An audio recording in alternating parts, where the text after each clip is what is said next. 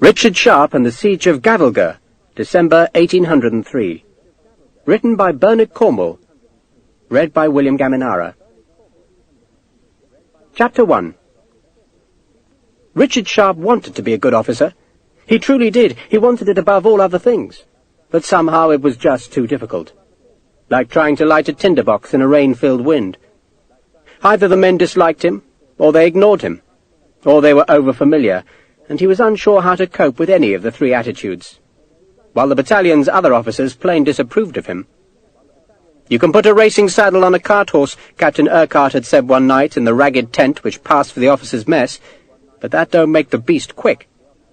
He hadn't been talking about Sharpe, not directly, but all the other officers glanced at him. The battalion had stopped in the middle of nowhere. It was hot as hell, and no wind alleviated the sodden heat. They were surrounded by tall crops that hid everything except the sky. A cannon fired somewhere to the north, but Sharpe had no way of knowing whether it was a British gun or an enemy cannon. A dry ditch ran through the tall crops, and the men of the company sat on the ditch lip as they waited for orders. One or two lay back and slept with their mouths wide open, while Sergeant Cahoon leafed through his tattered Bible. The sergeant was short-sighted, so had to hold the book very close to his nose, from which drops of sweat fell onto the pages. Usually the sergeant read quietly, mouthing the words, and sometimes frowning when he came across a difficult name, but today he was just slowly turning the pages with a wetted finger. "Looking for inspiration, Sergeant?" Sharpe asked. "I am not, sir," Cahoon answered respectfully, but somehow managed to convey that the question was still impertinent. He dabbed a finger on his tongue and carefully turned another page. So much for that bloody conversation, Sharpe thought. Somewhere ahead, beyond the tall plants that grew higher than a man, another cannon fired. The discharge was muffled by the thick stems. A horse neighed, but Sharpe couldn't see the beast. He could see nothing through the high crops. "Are you going to read us a story, Sergeant?" Corporal McCallum asked. He spoke in English instead of Gaelic, which meant that he wanted Sharpe to hear. "I am not, John, I am not." "Go on, Sergeant," McCallum said. "Read us one of those dirty tales about tits." The men laughed, glancing at Sharpe to see if he was offended. One of the sleeping men jerked awake and looked about him, startled, then muttered a curse, slapped at a fly, and lay back. The other soldiers of the company dangled their boots towards the ditch's crazed mudbed that was decorated with a filigree of dried green scum. A dead lizard lay in one of the dry fissures. Sharpe wondered how the carrion birds had missed it.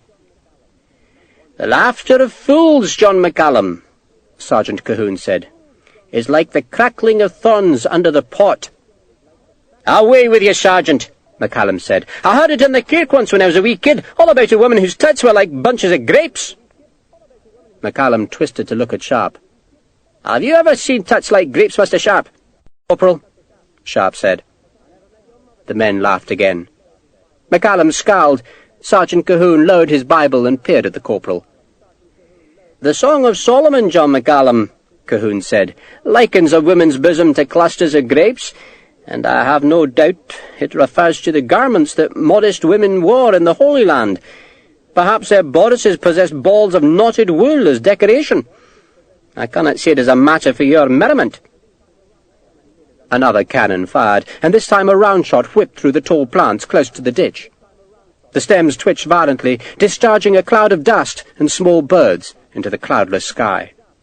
The birds flew about in panic for a few seconds, then returned to the swaying seed heads. "I knew a woman who had lumpy tits," Private Hollister said. He was a dark-jawed, violent man who spoke rarely. "Lumpy like a coal sack they were." He frowned at the memory, then shook his head.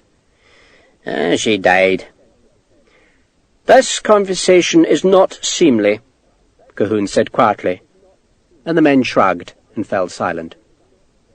Sharpe wanted to ask the sergeant about the clusters of grapes, but he knew such an inquiry would only cause ribaldry among the men, and, as an officer, Sharpe couldn't risk being made to look a fool. All the same, it sounded odd to him. Why would anyone say a woman had tits like a bunch of grapes? Grapes made him think of grape shot, and he wondered if the bastards up ahead were equipped with canister. Well, of course they were. but there was no point in wasting canister on a field of bulrushes. Were they bulrushes? It seemed a strange thing for a farmer to grow, but India was full of oddities. There were naked sods who claimed to be holy men, snake charmers who whistled up hooded horrors, dancing bears draped in tinkling bells, and contortionists draped in bugger all, a right bloody circus. And the clowns ahead would have canister. They'd wait till they saw the redcoats, then load up the tin cans that burst like duckshot from the gun barrels. For what we are about to receive among the bulrushes, Sharpe thought, may the Lord make us truly thankful. "I've found it," Colquhoun said gravely. "Found what?" Sharpe asked. "I was fairly sure in my mind, sir, that the good book mentioned millet, and so it does. Ezekiel, the 4th chapter and the 9th verse." The sergeant held the book close to his eyes, squinting at the text. He had a round face, afflicted with wens, like a suet pudding studded with currants. "Take thou also unto thee wheat and barley," he read laboriously, "and beans, and lentils, and millet, and fitches, and put them in one vessel, and make thee bread thereof." Colquhoun carefully closed his Bible, wrapped it in a scrap of tarred canvas, and stowed it in his pouch. "It pleases me, sir," he explained, "if I can find everyday things in the Scriptures. I like to see things, sir, and imagine my Lord and Saviour seeing the self-same things." "But why millet?" Sharpe asked. "These crops, sir," Colquhoun said, pointing to the tall stems that surrounded them, "are millet. The natives call it jowari, but our name is millet." He cuffed the sweat from his face with his sleeve. The red dye of his coat had faded to a dull purple. "This, of course," he went on, "is pearl millet, but I doubt the Scriptures mention pearl millet, not specifically." "Millet, eh?" Sharpe said. So the tall plants were not bulrushes after all. They looked like bulrushes, except they were taller, 9 or 10 feet high. "Must be a bastard to harvest," he said, but got no response. Sergeant Colquhoun always tried to ignore swear words. "What are fitches?" McCallum asked. "A crop grown in the Holy Land," Colquhoun answered. He plainly didn't know. "Sounds like a disease, Sergeant," McCallum said. "A bad dose of the fitches leads to a cause of mercury." One or two men sniggered at the reference to syphilis, but Colquhoun ignored the levity. "Do you grow millet in Scotland?" Sharpe asked the sergeant. "Not that I'm aware of, sir," Colquhoun said ponderously, after reflecting on the question for a few seconds. "Though I dare say it might be found in the lowlands. They grow strange things there. English things." He turned pointedly away. And sod you too, Sharpe thought. And where the hell was Captain Urquhart? Where the hell was anybody, for that matter? The battalion had marched long before dawn, and at midday they'd expected to make camp. But then came a rumour that the enemy was waiting ahead, and so General Sir Arthur Wellesley had ordered the baggage to be piled and the advance to continue. The 74th had plunged into the millet. Then, 10 minutes later, the battalion was ordered to halt beside the dry ditch, while Captain Urquhart rode ahead to speak with the battalion commander, and Sharpe had been left to sweat and wait with the company, where he had damn all to do except sweat. Damn all. It was a good company, and it didn't need Sharpe. Urquhart ran it well. Colquhoun was a magnificent sergeant. The men were as content as soldiers ever were, and the last thing the company needed was a brand-new officer, an Englishman at that, who just 2 months before had been a sergeant. The men were talking in Gaelic, and Sharpe, as ever, wondered if they were discussing him. Probably not. Most likely they were talking about the dancing girls in Ferdapur, where there'd been no mere clusters of grapes, but bloody great naked melons. It had been some sort of festival, and the battalion had marched one way, and the half-naked girls had writhed in the opposite direction, and Sergeant Colquhoun had blushed as scarlet as an unfaded coat, and shouted at the men to keep their eyes front, which had been a pointless order, when a score of undressed BBs were bobbling down the highway with silver bells tied to their wrists, and even the officers were staring at them like starving men seeing a plate of roast beef. And if the men weren't discussing women, they were probably grumbling about all the marching they'd done in the last weeks, criss-crossing the Maratha countryside under a blazing sun, without a sight or smell of the enemy. Or whatever they were talking about, They were making damn sure that Ensign Richard Sharpe was left out. Which was fair enough, Sharpe reckoned. He'd marched in the ranks long enough to know that you did not talk to officers, not unless you were spoken to, or unless you were a slick-bellied, crawling bastard looking for favours. Officers were different, except Sharpe didn't feel different. He just felt excluded. I should have stayed a sergeant, he thought. He had increasingly thought that in the last few weeks, wishing he was back in the Seringapatam armoury with Major Stokes. That had been the life. And Simone Joubert, the Frenchwoman who'd clung to Sharpe after the battle at Assaye, had gone back to Seringapatam to wait for him. Better to be there as a sergeant, he reckoned, than here as an unwanted officer. No guns had fired for a while. Perhaps the enemy had packed up and gone. Perhaps they'd hitched their painted cannon to their ox teams, stowed the canister in its limbers, and buggered off northwards. In which case it would be a quick about turn, back to the village where the baggage was stored, then another awkward evening in the officers' mess. Lieutenant Cahill would watch Sharpe like a hawk, adding twopence to Sharpe's mess bill for every glass of wine, and Sharpe, as the junior officer, would have to propose the loyal toast, and pretend not to see when half the bastards wafted their mugs over their canteens. King over the water. Toasting a dead Stuart pretender to the throne who had died in Roman exile. Jacobites who pretended George III was not the proper king.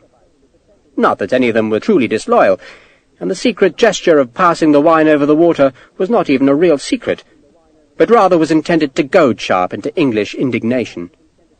Except Sharpe didn't give a fig. Old King Cole could have been King of Britain for all Sharpe cared. Cahoon suddenly barked orders in Gaelic, and the men picked up their muskets, jumped into the irrigation ditch where they formed into four ranks, and began trudging northwards. Sharpe, taken by surprise, meekly followed. He supposed he should have asked Cahoon what was happening, but he didn't like to display ignorance. And then he saw that the rest of the battalion was also marching. So plainly Cahoon had decided No. 6 Company should advance as well. The sergeant had made no pretence of asking Sharpe for permission to move. Why should he? Even if Sharpe did give an order, the men automatically looked for Cahoon's nod before they obeyed. That was how the company worked. Urquhart commanded, Cahoon came next, and Ensign Sharpe tagged along, like one of the scruffy dogs adopted by the men. Captain Urquhart spurred his horse back down the ditch. "Well done, Sergeant," he told Cahoon, who ignored the praise. The captain turned the horse, its hooves breaking through the ditch's crust to churn up clots of dried mud. "The rascals are waiting ahead," Urquhart told Sharpe. "I thought they might have gone," Sharpe said. "They're formed and ready," Urquhart said. "Formed and ready." The captain was a fine-looking man with a stern face, straight back and steady nerve. The men trusted him. In other days Sharpe would have been proud to serve a man like Urquhart, but the captain seemed irritated by Sharpe's presence. "I'll be wheeling to the right soon," Urquhart called to Cahoon. "Forming line on the right in 2 ranks." "Aye, sir." Urquhart glanced up at the sky. 3 hours of daylight left," he guessed.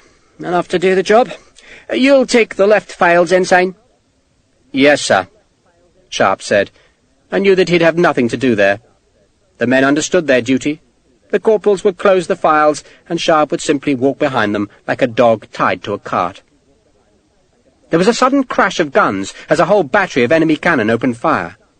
Sharpe heard the round shots whipping through the millet, but none of the missiles came near the 74th. The battalion's pipers had started playing, and the men picked up their feet and hefted their muskets in preparation for the grim work ahead. 2 more guns fired, and this time Sharpe saw a wisp of smoke above the seat heads, and he knew that a shell had gone overhead. The smoke trail from the burning fuse wavered in the windless heat as Sharpe waited for the explosion, but none sounded. "Cut those fuse too long," Urquhart said. His horse was nervous, or perhaps it disliked the treacherous footing in the bottom of the ditch. Urquhart spurred the horse up the bank where it trampled the millet. "What is this stuff?"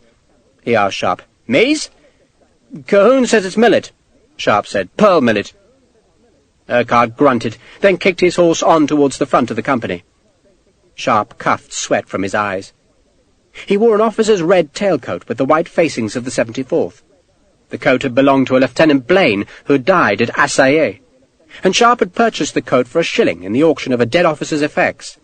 Then he clumsily sewn up the bullet hole in the left breast, but no amount of scrubbing had rid the coat of Blaine's blood, which stained the faded red weave black. He wore his old trousers, the ones issued to him when he was a sergeant, red leather riding boots that he had taken from an Arab corpse in Ahmednugger, and a tasselled red officer's sash that he'd pulled off a corpse at Assaye.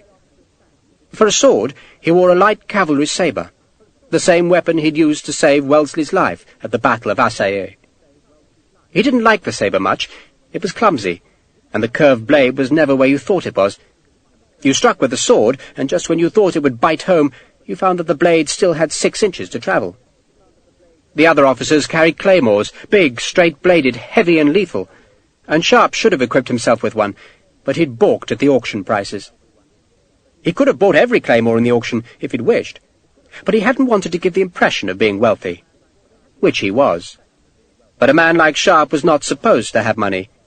He was up from the ranks, a common soldier, gutter-born and gutter-bred.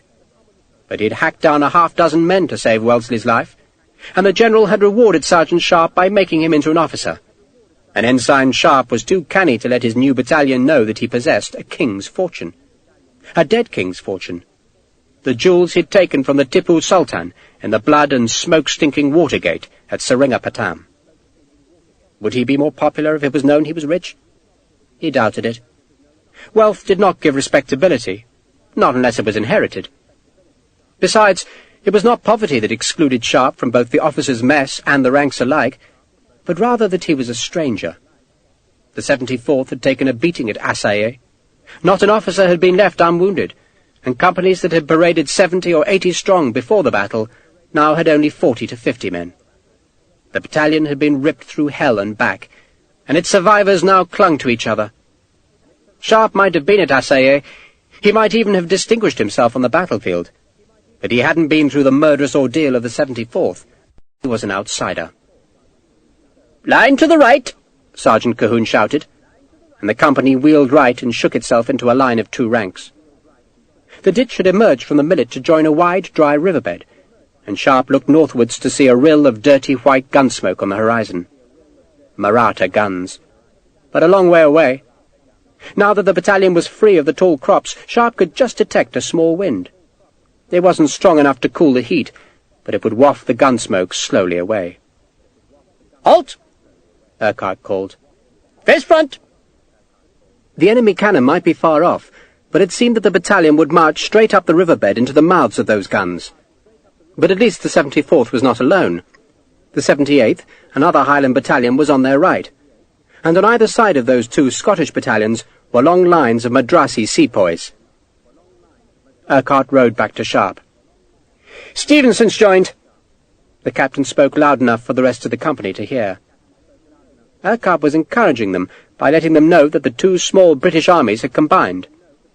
General Wellesley commanded both, but for most of the time he split his forces into 2 parts, the smaller under Colonel Stevenson. But today the 2 small parts had combined, so that 12,000 infantry could attack together. But against how many?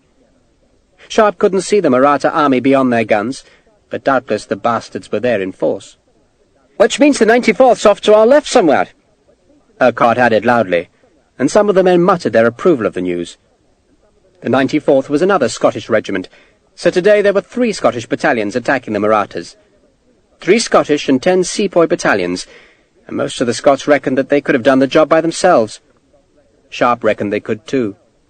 They may not have liked him much, but he knew they were good soldiers. Tough bastards. He sometimes tried to imagine what it must be like for the Marathas to fight against the Scots. Hell, he guessed. Absolute hell. "The thing is," Colonel McCandless had once told Sharpe, "it takes twice as much to kill a Scot as it does to finish off an Englishman." Poor McCandless. He had been finished off, shot in the dying moments of Assaye. Any of the enemy might have killed the colonel, but Sharpe had convinced himself that the traitorous Englishman, William Dodd, had fired the fatal shot. And Dodd was still free, still fighting for the Marathas, and Sharpe had sworn over McCandless's grave that he would take vengeance on the Scotsman's behalf. He'd made the oath as he'd dug the colonel's grave, getting blisters as he'd hacked into the dry soil. McCandless had been a good friend to Sharpe, and now, with the colonel deep buried, so that no bird or beast could feast on his corpse, Sharpe felt friendless in this army. "Guns!" A shout sounded behind the 74th. "Make way!" 2 batteries of 6-pounder galloper guns were being hauled up the dry riverbed to form an artillery line ahead of the infantry. The guns were called gallopers because they were light and were usually hauled by horses, but now they were all harnessed to teams of 10 oxen, so they plodded rather than galloped.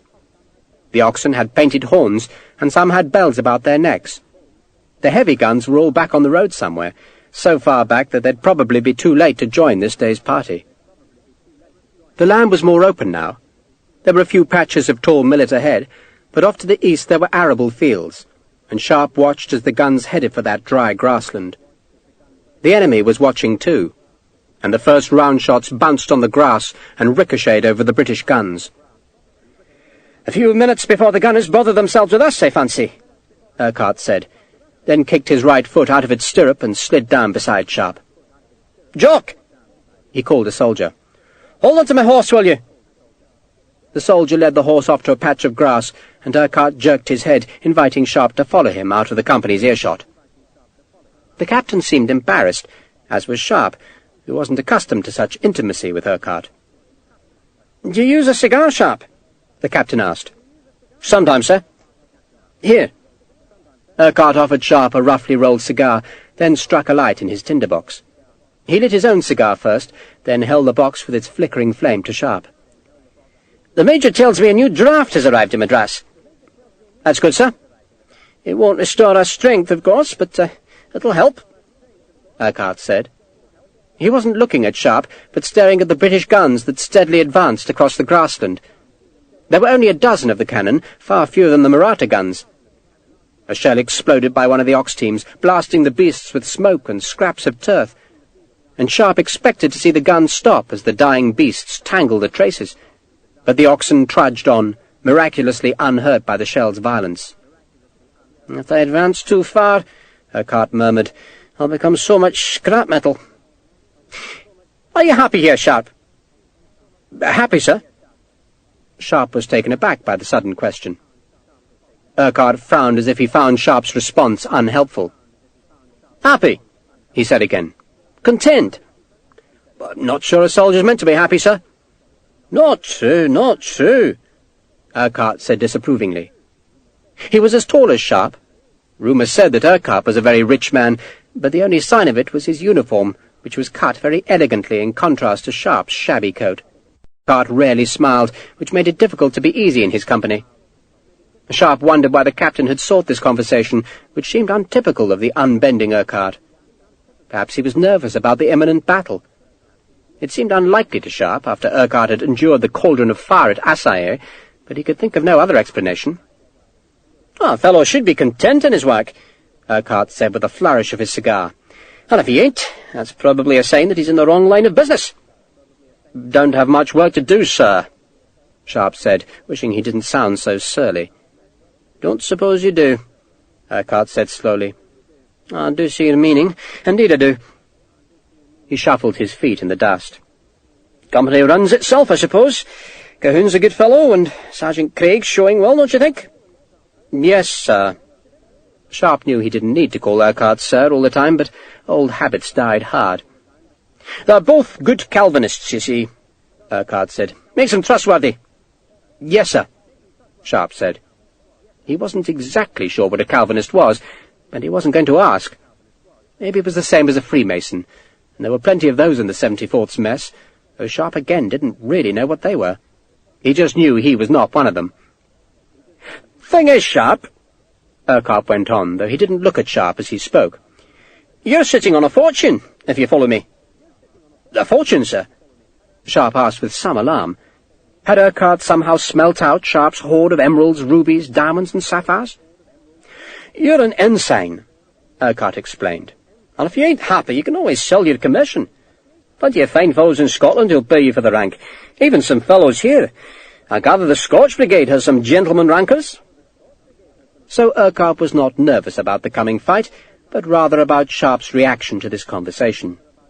The captain wanted to be rid of Sharpe, and the realization made Sharpe even more awkward.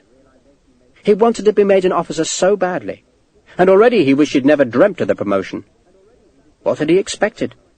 To be slapped on the back and welcomed like a long-lost brother? To be given a company of troops? Urquhart was watching him expectantly, waiting for a response, but Sharpe said nothing. £400, Sharpe, Urquhart said.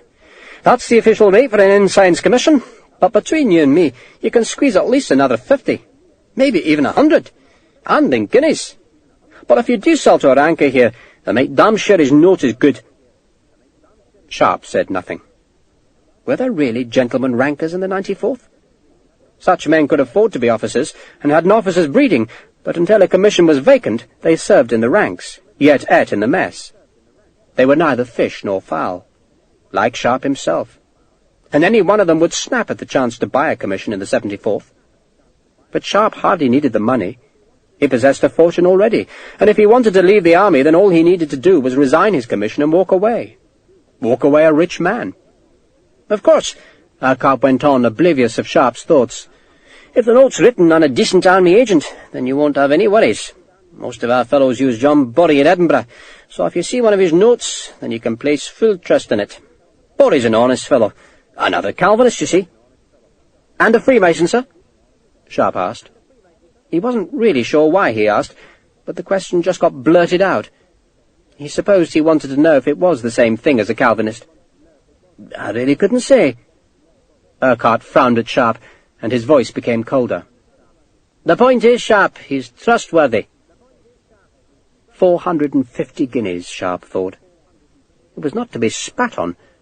It was another small fortune to add to his jewels, and he felt the temptation to accept Urquhart's advice. He was never going to be welcome in the 74th, and with his plunder he could set himself up in England.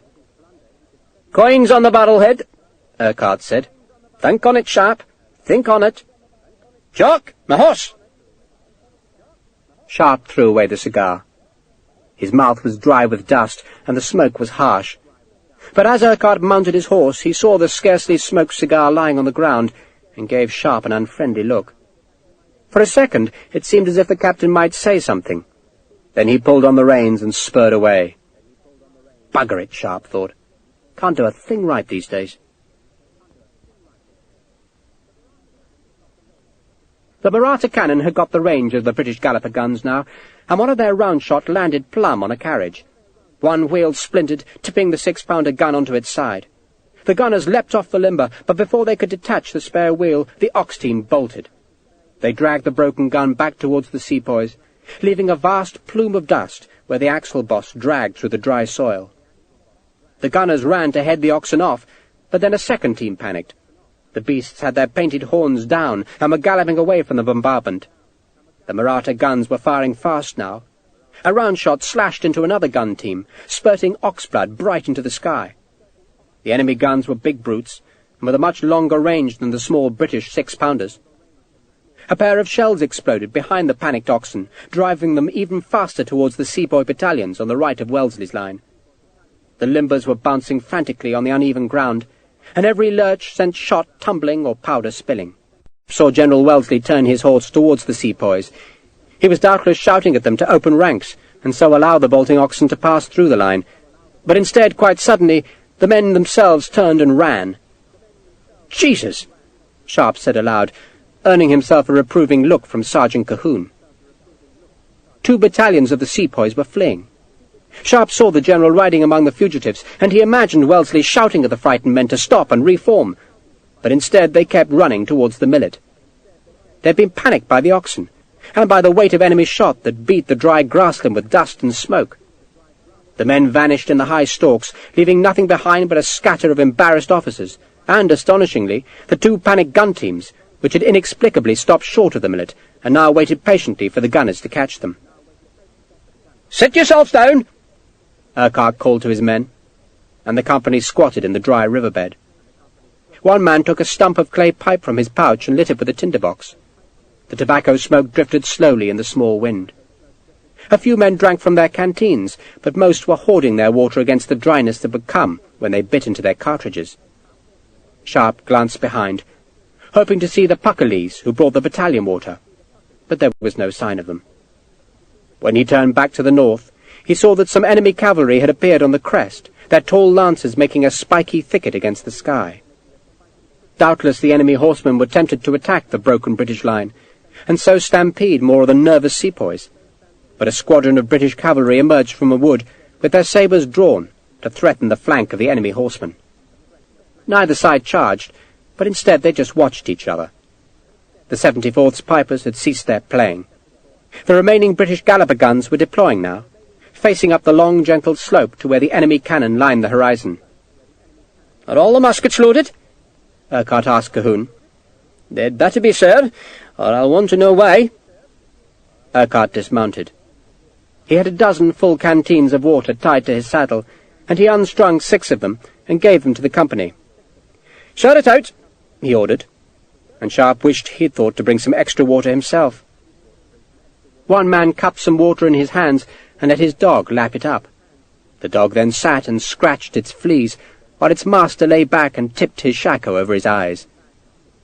What the enemy should do, Sharpe thought, is throw their infantry forward, all of it, send a massive attack across the skyline and down towards the millet, flood the riverbed with a horde of screaming warriors who could add to the panic and so snatch victory.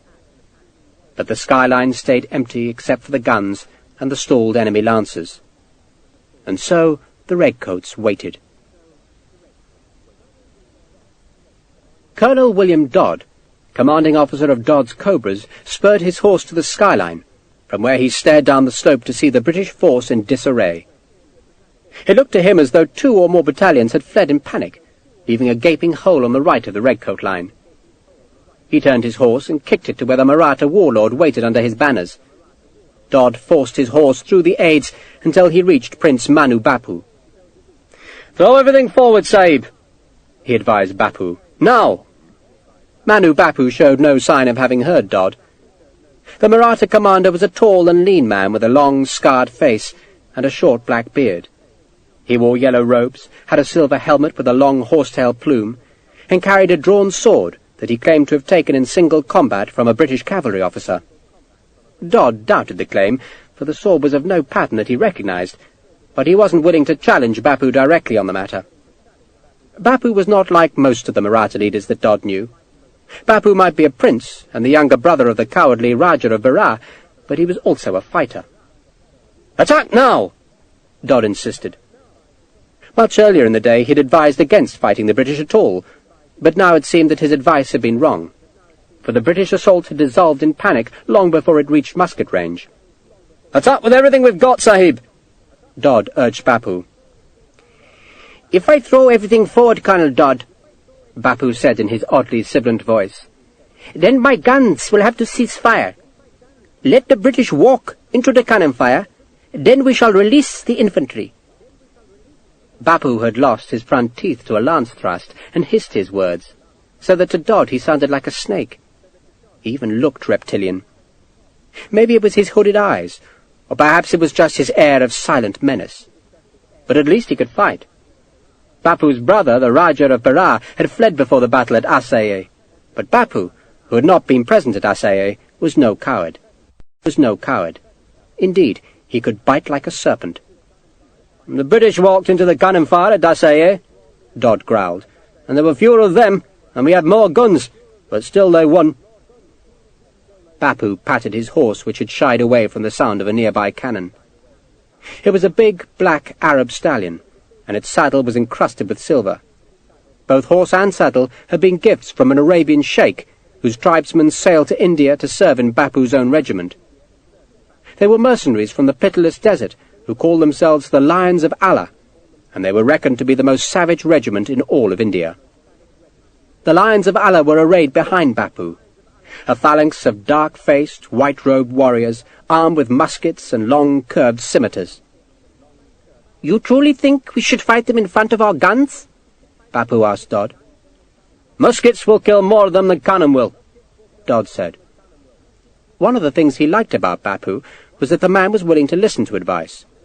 "Meet them halfway, Sahib, thin the bastards out with musket fire, then pull back to let the guns finish them with canister. Better still, Sahib, put the guns on the flank to rake them." "Too late to do that," Bapu said. "Ah, well, maybe," Dodd sniffed. Why the Indians stubbornly insisted on putting guns in front of infantry he didn't know. Daft idea it was, but they would do it. He kept telling them to put their cannon between the regiments so that the gunners could slant their fire across the face of the infantry. But Indian commanders reckoned that the sight of guns directly in front heartened their men. "But put some infantry out front, Sahib," he urged. Bapu thought about Dodd's proposal. He didn't much like the Englishman. He was a tall, ungainly and sullen man, with long yellow teeth and a sarcastic manner. But Bapu suspected his advice was good. The prince had never fought the British before, but he was aware that they were somehow different from the other enemies he had slaughtered on a score of battlefields across western India. There was, he understood, a stolid indifference to death in those red ranks that let them march calmly into the fiercest cannonade. He hadn't seen it happen, but he'd heard about it from enough men to credit the reports. Even so, he found it hard to abandon the tried and tested methods of battle. It would seem unnatural to advance his infantry in front of the guns, and so render the artillery useless. He had 38 cannon, all of them heavier than anything the British had yet deployed, and his gunners were as well trained as any in the world.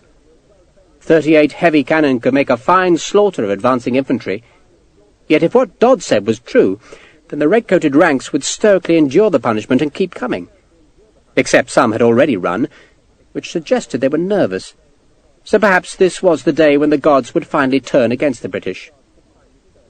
"I saw 2 eagles this morning," Bapu told Dodd, "outlined against the sun." So bloody what, Dodd thought. The Indians were great ones for auguries, forever staring into pots of oil or consulting holy men, or worrying about the errant fall of a trembling leaf. But there was no better augury for victory than the sight of an enemy running away before they even reached the fight. "I assume the eagles mean victory?" Dodd asked politely. "They do," Bapu agreed. And the augury suggested the victory would be his whatever tactics he used, which inclined him against trying anything new. Besides, though Prince Manu Bapu had never fought the British, nor had the British ever faced the Lions of Allah in battle, and the numbers were in Bapu's favour. He was barring the British advance with 40,000 men, while the redcoats were not even a third of that number. "We shall wait," Bapu decided, "and let the enemy get closer." He would crush them with cannon fire first, then with musketry. "Perhaps I shall release the Lions of Allah when the British are closer, Colonel," he said to pacify Dodd. "One regiment won't do it," Dodd said. "Not even your Arab Sahib. Throw every man forward, the whole line." "Maybe," Bapu said vaguely, though he had no intention of advancing all his infantry in front of the precious guns. He had no need to. The vision of eagles had persuaded him that he would see victory, and he believed the gunners would make that victory. He imagined dead red-coated bodies among the crops. He would avenge Assaye and prove the redcoats could die like any other enemy. "To your men, Colonel Dodd," he said sternly.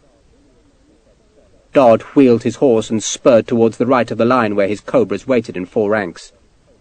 It was a fine regiment, splendidly trained, which Dodd had extricated from the siege of Ahmednugor, and then from the panic chaos of the defeat at Assaye. 2 disasters, yet Dodd's men had never flinched. The regiment had been a part of Scindia's army, but after Assaye the Cobras had retreated with the Rajah of Berat's infantry, and Prince Manu Bapu, summoned from the North Country to take command of Berat's shattered forces, had persuaded Dodd to change his allegiance from Scindia to the Rajah of Berat. Dodd would have changed allegiance anyway, for the dispirited Scindia was seeking to make peace with the British. Bapu had added the inducement of gold, silver, and a promotion to colonel. Dodd's men, mercenaries all, didn't care which master they served, so long as his purse was deep. Gopal, Dodd's second-in-command, greeted the colonel's return with a rueful look. "He won't advance?" "He wants the guns to do the work." Gopal heard the doubt in Dodd's voice. "And they won't?" "They didn't at Assaye," Dodd said sourly. "Damn it! Shouldn't be fighting them here at all. Never give redcoats open ground. They should be making the bastards climb walls or cross rivers." Dodd was nervous of defeat, and he had cause to be, for the British had put a price on his head. That price was now 700 guineas, nearly 6,000 rupees, and all of it promised in gold to whoever delivered William Dodd's body, dead or alive, to the East India Company. Dodd had been a lieutenant in the company's army, but he'd encouraged his men to murder a goldsmith, and, faced with prosecution, Dodd had deserted and taken over 100 sepoys with him. That had been enough to put a price on his head, but the price rose after Dodd and his treacherous sepoys murdered the company's garrison at Kazalgaon. Now Dodd's body was worth a fortune, and William Dodd understood greed well enough to be fearful. If Bapu's army collapsed today, as the Maratha army had disintegrated at Assaye, then Dodd would be a fugitive, on an open plain dominated by enemy cavalry. "We should fight them in the hills," he said grimly. "Then we should fight them at Gavilge," Gopal said. "Gavilge?" Dodd asked. "It is the greatest of all the Maratha fortresses, Sahib. Not all the armies of Europe could take Gavilge." Gopal saw that Dodd was sceptical of the claim.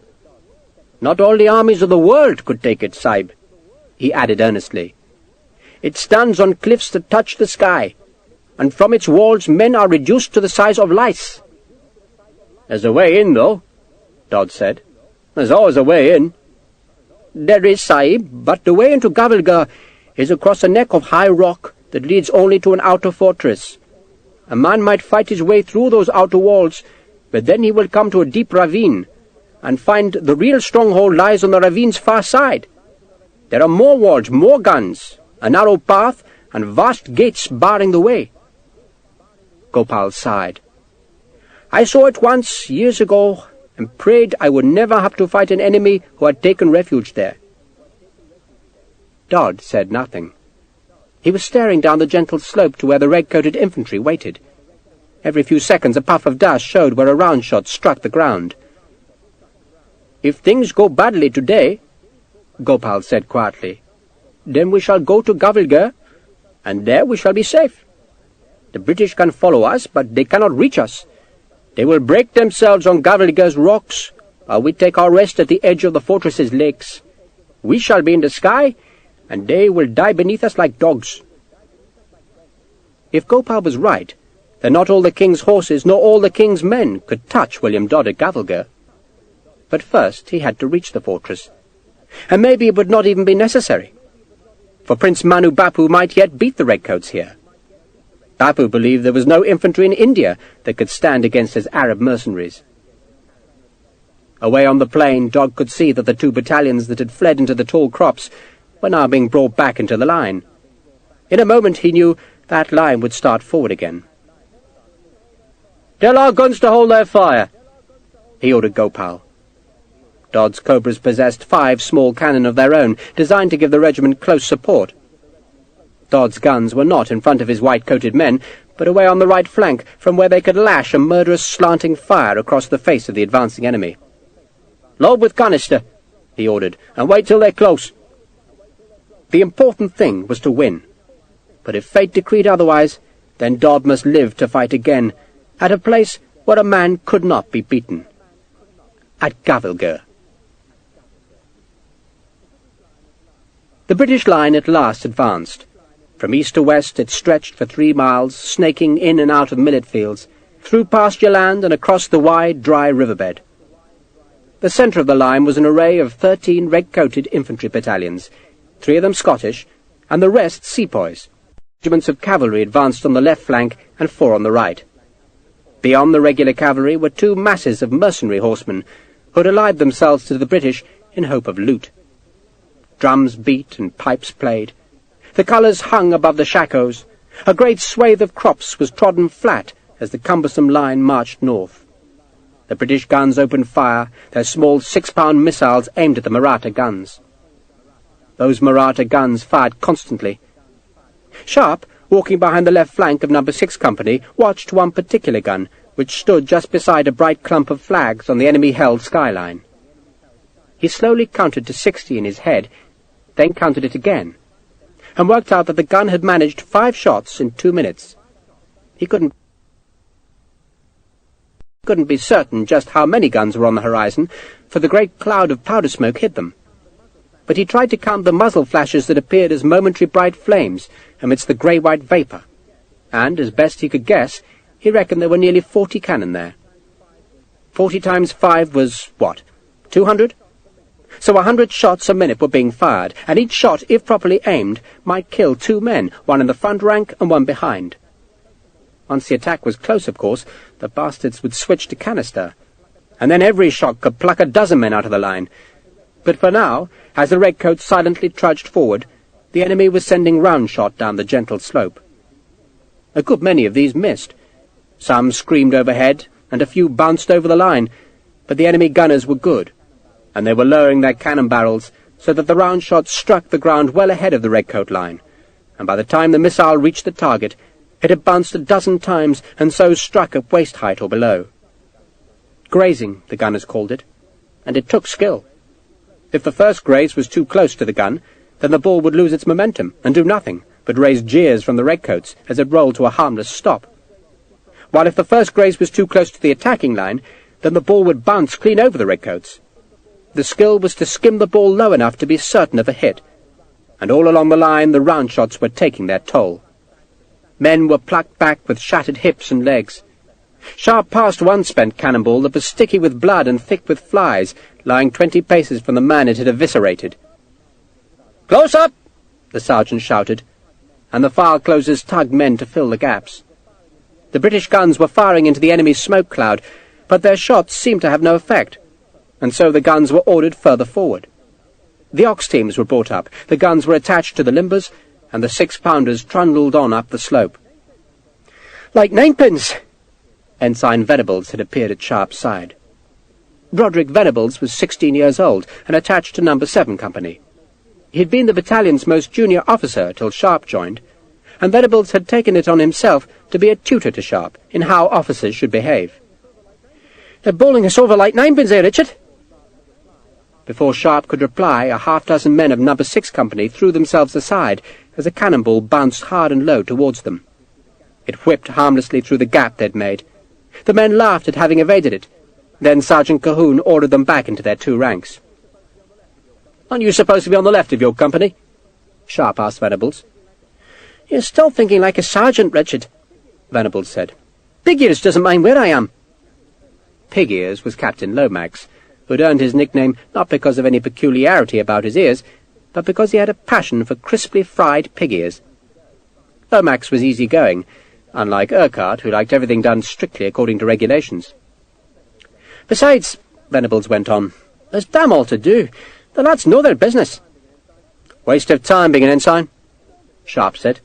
"Nonsense! An ensign's merely a colonel in the making," Venables said. "Our duty, Richard, is to be decorative and stay alive long enough to be promoted. But no one expects us to be useful. Good God! A junior officer being useful! That'll be the day." Venables gave a hoot of laughter. He was a bumptious, vain youth, but one of the few officers in the 74th who offered Sharpe companionship. "Did you hear a new draft has come to Madras?" he asked. "Urquhart told me. Fresh men, new officers. You won't be junior any more." Sharpe shook his head. "Depends on the date the new men were commissioned, doesn't it?" "I suppose it does. Quite right. And they must have sailed from Britain long before you got the jump up, eh? So you'll still be the mess baby. Bad luck, old fellow." Old fellow? Quite right, Sharpe thought. He was old, probably 10 years older than Venables, though Sharpe wasn't exactly sure, for no one had ever bothered to note down his birth date. Ensigns were youths, and Sharpe was a man. "Way!" Venables shouted in delight, and Sharpe looked up to see that a round shot had struck the edge of an irrigation canal and bounced vertically upwards in a shower of soil. "Pig-Ears says he once saw 2 cannonballs collide in mid-air," Venables said. "Well, he didn't actually see it across, but he heard it. He says they suddenly appeared in the sky, bang, then flopped down." "They'd have shattered and broken up," Sharpe said. "Not according to Pig-Ears," Venables insisted. "He says they flattened each other." A shell exploded ahead of the company, whistling scraps of iron casing overhead. No one was hurt, and the file stepped round the smoking fragments. Venables stooped and plucked up a scrap, juggling it because of the heat. "Like to have keepsakes," he explained, slipping the piece of iron into a pouch. "I'll send it home for my sisters. Why don't our guns stop and fire?" "Still too far away," Sharpe said. The advancing line still had half a mile to go, and while the 6-pounders could fire at that distance, the gunners must have decided to get really close, so that their shots could not miss. Get close. That was what Colonel McCandless had always told Sharpe. It was the secret of battle. Get close before you start slaughtering. A round shot struck a file in 7 Company. It was on its first graze, still travelling at blistering speed, and the 2 men of the file were whipped backwards in a spray of mingling blood. "Jesus!" Venables said in awe. "Jesus!" The corpses were mixed together, a jumble of splintered bones, tangled entrails, and broken weapons. A corporal, one of the file closers, stooped to extricate the men's pouches and haversacks from the scattered offal. "2 more names in the church porch," Venables remarked. "Who were they, Corporal?" "The McFadden brothers, sir." The corporal had to shout to be heard over the roar of the Mahratta guns. "Poor bastards," Venables said. "Still, there are 6 more. A fecund lady, Rosie McFadden." Sharpe wondered what fecund meant, then decided he could guess. Venables, for all his air of carelessness, was looking slightly pale, as though the sight of the churned corpses had sickened him. This was his first battle, for he'd been sick with a Malabar itch during Assay, but the ensign was forever explaining that he couldn't be upset by the sight of blood, because from his earliest days he'd assisted his father, who was an Edinburgh surgeon. But now he suddenly turned aside, bent over, and vomited. Sharpe kept stolidly walking. Some of the men turned at the sound of Venables' retching. "Eyes front!" Sharpe snarled. Sergeant Cahoon gave Sharpe a resentful look. The sergeant believed that any order that didn't come from himself or from Captain Urquhart was an unnecessary order. Venables caught up with Sharpe. "Something I ate." "India does that," Sharpe said sympathetically. "Not to you." "Not yet," Sharpe said, and wished he was carrying a musket so he could touch the wooden stock for luck. Captain Urquhart sheared his horse leftwards. "To your company, Mr. Venables." Venables scuttled away, and Urquhart rode back to the company's right flank without acknowledging Sharpe's presence. Major Swinton, who commanded the battalion, while Colonel Wallace had responsibility for the brigade, galloped his horse behind the ranks. The hooves thudded heavily on the dry earth. "All well?" Swinton called to Urquhart. "All well." "Good man." Swinton spurred on. The sound of the enemy guns was constant now, like thunder that didn't end, a thunder that pummeled the ears and almost drowned out the skirl of the pipers. Earth fountained where round shots struck. Sharpe, glancing to his left, could see a scatter of bodies lying in the wake of the long line. There was a village there. How the hell had he walked straight past the village without even seeing it? It wasn't much of a place, just a huddle of reed-thatched hovels with a few patchwork gardens protected by cactus-thorn hedges, but he'd still walked clean past without noticing its existence. He could see no one there. The villagers had too much sense. They would have packed their few pots and pans and buggered off as soon as the first soldier appeared near their fields. A Mahratta round-shot smacked into one of the hovels, scattering reed and dry timber, and leaving the sad roof sagging. Sharpe looked the other way and saw enemy cavalry advancing in the distance. Then he glimpsed the blue and yellow uniforms of the British 19th Dragoons trotting to meet them. The late afternoon sunlight glittered on drawn sabres. He thought he heard a trumpet call, but maybe he imagined it over the hammering of the guns. The horseman vanished behind a stand of trees. A cannonball screamed overhead. A shell exploded to his left. Then the 74th Light Company edged inwards to give an ox team room to pass back southwards. The British cannon had been dragged well ahead of the attacking line, where they'd now been turned and deployed. Gunners rammed home shot, pushed priming quills into touch holes, stood back. The sound of the guns crashed across the field, blotting the immediate view with grey-white smoke and filling the air with a nauseous stench of rotted eggs. End of Side 2.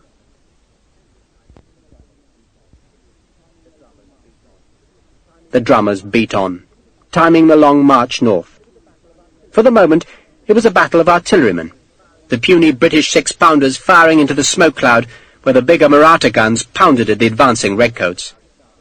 Sweat trickled down Sharpe's belly. It stung his eyes, and it dripped from his nose.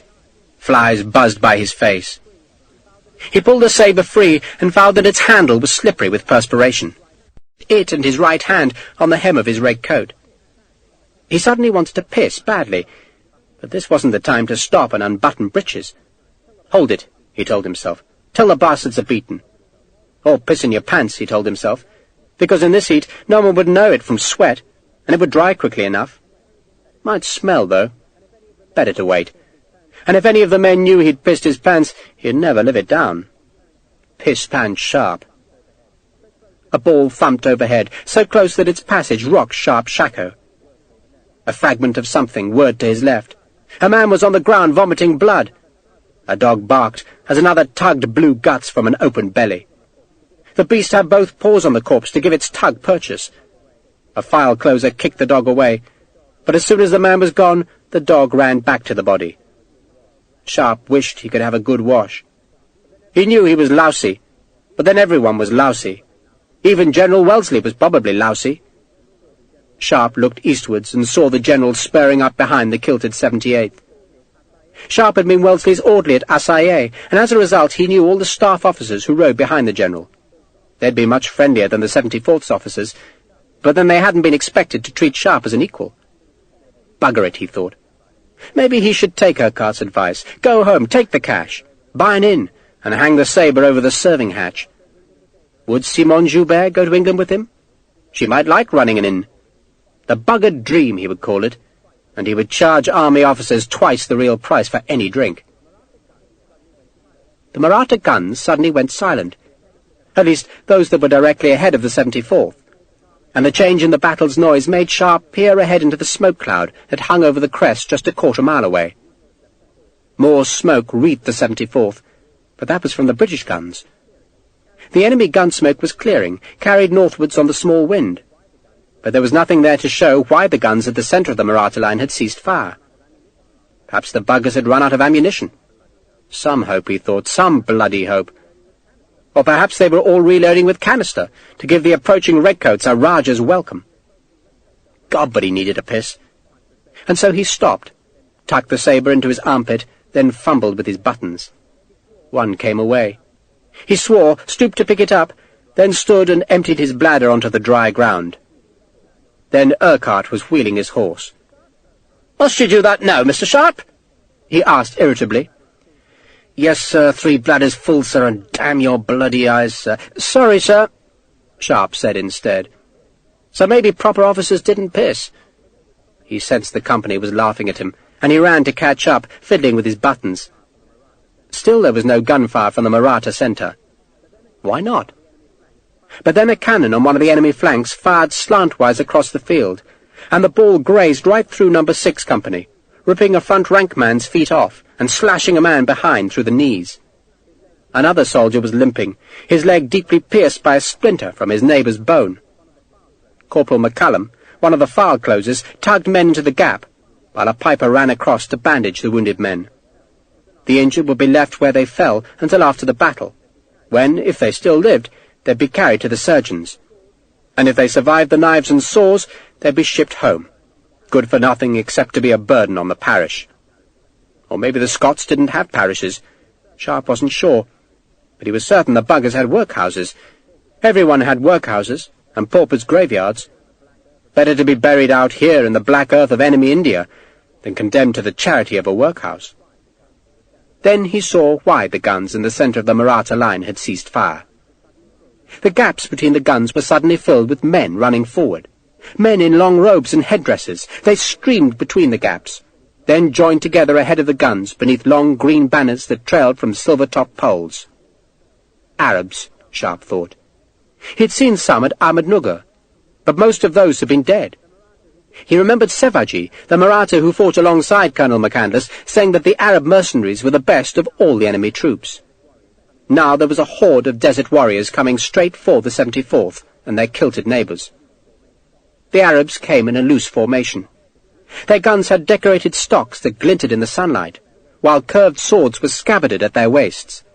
They came almost jauntily, as though they had utter confidence in their ability. How many were there? 1,000? Sharpe reckoned at least 1,000. Their officers were on horseback. They didn't advance in ranks and files, but in a mass, and some, the bravest men, ran ahead as if eager to start the killing. The great robed mass was chanting a shrill war cry, while in its centre drummers were beating huge instruments that pulsed a belly-thumping beat across the field. Sharpe watched the nearest British gun load with canister. The green banners were being waved from side to side, so that the silk trail snaked over the warriors' heads. Something was written on the banners, but it was in no script that Sharpe recognized. 74th! Major Swinton called. Halt! The 78th had also halted. Island battalions, both under strength, after their losses at Assaye, were taking the full brunt of the Arab charge. The rest of the battlefield seemed to melt away. All Sharpe could see was the robed men coming so eagerly towards him. "Make ready!" Swinton called. "Make ready!" Urquhart echoed. "Make ready!" Sergeant Cahoon shouted. The men raised their muskets chest high and pulled back the heavy hammers. Sharpe pushed into the gap between No. 6 Company and its left-hand neighbour, No. 7. He wished he had a musket. The sabre felt flimsy. "Present!" Swinton called. "Present!" Cahoon echoed, and the muskets went into the men's shoulders. Heads bowed to peer down the barrels' lengths. "You'll fire low, boys," Urquhart said from behind the line. "You'll fire low. To your place, Mr. Sharpe." Bugger it, Sharpe thought. Another bloody mistake. He stepped back behind the company where he was supposed to make sure no one tried to run. The Arabs were close. Less than 100 paces to go now. Some had their swords drawn.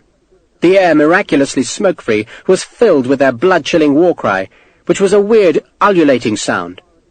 Not far now, not far at all. The Scotsman's muskets were angled slightly down. The kick drove the barrel upwards, and untrained troops, not ready for the heavy recoil, usually fired high.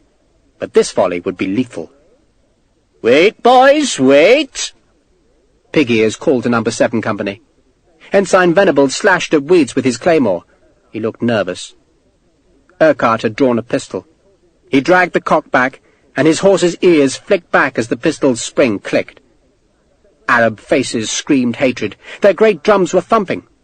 The redcoat line, just 2 ranks deep, looked frail in front of the savage charge. Major Swinton took a deep breath.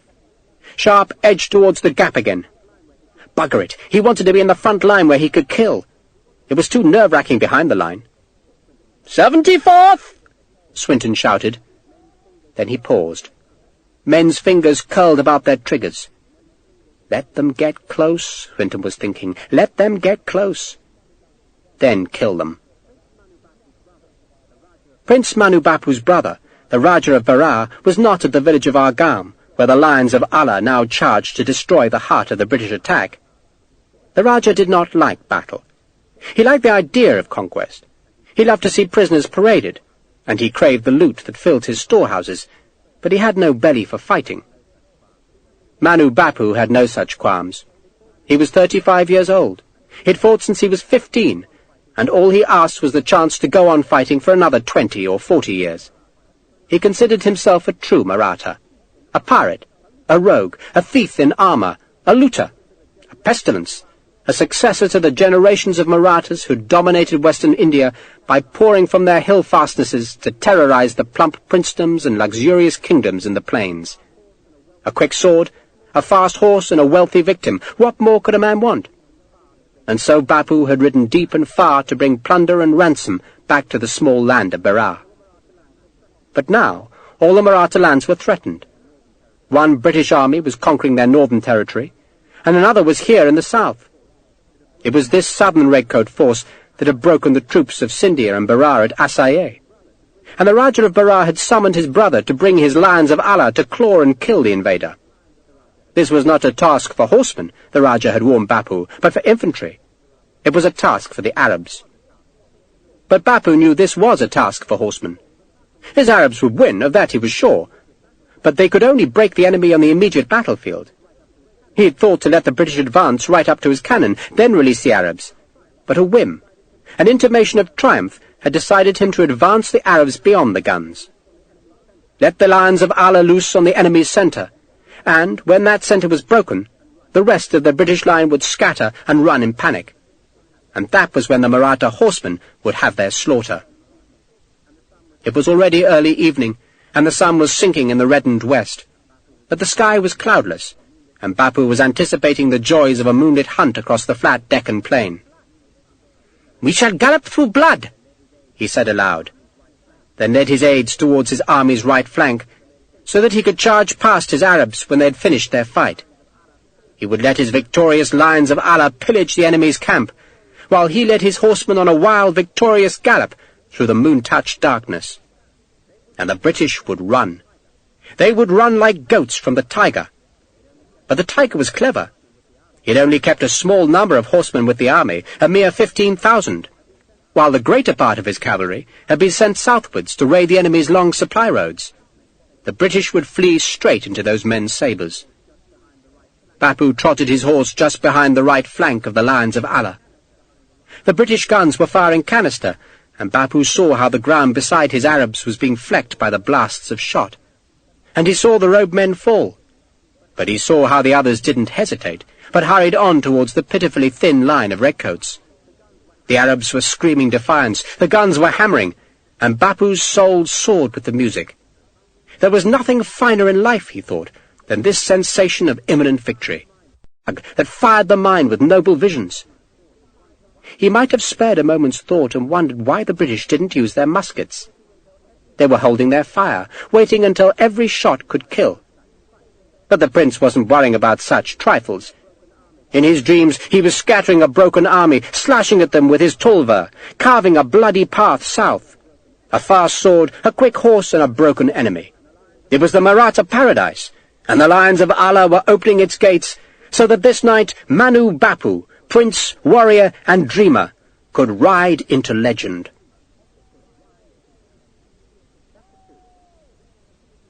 Chapter 2. "Fire!" Swinton shouted. The two Highland regiments fired together, close to 1,000 muskets flaming to make an instant hedge of thick smoke in front of the battalions. The Arabs vanished behind the smoke as the redcoats reloaded. Men bit into the grease-coated cartridges, tugged ramrods that they whirled in the air before rattling them down into the barrels. The churning smoke began to thin, revealing small fires where the musket wadding burned in the dry grass. "Platoon, fire!" Major Swinton shouted. "From the flanks!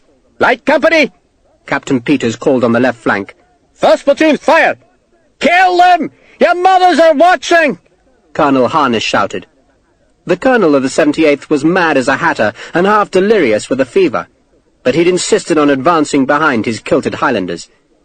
He was being carried in a palanquin, and as the platoon fire began, he struggled from the litter to join the battle, his only weapon a broken riding crop.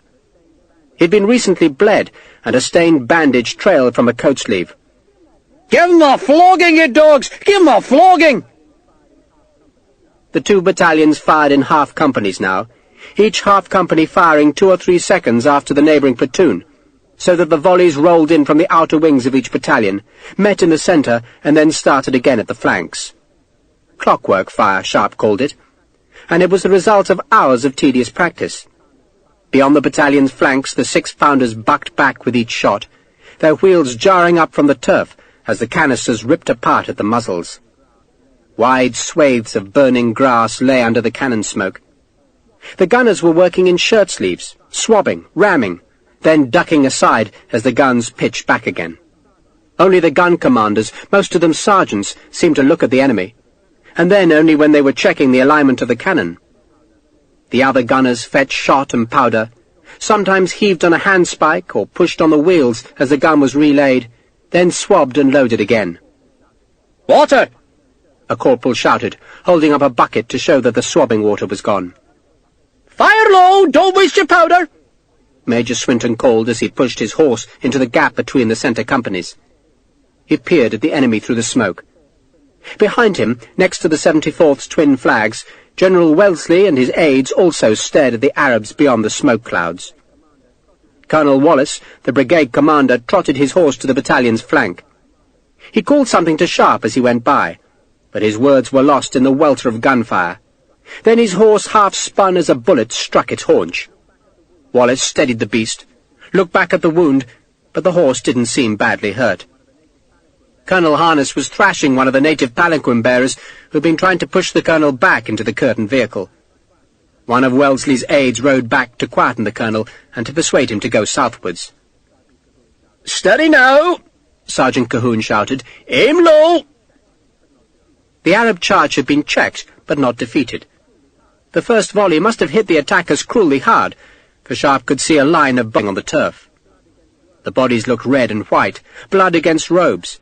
But behind that twitching heap, the Arabs were firing back to make their own ragged cloud of musket smoke. They fired haphazardly, untrained in platoon volleys. But they reloaded swiftly, and their bullets were striking home.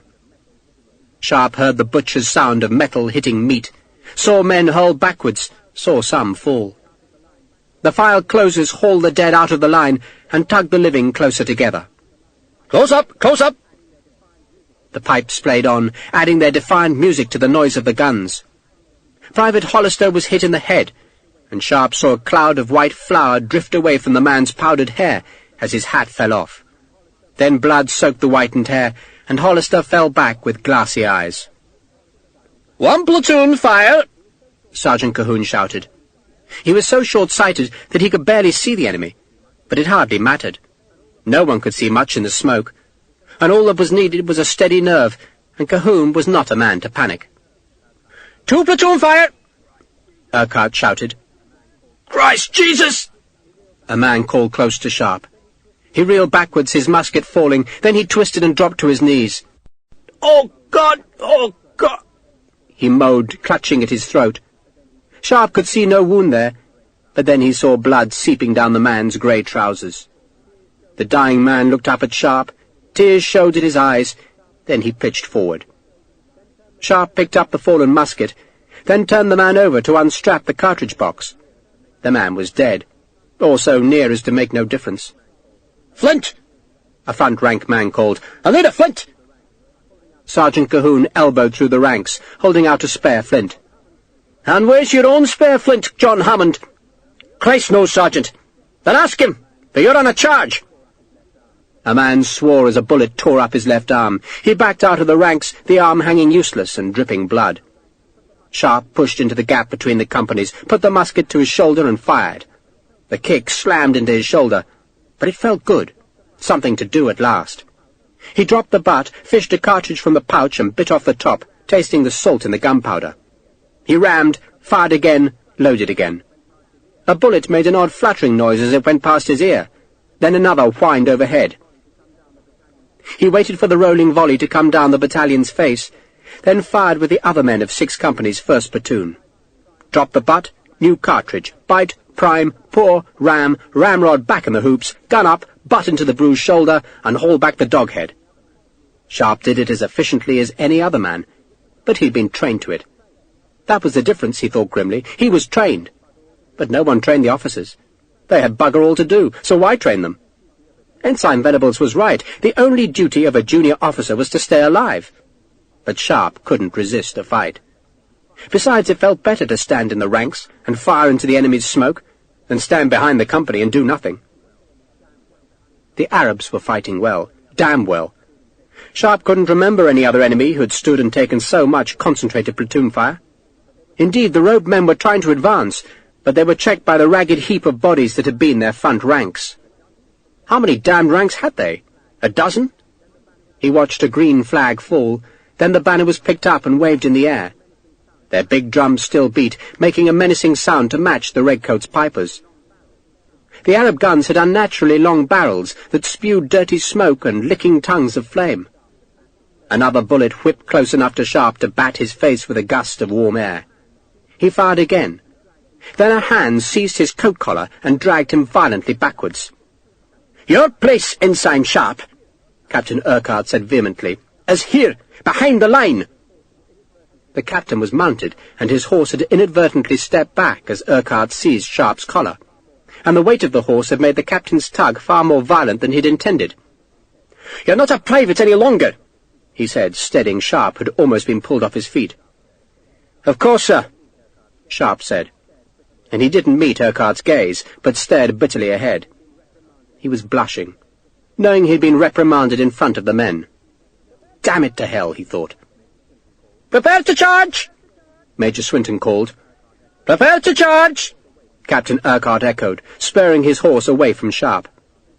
The Scotsmen pulled out their bayonets and twisted them onto the lugs of their musket barrels. "Up to your guns!"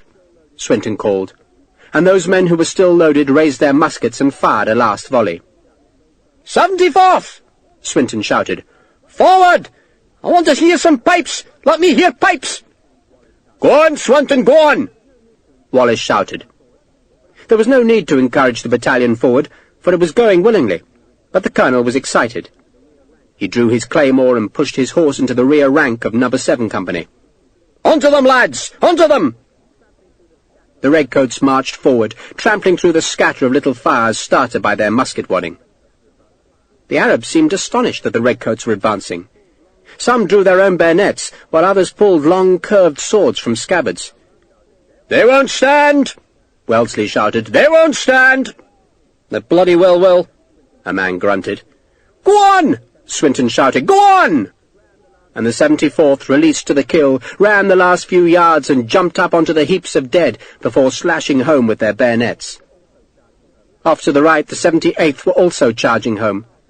The British cannon gave a last violent blast of canister, then fell silent as the Scots blocked the gunners' aim. Some of the Arabs wanted to fight. Others wanted to retreat. But the charge had taken them by surprise, and the rearward ranks were still not aware of the danger, and so pressed forward, forcing the reluctant men at the front onto the Scottish bayonets. The Highlanders screamed as they killed. Sharpe still held the unloaded musket as he closed up on the rear rank.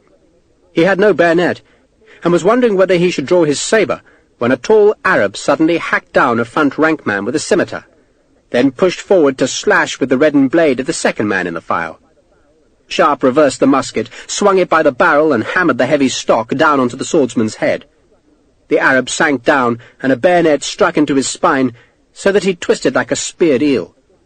Sharpe hit him on the head again, kicked him for good measure, then shoved on.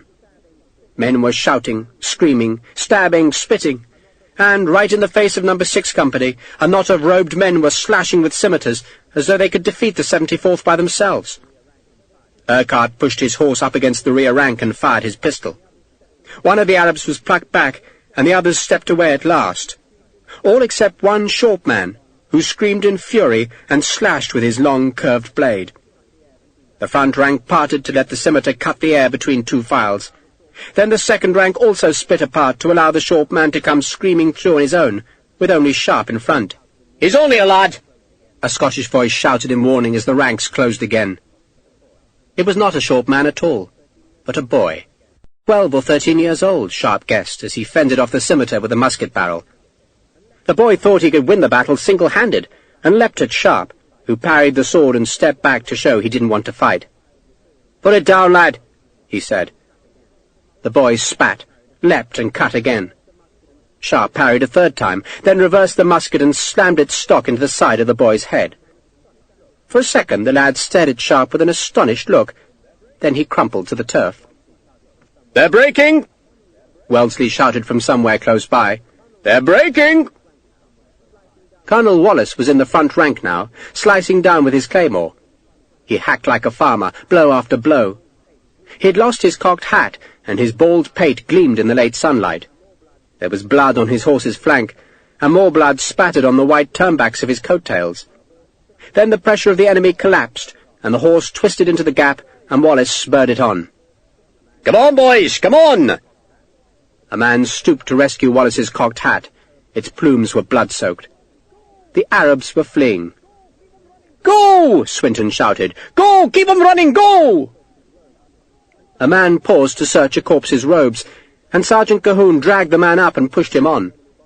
The file closers were making sure none of the enemy bodies left behind the Scottish advance were dangerous. They kicked swords and muskets out of injured men's hands, prodded apparently unwounded bodies with bayonets, and killed any man who showed a spark of fight. 2 pipers were playing their ferocious music, driving the Scots up the gentle slope where the big Arab drums had been abandoned. Man after man speared the drumskins with bayonets as they passed. "Forward on! Forward on!" Urquhart bellowed as though he were on a hunting field. "To the guns!" Wellesley called. "Keep going!" Sharpe bellowed at some laggards. "Go on, you bastards, go on!" The enemy gun line was at the crest of the low rise, but the Maratha gunners dared not fire because the remnants of the Lions of Allah were between them and the redcoats.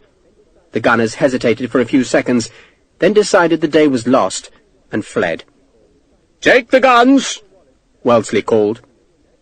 Colonel Wallace spurred among the fleeing enemy, striking down with the claymore. then reined in beside a gaudily painted 18-pounder. "Come on, lads! Come on, to me!" The Scotsmen reached the guns. Most had reddened bayonets, all had sweat streaks striping their powder-blackened faces. Some began rifling the limbers where gunners stored food and valuables. "Load!" Urquhart called. "Load!" "Form ranks!" Sergeant Cahoon shouted. He ran forward and tugged men away from the limbers. "Leave the carts alone, boys! Form ranks! Smartly now!"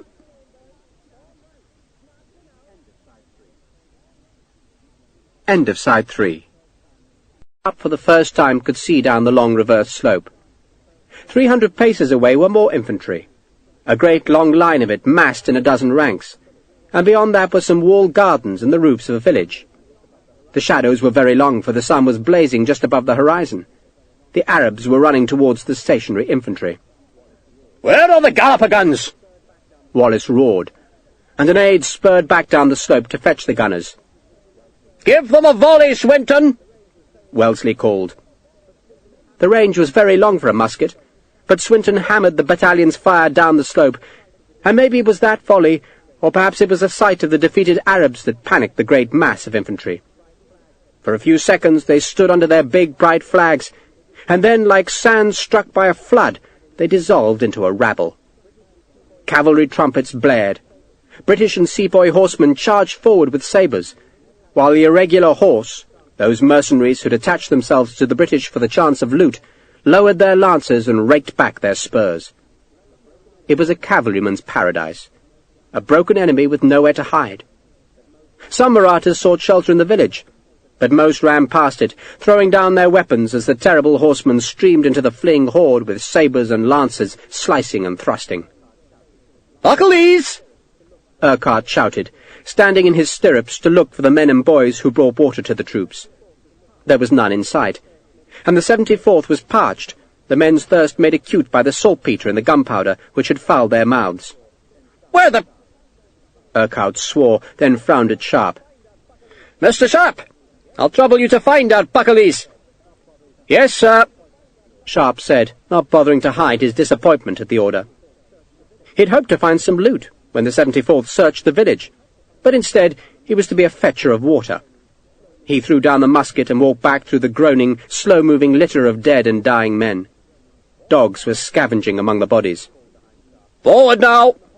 Wellesley called behind Sharpe, and the whole long line of British infantrymen advanced under their flags towards the village. The cavalry was already far beyond the houses, killing with abandon and driving the fugitives ever further northwards. Sharpe walked on southwards. He suspected the Puckleys were still back with the baggage, which would have been a 3-mile walk, and by the time he had found them, the battalion would have slaked its thirst from the wells in the village. Bugger it, he thought. Even when they gave him a job, it was a useless errand. A shout made him look to his right, where a score of native cavalrymen were slicing apart the robes of the dead Arabs in search of coins and trinkets. The scavengers were Marathas, who had sold their services to the British, and Sharpe guessed that the horsemen had not joined the pursuit for fear of being mistaken for the defeated enemy. One of the Arabs had only been feigning death, and now, despite being hugely outnumbered, defied his enemies with a pistol that he dragged from beneath his robe.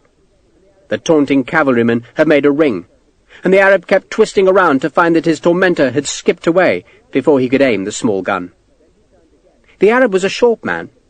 Then he turned again, and Sharpe saw the bruised, bloody face, and recognized the child who had charged the 74th so bravely. The boy was doomed, for the ring of cavalrymen was slowly closing for the kill. One of the Marathas would probably die, or at least be horribly injured by the pistol ball, but that was part of the game. The boy had 1 shot. They had 20. A man prodded the boy in the back with a lance point, making him whip round, but the man with the lance had stepped fast back, and another man slapped the boy's headdress with a tulva. The other cavalrymen laughed. Sharpe reckoned the boy deserved better. He was a kid, nothing more, but brave as a tiger, and so he crossed to the cavalryman. "Let him be!" he called. The boy turned towards Sharpe. If he recognized that the British officer was trying to save his life, he showed no sign of gratitude. Instead, he lifted the pistol so that its barrel pointed at Sharpe's face. The cavalryman, reckoning this was even better sport, urged him to shoot. The boy with a raised tulva, but did not strike. He would let the boy shoot Sharpe, then kill him. "Let him be," Sharpe said. "Stand back!" The Marathas grinned, but did not move. Sharpe could take the single bullet, then they would tear the boy into sabre-shredded scraps of meat. The boy took a step toward Sharpe. "Don't be a bloody fool, lad," Sharpe said. The boy obviously didn't speak English, but Sharpe's tone was soothing. It made no difference. The lad's hand was shaking and he looked frightened, but defiance had been bred into his bone. He knew he'd die, but he'd taken enemy's soul with him, and so he nerved himself to die well. "Put the gun down," Sharpe said softly. He was wishing he hadn't intervened now. The kid was just distraught enough and mad enough to fire, and Sharpe knew he could do nothing about it except run away, and thus expose himself to the jeers of the Marathas. He was close enough now to see the scratches on the pistol's blackened muzzle, where the rammer had scraped the metal. "Don't be a bloody fool, boy," he said again. Still the boy pointed the pistol. Sharpe knew he should turn and run, but instead he took another pace forward. Just one more, and he reckoned he'd be close enough to swat the gun aside. Then the boy shouted something in Arabic, something about Allah, and pulled the trigger. The hammer didn't move. The boy looked startled, then pulled the trigger again. Sharpe began laughing. The expression of woe on the child's face was so sudden and so unfeigned that Sharpe could only laugh. The boy looked as if he was about to cry. The Maratha behind the boy swung his tulva. He reckoned he could slice clean through the boy's grubby headdress and decapitate him. But Sharpe had taken the extra step, and now seized the boy's hand and tugged him into his belly. The sword hissed an inch behind the boy's neck. "I said to leave him alone," Sharpe said. "Or do you want to fight me instead?" "None of us," a calm voice said behind Sharpe, "wants to fight Ensign Sharpe." Sharpe turned. One of the horsemen was still mounted, and it was this man who had spoken. He was dressed in a tattered European uniform jacket of green cloth, hung with small silver chains, and he had a lean, scarred face with a nose as hooked as Sir Arthur Wellesley's. He now grinned down at Sharpe. "Syed Savaji," Sharpe said. "I never did congratulate you on your promotion," Savaji said, and leant down to offer Sharpe his hand. Sharpe shook it. "It was McCandless's doing," he said.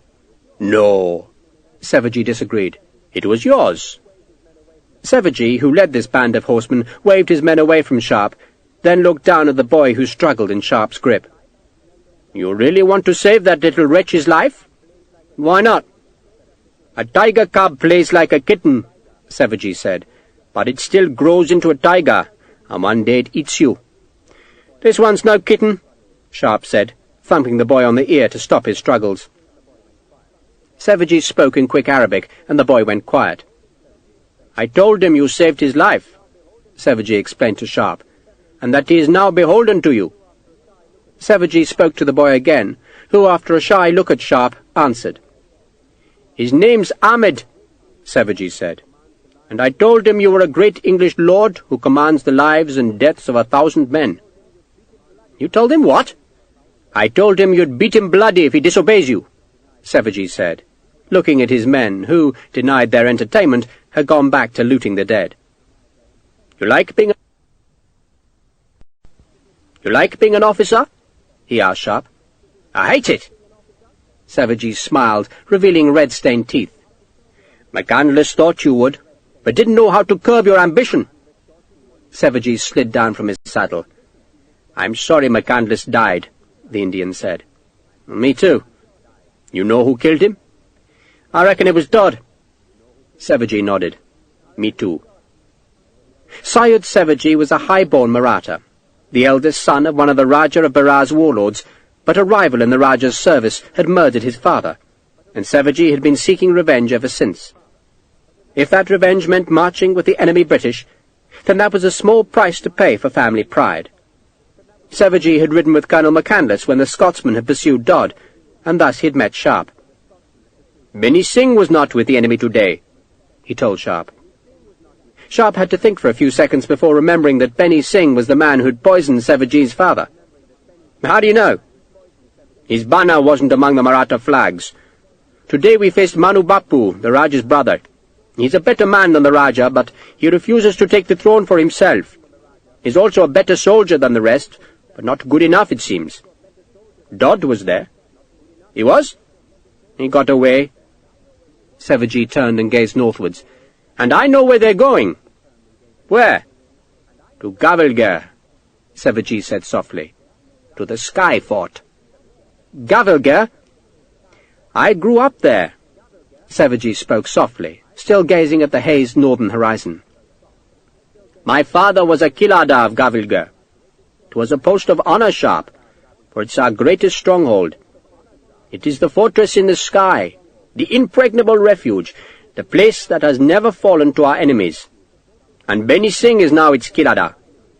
Somehow we shall have to get inside, you and I shall kill Singh, and you will kill Dodd." "That's why I'm here," Sharpe said. "No." Sevaji gave Sharpe a sour glance. "You're here, Ensign, because you British are greedy." He looked at the Arab boy and asked a question. There was a brief conversation, then Sevaji looked at Sharpe again. "I've told him he is to be your servant, and that you will beat him to death if he steals from you." "I wouldn't do that," Sharpe protested. "I would," Sevaji said, "and he believes you would, but it still won't stop him thieving from you. Better to kill him now." He grinned, then hauled himself into his saddle. "I shall look for you at Gavilgar, Mr. Sharpe." "I shall look for you," Sharpe said. Sevaji spurred away, and Sharpe crouched to look at his new servant. Ahmed was as thin as a half-drowned cat. He wore dirty robes and a tattered headdress secured by a loop of frayed rope that was stained with blood, evidently where Sharpe's blow with a musket had caught him during the battle. But he had bright eyes and a defiant face, and though his voice hadn't yet broken, he was braver than many full-grown men. Sharpe unslung his canteen and pushed it into the boy's hand, first taking away the broken pistol that he tossed away. "Drink up, you little bugger," Sharpe said, "and come for a walk." The boy glanced up the hill, but his army was long gone. It had vanished into the evening beyond the crest, and was now being pursued by vengeful cavalry. He said something in Arabic, drank what remained of Sharpe's water, then offered a grudging nod of thanks. So Sharpe had a servant. A battle had been won, and now he walked south in search of Pakaliz. Colonel William Dodd watched the lions of Allah break and spat with disgust. It had been foolish to fight here in the first place, and now the foolery was turning to disaster. "Jamada!" he called. "Sahib? We'll form square, put our guns in the centre, and the baggage." "Families, Sahib?" "Families too." Dodd watched Manu Bapu and his aides galloping back from the British advance. The gunners had already fled, which meant that the Marathas' heavy cannon would all be captured, every last piece of it. Dodd was tempted to abandon his regiment's small battery of 5-pounders, which were about as much use as pea-shooters, but a soldier's pride persuaded him to drag the guns from the field. Bapu might lose all his guns, but it would be a cold day in hell before William Dodd gave up artillery to an enemy. His Cobras were on the Maratha right flank, and there, for the moment, they were out of the way of the British advance.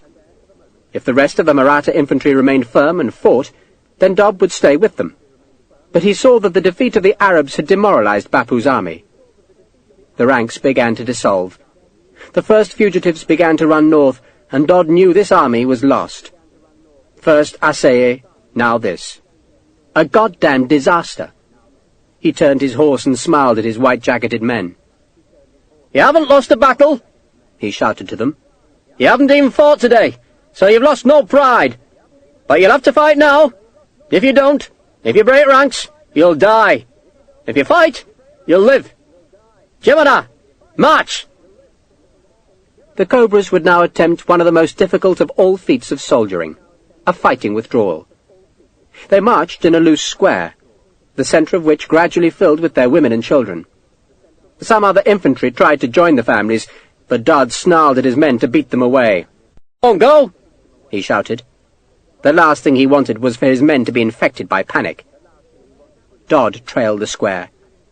He heard cavalry trumpets, and he twisted in his saddle to see a mass of irregular light horsemen come over the crest. "Halt!" he shouted. "Close ranks! Charge bayonets!" The white-jacketed cobras sealed the loose square tight. Dodd pushed through the face of the square and turned his horse to watch the cavalrymen approach. He doubted they'd come close, not when there were easier pickings to the east. And sure enough, as soon as the leading horsemen saw that the square was waiting with levelled muskets, they sheered away. Dodd holstered his pistol. "March on, Jemadar!" Twice more Dodd had to halt and form ranks, but both times the threatening horseman was scared away by the calm discipline of his white-coated soldiers. The red-coated infantry was not pursuing. They had reached the village of Argaum and were content to stay there, leaving the pursuit to the horsemen. And those horsemen chased after the broken rabble that flooded northwards, but none chose to die by charging Dodd's formed ranks. Dodd inclined to the west, angling away from the pursuers. By nightfall he was confident enough to form the battalion into a column of companies, and by midnight, under a clear moon, he could no longer even hear the British trumpets. He knew that men would still be dying, ridden down by cavalry and pierced by lances, or slashed by sabres, but Dodd had got clean away. His men were tired, but they were safe, in a dark countryside of millet fields, drought-emptied irrigation ditches, and scattered villages where dogs barked frantically when they caught the scent of the marching column. Dodd didn't trouble the villagers. He had sufficient food, and earlier in the night they'd found an irrigation tank that had yielded enough water for men and beasts. "Do you know where we are, Jemadar?" he asked. "No, Sahib." Gopal grinned, his teeth showing white in the darkness. "Nor do I, but I know where we're going." "Where, Sahib?" "To Gavalgur, Gopal. To Gavalgur." "Then we must march north, Sahib." Gopal pointed to the mountains that showed as a dark line against the northern stars. "It's there, Sahib." Dodd was marching to the fortress that had never known defeat, to the impregnable fastness on the cliff, to Gavalgur. Dawn came to the millet fields. Ragged winged birds flopped down beside corpses. The smell of death was already rank, and would only grow worse as the sun rose to become a furnace in a cloudless sky. Bugles called reveille, and the pickets who guarded the sleeping army around Argaum cleared their muskets by loosing off shots. The gunfire startled birds up from corpses, and made the feasting dogs growl among the human dead. Regiments dug graves for their own dead. There were few enough to bury, for no more than 50 redcoats had died, but there were hundreds of Maratha and Arab corpses, and the Lascars who did the army's fetching and carrying began the task of gathering the bodies. Some enemies still lived, though barely, and the luckiest of those were dispatched with a blow of a mattock before their robes were rifled. The unlucky were taken to the surgeons' tents. The enemy's captured guns were inspected, and a dozen selected as suitable for British service. They were all well made, forged in Agra by French-trained gunsmiths, but some were the wrong calibre, and a few were so over-decorated with writhing gods and goddesses that no self-respecting gunner could abide them. The 26 rejected guns would be double-shotted and exploded. "A dangerous business," Lieutenant Colonel William Wallace remarked to Sharpe. "Indeed, sir." "You saw the accident at Assay?" Wallace asked. The colonel took off his cocked hat and fanned his face. The hat's white plumes were still stained with blood that had dried black. "I heard it, sir. Didn't see it," Sharpe said. The accident had occurred after the Battle of Assay, when the enemy's captured cannon were being destroyed, and one monstrous piece, a great siege gun, had exploded prematurely, killing 2 engineers. "Leaves us short of good engineers," Wallace remarked. "And we'll need them if we're going to Gavalgur." "Gavalgur, sir?" "A ghastly fortress, Sharpe. Quite ghastly." The colonel turned and pointed north. "Only about 20 miles away, and if the Marathas have any sense, that's where they'll be heading." Wallace sighed. "I've never seen the place, so maybe it isn't as bad as they say, but I remember poor McCandless describing it as a brute, a real brute. Like Stirling Castle, he said, only much larger, and the cliffs 20 times higher." Seen Stirling Castle, so had no real idea what the colonel meant. He said nothing. He'd been idling the morning away when Wallace sent for him. and now he and the colonel were walking through the battle's litter. The Arab boy followed a dozen paces behind. "Yours, is he?" Wallace asked. "Think so, sir. Sort of picked him up yesterday." "You need a servant, don't you? Urquhart tells me you don't have one." So Urquhart had been discussing Sharpe with the colonel. No good could come of that, Sharpe thought. Urquhart had been nagging Sharpe to find a servant, implying that Sharpe's clothes were in need of cleaning and pressing, which they were. But as he only owned the clothes he wore, he couldn't really see the point in being too finicky. "I hadn't really thought what to do with the lad, sir," Sharpe admitted. Wallace turned and spoke to the boy in an Indian language, and Ahmed stared up at the colonel and nodded solemnly, as though he understood what had been said. Perhaps he did, though Sharpe didn't. "I've told him he's to serve you properly," Wallace said, "and that you'll pay him properly." The colonel seemed to disapprove of Ahmed, or maybe he just disapproved of everything to do with Sharpe, though he was doing his best to be friendly. It had been Wallace who had given Sharpe the commission in the 74th, and Wallace had been a close friend of Colonel McCandless, so Sharpe supposed that the balding colonel was in his way an ally. Even so, Sharpe felt awkward in the Scotsman's company. He wondered if he would ever feel relaxed among officers. "How's that woman of yours, Sharpe?" Wallace asked cheerfully. "My woman, sir?" Sharpe asked, blushing. "A Frenchwoman. Can't recall her name. Took quite a shine to you, didn't she?" "Simone, sir. She's in Seringapatam, sir. Seemed the best place for her, sir." Quite. Simone Joubert had been widowed at Assaye, where her husband, who'd served Scindia, had died. She'd been Sharpe's lover, and after the battle she had stayed with him. Where else, she'd asked, was she to go? But Wellesley had forbidden his officers to take their wives on the campaign, and though Simone was not Sharpe's wife, she was white, and so she'd agreed to go to Seringapatam, and there wait for him.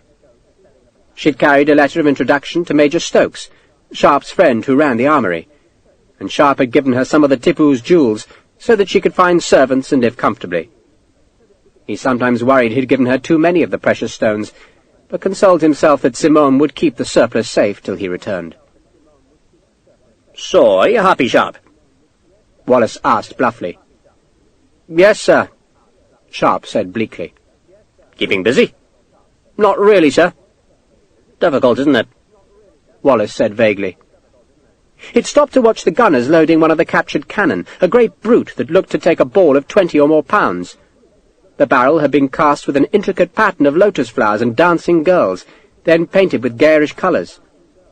The gunners had charged the gaudy barrel with a double load of powder, and now they rammed 2 cannonballs down the blackened gullet. An engineer had brought some wedges, and a gunner sergeant pushed one down the barrel, then hammered it home with the rammer, so that the ball would jam when the gun was fired. The engineer took a ball of fuse from his pocket, pushed one end into the touch-hole, then backed away, uncoiling the pale line. "Best if we give them some space," Wallace said, gesturing that they should walk south a small way. "Don't want to be beheaded by a scrap of gun, eh?" "No, sir."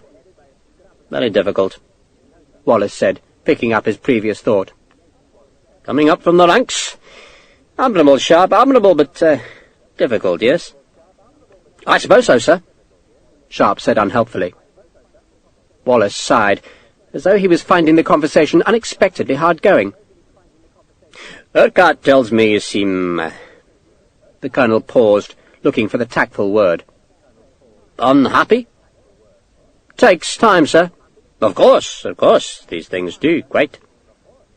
The colonel wiped a hand over his bald pate, then rammed his sweat-stained hat back into place. "I remember when I joined, years ago now, of course. I was only a little chap, didn't know what was going on. They said turn left, then turned right. Damned odd, I thought. I was ass over elbow for months, I can tell you." The colonel's voice tailed away. "Damned hot," he said after a while. "Damned hot." "Ever heard of the 95th, Sharpe?" 95th, sir? Another Scottish regiment?" "Lord, no. The 95th Rifles. They're a new regiment, couple of years old. Used to be called the Experimental Corps of Riflemen." Wallace hooted with laughter at the clumsy name. "But a friend of mine is busy with the rascals. Wally Stewart, he's called.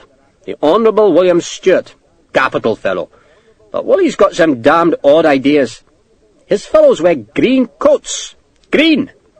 and he tells me his riflemen ain't as ridges as he seems to think we are." Wallace smiled to show he'd made some kind of joke. "Thing is, Sharpe, I wondered if you wouldn't be better suited to Stuart's outfit. His idea, you should understand. He wrote wondering if I had any bright young officers who could carry some experience of India to Shorncliffe. I was going to write back and say we do precious little skirmishing here. And it's skirmishing that Willie's rogues are being trained to do. But then I thought of you, Sharpe." Sharpe said nothing. Whichever way you wrapped it up, he was being dismissed from the 74th, though he supposed it was kind of Wallace to make the 95th sound like an interesting sort of regiment. Sharpe guessed they were the usual shambles of a hastily raised wartime battalion, staffed by the leavings of other regiments and composed of gutter rogues discarded by every other recruiting sergeant. The very fact that they wore green coats sounded bad, as though the army could not be bothered to waste good red cloth on them. They'd probably dissolve in panic chaos in their first battle. "I've written to Willie about you," Wallace went on, "and I know he'll have a place for you." Meaning, Sharpe thought, that the Honourable William Stewart owed Wallace a favour. "And our problem, frankly," Wallace continued, "is that a new draft has reached Madras. Not expecting it till spring, but they're here now, so we'll be back to strength in a month or so." Wallace paused, evidently wondering if he had softened the blow sufficiently. "And the fact is, Sharpe," he resumed after a while, "that Scottish regiments are more like, well, families. Families, that's just it. My mother always said so, and she was a pretty shrewd judge of these things. Like families. Also, I think them English regiments, don't you think?" "Yes, sir," Sharpe said, trying to hide his misery. "But I can't let you go while there's a war on," Wallace continued heartily. The colonel had turned to watch the cannon again. The engineer had finished unwinding his fuse, and the gunners now shouted at everyone within earshot to stand away. "I do enjoy this," the colonel said warmly. "Nothing like a bit of gratuitous destruction to set the juices flowing, eh?" The engineer stooped to the fuse with his tinderbox. Sharpe saw him strike the flint, then blow the charred linen into flame. There was a pause, then he put the fuse end into the small fire, and the smoke fizzed up. The fuse burnt fast, the smoke and the sparks snaking through the dry grass and starting small fires. Then the red-hot trail streaked up the back of the gun and down into the touch-hole. For a heartbeat, nothing happened. Then the whole gun just seemed to disintegrate. The charge had tried to propel the double shot up the wedged barrel, but the resistance was just big enough to restrict the explosion. The touch-hole shot out first, the shaped piece of metal tearing out a chunk of the upper breech. Then the whole rear of the painted barrel split apart in smoke, flame, and whistling lumps of jagged metal. The forward part of the barrel, jaggedly torn off, dropped to the grass as the gun's wheels were splayed out. The gunners cheered. "One less Maratha gun?" Wallace said. Ahmed was grinning broadly. "Did you know Mackay?" Wallace asked Sharpe. "No, sir. Captain Mackay, Hugh Mackay. East India Company officer, 4th Native Cavalry. Very good fellow indeed, Sharpe. I knew his father well. Point is, though, that young Hugh was put in charge of the bullock train before Assaye, and he did a very good job. Very good. But he insisted on joining his troopers in the battle. Disobeyed orders, d'ye see. Wellesley was adamant that Mackay must stay with his bullocks, but young Hugh wanted to be on the dance floor, and quite right too, except that the poor devil was killed, cut in half by a cannonball." Wallace sounded shocked, as though such a thing was an outrage. "That's left the bullock train without a guiding hand, Sharpe." Christ, Sharpe thought. But he was to be made bullock master. "Not fair to say they don't have a guiding hand," Wallace continued, "because they do. But the new fellow don't have any experience with bullocks. Torrance, he's called. I'm sure he's a good fellow, but things are likely to get a bit more sprightly from now on, going deeper into enemy territory, see. And there are still lots of their damned horsemen at large. And Torrance says he needs a deputy officer, someone to help him. Thought you might be just the fellow for the job, Sharpe." Wallace smiled as though he was granting Sharpe a huge favour. "Don't know anything about bullocks, sir," Sharpe said doggedly. "I'm sure you don't. Who does? And there are dromedaries and elephants. A regular menagerie, eh? But the experience, Sharpe, will do you good. Think of it as another string to your bow.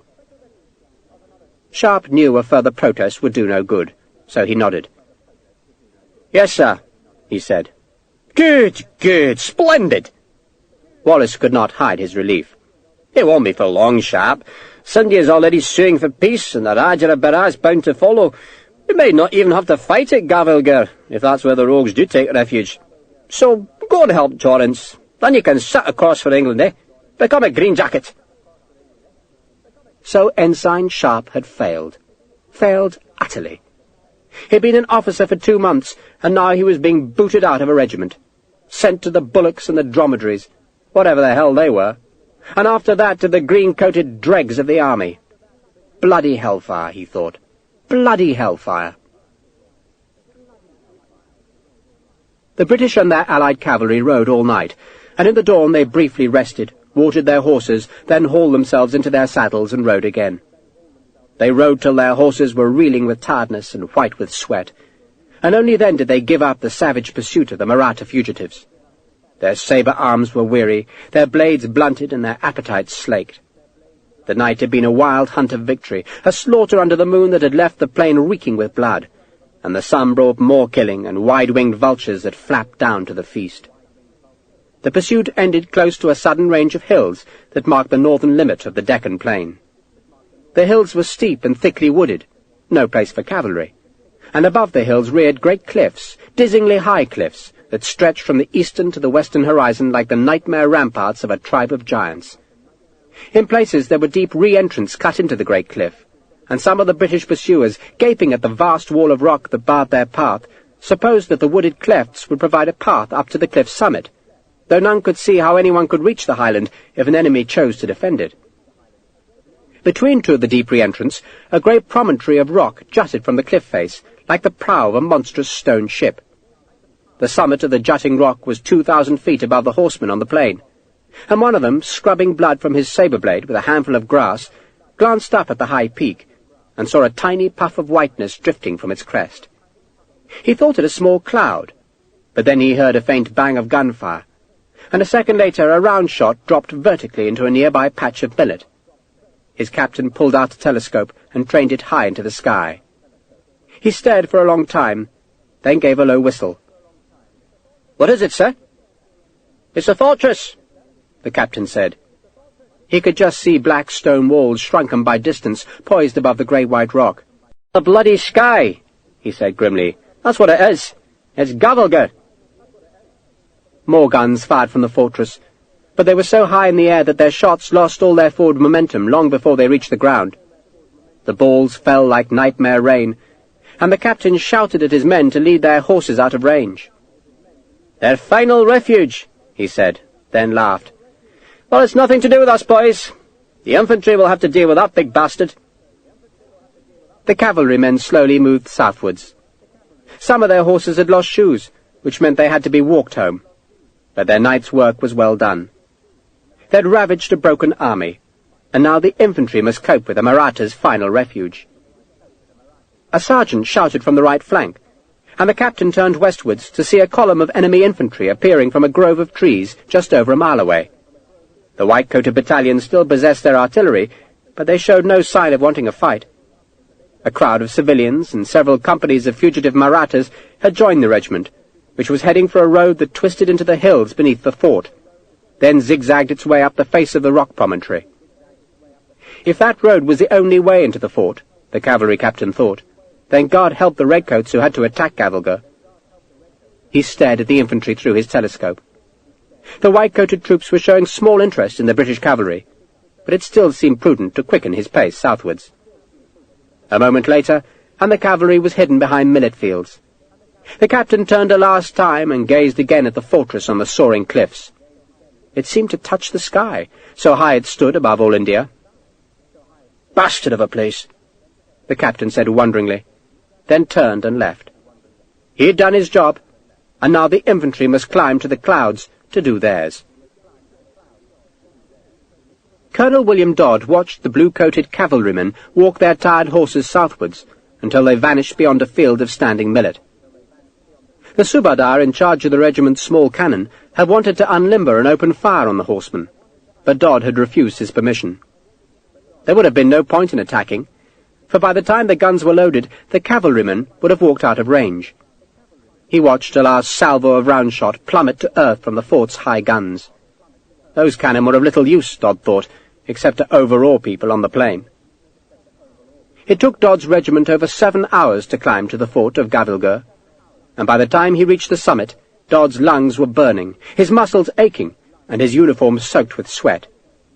He'd walked every step of the way, refusing to ride his horse, for the beast was tired, and, besides, if he expected his men to walk up the long road, then he would walk it as well.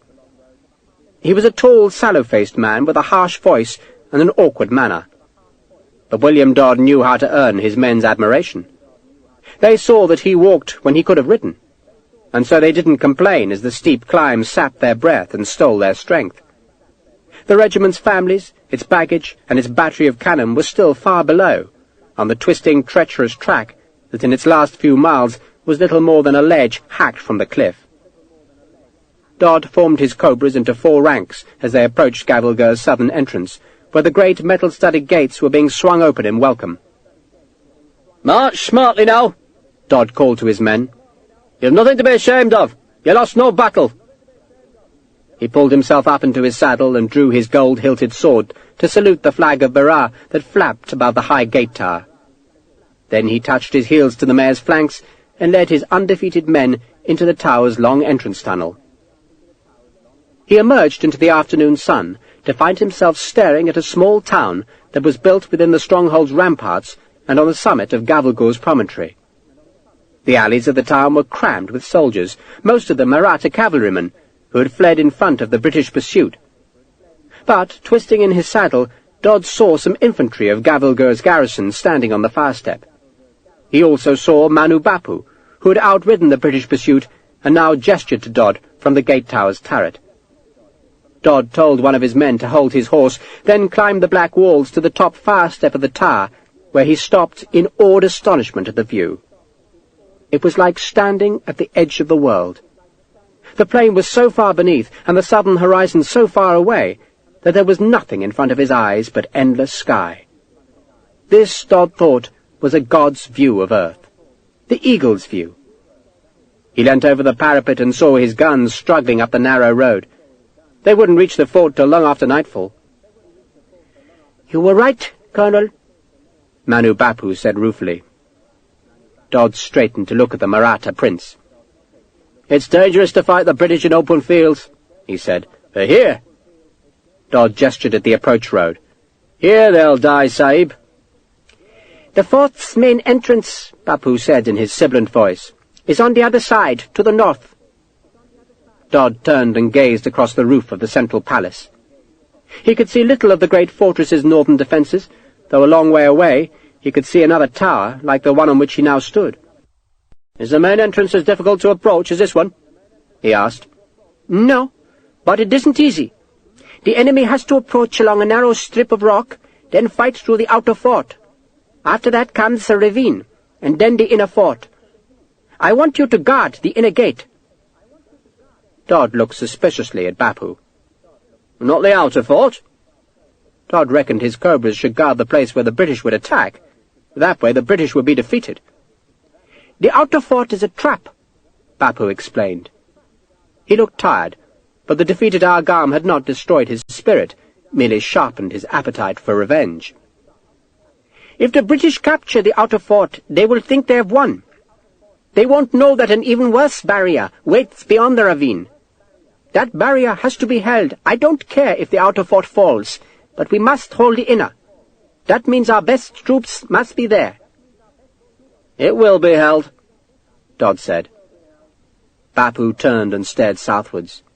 Somewhere in the heat-haze distance the British forces were readying to march on Gavilgur. "I thought we could stop them at Agaum," he admitted softly. Dodd, who'd advised against fighting at Agam, said nothing. "But here," Bapu went on, "they will be stopped." Here, Dodd thought, they would have to be stopped. He deserted from the East India Company's army because he faced trial and execution. but also because he believed he could make a fortune as a mercenary serving the Marathas. So far he'd endured 3 defeats, and each time he'd led his men safe out of the disaster. But from Gavilgur there would be no escape.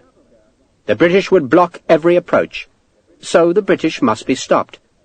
They must fail in this high place, and so they would, Dodd consoled himself. For nothing imaginable could take this fort. He was on the world's edge, lifted into the sky, and for the redcoats it would be like scaling the very heights of heaven. So here, at last, deep inside India, the redcoats would be beaten. 6 cavalrymen in the blue and yellow coats of the 19th Light Dragoons waited outside the house where Captain Torrance was said to be billeted. They were under the command of a long-legged sergeant who was lounging on a bench beside the door. The sergeant glanced up as Sharpe approached. "I hope you don't want anything useful out of the bastards," he said acidly, then saw that the shabby uniformed Sharpe, despite wearing a pack like any common soldier, also had a sash and a sabre. He scrambled to his feet. "Sorry, sir." Sharpe waved him back down onto the bench. "Useful?" he asked. "Horseshoes, sir. That's all we bleeding want, horseshoes. Supposed to be 4,000 in store, but can they find them?" The sergeant spat. "Tells me they're lost. I'm to go to the Binjaris and buy them. I'm supposed to tell my captain that. So now we have to sit here till Captain Torrance gets back. Maybe he knows where they are. That monkey in there," he jerked his thumb at the house's front door, "doesn't know a bloody thing." Sharpe pushed open the door to find himself in a large room where a half-dozen men argued with a harried clerk. The clerk, an Indian, sat behind a table covered with curling ledgers. "Captain Torrance is ill," the clerk snapped at Sharpe without waiting to discover the newcomer's business. "And take that dirty Arab boy outside," the clerk added, jerking his chin at Ahmed, who, armed with a musket he had taken from a corpse on the battlefield, had followed Sharpe into the house. "Muskets!" A man tried to attract the clerk's attention. "Horseshoes!" an East India Company lieutenant shouted. "Buckets!" a gunner said. "Come back tomorrow," the clerk said. "Tomorrow!" "You said that yesterday," the gunner said, "and I'm back." "Where's Captain Torrance?" Sharpe asked. "He's ill," the clerk said disapprovingly, as though Sharpe had risked the captain's fragile health even by asking the question. "He cannot be disturbed. And why is that boy here? He's an Arab." "Because I told him to be here," Sharpe said. He walked round the table and stared down at the ledgers. What a bleeding mess! "Sahib!" The clerk had now realized Sharpe was an officer. "Other side of the table, Sahib. Please, Sahib. There is a system here, Sahib. I stay this side of the table and you remain on the other. Please, Sahib." "What's your name?" Sharpe asked. The clerk seemed affronted at the question. "I am Captain Torrance's assistant," he said grandly. "And Torrance is ill?" "The captain is very sick." "So who's in charge?" "I am," the clerk said. "Not any longer," Sharpe said. He looked up at the East India Company lieutenant. "What did you want?" "Horseshoes." "So where are the bleeding horseshoes?" Sharpe asked the clerk. "I have explained, Sahib, I have explained," the clerk said. He was a middle-aged man with a lugubrious face and pudgy, ink-stained fingers that now hastily tried to close all the ledgers so that Sharpe couldn't read them. "Now, please, Sahib, join the queue." "Where are the horseshoes?" Sharpe insisted, leaning closer to the sweating clerk. "This office is closed," the clerk shouted. "Closed till tomorrow. All business will be conducted tomorrow. Captain Torrance's orders." "Ahmed," Sharpe said. "Shoot the bugger." Ahmed spoke no English, but the clerk didn't know that. He held his hands out. "I am closing the office. Work cannot be done like this. I shall complain to Captain Torrance. There will be trouble. Big trouble." The clerk glanced at a door that led to the inner part of the house. "Is that where Torrance is?" Sharpe asked, gesturing at the door. "No, Sahib, and you cannot go in there. The captain is sick." Sharpe went to the door and pushed it open. The clerk yelped to protest, but Sharpe ignored him. A muslin screen hung on the other side of the door, and entangled Sharpe as he pushed into the room where a sailor's hammock hung from the beams. The room seemed empty, but then a whimper made him look into a shadowed corner. A young woman crouched there. She was dressed in a sari, but she looked European to Sharpe.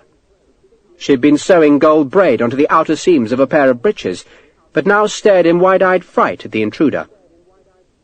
"Who are you, ma'am?" Sharpe asked. The woman shook her head. She had very black hair and very white skin. Her terror was palpable. "Is Captain Torrance here?" Sharpe asked. "No," she whispered. "Well, he's sick, is that right?" "If he says so, sir," she said softly. Her London accent confirmed that she was English. "I ain't going to hurt you, love," Sharpe said. Her fear was making her tremble. "Are you Mrs. Torrance?" "No." "So, you work for him?" "Yes, sir." "And you don't know where he is?" "No, sir," she said softly, looking up at Sharpe with huge eyes.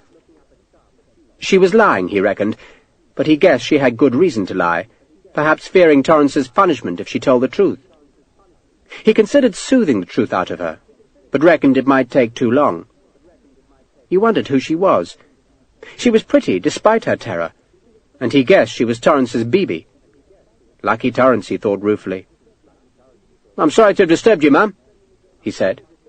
Then he negotiated the muslin curtain back into the front room. The clerk shook his head fiercely. "You should not have gone in there, Sahib. This is private quarters. Private. I shall be forced to tell Captain Torrance." Sharpe took hold of the clerk's chair and tipped it, forcing the man off.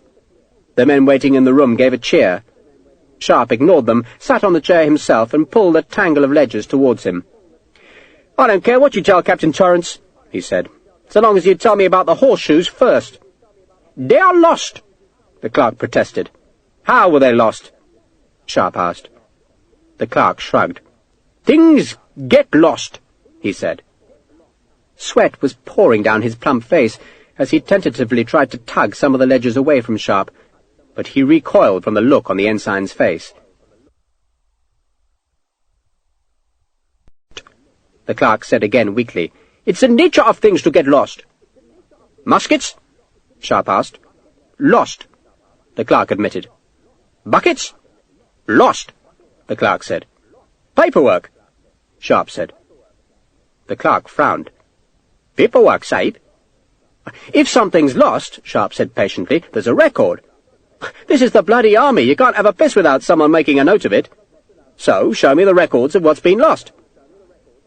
The clerk sighed and pulled one of the big ledgers open. "Yes, Sahib," he said, pointing an inky finger. "1 barrel of horseshoes, see? Being carried on an ox from Jamkandi, lost in the Godavery on November the 12th. "How many horseshoes in a barrel?" Sharpe asked. 120. The long-legged cavalry sergeant had come into the office and now leaned against the doorpost. "And there are supposed to be 4,000 horseshoes in store?" Sharpe asked. "Here." The clerk turned a page. "Another barrel, see?" Sharpe peered at the ill-written entry. "Lost in the Godavery," he read aloud. "And here?" The clerk stabbed his finger again. "Stolen," Sharpe read. A drop of sweat landed on the page as the clerk turned it back. "So who stole it?" "The enemy, Sahib," the clerk said. "Their horsemen are everywhere." "Their bloody horsemen run if you so much as look at them," the tall cavalry sergeant said sourly. "They couldn't steal an egg from a chicken." "The convoys are ambushed, Sahib," the clerk insisted, "and things are stolen." Sharpe pushed the clerk's hand away and turned the pages back, looking for the date when the battle had been fought at Assaye. He found it, and discovered a different handwriting had been used for the previous entries. He guessed Captain Mackay must have kept the ledger himself, and in Mackay's neat entries there were far fewer annotations reading "stolen" or "lost." Mackay had marked 8 cannonballs as being lost in a river crossing, and 2 barrels of powder had been marked down as stolen. But in the weeks since Assaye, no fewer than 68 oxen had lost their burdens to either accidents or thieves. More tellingly, each of those oxen had been carrying a scarce commodity. The army wouldn't miss a load of round-shot, but it would suffer grievously when its last reserve of horseshoes was gone. "Whose handwriting is this?" Sharpe had turned to the most recent page. Mine, Sahib. The clerk was looking frightened. How do you know when something is stolen? The clerk shrugged. The captain tells me, or the sergeant tells me. The sergeant? He isn't here, the clerk said. He's bringing a convoy of oxen north. What's the sergeant's name? Sharpe asked, for he could find no record in the ledger. Hakeswill, the cavalry sergeant said laconically. He's the bugger we usually deal with, on account of Captain Torrance always being ill. Bloody hell, Sharpe said, and pushed the chair back. Hakeswill. Obadiah bloody Hakeswill. Why wasn't he sent back to his regiment? Sharpe asked. He isn't supposed to be here at all. He knows the system, the clerk explained. Captain Torrance wanted him to stay, Sahib. And no bloody wonder, Sharpe thought. Hakeswill had worked himself into the army's most profitable billet. He was milking the cow, but making sure it was the clerk's handwriting in the ledger. No flies on Obadiah. How does the system work? He asked the clerk. Chitties, the clerk said. Chitties? An ox driver is given a chitty, Sahib, and when he has delivered his load, the chitty is signed and brought here. Then he is paid. No chitty, no money. It's the rule, Sahib. No chitty, no money. And no bloody horseshoes either, put in the lean sergeant of the 19th. And Sergeant Hakeswill pays the money? Sharpe asked. If he's here, Sahib, the clerk said. That doesn't get me my damned horseshoes, the company lieutenant protested. Oh, my buckets, the gunner put in. The Binjaris have all the essentials, the clerk insisted. He made shoeing gestures. Go and see the Binjaris. They have necessaries. This office is closed till tomorrow. But where did the Binjaris get their necessaries, eh? Answer me that, Sharpe demanded, but the clerk merely shrugged. The Binjaris were merchants who travelled with the army, contributing their own vast herds of pack-oxen and carts. They sold food, liquor, women, and luxuries, and now it seemed they were offering military supplies as well, which meant that the army would be paying for things that were normally issued free. And, doubtless, if bloody Hakeswill had a finger in the pot, things which had been stolen from the army in the first place. "Where do I go for horseshoes?" Sharpe asked the clerk. The clerk was reluctant to answer, but he finally spread his hands and suggested Sharpe ask in the merchants' encampment. "Someone will tell you, Sahib." "You tell me," Sharpe said. "I don't know." "So how do you know they have horseshoes?" "I hear these things," the clerk protested. Sharpe stood and bullied the clerk back against the wall. "You do more than hear things," he said, leaning his forearm against the clerk's neck. "You know things, so you bloody well tell me, or I'll have my Arab boy chop off your goolies for his breakfast. He's a hungry little bugger." The clerk fought for breath against the pressure of Sharpe's arm. "Nig!" He offered the name plaintively when Sharpe relaxed his arm. "Naig?" Sharpe asked. The name rang a distant bell. A long-ago bell. Naig. Then he remembered a merchant of that name who'd followed the army to Seringapatam. Naig? Sharpe asked again. A fellow with green tents? "The very one, Sahib," the clerk nodded. "But I didn't tell you this thing. These gentlemen are witnesses. I did not tell you." "He runs a brothel," Sharpe said, remembering. And he remembered too how Naig had been a friend to Sergeant Obadiah Hakeswill 4 years before. Sharpe had been a private then, and Hakeswill had trumped up charges that had fetched Sharpe a flogging. Nasty Naig had been the man's nickname, and back then he'd sold pale-skinned whores who travelled in green-curtained wagons. "Right," Sharpe said. "This office is closed." The gunner protested, and the cavalry sergeant looked disappointed. "We're going to see Naig," Sharpe announced. "No," the clerk said too loud. "No?" Sharpe asked. "He will be angry, Sahib." "Well, why should he be angry?" Sharpe demanded. "I'm a customer, ain't I? He's got horseshoes, and we want horseshoes. He should be delighted to see us." "He must be treated with respect, Sahib," the clerk said nervously. "He's a powerful man, Naig. You have money for him?" "I just want to look at his horseshoes," Sharpe said. "And if they're army issue, then I'll ram one of them down his bloody throat." The clerk shook his head. "He has guards, Sahib. He has jetties." I think I might let you go on your own," the East India Company lieutenant said, backing away. "Jetties?" the light dragoon sergeant asked. "Strong men," Sharpe explained. "Big buggers who kill you by wringing your neck like a chicken." He turned back to the clerk. "Where did Naig get his jetties? From Seringapatam?" "Yes, Sahib." "I killed enough of the buggers," Sharpe said, "so I don't mind killing a few more. You coming?" he asked the cavalry sergeant. "Why not?" The man grinned. "Anyone else?" Sharpe asked, but no one else seemed to want to fight that afternoon. "Please, Sahib," the clerk said weakly. Sharpe ignored him, and, followed by Ahmed and the cavalryman, went back into the sunlight. "What's your name?" Sharpe asked the sergeant. "Lockhart, sir. Eli Lockhart." "I'm Dick Sharpe, Eli. And you don't have to call me sir. I'm not a proper bleeding officer. I was made up at Assaye, and I wish the buggers had left me a sergeant now. They sent me to be a bloody bullock driver, because I'm not fit for anything else." He looked at Lockhart's 6 troopers who were still waiting. "What are they doing here?" "Well, didn't expect me to carry the bloody horseshoes myself, did you?" Lockhart said, then gestured at the troopers. "Come on, boys, we're going to have a scrap." "Who said anything about a scrap?" Sharpe asked. "He's got horseshoes," Lockhart explained, "but we don't have money, so there's only one way to get them off him." "True," Sharpe said, and grinned. Lockhart suddenly looked oddly shy. "Was you in the captain's quarters, sir?" "Yes, why?" The tough-looking sergeant was actually blushing now. "You didn't see a woman there, did you, sir?" "Dark-haired girl, pretty." "Right, sir." "Who is she?" "Torrance's servant, a widow.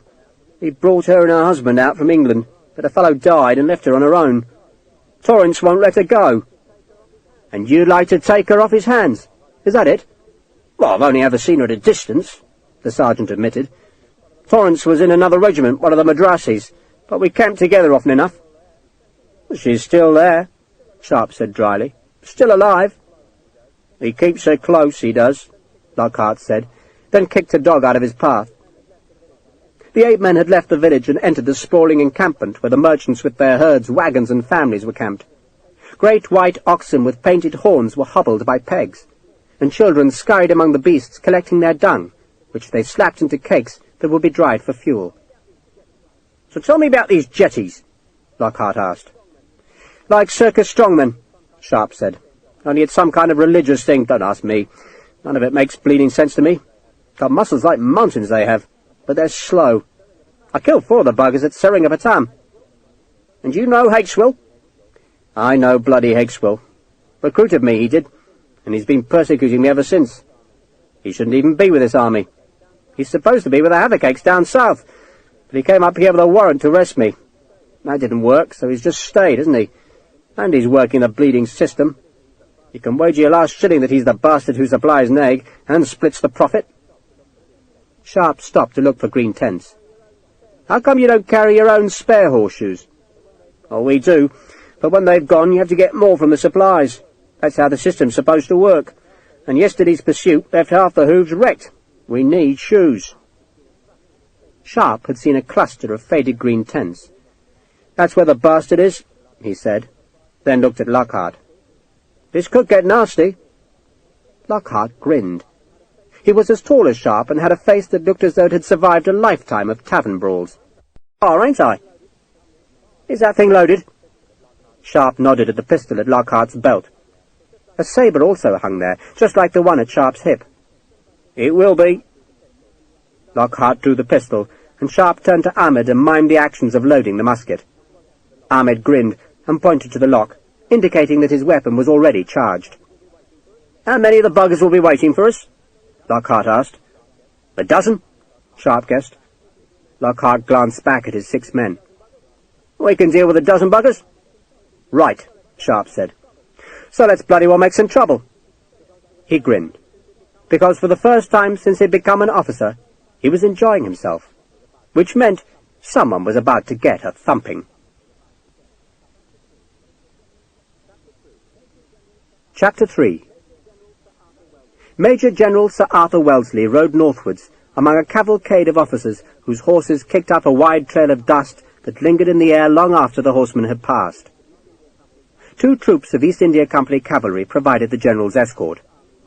Manu Bapu's army might have been trounced, and its survivors sent skeltering back into Gavalgur, but the Deccan plain was still infested with Maratha cavalry ready to pounce on supply convoys, wood-cutting parties, or the grass-cutters, who supplied the army's animals with fodder. And so the 2 troops rode with sabres drawn. Wellesley set a fast pace, revelling in the freedom to ride in the long open country. "Did you visit Colonel Stevenson this morning?" he called back to an aide. "I did, sir, and he's no better than he was." "But he can get about?" "On his elephant, sir." Wellesley grunted. Stevenson was the commander of his smaller army, but the old colonel was ailing. So was Harness, the commander of one of Wellesley's 2 brigades, but there was no point in asking about Harness. It was not just physical disease that assaulted Harness, for the Scotsman's wits were gone as well. The doctors claimed it was the heat that had desiccated his brains, but Wellesley doubted the diagnosis. Heat and rum may be, but not the heat alone, though he didn't doubt that India's climate was bad for a European's health. Few men lived long without falling prey to some wasting fever, and Wellesley was thinking it was time he left himself. Time to go back home before his health was abraded, and, more important, before his existence was forgotten in London. French armies were unsettling all Europe, and it couldn't be long before London dispatched an army to fight the old foe, and Wellesley wanted to be a part of it. He was in his middle 30s, and he had a reputation to make. But first he had to finish off the Marathas, and that meant taking Gavalgur, and to that end he was now riding towards the great rampart of cliffs that sealed off the plain's northern edge. An hour's ride brought him to the summit of a small rise which offered a view northwards. The plain looked done, starved of water by the failed monsoon, though here and there patches of millet grew tall. In a good year, Wellesley guessed, the millet would cover the plain from horizon to horizon, a sea of grain bounded by the Gavalgur cliffs. He dismounted on the small knoll and took out a telescope that he settled on his horse's saddle. It was a brand-new glass, a gift from the merchants of Madras to mark Wellesley's pacification of Mysore. Trade now moved freely on India's eastern flank, and the telescope, which had been specially ordered from Matthew Burge of London, was a generous token of the merchant's esteem. But Wellesley could not get used to it. The shape of the eyepiece was less concave than the one he was used to, and after a moment he snapped the new telescope shut and pulled out his old glass, which, though lower powered, was more comfortable. He stared for a long time, gazing at the fort which crowned the rock promontory. The black stone of the fortress walls looked particularly sinister, even in the sunlight. "Good God," the general muttered after a while. Fail up there, he thought, and there'd be no point in going home. He could go to London with some victories under his belt, and men would respect him even if the victories had not been against the French. But go with a defeat, and they'd despise him. Gavalgur, he thought sourly, had the look of a career-breaker. Colonel Wallace, Wellesley's healthy brigade commander, had also dismounted, and was inspecting the fortress through his own glass. "Devil of a place, Sir Arthur," Wallace said. "How high is it, Blackiston?"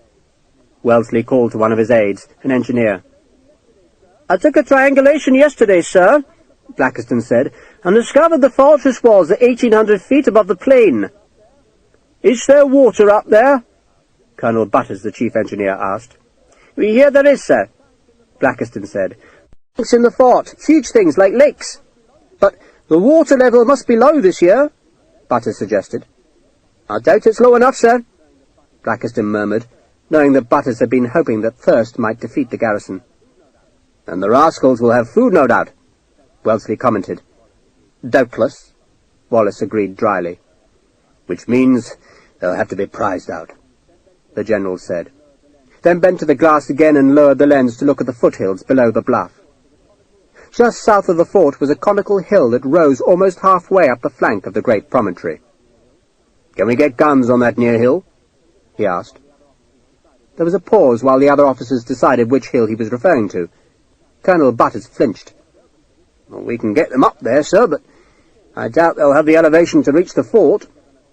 "You'll get nothing bigger than a 12-pounder up there," Wallace said dubiously, then slid the telescope's view up the bluff to the walls.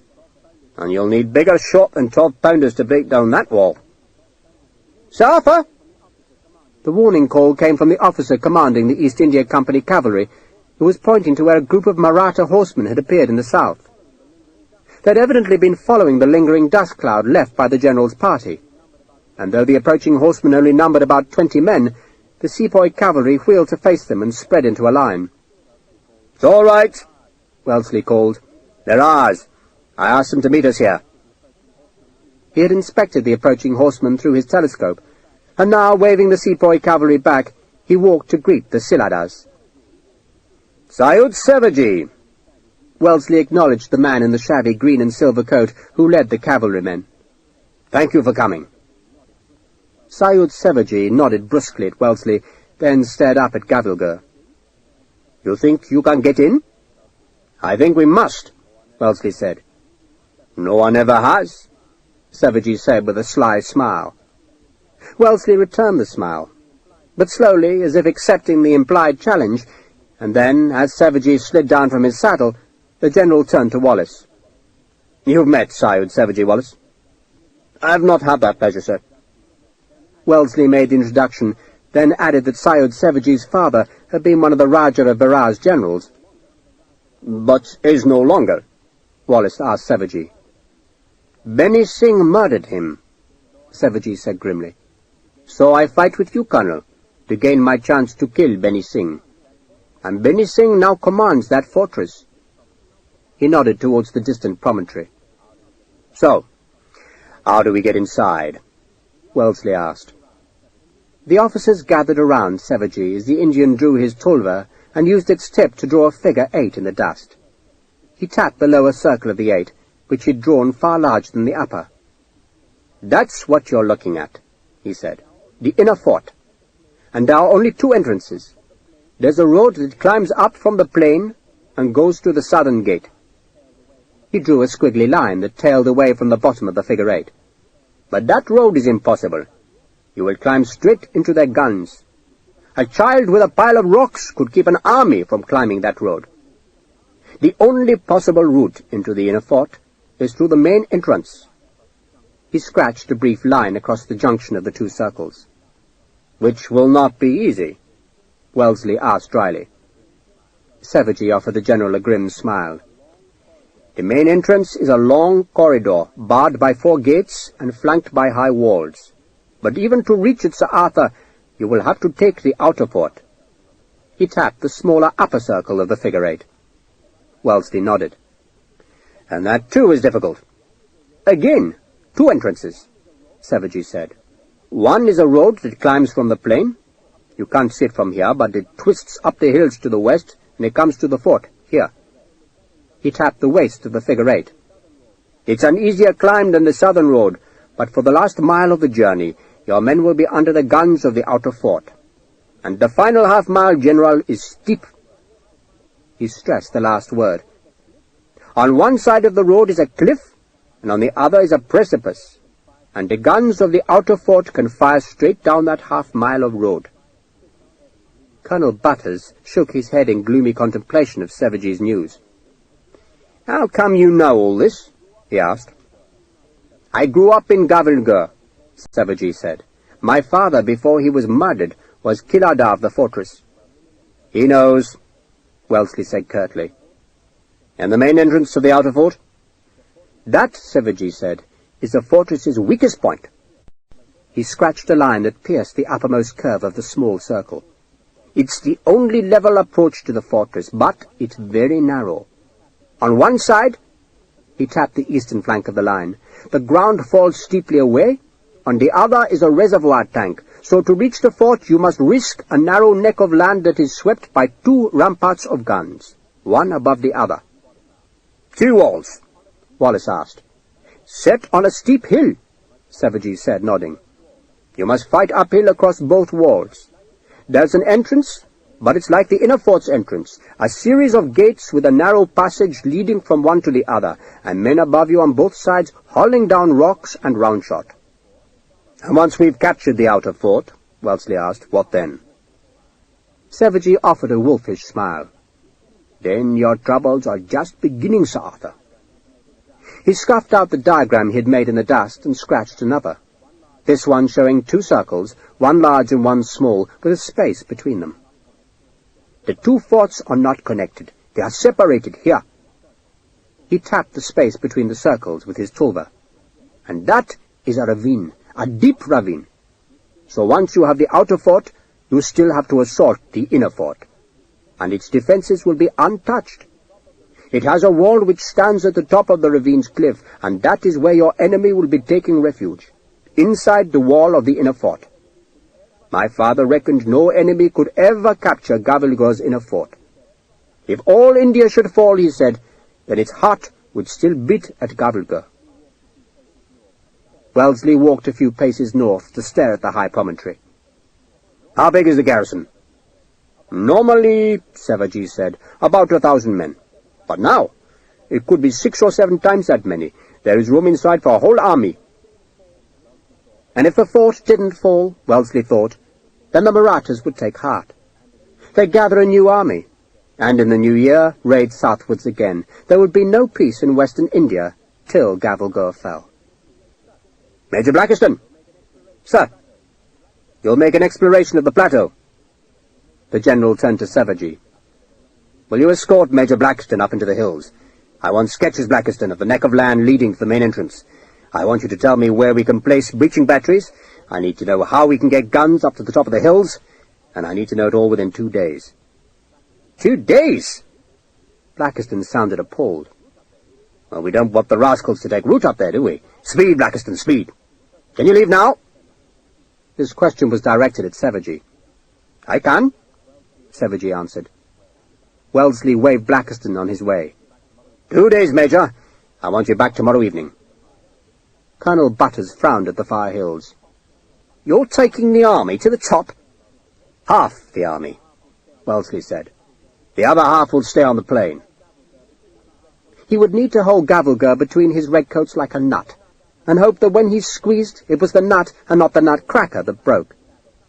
He pulled himself back into the saddle, then waited as the other officers mounted. Then he turned his mare and started back towards the camp. It'll be up to the engineers to get us onto the heights, he said. Then a week's hard carrying to lift the ammunition to the batteries. The thought of that job made the general frown. What's the problem with a bullock train? He demanded of Butters. I'm hearing complaints. Over 2,000 muskets stolen from convoys, and Huddleston tells me there are no spare horseshoes. That can't be right. Torrance says that bandits have been active, sir, Butters said. And I gather there have been accidents, he added lamely. Who's Torrance? Wellesley asked. Company man, sir, a captain. He took over Paul Mackay's duties. Well, I could surmise all that for myself, the general said acidly. Who is he? Butters blushed at the reproof. His father's a canon at Wells, I think, or maybe Salisbury, but more to the point, sir, he has an uncle in Leadenhall Street. Wellesley grunted. An uncle in Leadenhall Street meant that Torrance had a patron who was senior in the East India Company, someone to wield the influence that a clergyman father might not have. Is he as good as Mackay? Butters, a heavy-set man who rode his horse badly, shrugged. Well, he was recommended by Huddlestone. Which means Huddlestone wanted to be rid of him. Wellesley snapped. Well, I'm sure he's doing his best, Butters said defensively. Though he did ask me for an assistant, but I had to turn him down. I've no one to spare. I'm short of engineers already, sir, as you well know. I've sent for more, Wellesley said. Wallace intervened. I gave Torrance one of my ensigns, Sir Arthur. You can spare an ensign, Wallace?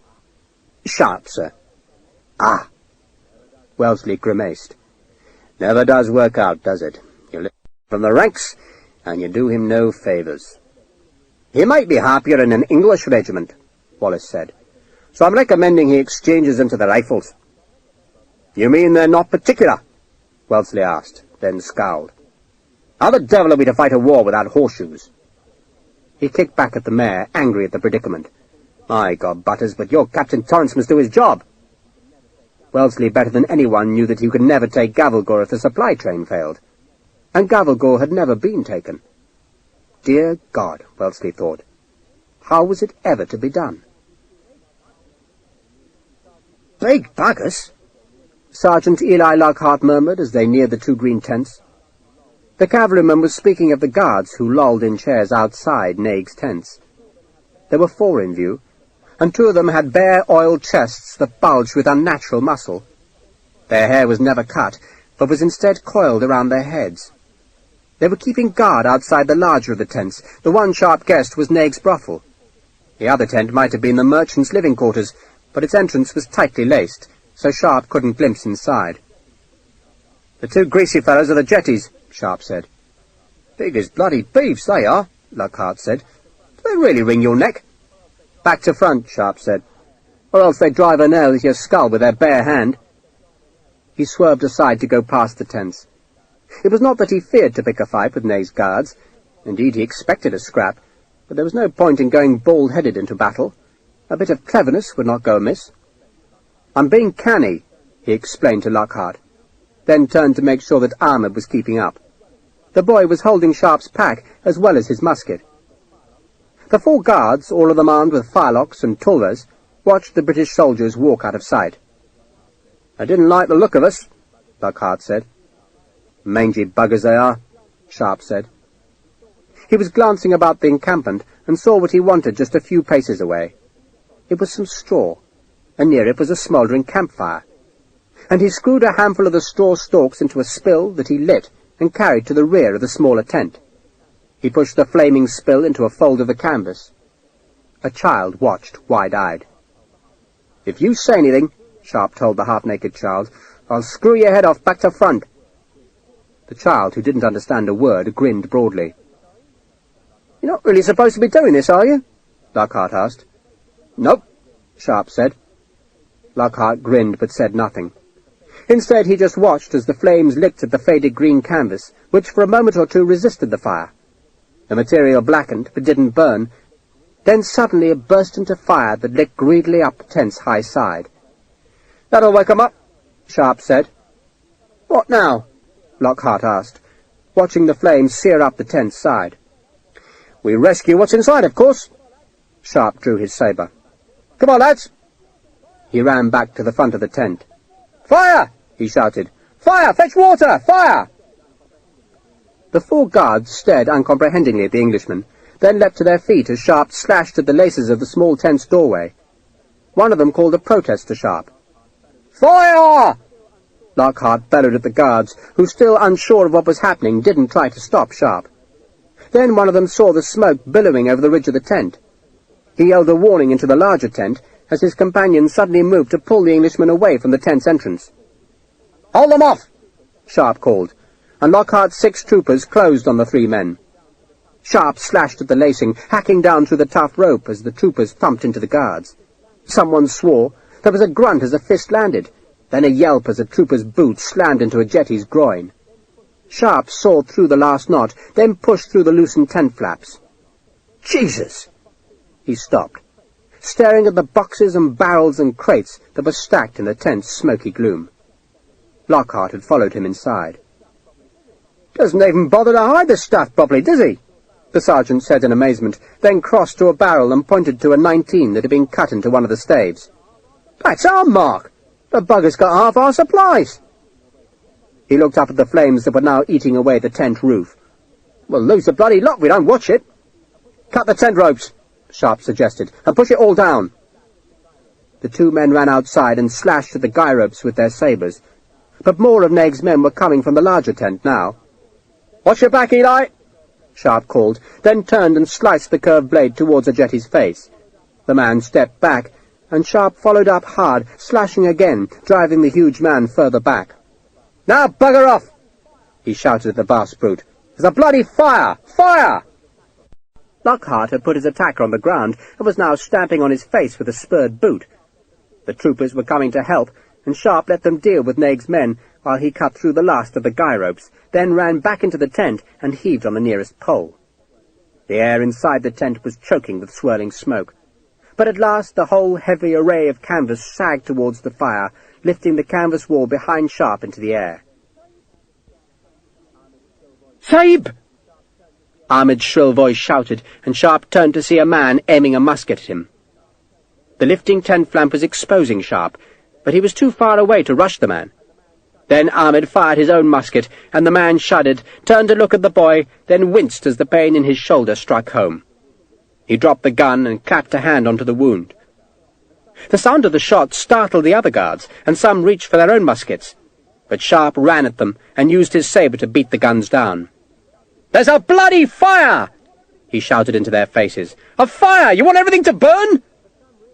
They didn't understand him, but some realized that the fire threatened their master's supplies, and so ran to haul the half-collapsed burning canvas away from the wooden crates.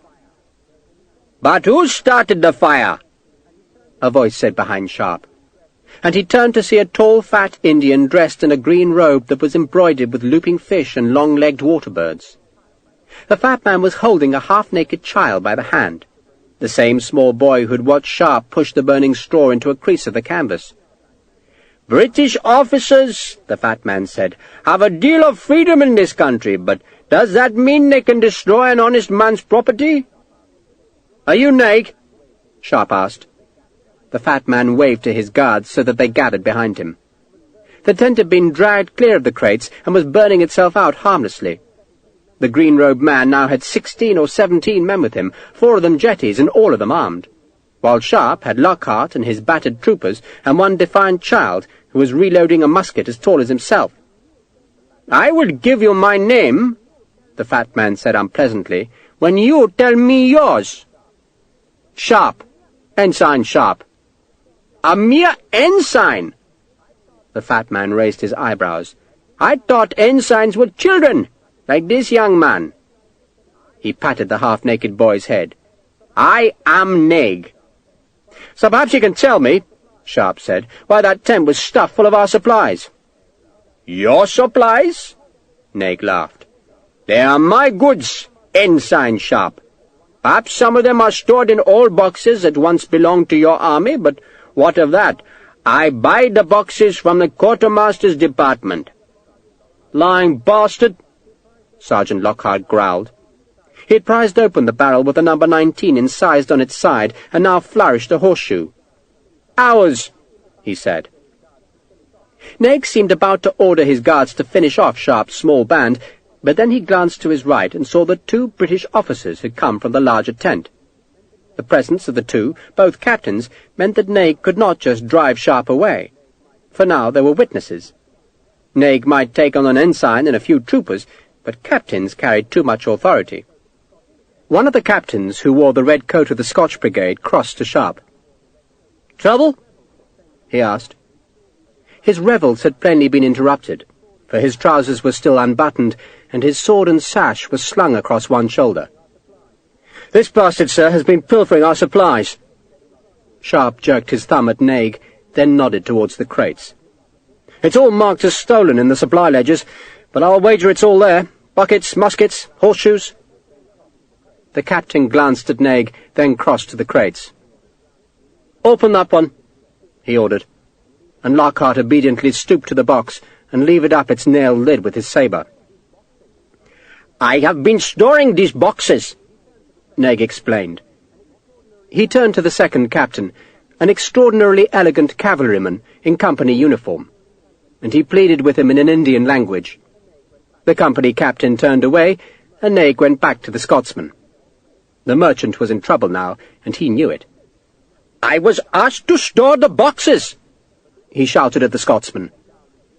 But the infantry captain was staring down into the opened crate, where 10 brand-new muskets lay in their wooden cradles. He stooped for one of the muskets and peered at the lock. Just forward of the hammer, and behind the pan, was an engraved crown with the letters G.R. beneath it, while behind the hammer the word Tower was engraved. "Ours," the Scotsman said flatly. "I bought them." Naig was sweating now. "I thought you said you were storing them," the Scotsman said. "Now you say you bought them. Which is it?" "My brother and I bought the guns from Siladars," Naig said. "We don't sell these Tower muskets," hefting the gun that was still coated with grease. Naig shrugged. "They must have been captured from the supply convoys. Please, Sahib, take them. I want no trouble. How was I to know they were stolen?" He turned and pleaded again with the company cavalry captain, He was a tall, lean man with a long face, but the cavalryman turned and walked a short distance away. A crowd had collected now and watched the drama silently, and Sharpe, looking along their faces, suspected there wasn't much sympathy for Naig. Nor, Sharpe thought, was there much hope for the fat man.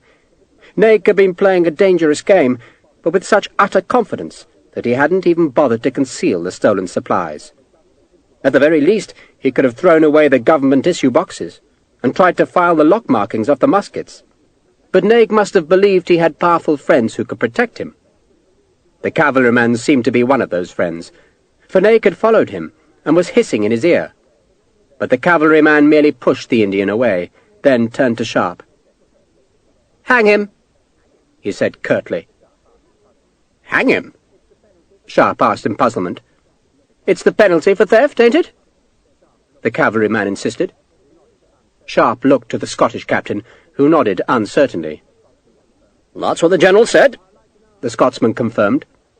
"Well, I'd like to know how he got the supplies, sir," Sharpe said. "You'll give the fat bastard time to concoct a story?" the cavalryman demanded. He had an arrogance that annoyed Sharpe, but everything about the cavalryman irritated Sharpe. The man was a dandy. He wore tall, spurred boots that sheathed his calves and knees in soft, polished leather. His white breeches were skin-tight. His waistcoat had gold buttons, while his red tailcoat was clean, uncreased, and edged with gold braid.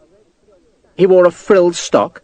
A red silk sash was draped across his right shoulder and secured at his left hip by a knot of golden braid. His sabre was scabbarded in red leather, while his cocked hat was plumed with a lavishly curled feather that had been dyed pale green. The clothes had cost a fortune, and clearly his servants must spend hours on keeping their master so beautifully dressed. He looked askance at Sharpe, a slight wrinkle of his nostrils suggesting that he found Sharpe's appearance distressing. The cavalryman's face suggested he was a clever man, but also that he despised those who were less clever than himself. "I don't suppose Sir Arthur will be vastly pleased when he hears that you let the fellow live, Ensign?" he said acidly. "Swift and certain justice. Ain't that the penalty for theft? Hang the fat beast." "That's what the standing orders say," the Scotch brigade captain agreed. "But does it apply to civilians?" "He should have a trial," Sharpe protested. Not because he was so committed to Naig's right to a hearing, but because he feared the whole episode was getting out of hand. He had thought to find the supplies, maybe have a mill with Naig's guards, but no one was supposed to die. Naig deserved a good kicking, but death. "Standing orders apply to anyone within the picket lines," the cavalry captain averred confidently. "So for God's sake, get on with it. Dangle the bastard!" He was sweating, and Sharpe sensed that the elegant cavalryman was not quite so confident as he appeared. "Buggery trial," Sergeant Lockhart said happily. "I'll hang the bastard." He snapped at his troopers to fetch a nearby ox-cart. Naig had tried to retreat to the protection of his guards, but the cavalry captain had drawn a pistol that he now held close to Naig's head as the grinning troopers trundled the empty ox-cart into the open space in front of the pilfered supplies. Sharpe crossed to the tall cavalryman. "Shouldn't we talk to him, sir?"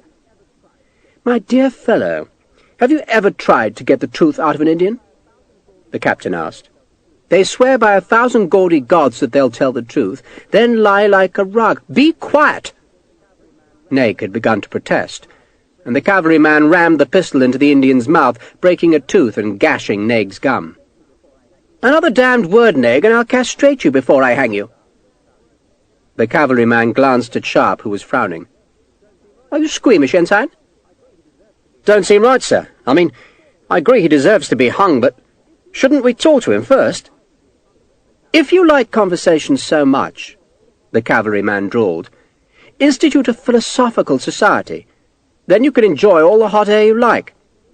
Sergeant?" This last was to Lockhart. "Take the bastard off my hands, will you?" "Pleasure, sir." Lockhart seized Naig and shoved him towards the cart. One of the cavalry troopers had cut a length of guy rope from the burnt remnants of the tent, and he now tied one end to the tip of the single shaft that protruded from the front of the ox-cart. He made a loop in the rope's end. Naig screamed and tried to pull away. Some of his guards started forward, but then a hard voice ordered them back, and Sharpe turned to see that a tall, thin Indian in a black and green striped robe had come from the larger tent. The newcomer, who looked to be in his 40s, walked with a limp. He crossed to the cavalry captain and spoke quietly, and Sharpe saw the cavalryman shake his head vehemently, then shrug as if to suggest that he was powerless. Then the captain gestured to Sharpe, and the tall Indian gave the ensign a look of such malevolence that Sharpe instinctively put his hand on his sabre's hilt. Lockhart had pulled the noose over Naig's head. "You sure, sir?" he asked the cavalry captain. "Of course I'm sure, Sergeant," the cavalryman said angrily. "Just get on with it." "Sir?" Sharpe appealed to the Scots captain, who frowned uncertainly, then turned and walked away as though he wanted nothing more to do with the affair. The tall Indian in the striped robe spat into the dust, then limped back to the tent. Lockhart ordered his troopers to the back of the cart. Naig was attempting to pull the noose free of his neck, but Lockhart slapped his hands down. "Now, boys!" he shouted. The troopers reached up and hauled down on the backboard so that the cart tipped like a seesaw on its single axle, and as the troopers pulled down, so the shaft rose into the air. The rope stretched and tightened. Naig screamed. Then the cavalryman jumped up to sit on the cart's back, and the shaft jerked higher still, and the scream was abruptly choked off. Naig was dangling now, his feet kicking wildly under the lavishly embroidered robe. None of the crowd moved. None protested. Naig's face was bulging, and his hands were scrabbling uselessly at the noose which was tight about his neck. The cavalry officer watched with a small smile. "A pity," he said in his elegant voice. "The wretched man ran the best brothel I ever found." "We're not killing his girls, sir," Sharpe said. "That's true, Ensign, but will their next owner treat them as well?"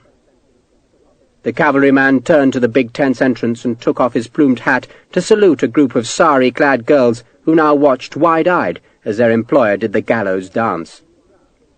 "I saw Nancy Merrick hang in Madras," the cavalryman said, "and she did the jig for 37 minutes. 37! I'd wagered on 16. So lost, rather a lot of tin. Don't think I can watch Naig dance for half an hour. It's too damned hot. Sergeant, help his soul to perdition, will you?" Lockhart crouched beneath the dying man and caught hold of his heels. Then he tugged down hard, swearing when Naig pissed on him. He tugged again, and at last the body went still. "You see what happens when you steal from us?" The cavalry captain shouted at the crowd, then repeated the words in an Indian language. "If you steal from us, you'll die." Again he translated his words, then gave Sharpe a crooked grin. "But only, of course, if you're stupid enough to be caught. And I didn't think Naig was stupid at all. Rather the reverse. Just how did you happen to discover the supplies, Ensign?" "Tent was on fire, sir," Sharpe said woodenly. "Me and Sergeant Lockhart decided to rescue whatever was inside." "How very public-spirited of you." The captain gave Sharpe a long, speculative look, then turned back to Lockhart. "Is he dead, Sergeant?" "Near as makes no difference, sir," Lockhart called back. "Use your pistol to make sure," the captain ordered, then sighed. "Shame," he said. "I rather like Naig. He was a rogue, of course, but rogues are so much more amusing than honest men."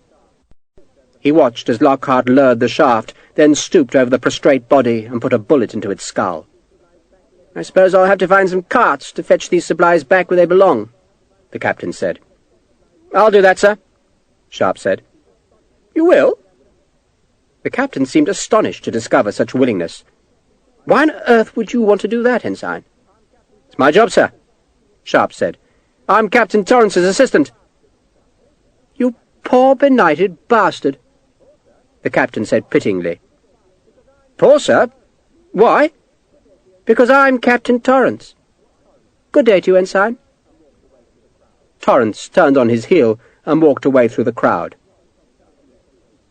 "Bastard," Sharpe said, for he had suddenly understood why Torrance had been so keen to hang Naig. He spat after the departed captain, then went to find some bullocks and carts.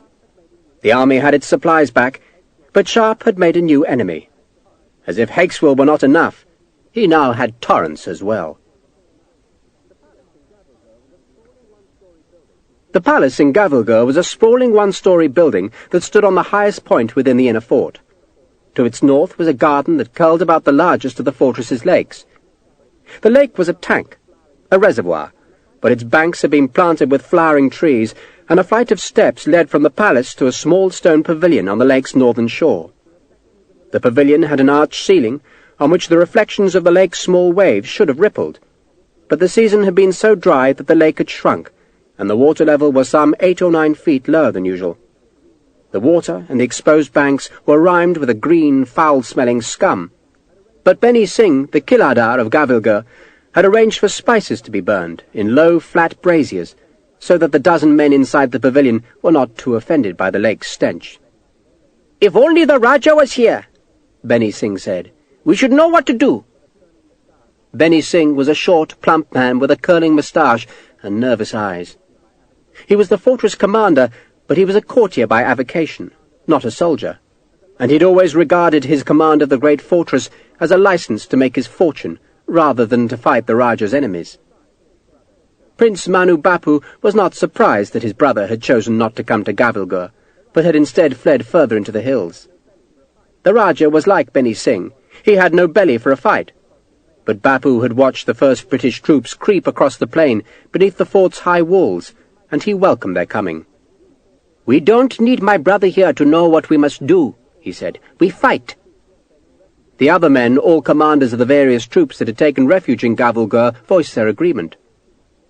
"The British cannot be stopped by walls," Benny Singh said. He was cradling a small white lapdog, which had eyes as wide and frightened as its master's. "They can, and they will," Bapu insisted.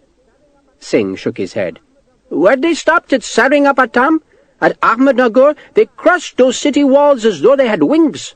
They are, what is the word your Arabs use, jinns." He looked about the gathered council and saw no one who would support him. "They must have the jinns on their side," he added weakly. "So what would you do?" Bapu asked. "Treat with them," Benny Singh said. "Ask for Cowley." "Cowley?" It was Colonel Dodd who intervened, speaking in his crude, newly learned Marathi. "I'll tell you what terms Wellesley will offer you. None! He'll march you away as a prisoner. He'll slight these walls and take away the Rajah's treasure."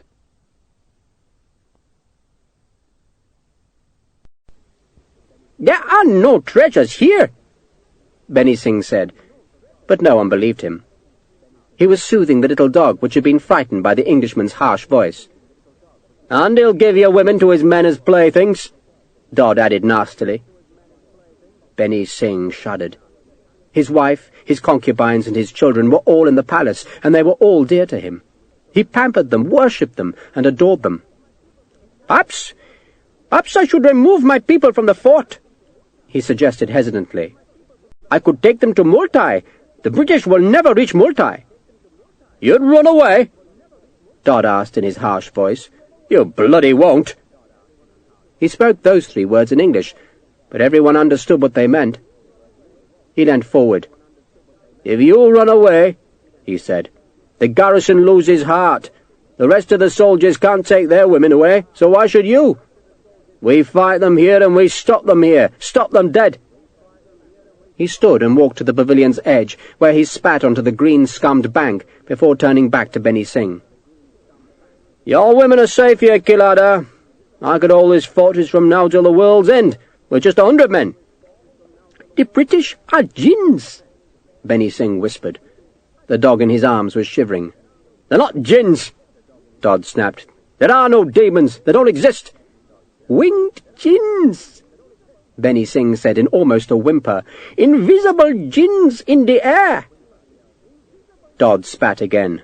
"Bloody hell," he said in English, then turned fast towards Benny Singh. "I'm an English demon, me. Understand, I'm a jinn. And if you take your women away, I'll follow you and I'll come to them at night and fill them with black bile." He bared his yellow teeth, and the Kiladar shuddered. The white dog barked shrilly. Manu Bapu waved Dodd back to his seat. Dodd was the only European officer left in his forces, and though Bapu was glad to have the Englishman's services, there were times when Colonel Dodd could be tiresome. "If there are jinns," Bapu told Singh, "they will be on our side." He waited while the Keladar soothed the frightened dog, then he leant forward. "Tell me," he demanded of Benny Singh, "can the British take the fortress by using the roads up the hill?" Benny Singh thought about those 2 steep winding roads that twisted up the hill beneath Gavilgor's walls. No man could survive those climbs, not if the defenders were raining round-shot and rocks down the precipitous slopes. "No," he admitted. "So, they can only come one way, only one way, across the land bridge, and my men will guard the outer fort, and Colonel Dodd's men will defend the inner fort." "And no one," Dodd said harshly, "no one will get past my cobras." He still resented that his well-trained white-coated soldiers were not defending the outer fort, but he'd accepted Manu Bapu's argument that the important thing was to hold the inner fort. If, by some chance, the British did capture the outer fort, they would never fight past Dodd's men. "My men," Dodd growled, "have never been defeated. They never will be." Manu Bapu smiled at the nervous Benny Singh. "You see, Keladar, you will die here of old age." "Or of too many women," another man put in, provoking laughter. A cannon sounded from the outer fort's northern ramparts, followed a few seconds later by another. No one knew what might have caused the firing, and so the 12 men followed Manu Bapu as he left the pavilion and walked towards the inner fort's northern ramparts. Silver-furred monkeys chattered at the soldiers from the high branches. Arab guards stood at the gate of the Rajah's garden. They were posted to stop any common soldiers of the garrison going to the paths beside the tank where the Keladar's men liked to stroll in the cool of the evening.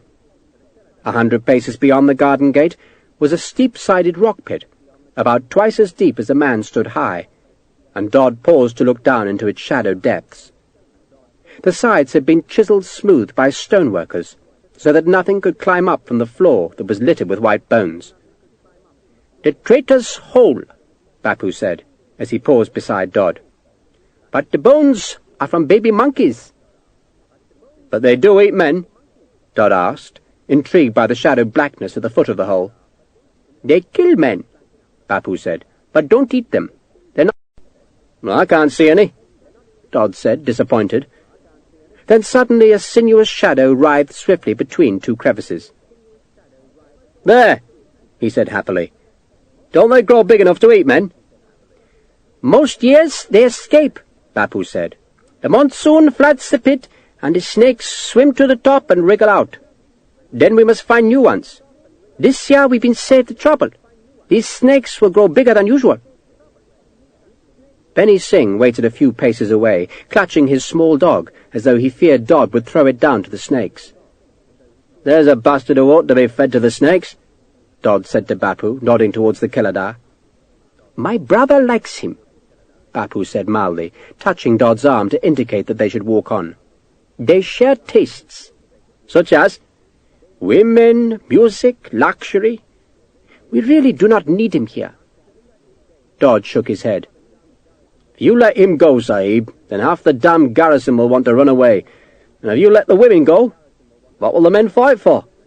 Besides, do you really think there's any danger?" "None," Bapu admitted. He led the officers up a steep rock stairway to a natural bastion, where a vast iron gun was trained across the chasm towards the distant cliffs of the high plateau. From here, the far cliffs were almost a mile away, but Dodd could just see a group of horsemen clustered at the chasm's edge. It was those horsemen, all in native robes, who had prompted the outer fort's gunners to open fire. But the gunners, seeing their shots fall well short of the target, had given up. Dodd drew out his telescope, trained it, and saw a man in the uniform of the Royal Engineers sitting on the ground, a few paces from his companions. The engineer was sketching. The horsemen were all Indians. Dodd lowered the telescope and looked at the huge iron gun. "Is it loaded?" he asked the gunners. "Yes, Sahib." "A hidery apiece if you can kill the man in the dark uniform, the one sitting at the cliff's edge." The gunners laughed. Their gun was over 20 feet long, and its wrought-iron barrel was cast with decorations that had been painted green, white, and red. A pile of round shot, each over a foot in diameter, stood beside the massive carriage that was made from giant baulks of teak. The gun captain fussed over his aim, shouting at his men to lever the vast carriage a thumb's width to the right, then a finger's breadth back, until at last he was satisfied. He squinted along the barrel for a second, waved the officers who'd followed Bapu to move away from the great gun, then leant over the breech to dab his glowing port-fire onto the gun's touch-hole. The reed glowed and smoked for a second as the fire dashed down to the charge. Then the vast cannon crashed back, the teak runners sliding up the timber ramp that formed the lower half of the carriage. Smoke jetted out into the chasm as 100 startled birds flapped from their nests on the rock faces and circled in the warm air. Dodd had been standing to one side, watching the engineer through his glass. For a second he actually saw the great round shot as a flicker of grey in the lower right quadrant of his lens. Then he saw a boulder close to the engineer shatter into scraps. The engineer fell sideways, his sketch-pad falling. But then he picked himself up and scrambled up the slope to where his horse was being guarded by the cavalrymen. Dodd took a single gold coin from his pouch and tossed it to the gunner. "You missed," he said, "but it was damn fine shooting." "Thank you, Sahib." A whimper made Dodd turn. Benny Singh had handed his dog to a servant and was staring through an ivory-barreled telescope at the enemy horseman. "What is it?" Bapu asked him. "Sayud Sevaji," Singh said in a small voice. "Who's Sayud Sevaji?" Dodd asked. Bapu grinned. "His father was once Kilada here, but he died." "Was it poison?" he asked Benny Singh. "He just died," Singh said. "He just died." "Murdered, probably," Bapu said with amusement. "And Benny Singh became Kilada and took the dead man's daughter as his concubine." Dodd turned to see the enemy horseman vanishing among the trees beyond the far cliff. "Come for revenge, has he? You still want to leave?" he demanded of Benny Singh. "Because that fellow will be waiting for you. He'll track you through the hills, Killadar, and slit your throat in the night's darkness." "We shall stay here and fight," Benny Singh declared, retrieving the dog from his servant. "Fight and win," Dodd said. And he imagined the British breaching batteries on that far cliff, and he imagined the slaughter that would be made among the crews by this one vast gun. And there were 50 other heavy guns waiting to greet the British approach, and hundreds of lighter pieces that fired smaller missiles. Guns, rockets, canister, muskets, and cliffs. Those were Gavelgur's defences, and Dodd reckoned the British stood no chance. No chance at all. The big gun's smoke drifted away in the small breeze. "They'll die here," Dodd said, "and we'll chase the survivors south and cut them down like dogs." He turned and looked at Benny Singh. "You see the chasm? That's where their demons will die. Their wings will be scorched. They'll fall like burning stones to their deaths, and their screams will lull your children to a dreamless sleep." He knew he spoke true, for Gavelgur was impregnable. "I take pleasure—" No, Dilip, make that "I take humble pleasure in reporting the recovery of a quantity of stolen stores." Captain Torrance paused. Night had just fallen, and Torrance uncorked a bottle of arrack and took a sip. "Am I going too fast for you?" "Yes, Sahib." Dilip, the middle-aged clerk, answered. "Humble pleasure," he said aloud as his pen moved laboriously over the paper, "in reporting the recovery of a quantity of stolen stores." "Add a list of the stores," Torrance ordered. "You can do that later. Just leave a spaceman." "Yes, Sahib," Dilip said. "I had suspected for some time," Torrance intoned, then scowled as someone knocked on the door. "Come!" he shouted. "If you must." Sharpe opened the door and was immediately entangled in the muslin. He fought his way past its folds. "It's you," Torrance said unpleasantly. "Me, sir." "You let some moths in," Torrance complained. "Sorry, sir." That is why the muslin is there, Sharpe, to keep out moths, ensigns, and other insignificant nuisances. Kill the moths, Dilip." The clerk dutifully chased the moths about the room, swatting them with a roll of paper. The windows, like the door, were closely screened with muslin, on the outside of which moths clustered, attracted by the candles that were set in silver sticks on Torrance's table. Dilip's work was spread on the table, while Captain Torrance lay in a wide hammock slung from the roof beams. He was naked. "Do I offend you, Sharpe?" "Offend me, sir?" "I am naked. Or had you not noticed?" "Doesn't bother me, sir. Nudity keeps clothes clean. You should try it. Is the last of the enemy dead, Dilip?" "The moths are all deceased, Sahib." "Then we shall continue. Where were we?" "I had suspected for some time—" Dilip read back the report. "Surmised is better, I think. I had surmised for some time." Torrance paused to draw on the mouthpiece of a silver-bellied hookah. "What are you doing here, Sharpe?" "Come to get orders, sir." "How very assiduous of you." "I had surmised for some time that depredations, I can spell it if you cannot, Dilip, were being made upon the stores entrusted to my command." "What the devil were you doing, Sharpe, poking about in eggs' tents?" "Just happened to be passing them, sir," Sharpe said, "when they caught fire." Torrance gazed at Sharpe, plainly not believing a word. He shook his head sadly. "You look very old to be an ensign, Sharpe." "I was a sergeant 2 months ago, sir." Torrance adopted a look of pretended horror. "Oh, good God," he said archly. "Good God alive! May all the spavined saints preserve us! You're not telling me you've been made up from the ranks?" "Yes, sir." "Sweet suffering Jesus," Torrance said. He lay his head back on the hammock's pillow and blew a perfect smoke ring that he watched wobble its way up towards the ceiling. "Having confidential information as to the identity of the thief, I took steps to apprehend him." You will notice, Sharpe, that I am giving you no credit in this report." "No, sir." "Indeed I am not. This report will go to Colonel Butters, an appallingly bombastic creature who will, I suspect, attempt to take some of the credit for himself before passing the papers on to Arthur Wellesley, who, as you may know, is our commander. A very stern man, our Arthur. He likes things done properly. He plainly had a very stern governess in his nursery." "I know the General, sir." "You do?" Torrance turned his head to look at Sharpe. "Socially, perhaps. You and he dine together, do you? Pass the time of day, do you? Hunt together, maybe? Drink port? Talk about old times? Whore together, perhaps?" Torrance was mocking, but there was just an edge of interest in his voice, in case Sharpe really did know Sir Arthur. "I mean, I've met him, sir." Torrance shook his head as though Sharpe had been wasting his time.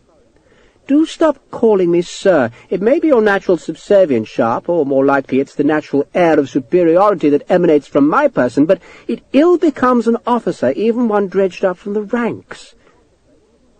A search of his tents, Dilip, secured the missing items. I then, in accordance with general orders, hanged the thief as an example. I have the honour to be, etc., etc." 2,000 muskets are still missing, sir," Sharpe said. "Sorry, sir, I didn't mean to call you sir." "If it pleases you to grovel, Sharpe, then do so." 2,000 muskets still missing, eh? I suspect the bugger sold them on, don't you?" "I'm more interested in how he got them in the first place," Sharpe said. "How very tedious of you," Torrance said lightly. "I'd suggest talking to Sergeant Hakeswell when he gets back," Sharpe said. "I won't hear a word spoken against Obadiah," Torrance said. "Obadiah is a most amusing fellow." "He's a lying, thieving bastard," Sharpe said vehemently. "Sharpe, please!" Torrance's voice was pained. "How can you say such wicked things? You don't even know the fellow." "Oh, I know him, sir. I served under him in the Havercakes." "You did?" Torrance smiled. "I see we're in for interesting times. Perhaps I should keep the two of you apart. Or perhaps not. Brick!" The last word was shouted towards a door that led to the back of the commandeered house. The door opened, and the black-haired woman slipped past the muslin. "Sin?" she asked. She blushed when she saw Torrance was naked, and Torrance, Sharpe saw, enjoyed her embarrassment. "Brick, my dear," Torrance said, "my hooker has extinguished itself. Will you tend to it? Dilip's busy, or I would have asked him. Oh, Sharpe, may I have the honour of naming you to Brick? Brick, this is Ensign Sharpe. Ensign Sharpe, this is Brick." "Pleased to meet you, sir," the woman said, dropping a brief curtsy before she stooped to the hooker. She had clearly not told Torrance that she'd met Sharpe earlier. "Ma'am," Sharpe said. "Ma'am," Torrance said with a laugh. "She's called Brick, Sharpe." "Brick, sir?" Sharpe asked sourly. The name was utterly unsuited to the delicate-featured woman who now deftly disassembled the hooker. "Well, her real name is Mrs. Wall," Torrance explained. "And she's my laundress, seamstress, and conscience. Is that not right, little Brick?" "If you say so, sir." "I cannot abide dirty clothes," Torrance said. "They're an abomination unto the Lord. Cleanliness, we are constantly told by tedious folk, is next to godliness, but I suspect it's a superior virtue. Any peasant can be godly, but it is a rare person who is clean. Brick, however, keeps me clean. If you pay her a trifle, Sharpe, she'll doubtless wash and mend those rags you're pleased to call a uniform." "They've all I've got, sir." "So? Walk naked until Brick has serviced you, or does the idea embarrass you?" "I wash my own clothes, sir." "I wish you would," Torrance said tartly. "Remind me why you came here, Sharpe." "Orders, sir." "Very well," Torrance said. "At dawn you will go to Colonel Butter's quarters and find an aide who can tell you what is required of us. You then tell Dilip. Dilip then arranges everything. After that you may take your rest. I trust you will not find these duties onerous?" Sharpe wondered why Torrance had asked for a deputy if the clerk did all the work, then supposed that the captain was so lazy that he couldn't be bothered to get up early in the morning to fetch his orders. "I get tomorrow's orders at dawn, sir," Sharpe said, "from an aide of Colonel Butter's." "There!" Torrance said with mock amazement. "You've mastered your duties, Ensign. I congratulate you." "We already have tomorrow's orders, Sahib," Dilip said from the table where he was copying a list of the recovered stores into Torrance's report. "We are to move everything to Deogom. The pioneers' stores are to be moved first, Sahib. The colonel's orders are on the table, Sahib, with the chitties. Pioneers' stores first, then everything else." "Well, I never," Torrance said. "See, your first day's work is done, Sharpe." He drew on the hooker which the woman had relit. "Excellent, my dear," he said, then held out a hand to stop her from leaving. She crouched beside the hammock, averting her eyes from Torrance's naked body. Sharpe sensed her unhappiness, and Torrance sensed Sharpe's interest in her. "Brick is a widow, Sharpe," he said, "and presumably looking for a husband, though I doubt she's ever dared to dream of marrying as high as an ensign, but why not? The social ladder is there to be climbed, and lower rung as you might be, Sharpe, you still represent a considerable advancement for Brick. Before she joined my service she was a mop-squeezer. From mop-squeezer to an officer's wife. There's progress for you. I think the two of you would suit each other vastly well. I shall play Cupid, or rather Dilip will. Take a letter to the chaplain of the 94th, Dilip. He's really sober, but I'm sure he can waddle through the marriage ceremony without falling over." "I can't marry, sir," Sharpe protested. Torrance, amused at himself, raised an eyebrow. "Well, you're averse to women? You dislike dear Brick? Or you've taken an oath of celibacy, perhaps?" Sharpe blushed. "I'm spoken for, sir." "You mean you're engaged? How very touching. Is she an heiress, perhaps?" Sharpe shrugged. "She's in Seringapatam," he said lamely. "Then we're not engaged." "But you have an understanding," Torrance said, "with this ravishing creature in Seringapatam. Is she black, Sharpe? A black BB? I'm sure Claire wouldn't mind, would you? A white man in India needs a BB or two as well as a wife. Don't you agree, Brick?" He turned to the woman who ignored him. "The late Mr. Wall died of the fever," Torrance said to Sharpe, "and in the Christian kindness of my heart I continue to employ his widow. Does that not speak well of my character?" "If you say so, sir." "I see my attempt to play Cupid is not meeting with success," Torrance said. "So, Sharpe, to business. Tomorrow morning I suggest you go to Deogorm, wherever the hell that is." "With a bullock, sir?" Torrance raised his eyebrows in exasperation. "You're an officer, Sharpe, not a bullock driver. You don't prod rumps. You leave that to the natives. Go early, ride there at dawn, and your first duty will be to find me quarters." "I don't have a horse," Sharpe said. You don't have a horse! Don't have a horse! Good God alive, man, what bloody use are you? You'll just have to bloody well walk, then. I shall find you in Deogorm tomorrow afternoon, and God help you if you haven't found me decent quarters. A front room, Sharpe, where Dillip can conduct business, a large room for me, and a hole for brick. I would also like to have a walled garden with adequate shade trees and a small pool. Where is Deogorm? Sharpe asked. Northwards, Sahib, Dillip answered. Close to the hills. Beneath Gavalga? Sharpe guessed. Yes, Sahib. Sharpe looked back to Torrance. Can I ask a favour of you, sir? Torrance sighed. If you insist. At Gavalga, sir, I'd like permission to join the assault party. Torrance stared at Sharpe for a long time. You want what? He finally asked. I want to be with the attack, sir. There's a fellow inside, see, who killed a friend of mine. I want to see him dead. Torrance blinked at Sharpe. Don't tell me you're enthusiastic. Good God! A sudden look of terror came to the captain's face. You're not a Methodist, are you? No, sir. Torrance pointed the hooker's mouthpiece towards a corner of the room. There is a linen press, Sharpe. Do you see it? Inside it are my clothes. Amidst my clothes you will find a pistol. Take the pistol, remove yourself from my presence, apply the muzzle to your head, and pull the trigger. It's a much quicker and less painful way of dying. But you won't mind if I join the attack? Mind? Well, you're not surely labouring under the misapprehension that I care about your existence. You think I might mourn you, even after such a short acquaintance? My dear Sharpe, I fear I shall not miss you at all. I doubt I'll even remember your name once you're dead. Of course you can join the assaulting party. Do what you like. Now I suggest you get some sleep. Not here, though. I like my privacy. Find a tree, perhaps, and slumber beneath its sheltering branches. Good night to you, Sharpe. Good night, sir. And don't let any moths in. Sharpe negotiated the muslin and slipped out of the door. Torrance listened to the footsteps go away, then sighed.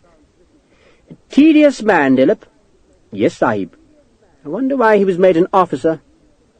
Torrance frowned as he sucked on his hooker, then shook his head. Poor Naig, sacrificed to a mere ensign's ambition. How did that wretched Sharpe even know to look in Naig's tent? Did he talk to you? Yes, Sahib, Dillip admitted. Torrance stared at him. Did you let him look at the ledgers? Ye insisted, Sahib. You're a bloody fool, Dillip. Bloody fool. I could thrash you if I wasn't so tired. Well, maybe tomorrow. No, Sahib, please. Oh, just bugger away off, Dillip. Torrance snarled. And you can go too, Brick. The girl fled to the kitchen door. Dillip collected his ink bottle and sand sprinkler. Shall I take the chitties now, Sahib, for the morning? Go! Torrance roared. You bore me! Go! Dillip fled to the front room, and Torrance lay back in the hammock. He was indeed bored. He had nothing to do and nowhere to go. Most nights he would go to Naig's tents, and there drink, gamble, and whore, but he could hardly visit the Green Pavilion this night, not after stringing Naig up by the neck. Damn it, he thought. He glanced at the table where a book, a gift from his father, lay unopened. The first volume of Some Reflections on Paul's Epistle to the Ephesians, by the Reverend Courtney Malison. And it would be a frigid day in the devil's house before Torrance read that turgid tome. The Reverend Malison had been Torrance's childhood tutor, and a vicious beast he had been. A whipper, that was Malison, loved to whip his pupils. Torrance stared at the ceiling. Money. It was all down to money. Everything in the damn world was down to money. Make money, he thought, and he could go home and make Courtney Malison's life a misery. Have the bastard on his knees, and Malison's daughter, have that prim bitch on her back. There was a knock on the door. I said I didn't want to be disturbed, Torrance shouted, but despite his protest the door opened and the muslin billowed inward, letting in a flutter of moths. For Christ's sake! Torrance cursed, then fell abruptly silent.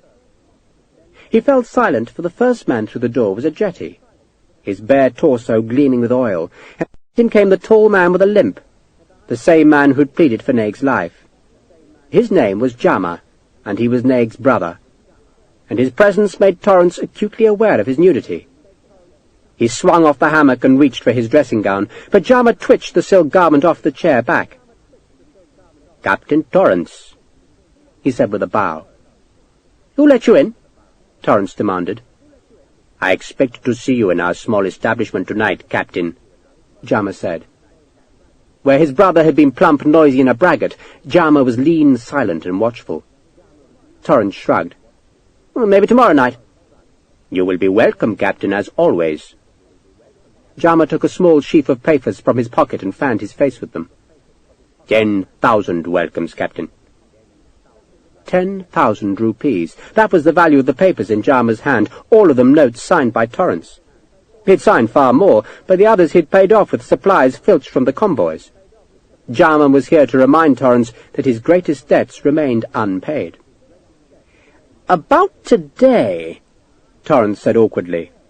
"Ah, yes," Jama said, as though he had momentarily forgotten the reason for his visit. "About today, Captain. Do tell me about today." The jetty said nothing, just leant against the wall with folded arms, his oiled muscles shining in the candlelight, and his dark eyes fixed immovably on Torrance. "I've already told you, it wasn't of my doing," Torrance said with as much dignity as a naked man could muster. "You're the one who demanded my brother's death," Jama said. "What choice did I have, once the supplies were found?" "But perhaps you arranged for them to be found." "No," Torrance protested. "Why the hell would I do that?" Jama was silent a moment, then indicated the huge man at his side. "His name is Prithviraj. I once saw him castrate a man with his bare hands." Jama mimed a pulling action, smiling. "You'd be astonished at how far a little skin can stretch before it breaks." "For God's sake!" Torrance had gone pale. "It wasn't my doing." "Then whose doing was it?" "His name is Sharpe. Ensign Sharpe." Jama walked to Torrance's table, where he turned the pages of Some Reflections on Paul's Epistle to the Ephesians. "This Sharpe," he asked, "he was not obeying your orders?" "Of course not." Jama shrugged. "My brother was careless," he admitted, "overconfident. He believed that with your friendship he could survive any inquiry." "But we were doing business," Torrance said. "It was not friendship. And I told your brother he should have hidden the supplies." "Yes," Jama said, "he should. And so I told him also, but even so, Captain, I come from a proud family. You expect me to watch my brother killed and do nothing about it?" He fanned out the notes of Torrance's debts. "I shall return these to you, Captain, when you deliver Ensign Sharpe to me, alive. I want Prithviraj to take my revenge. You understand?" Torrance understood well enough. "Sharpe's a British officer," he said. "If he's murdered, there'll be an inquiry. A real inquiry. Heads will be broken." "That is your problem, Captain Torrance," Jama said. "How you explain his disappearance is your affair, as are your debts." He smiled and pushed the notes back into the pouch at his belt. "Give me Sharpe, Captain Torrance, or I shall send Prithviraj to visit you in the night. In the meantime, you will please continue to patronize our establishment." "Bastard," Torrance said. But Jama and his huge companion had already gone. Torrance picked up Some Reflections on Paul's Epistle to the Ephesians and slammed the heavy book down on a moth. "Bastard," he said again. But on the other hand, it was Sharpe who would suffer, not him, so it didn't really matter. And what was Sharpe anyway? Nothing but an upstart from the ranks, so who would care if he died? Torrance killed another moth, then opened the kitchen door. "Come here, Brick." "No, sir, please. Shut up and come here. You can kill these damn moths while I get drunk." Filthy drunk, he reckoned, for he'd been scared today. He knew he'd very nearly got caught when Sharpe had stripped the tent away from the purloined supplies, but by killing Nade quickly, Torrance had protected himself. And now the price of his continued survival was Sharpe's death. Arrange that, he thought, and all his troubles would be past. He forced Brick to drink some arrack, knowing how she hated it. Then he drank some himself. Damn Sharpe to hell, he thought. Damn the interfering bastard to hell. Which was where Sharpe was going anyway. So Torrance drank to that happy prospect. Farewell, Mr. Sharpe. Chapter 4. Sharpe wasn't sure how far Deargorm was, but guessed it was close to 20 miles. least a 7-hour journey on foot, and so it was long before dawn when he stirred Ahmed from his sleep beside the smouldering remains of a bullock-dung fire, then set off under the stars. He tried to teach Ahmed some English. "Stars," Sharpe said, pointing. "Stars," Ahmed repeated dutifully. "Moon," Sharpe said. "Moon," Ahmed echoed. "Sky." "Moon?" Ahmed asked, curious that Sharpe was still pointing to the sky. "Sky, you bugger." "Sky, you bugger." "Never mind," Sharpe said. He was hungry, and he'd forgotten to ask Captain Torrance where he was supposed to draw rations, but their northward route took them through the village of Argaum, where the fighting battalions of the army were bivouacked. Unburied bodies still littered the battlefield, and scavenging wild dogs growled from the dark stench as Sharpe and Ahmed walked past. A picket challenged them at the village, and Sharpe asked the man where he'd find the cavalry lines. He couldn't imagine taking Ahmed to the 74th's mess for breakfast, but Sergeant Eli Lockhart might be more welcoming. The reveille had sounded by the time Sharpe came to the gully where the horses were picketed, and the troopers' campfires were being restored to life. Lockhart scowled at the unexpected visitor through the smoky dawn gloom, then grinned when he recognized Sharpe. "Must be some fighting to do, lads," he announced. "The bleeding infantry's here. Good morning, sir. Need our help again?" "I need some breakfast," Sharpe admitted.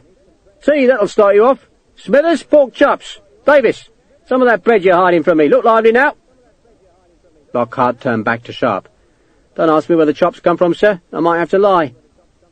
He spat in a tin mug, scoured its interior with the end of his blanket, then filled it with tea. "There you are, sir.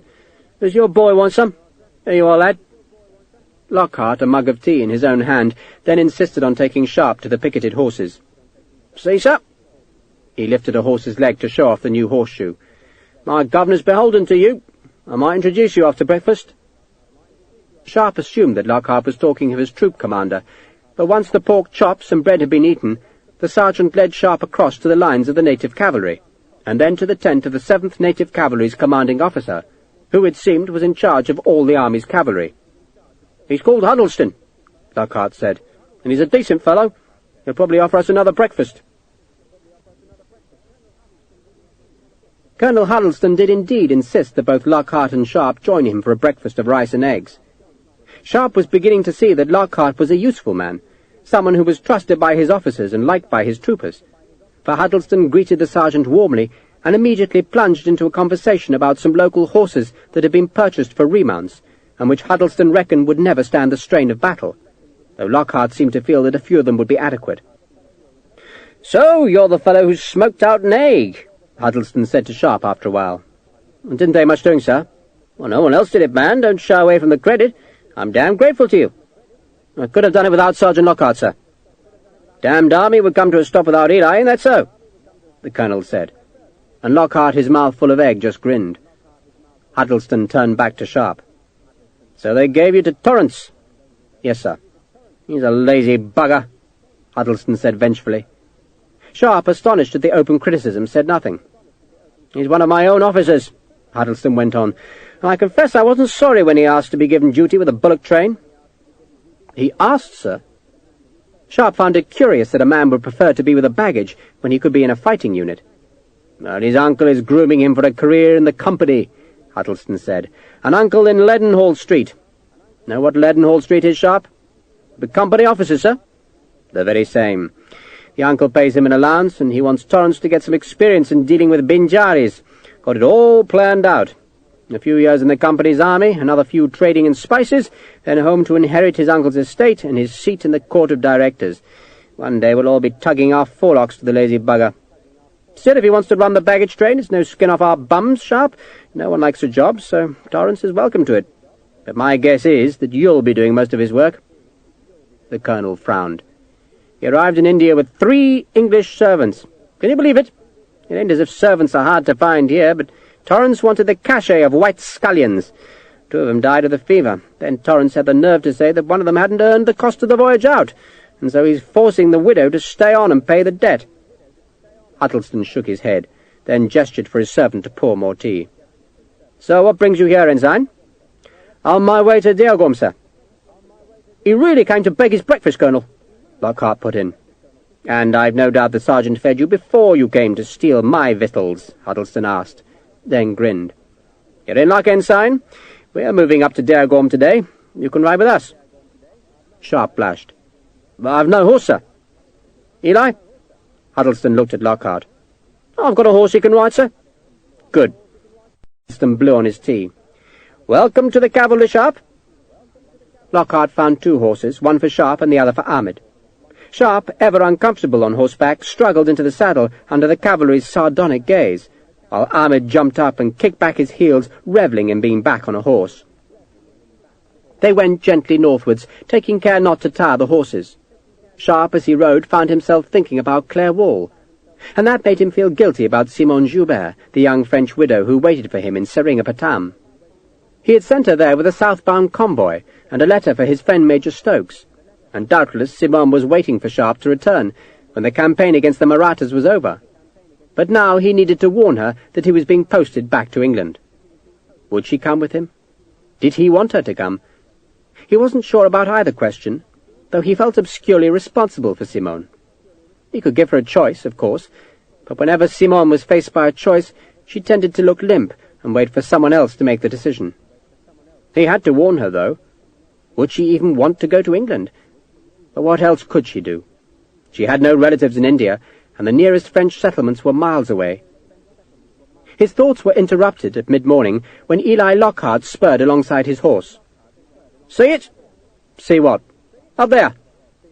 Lockhart pointed ahead, and Sharpe, peering through the dust haze thrown up by the leading squadrons, saw a range of high hills. The lower slopes were green with trees, but above the timberline there was nothing but brown and grey cliffs that stretched from horizon to horizon. And at the very top of the topmost bluff he could just see a streak of dark wall broken by a gate tower. "Gavalgur," Lockhart said. "How the hell do we attack up there?" Sharpe asked. The sergeant laughed. "We don't. It's a job for the infantry. Reckon you're better off attached to that fellow Torrance." Sharpe shook his head. "I have to get in there, Eli."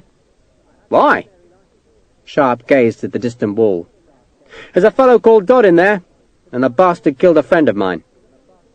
Lockhart thought for a second. 700 guineas, Dodd?" "That's the fellow," Sharpe said. "But I'm not after the reward. I just want to see the bugger dead." "Me too," Lockhart said grimly. "You?" "Esaye," Lockhart said brusquely. "And what happened?" "We charged his troops. They were knocking 7 kinds of hell out of the 74th, and we caught the buggers in line. Knocked him hard back, but we must have had a dozen troopers unhorsed. We didn't stop, though. We just kept after their cavalry, and it wasn't till the battle was over that we found our lads. They'd had their throats cut. All of them." "That sounds like Dodd," Sharpe said. The renegade Englishman liked to spread terror. "Make a man afraid," Dodd had once told Sharpe, "and he won't fight you so hard." "So maybe I'll go into Gavalgur with you," Lockhart said. "Cavalry?" Sharpe asked. "They won't let cavalry into a real fight." Lockhart grinned. "I couldn't let an ensign go into a fight without help. Poor little bugger might get hurt." Sharpe laughed. The cavalry had swerved off the road to pass a long column of marching infantry who had set off before dawn on their march to Dergorm. The leading regiment was Sharpe's own, the 74th, and Sharpe moved even further away from the road so that he wouldn't have to acknowledge the men who'd wanted to be rid of him. But Ensign Venables spotted him, leapt the roadside ditch and ran to his side. "Going up in the world, Richard?" Venables asked. "Borrow glory," Sharpe said. "The horse belongs to the 19th. Venables looked slightly relieved that Sharpe hadn't suddenly been able to afford a horse. "Are you with the Pioneers now?" he asked. "Nothing so grand," Sharpe said, reluctant to admit that he'd been reduced to being a bullock guard. Venables didn't really care. "Because that's what we're doing," he explained, "escorting the Pioneers. It seems I have to make a road." "Up there?" Sharpe guessed, nodding towards the fortress that dominated the plain. "Captain Urquhart says you might be selling your commission," Venables said. "Does he? Are you? Are you making an offer?" "I've got a brother, you see," Venables explained. "3, actually, and some sisters. My father might buy." He took a piece of paper from a pocket and handed it up to Sharpe. "So if you go home, why not see my pater? That's his address. He reckons one of my brothers should join the army. Ain't any good for anything else, see? I'll think on it, Sharpe said, taking the paper.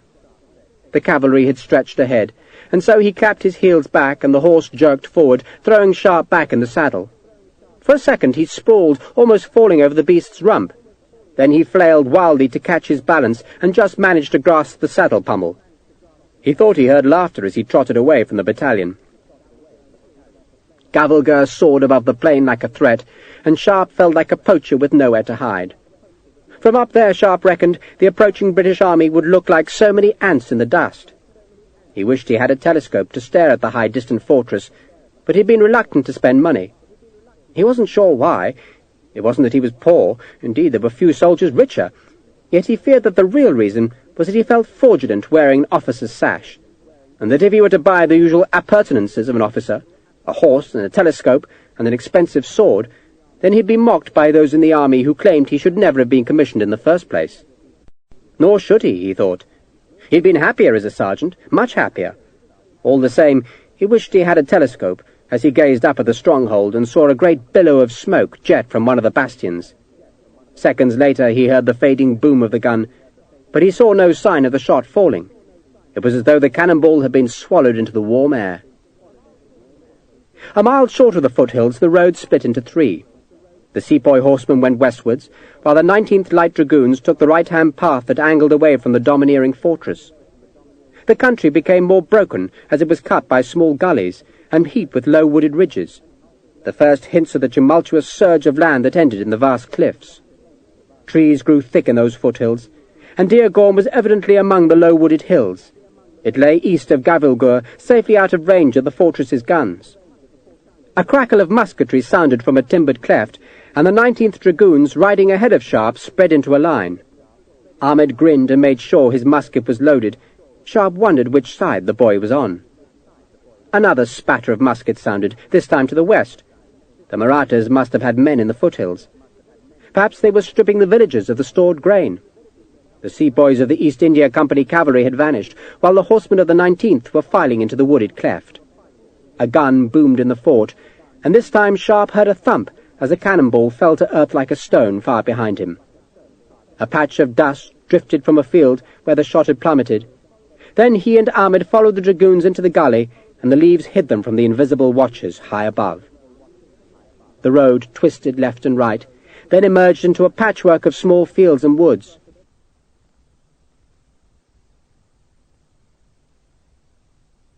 Deargorm. Then there were shots to his left, and he saw a crowd of horsemen burst out of the trees a half-mile away. They were Marathas, and at first Sharpe thought they were intent on charging the 19th Light Dragoons. Then he realized they were fleeing from the company cavalry. There were 50 or 60 of the enemy horsemen, who, on seeing the blue and yellow-coated dragoons, swerved southwards to avoid a fight. The dragoons were turning, drawing sabres and spurring into pursuit. A trumpet sounded, and the small fields were suddenly a whirl of horses, dust, and gleaming weapons. Sharpe reined in among a patch of trees, not wanting to be at the centre of a Maratha cavalry charge.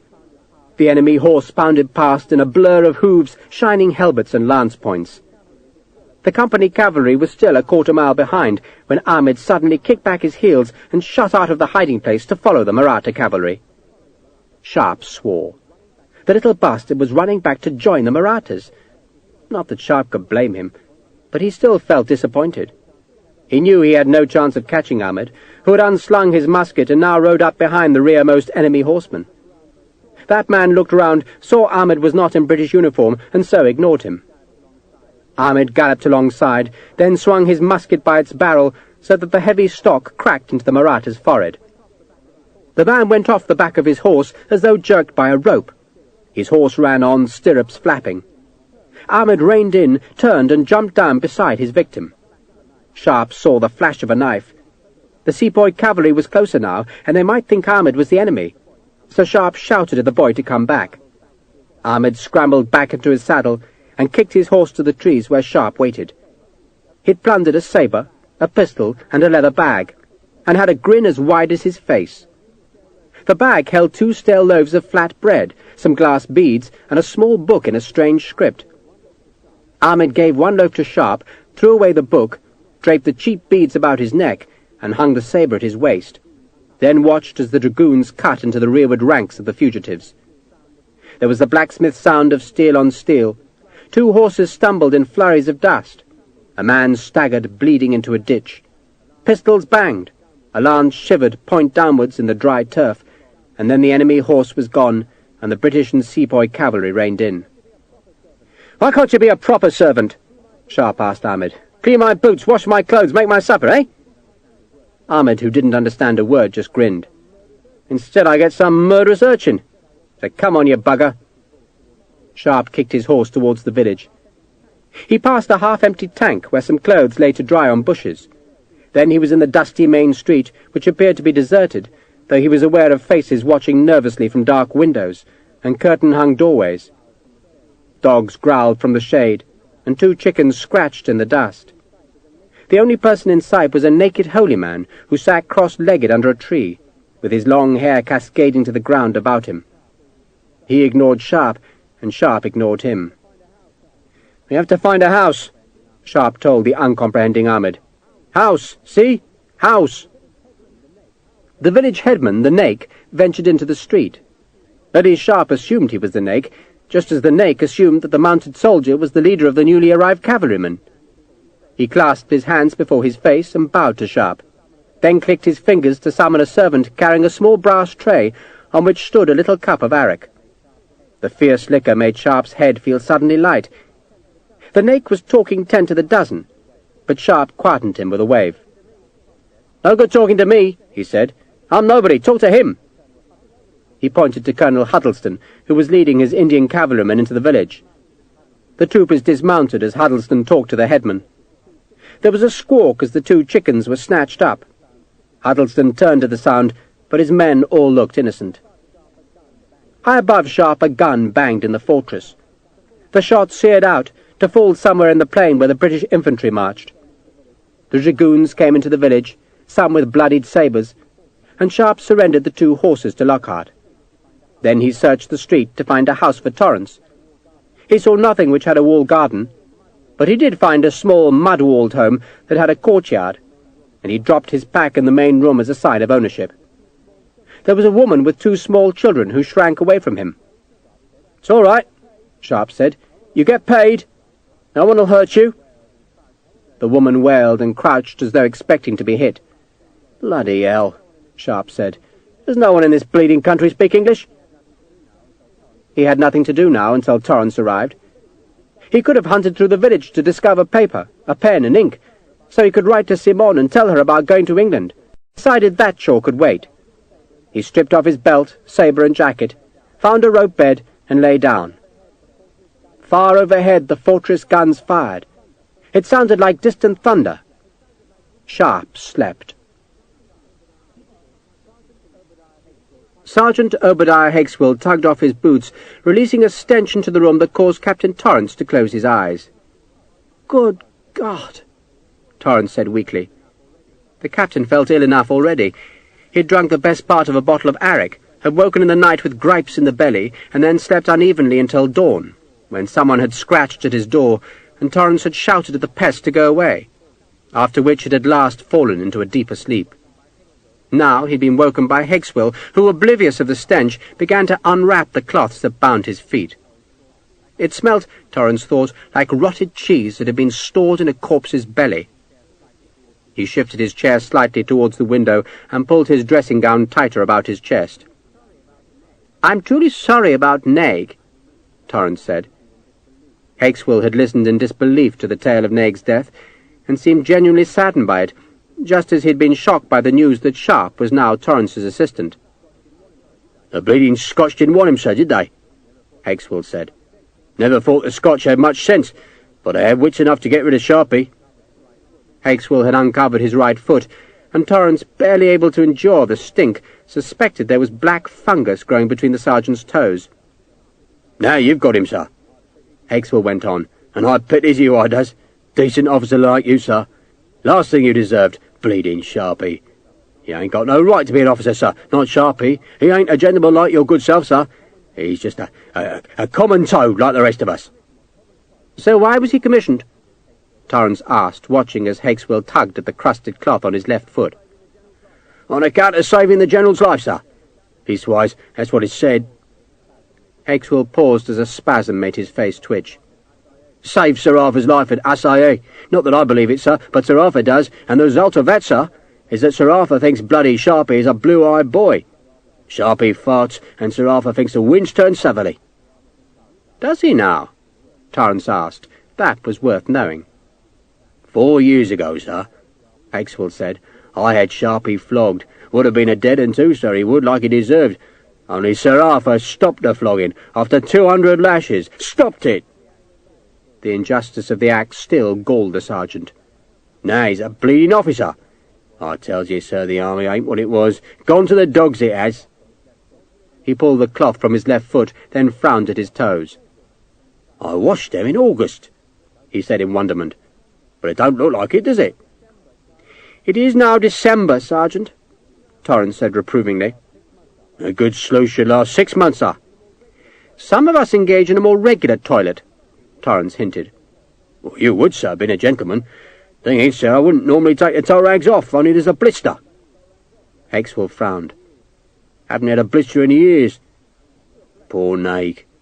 For a blackamoor, he wasn't a bad sort of fellow. Naig, Torrance believed, had been as evil a creature as any on the surface of the earth, but he smiled piously at Hexwell's tribute. We shall certainly miss him, Sergeant. Pity you had to hang him, sir. But what choice did you have?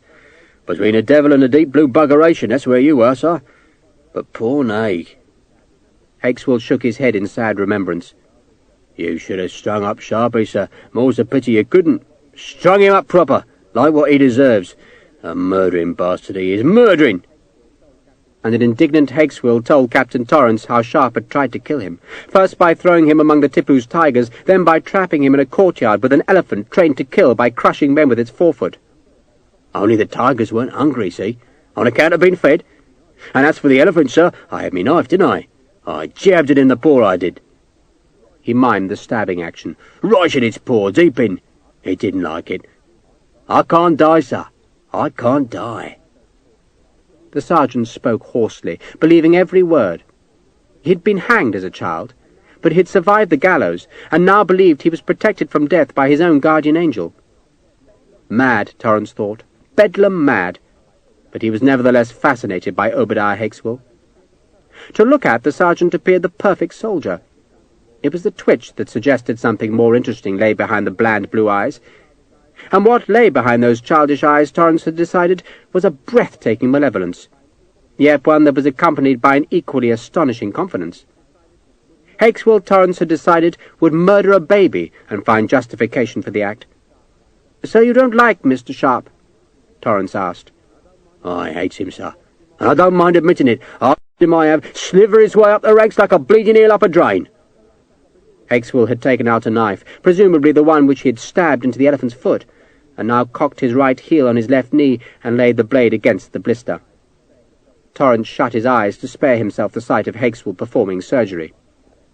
"The thing is, Sergeant," he said, "that Naig's brother would rather like a private word with Mr. Sharpe." Does he now? Hexwell asked. He stabbed down. Look at that, sir. Proper bit of pus. Soon be healed. Ain't had a blister in years. Reckon it must be the new boots. He spat on the blade and poked the blister again. I'll have to soak the boots in vinegar, sir. So Jarmer wants Sharpe's goolies, does he? Literally, as it happens, yes. He can join the bleeding queue. No, Torrance said sternly. It's important to me, Sergeant, that Mr. Sharpe is delivered to Jarmer alive, and that his disappearance occasions no curiosity. You mean no one must notice? Hexwell's face twitched while he thought. Then he shrugged. Ain't difficult, sir. It isn't? I'll have a word with Jarmer, sir. Then you can give Sharpe some orders, and I'll be waiting for him. It'll be easy, sir. Glad to do it for you. You are a comfort to me, Sergeant. That's my job, sir, Hexwell said, then leered at the kitchen door where Claire Wall had appeared. Sunshine of my life, he said in what he hoped was a winning tone. Your tea, sir, Claire said, offering us a cup. Mug for the sergeant. Brick, where are your manners? She don't need manners, Hexwell said, still leering at the terrified Claire. Not with what she's got. Put some sugar in it, darling, if the captain will spare me some. Give him sugar, Brick, Torrance ordered. Hexwell watched Brick go back to the kitchen. A proper little woman, that's a flower. That's what she is, a flower. No doubt you would like to pluck her. Well, it's time I was married, Hexwell said. A man should leave a son, sir. Says so in the scriptures. You want to do some begetting, eh? Torrance said, then frowned as someone knocked on the outer door. Come, he called. An infantry captain whom neither man recognized put his head round the door. Captain Torrance. That's me, Torrance said grandly. Sir Arthur Wellesley's compliments, the captain said, his acid tone suggesting that the compliments would be remarkably thin. But is there any reason why the supplies have not moved northwards? Torrance stared at the man. For a second he was speechless, then he cursed under his breath. My compliments to the General, he said, and my assurances that the bullock train will be on its way immediately.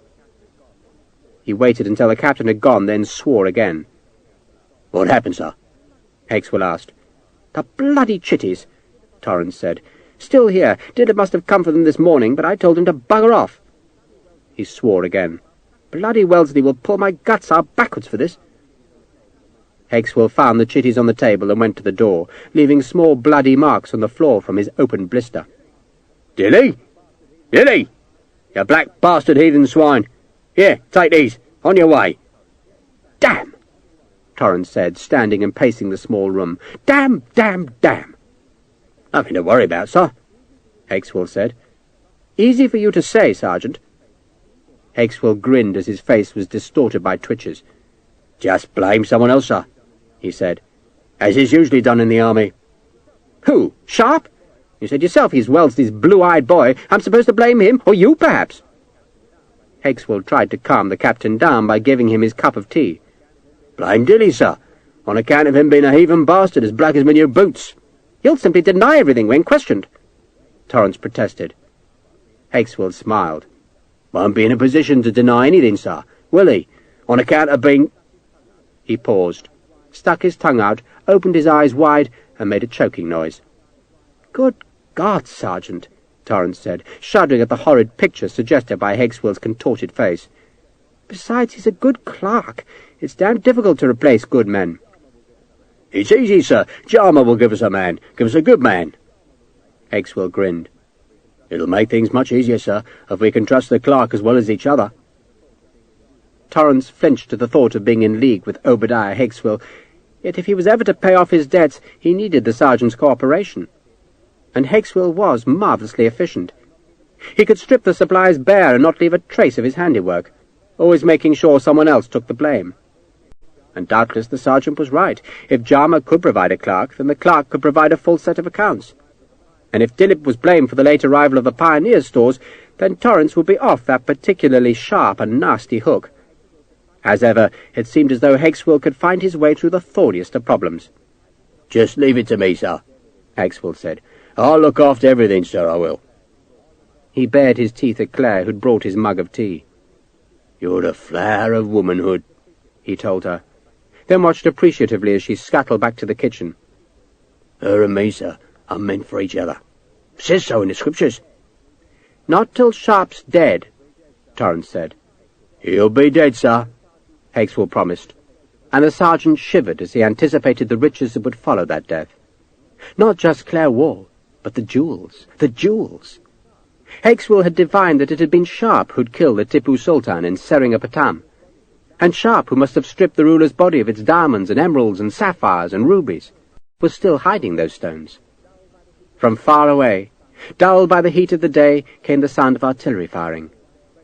Gavilgur, Hexwell thought, where Sharpe should not reach, on account of Sharpe being Hexwell's business, and no one else's.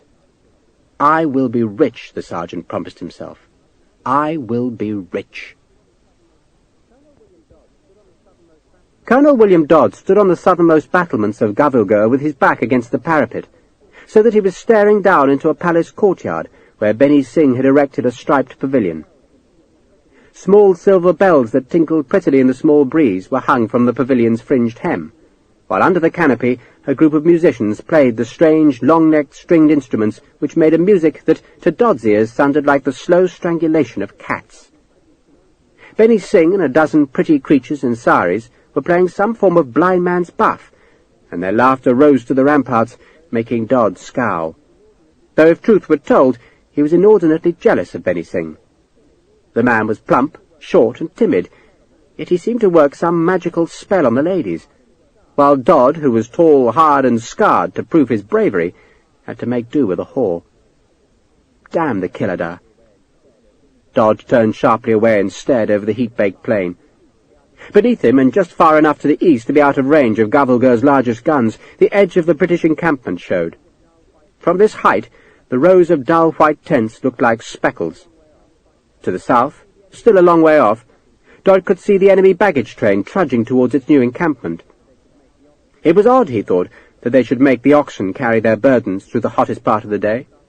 Usually the baggage marched just after midnight, and camped not long after dawn. But today the great herd was stirring the dust into the broiling afternoon air, and it looked, Dodd thought, like a migrating tribe. There were thousands of oxen in the army's train, all loaded with round shot, powder, tools, salt beef, arrack, horseshoes, bandages, flints, muskets, spices, rice, and with them came the merchants' beasts and the merchants' families, and the ox herdsmen had their own families, and they all needed more beasts to carry their tents, clothes, and food. A dozen elephants plodded in the herd's centre, while a score of dromedaries swayed elegantly behind the elephants. Mysore cavalry guarded the great caravan, while beyond the mounted pickets, half-naked grass-cutters spread into the fields to collect fodder that they stuffed into nets and loaded onto yet more oxen. Dodd glanced at the sentries who guarded the southern stretch of Gavelgur's walls, and he saw the awe on their faces as they watched the enormous herd approach. The dust from the hooves rose to smear the southern skyline like a vast sea fog. "They're only oxen," Dodd growled to the men. "Only oxen. Oxen don't fire guns. Oxen don't climb walls." None of them understood him, but they grinned dutifully. Dodd walked eastwards. After a while the wall ended, giving way to the bare lip of a precipice. There was no need for walls around much of the perimeters of Gavelgur's twin forts, for nature had provided the great cliffs that were higher than any rampart a man could make. But Dodd, as he walked to the bluff's edge, noted places here and there where an agile man could, with the help of a rope, scramble down the rock face. A few men deserted Gavelgur's garrison every day, and Dodd did not doubt that this was how they escaped. But he didn't understand why they should want to go. The fort was impregnable. Why should a man not wish to stay with the victors? He reached a stretch of wall at the fort's southeastern corner, and there, high up on a gun platform, he opened his telescope and stared down into the foothills. He searched for a long time, his glass skittering over trees, shrubs, and patches of dry grass. But at last he saw a group of men standing beside a narrow path. Some of the men were in red coats, and one was in blue. "What are you watching, Colonel?" Prince Manu Bapu had seen Dodd on the rampart and had climbed to join him. "British," Dodd said, without taking his eye from the telescope.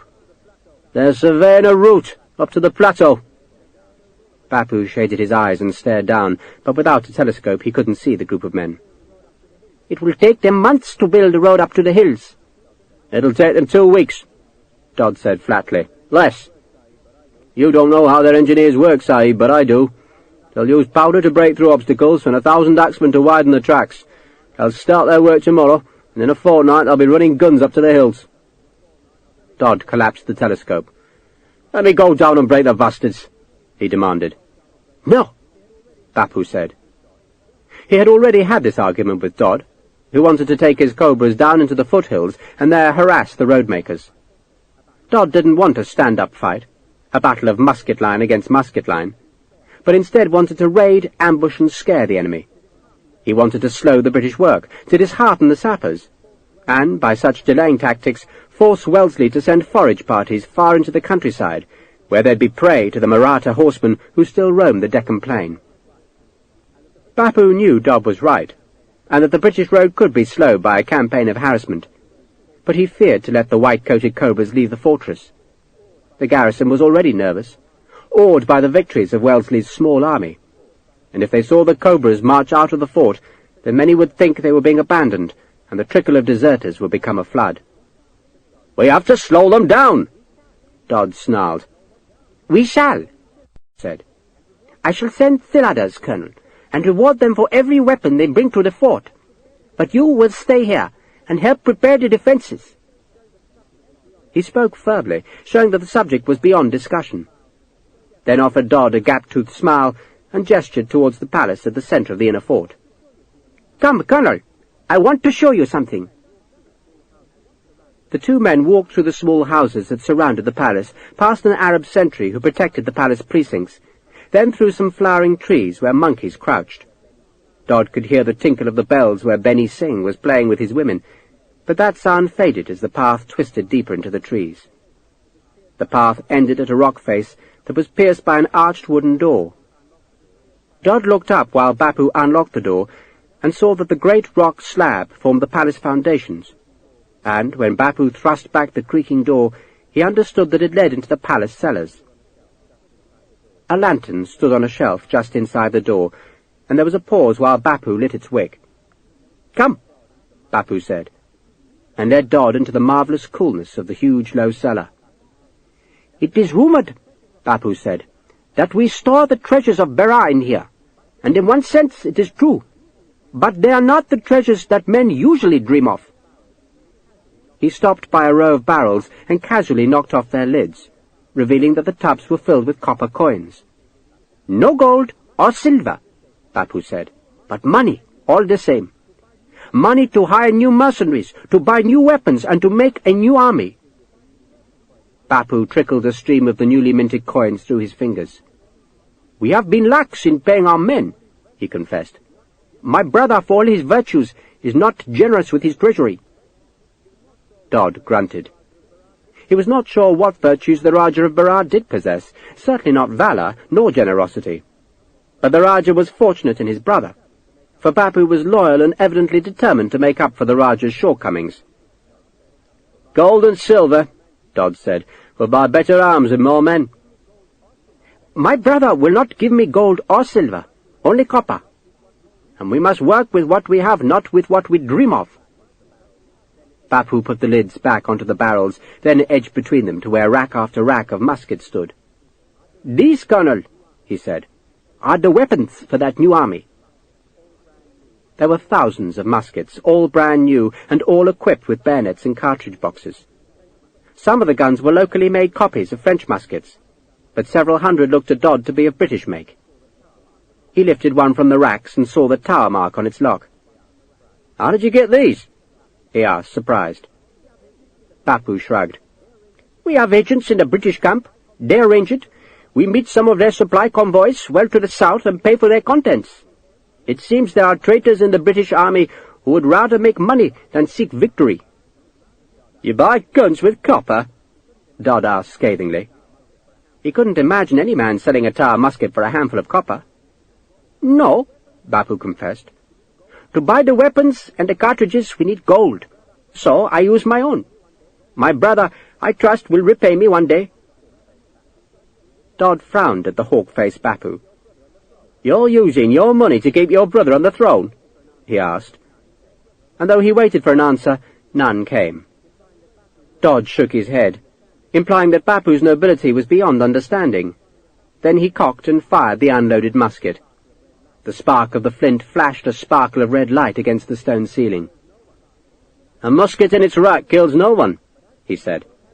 "True, but as yet we don't have the men to carry these muskets. But we will, Colonel. Once we have defeated the British, the other kingdoms will join us." That, Dodd reflected, was true enough. Scindia, Dodd's erstwhile employer, was suing for peace, while Holkar, the most formidable of the Maratha monarchs, was staying aloof from the contest. But if Bapu did win his victory, those chieftains would be eager to share future spoils. "And not just the other kingdoms," Bapu went on, "but warriors from all India will come to our banner. I intend to raise a Kompu, armed with the best weapons and trained to the very highest standard. Many, I suspect, will be sepoys from Wellesley's defeated army, and they will need a new master when he is dead. I thought perhaps you would lead them." Dodd returned the musket to its rack. "You'll not pay me with copper, Bapu." Bapu smiled. You will pay me with victory, Colonel, and I shall reward you with gold." Dodd saw some unfamiliar weapons further down the rack. He lifted one and saw it was a hunting rifle. The lock was British, but the filigree decoration on the stock and barrel was Indian. "You buying rifles?" he asked. "No better weapon for skirmishing," Bapu said. "Maybe," Dodd allowed grudgingly. The rifle was accurate, but slow to load. "A small group of men with rifles," Bapu said, "backed up by muskets, could be formidable." "Maybe," Dodd said again. Then, instead of putting the rifle back onto the rack, he slung it on his shoulder. "I'd like to try it," he explained. "You have ammunition?" Bapu gestured across the cellar, and Dodd went and scooped up some cartridges. "If you've got the cash," he called back, "why not raise your new army now? Bring it to Gavalgur." "There's no time," Bapu said, "and besides, no one will join us now. They think the British are beating us. So, if we are to make our new army, Colonel, then we must first win a victory that will ring through India. And that is what we shall do here, at Gavalgur." He spoke very confidently, for Bapu, like Dodd, believed Gavalgur to be unassailable. He led the Englishman back to the entrance, blew out the lantern, and carefully locked the armory door. The two men climbed the slope beside the palace, passing a line of servants who carried drinks and sweetmeats to where Benny Singh whiled away the afternoon. As ever, when Dodd thought of the Kiladar, he felt a surge of anger. Benny Singh should have been organizing the fortress's defences, but instead he frittered away his days with women and liquor. Bapu must have divined Dodd's thought, for he grimaced. "My brother likes Benny Singh. They amuse each other." "Do they amuse you?" Dodd asked. Bapu paused at the northern side of the palace, and there he gazed across the ravine to the outer fort, which was garrisoned by his lions of Allah. "I swore an oath to my brother," he answered, "and I am a man who keeps my oaths." "There must be those," Dodd said carefully, "who would rather see you as Raja." "Of course," Bapu answered equably, "but such men are my brother's enemies, and my oath was to defend my brother against all his enemies." He shrugged. "We must be content, Colonel, with what fate grants us. It has granted me the task of fighting my brother's wars, and I shall do that to the best of my ability." He pointed to the deep ravine that lay between the outer and the inner forts. "And there, Colonel, I shall win a victory that will make my brother the greatest ruler of all India. The British cannot stop us, even if they make their road, even if they hold their guns up to the hills, even if they make a breach in our walls, and even if they capture the outer fort, they must still cross that ravine, and they cannot do it. No one can do it." Bapu stared at the steep gorge, as if he could already see its rock soaked in enemy blood. "Who rules that ravine, Colonel, rules India. And when we have our victory, then we shall unlock the cellar and raise an army that will drive the redcoats not just from Berar, but from Hyderabad, from Mysore, and from Madras. I shall make my brother emperor of all southern India, and you and I, Colonel, shall be his warlords." Bapu turned to gaze into the dust-smeared immensity of the southern sky. "It will all belong to my brother," he said softly, "but it will begin here, at Gavalgur." And here Dodd suddenly thought it would end for Bapu. No man who was willing to endure a feeble wretch like Benny Singh, or protect a cowardly libertine like the Rajah, deserved to be a warlord of all India. No, Dodd thought, he would win his own victory here, and then he would strike against Bapu and against Benny Singh, and he would raise his own army, and use it to strike terror into the rich southern kingdoms. Other Europeans had done it. Benoit de Boigne had made himself richer than the kings of all Christendom, while George Thomas, an illiterate Irish sailor, had risen to rule a princedom for his widowed mistress. Dodd saw himself as a new Prester John. He would make a kingdom from the rotting scraps of India, and he would rule from a new palace in Gavalgur that would be like no other in the world. He would have roofs of gold, walls of white marble, and garden paths made from pearls. All India would come to pay him homage. He would be Lord of Gavalgur, Dodd thought, and smiled.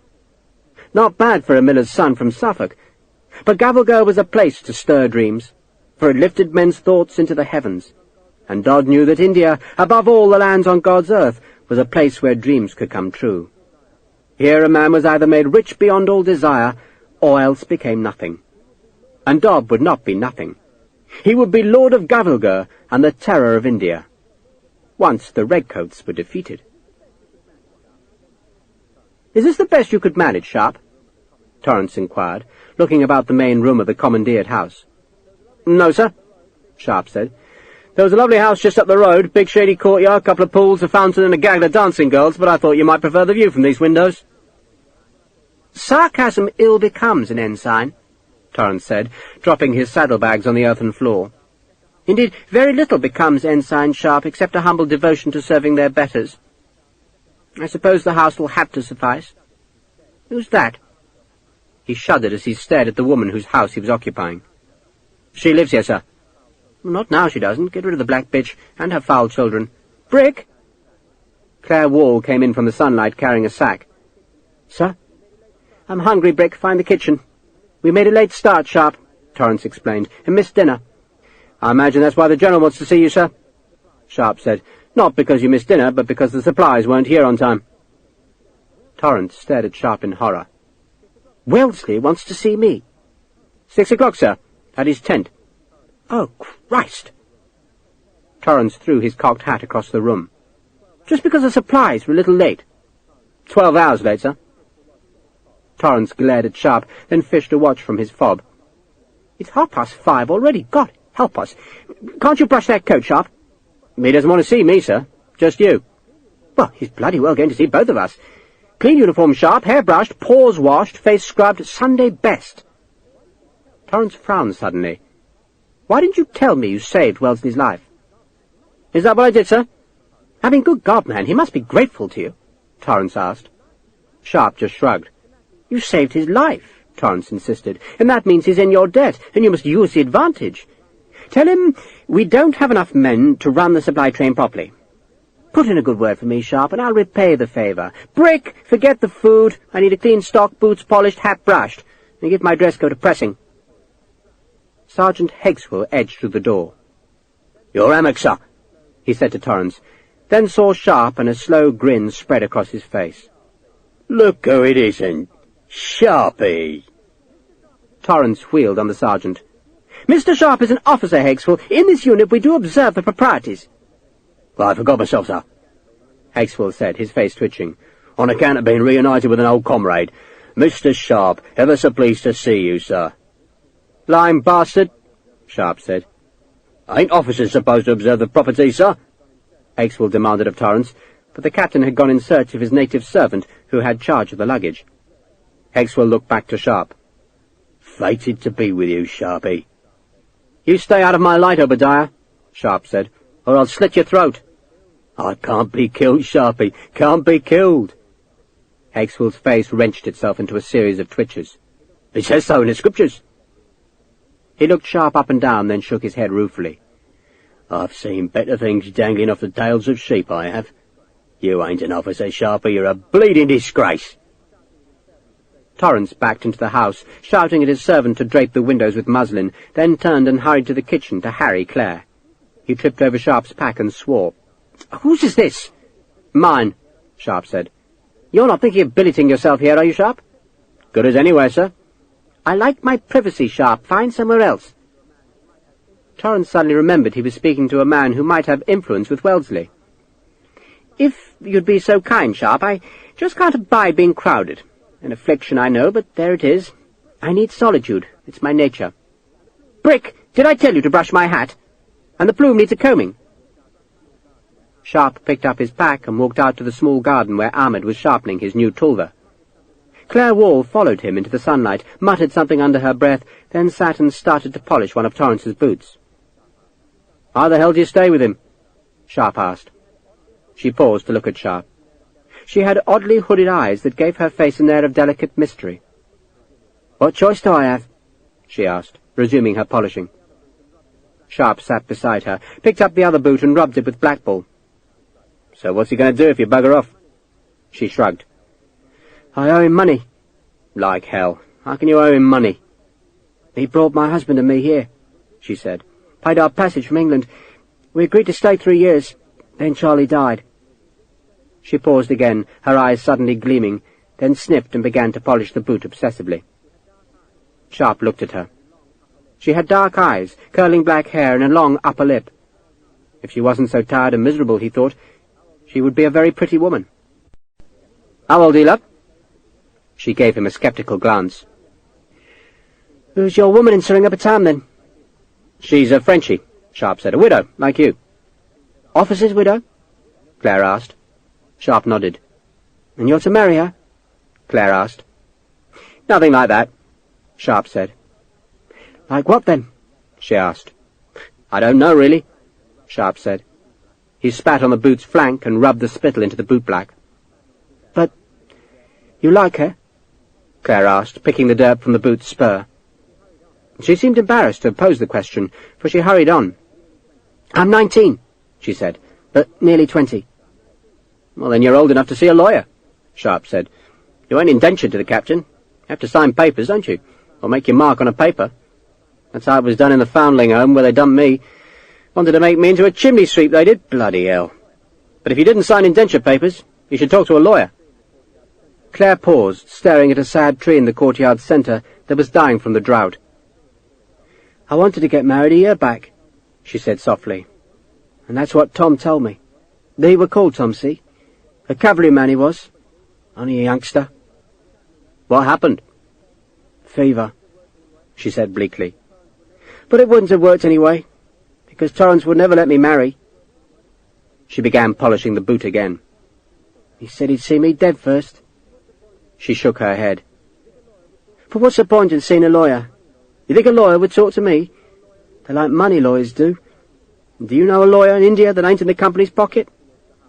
Mind you, she glanced towards the house to make sure she was not being overheard. He hasn't got any money either. He gets an allowance from his uncle, and his company pay, and he gambles it all away. But he always seems to find more. She paused. And what would I do if I walked away? She left the question hanging in the warm air, then shook her head. I'm miles from bleeding home.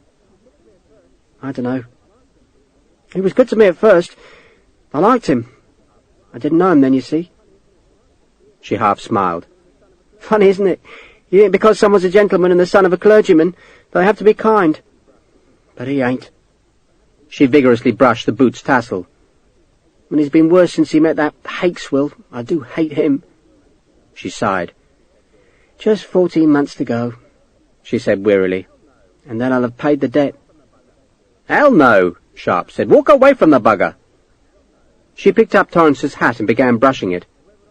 I don't have family, she said, so where would I go? You're an orphan? She nodded. I got work as a house girl in Torrance's uncle's house. That's where I met Charlie. He were a footman. Then Mr. Henry, that's his uncle, see, said we should join the captain's household. And Charlie became Captain Torrance's valet. That was a set-up. And the money was better, only we weren't paid. Once we were in Madras, he said we had to pay our passage. What the devil are you doing, Sharpe? Torrance had come into the garden. You're not supposed to clean boots, you're an officer. Sharpe tossed the boot at Torrance. I keep forgetting, sir. If you must clean boots, Sharpe, start with your own. Good God, man. You look like a tinker. The general's seen me looking worse, Sharpe said. Besides, he never did care what men look like, sir, so long as they do their job properly. I do mine properly. Torrance bridled at the implication. I just need more staff. You tell him that, Sharpe, you tell him. Give me that hat, Brick, we're late.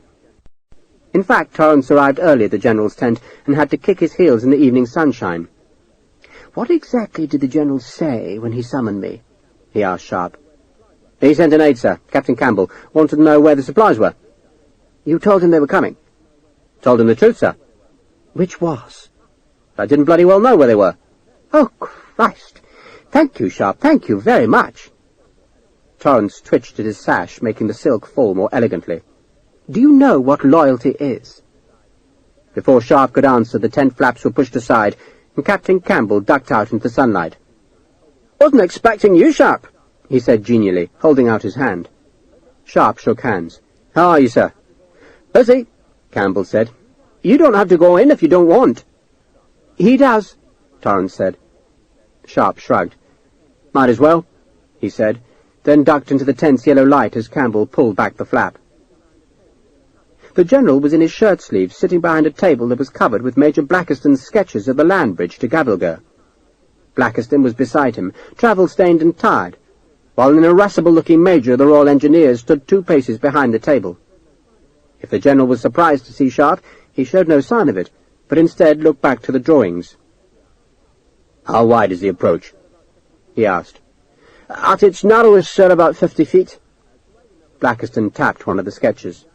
It's wide enough for most of the approach, 200 or 300 yards, but just here there's a tank, and it squeezes the path cruelly. A ravine to the left, a tank to the right.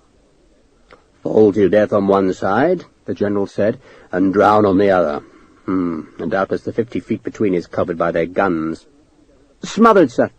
Must be 20 heavy cannon looking down the throat of the approach, and God knows how much smaller metal. Plenty. Wellesley removed the inkwells that had been serving as weights, so that the drawings rolled up with a snap. "Not much choice, though, is there?" he asked. None, sir. Wellesley looked up suddenly, his eyes seeming very blue in the tense half-light. "The supply train is 12 hours late, Captain. Why?" He spoke quietly, but even Sharpe felt a shiver go through him. Torrance, his cocked hat held beneath his left arm, was sweating. I he said, too nervous to speak properly, but then he took a deep breath.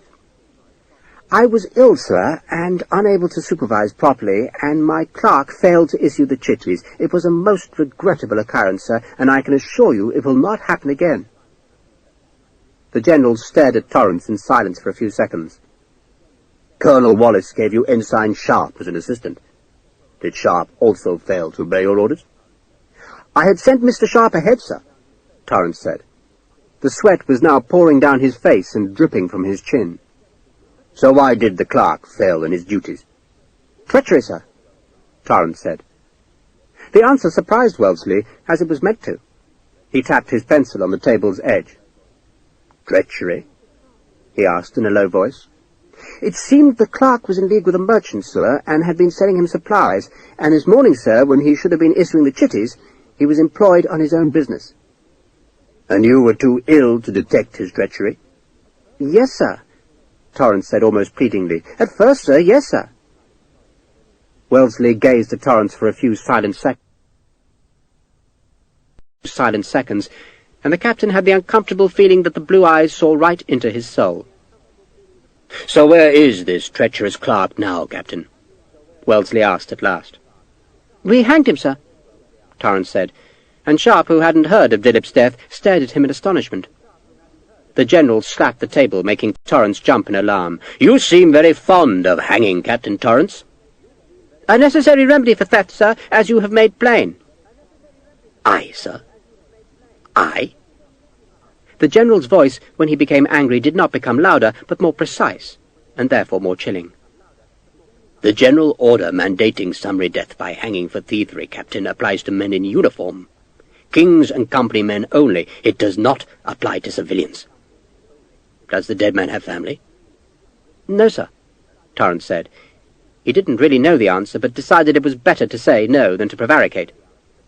"If he does, Captain," Wellesley said softly, "and if they complain, then I shall have no choice but to put you on trial. And depend upon it, sir, that trial will be in the civilian courts." "I apologize, sir," Torrance said stiffly, "for my overzealousness." The General stayed silent for a few seconds. "Supplies were missing," he said after a while.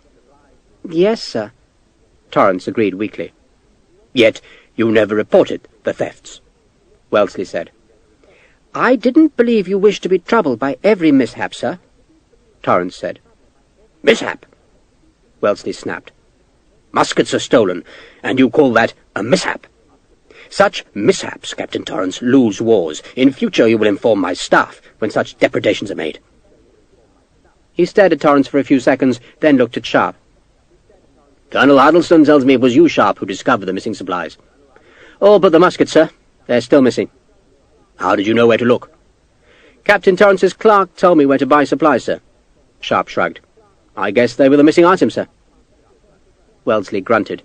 Sharpe's answer appeared to confirm Torrance's accusations, and the captain gave Sharpe a grateful glance.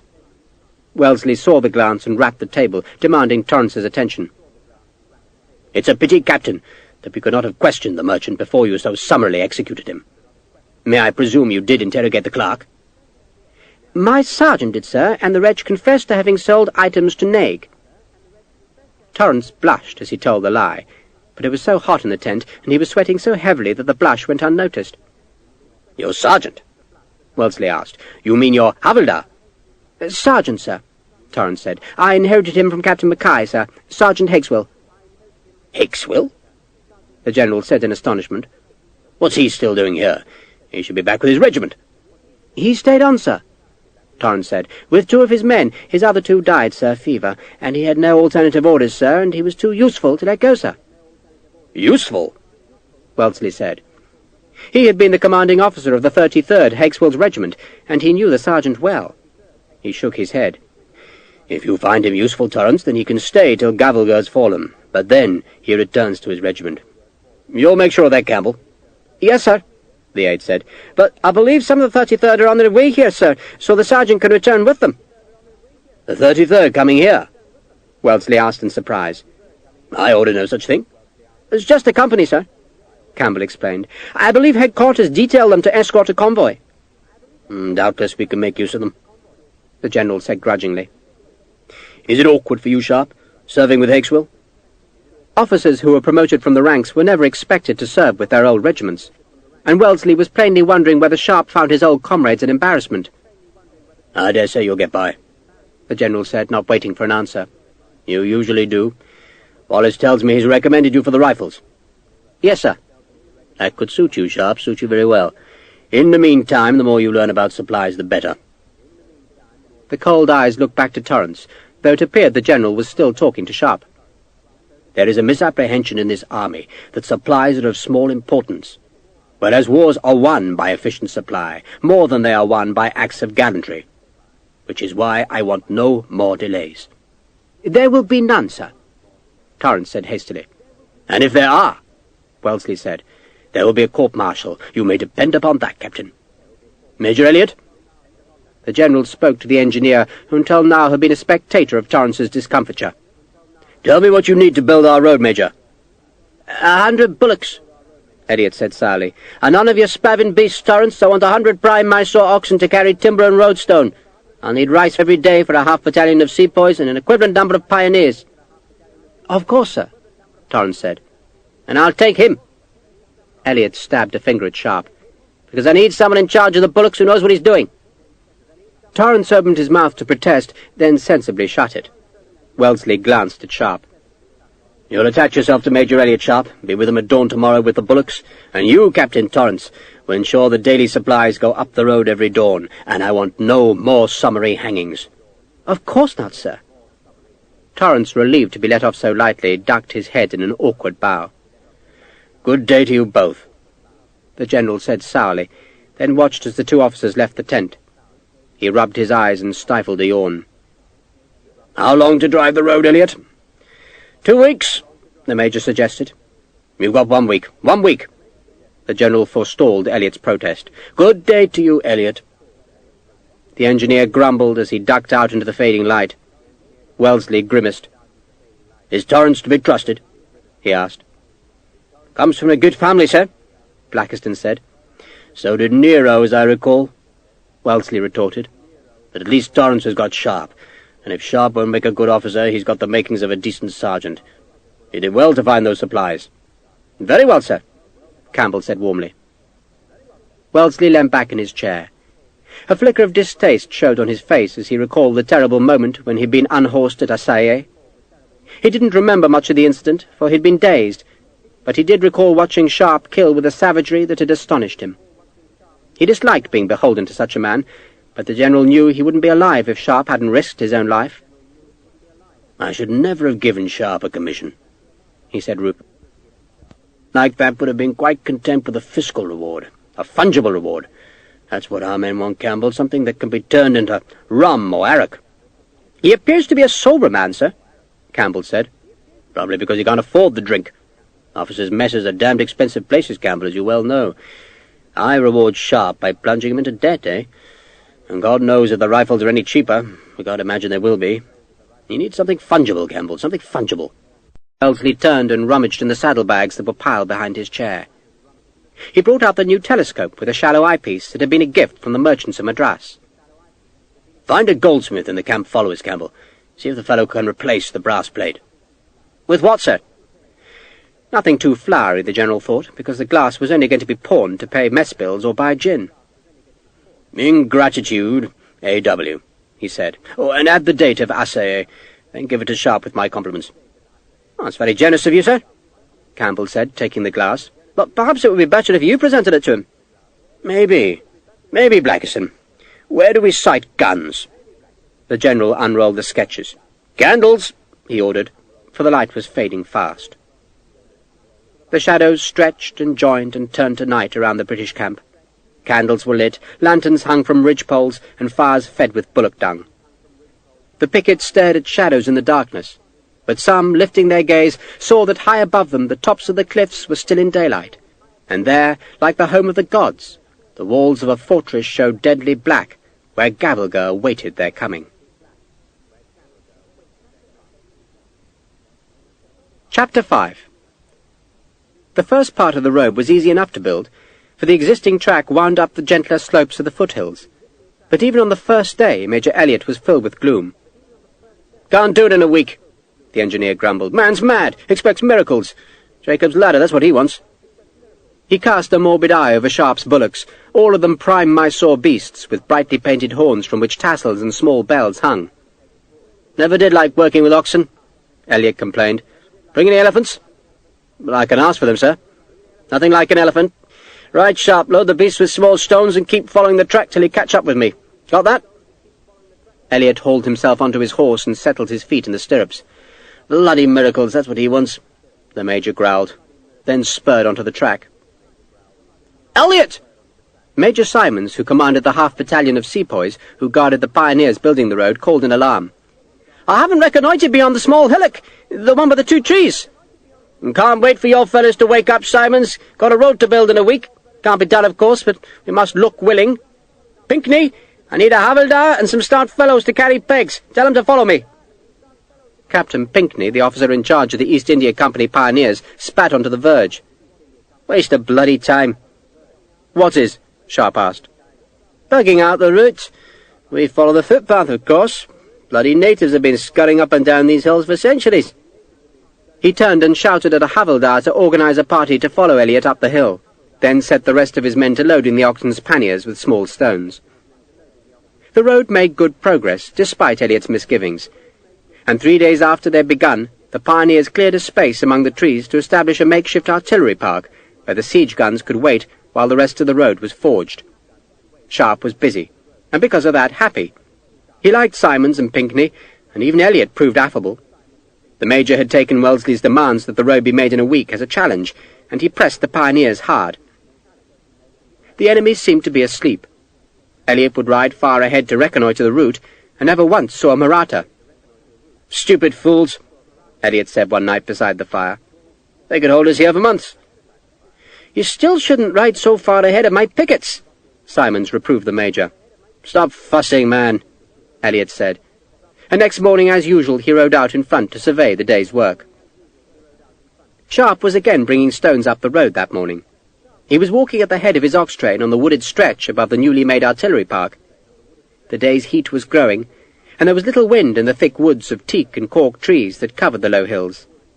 Groups of pioneers felled trees where they might obstruct a gun carriage's progress, and here and there Sharpe saw a whitewashed peg showing where Elliot had marked the track. Shots sounded ahead, but Sharpe took no notice.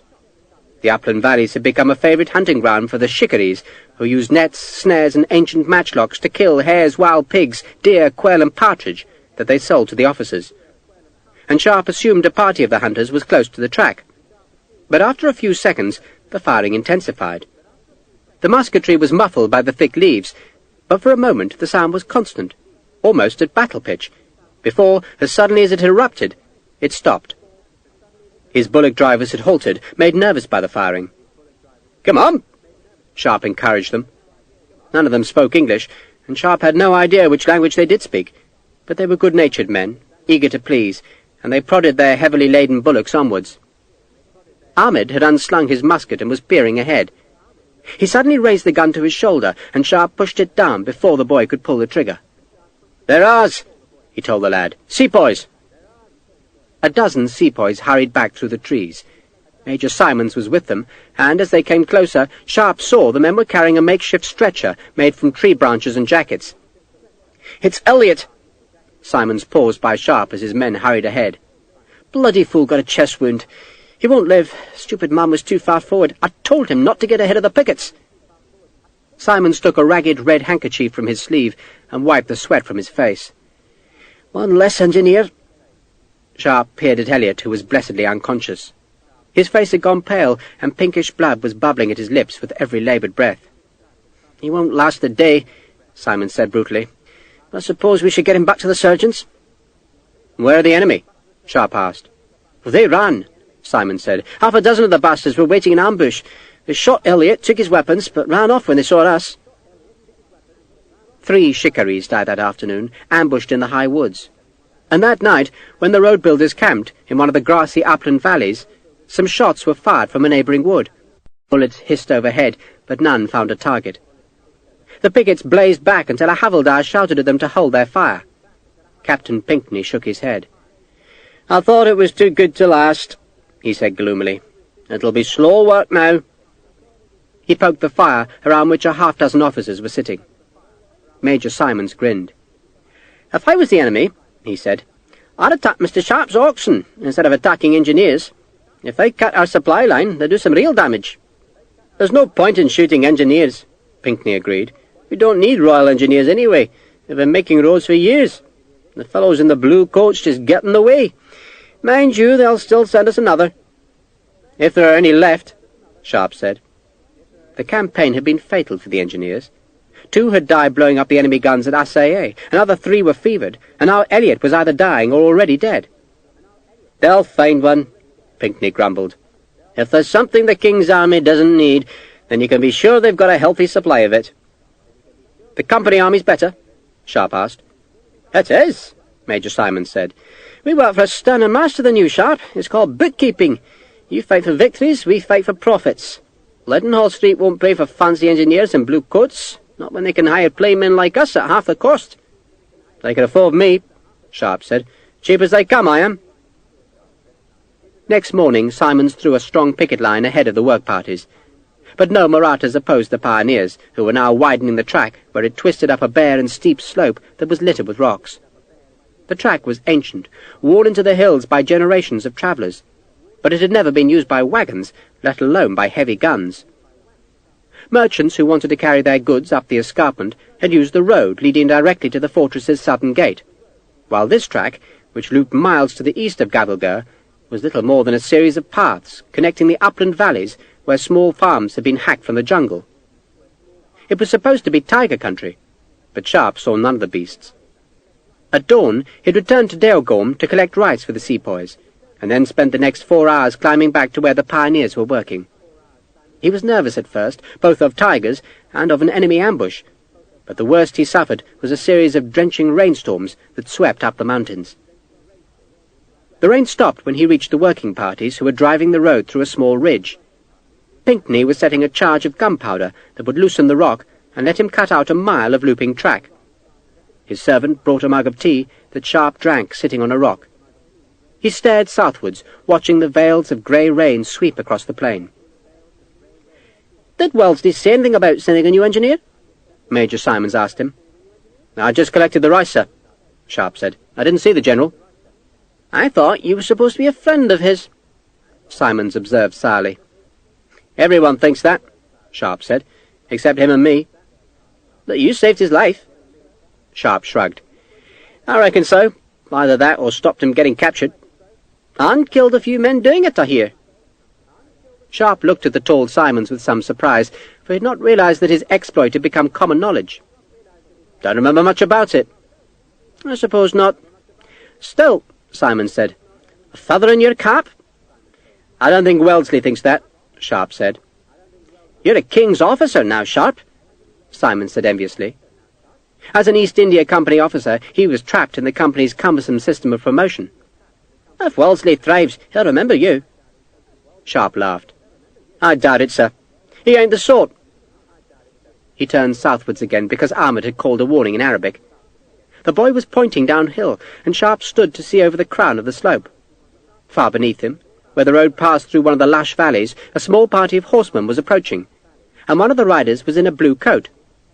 "Friends, Ahmed," he called. "Looks like the new engineer," Sharpe said to Simons. "Pinkney will be delighted," Simons said sarcastically.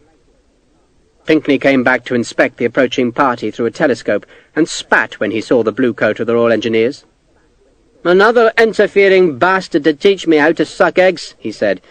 "So let's blow the charge before he gets here, otherwise he'll tell us we're doing it all wrong." A crowd of grinning sepoys waited expectantly about the end of the fuse. Pinkney struck a light, put it to the quick match, then watched the sparks smoke their way towards the distant charge. The smoke trail vanished in grass, and it seemed to Sharpe that it must have extinguished itself. But then there was a violent coughing sound, and the small ridge heaved upwards. Soil and stone flew upwards in a cloud of filthy smoke. The sepoys cheered. The explosion had seemed small to Sharpe, but when the smoke and dust cleared, he could see that the ridge now had a deep notch through which the road could climb to the next high valley. The pioneers went to shovel the loosened earth away, and Sharpe sat again. Ahmed squatted beside him. "What am I going to do with you?" Sharpe asked. "I go to England," Ahmed said carefully. "You won't like it there. Cold as freezing." Sharpe mimicked a shiver, but plainly it meant nothing to the Arab boy. "I go to England," Ahmed insisted. A half-hour later, the new engineer appeared just beneath Sharpe. He wore a wide-brimmed straw hat, rode a grey horse, and was trailed by 3 servants who led pack mules laden with luggage, amongst which Sharpe could see a tripod, a surveyor's level, and a vast leather tube that he guessed held a telescope. The engineer took off his hat and fanned his face as he rounded the last bend. "'Pon my soul," he said cheerfully, "but thank God the horse does the climbing and not me." Pinkney had come back to greet the engineer, and held out his hand as the blue-coated major slid from his saddle. "Captain Pinkney, sir," he introduced himself. "Pinkney, eh?" the white-haired engineer said cheerfully. "I knew a Pinkney in Hertfordshire. He made ploughshares, and damn fine ones, too." "My Uncle Joshua, sir."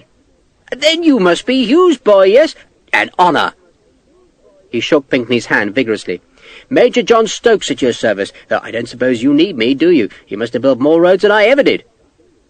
Major Stokes looked towards Sharpe, who had stood and was now smiling. "Good God in his blessed heaven," Stokes said. "It can't be. But it is. My dear Sharpe, my dear Mr. Sharpe, I heard all about your commission. Couldn't... An officer, eh?" Sharpe smiled broadly. "Only an ensign, sir. Every ladder has a first rung, Sharpe," Stokes said in gentle reproof of Sharpe's modesty, then held out his hand. "We shall be messmates, as they say in the Navy. Well, I never. Messmates indeed. And with a Pinkney, too. Hugh Pinkney forges mill gears, Sharpe. Never seen a man make better tooth wheels in all my life." He clasped Sharpe's hand in both of his. "They grubbed me out of Seringapatam, Sharpe. Can you believe that? Told me all the other engineers had the pox, and summoned me here just in time to discover that poor Elliot's dead. I suppose I shouldn't complain. It's awfully good for my promotion prospects." He let go of Sharpe's. "Oh, and by the way, I travelled north with some of your old comrades, Captain Charles Morris and his company. Not the most charming creature, is he?" "Not one of my favourites, sir," Sharpe admitted. Good God. Bloody Morris was here. First Hexwell, then Morris. "He didn't want to come," Stokes said, "but higher powers deemed that I had to be protected from the ungodly, so they insisted on an infantry escort." He turned as a rattle of gunfire sounded higher up the escarpment. "Bless my soul, is that musketry?" "Picket line, sir," Pinkney explained. "The enemy harasses us, but they're not thrusting home." "They should. They should. A battalion of skirmishers in these hills could keep us at bay for a month. Well, I never. Sharpe. An ensign." The major turned back to Pinkney. "Sharpe and I ran the armory at Seringapatam for 4 years." "You ran it, sir," Sharpe said. "I was just your sergeant." "Best sergeant I ever had," Stokes told Pinkney enthusiastically. "And it's not Sir," he turned to Sharpe, "but John." He grinned at Sharpe. Well, 4 good years, best we'll ever have, I dare say. And here you are now an officer. My dear fellow, I couldn't be more overjoyed. He sniffed the air. Been blowing things up, Pinkney? Cutting through that ridge, sir. I trust you don't mind that we didn't wait for you. Mind? Why should I mind? You go ahead, dear fellow. I'm sure you know your business better than I do. God knows why they need an engineer here at all. Probably to be decorative, eh? Still, I'll make myself useful. I thought I might map the escarpment. Hasn't been done, you see. Of course, Pinkney, if you need advice, just ask away, but I'll probably be at 6s and 7s, groping for an answer. He beamed at the delighted Pinkney, then looked at the rough country through which the road led. This is fine landscape, isn't it? Such a relief after the plains. It reminds me of Scotland. There are tigers here, Major, Sharpe said. And there's all kind of fierce things in Scotland too, Sharpe. I was once posted to Fort William, and might as well have been in darkest China. It was worse than Newfoundland. And speaking of America, Sharpe, that young lady you sent me has travelled there. Extraordinary thing to do, I thought, and I advised her to abandon the whole wretched idea. There are bears, I told her, fierce bears. But she wouldn't be persuaded. Simon, sir? Sharpe asked, at first not believing his ears, then feeling a dreadful premonition. A charming creature, I thought, and to be widowed so young. Stokes tutted and shook his head. She went to a fortune-teller, one of those naked fellows who makes funny faces in the alley by the Hindu temple, and said she was advised to go to a new world. Whatever next, eh? I thought she was waiting for me, sir, Sharpe said. Waiting for you? Oh, good Lord, no. Gone to Louisiana, she says. She stayed in my house for a week. I moved out, of course, to stop any scandal. And then she travelled to Madras with Mrs. Pennington. Remember Charlotte Pennington, the clergyman's widow? I can't think the two of them will get along, but your friend said the fortune-teller was adamant, and so she chose to go. The Major was eager to give Sharpe the rest of the news from Seringapatam. The armoury was closing down, he said, now that the frontier of the British-held territory was so much further north. But Stokes had kept himself busy dismantling the town's inner fortifications. Very ill-made, Sharpe. Disgraceful work. Quite disgraceful. Walls crumbled to the touch. But Sharpe wasn't listening. He was thinking of Simone. She had gone. By now she was probably in Madras, and maybe already on board a ship. And she had taken his jewels. Only a few of them, true, but enough. He touched the seam of his jacket where a good many of the Tipu's other jewels were hidden. "Did Madame Joubert leave any message?" he asked Stokes when the Major paused to draw breath. What did he hope, Sharpe wondered? That Simone would want him to join her in America? A message? None, Sharpe. Too busy to write, I dare say. She's a remarkably wealthy woman. Did you know? She bought half the raw silk in town, hired a score of bearers, and off she went. Every officer in town was leaving a card for her, but she didn't have the time of day for any of them. Off to Louisiana. Stokes suddenly frowned. What's the matter, Sharpe? You look as if you've seen a ghost. You're not sickening, are you? No, it's just... I thought she might have written. Oh, I see. You were sweet on her. Stokes shook his head.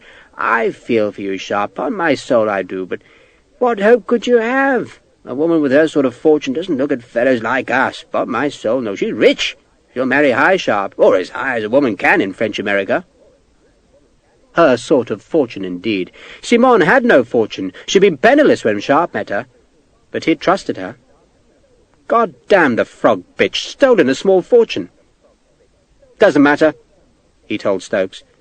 But somehow it did. Simone's betrayal was like a stab to the belly. It was not so much the jewels, for he'd kept the greater part of the plunder, but the broken promises. He felt anger and pity, and above all, a fool. A great fool.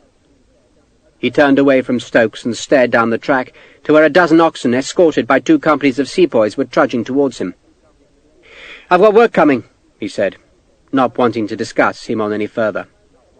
I passed those fellows on my way, Stokes said, carrying powder, I think. I do like blowing things up. So, just what do you do here, Sharpe? I keep the pioneers supplied with materials, sir, and sign in all the convoys. I believe it's time to help me, Sharpe. You and me together again, eh? It'll be like the old days. That'd be good, sir, Sharpe said with as much enthusiasm as he could muster. Then he walked down the track and pointed to where the ox-drivers should drop their barrels of gunpowder. The men crowded about him with their chitties, and he pulled out a pencil and scrawled his initials in the corner of each one, thus confirming that they completed and were owed for one journey. The last man also handed Sharpe a sealed paper, with his name written in a fine copper-plate hand. "From the clerk, sahib," the man said, the phrase plainly much practised, for he spoke no other English. Sharpe tore the seal off as he walked back up the hill.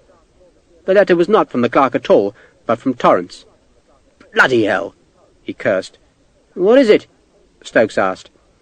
"A man called Torrance," Sharpe complained. "He's in charge of the bullocks. He wants me back at Deargorm because he reckons there are forged chitties in the camp." "In the far south of India," Stokes said, "they call them shits." Sharpe blinked at the Major. "Sorry, sir?" "You mustn't call me Sir, Sharpe, upon my soul, yes. I had a Tamil servant who was forever asking me to sign his shits. Had me all in a dither at first, I can tell you." Sharpe crumpled Torrance's note into a ball. Why the hell can't Torrance sort out his own shits? He knew why. Torrance was scared of another meeting with Wellesley, which meant the captain would now follow the rules to the letter. "It won't take long," Stokes said. "Not if you take my horse, but keep her to a steady walk, Richard, because she's tired. Oh, and have her rubbed down and watered while you're sorting out the shits." Sharpe was touched by Stokes's generosity. "Are you sure?" "What are friends for? Go on, Richard. On horseback you'll be home for supper. I have my cook brew up one of those musalas you like so much." Sharpe left his pack with Stokes' baggage. The big ruby and a score of other stones were in the pack, and Sharpe was half tempted to carry it to Deargorm and back. But if he couldn't trust Stokes, who could he trust? He tried to persuade Ahmed to stay behind and keep an eye on the baggage, but the boy refused to be parted from Sharpe, and insisted on trotting along behind the horse. "Stokes won't hurt you," Sharpe told Ahmed. "I'm your havildar," Ahmed insisted, hefting his musket and peering about the deserted landscape for enemies. There was none in sight, but Ahmed's gesture reminded Sharpe of Elliot's death, and he wondered if he should have waited for the ox convoy to return to Deargorm, for the convoys all had escorts of sepoys or mercenary horsemen. He was tempted to kick the horse into a trot, but he resisted the impulse. The danger was more acute once he reached the lower hills, for Maratha horsemen were forever probing the perimeter of the British camp and being chased away by cavalry patrols. Twice he saw horsemen in the distance, but neither group took any notice of Sharpe, who was ready to haul Ahmed up onto the horse and then ride for his life if he was threatened. He didn't relax until he met a patrol of Madrasi cavalry under the command of a company lieutenant, who escorted him safely to the encampment. Deargorm was now surrounded by a great spread of tents and makeshift booths, homes to soldiers and camp followers. A dancing bear was performing for a crowd of infantrymen, and the animal reminded Sharpe of Major Stokes's words about America. Simone. It was his own damn fault. He should never have trusted the woman. The thought of his own foolishness plunged Sharpe into a black mood that was not helped by the sight of two red-coat privates lounging on a bench outside Torrance's quarters. Neither man moved as Sharpe slid from the horse. He gave the reins to Ahmed and mimed that the boy should rub the grey mare down with straw and then water her. The two redcoats shifted slightly as if acknowledging Sharpe's presence, but neither man stood. He knew both of them. Indeed, not so very long ago he had marched in the same ranks as these two men, whose coats had the red facings of the 33rd. Kendrick and Lowry, they were called, and two worse characters it would have been hard to find in any like company. Both were cronies of Hakeswill's, and both had been among the small party Hakeswill had brought north in his failed attempt to arrest Sharpe. "On your feet," Sharpe said. Kendrick glanced at Lowry, who looked back at Kendrick, and the two made faces at each other as though they were surprised by Sharpe's demands. They hesitated just long enough to make their insolence plain, but not quite long enough to make it punishable, then stood to attention. "Is that your horse, Mr. Sharpe?" Kendrick asked, stressing the Mr. Sharpe ignored the question and pushed into the house to find a new clerk sitting behind the table. He was a young, good-looking Indian with oiled hair and a very white robe. He wore an apron to protect the robe from ink spots. "You have business, sahib?" he asked brusquely. "With Captain Torrance. The captain is ill." The Indian, whose English was very good, smiled. "He's always bloody ill," Sharpe said, and walked past the protesting clerk to push open the inner door. Torrance was in his hammock, smoking his hookah, and dressed in an Indian gown embroidered with dragons, while Sergeant Hakeswill was sitting at a small table counting a pile of coins. "Sharpe!" Torrance sounded surprised. Hakeswill, looking equally surprised, suddenly stood to attention. "Wasn't expecting you till this evening," Torrance said. "I'm here," Sharpe said unnecessarily. "So it is apparent, unless you're a spectre?" Sharpe had no time for small talk. "You've got a problem with chitties?" he asked abruptly. "Tiresome, isn't it?" Seemed uncomfortable. "Very tiresome. Sergeant, you have business elsewhere?" "I've got duty, sir," Hakeswill snapped. "Attend to them, dear fellow." "Sir." Hakeswill stiffened, turned to the right, then marched from the room. "So how are you, Sharpe? Keeping busy?" Torrance had swung himself off the hammock and now scooped the coins into a leather bag. "I hear poor Elliot died." "Shot, sir." Torrance shuddered as if the news was personal. "So very sad," he sighed, then retied the belt of his elaborate gown. "I never did thank you, Sharpe, for being so supportive with Sir Arthur." Sharpe hadn't thought he had been supportive at all. "I just told the truth, sir. My father would be proud of you, and I'm deeply grateful to you. It seems Dillip was in league with Naig." "He was." Torrance heard the disbelief in Sharpe's voice. "No other explanation, is there?" he said curtly. "Someone must have been telling Naig which convoys carried the vital supplies, and it had to be Dillip. I must say I thought Wellesley was damned obtuse. There really is no point in having scruples about hanging natives. There isn't exactly a shortage of them, is there?" He smiled. "There's something wrong with the chitties?" Sharpe demanded rudely. "So there is, Sharpe, so there is. Our new clerk discovered the discrepancies. He's a smart young fellow. Sajid!" The young clerk came into the room, clasped his hands, and offered Torrance a slight bow. "Sahib?" "This is Ensign Sharpe, Sajid. He's by way of being my deputy, and thus as much your Sahib as I am." Sajid offered Sharpe a bow. "I am honoured, Sahib." "Perhaps you could show Mr. Sharpe the problematical chitties, Sajid," Torrance suggested. Sajid went back to the outer room and returned a moment later with a pile of the grubby paper slips. He placed them on the table, then invited Sharpe to inspect them. All the chitties had Sharpe's initials in the bottom right-hand corner, most of them in pencil, but some had been initialed in ink, and Sharpe set those aside. "I didn't sign any of those," he said confidently. "I don't have a pen and ink." "You were right, Sajid," Torrance said. "You honour me, Sahib," Sajid said. "And every chitty is a stolen Anna," Torrance said. "So we have to discover which bullock men gave us the false ones. That's the problem, Sharpe." "They've got names on them," Sharpe said, pointing at the slips of paper. "You hardly needed to drag me down here to tell you who they were issued to." "Please don't be tedious, Sharpe," Torrance said plaintively. "Ever since the General put a shot across our bows, I'm forced to be particular. And the names mean nothing. Nothing. Look." He scooped up the chitties. "At least a dozen are assigned to Ram, whoever Ram is. There are probably a dozen Rams out there. What I want you to do, Sharpe, is go round the encampment with Sajid and point out which men have visited the road. Sajid can then identify which bullock men are submitting false claims." Sharpe frowned. "Well, why doesn't Sajid just identify which men were ordered up the mountain? They must have got their chitties from him." "I want to be sure, Sharpe, I want to be sure," Torrance pleaded. "My testimony, Sahib, would not be believed," Sajid put in, "but no one would doubt the word of an English officer." "Bloody hell," Sharpe said. The last thing he felt like doing was wandering about the bullock camp identifying drivers. He wasn't sure he could do it anyway. "So why not summon the bullock men here?" he demanded. "The bad ones would run away, Sahib, rather than come," Sajid said. "Best to ambush them in their encampment, Sharpe," Torrance said. "I'll do my best," Sharpe grunted. "I knew you would." Torrance seemed relieved. "Do it now, Sharpe, and perhaps you could join me for a late dinner, say at 1:30. Sharpe nodded, then went back into the sunlight to wait for Sajid. Kendrick and Lowry had vanished, presumably with Hakeswill. Ahmed had found a bucket of water, and Stokes's mare was drinking greedily. "You can stay here, Ahmed," Sharpe said, but the boy shook his head. "You're my bleeding shadow," Sharpe grumbled. "Shadow?"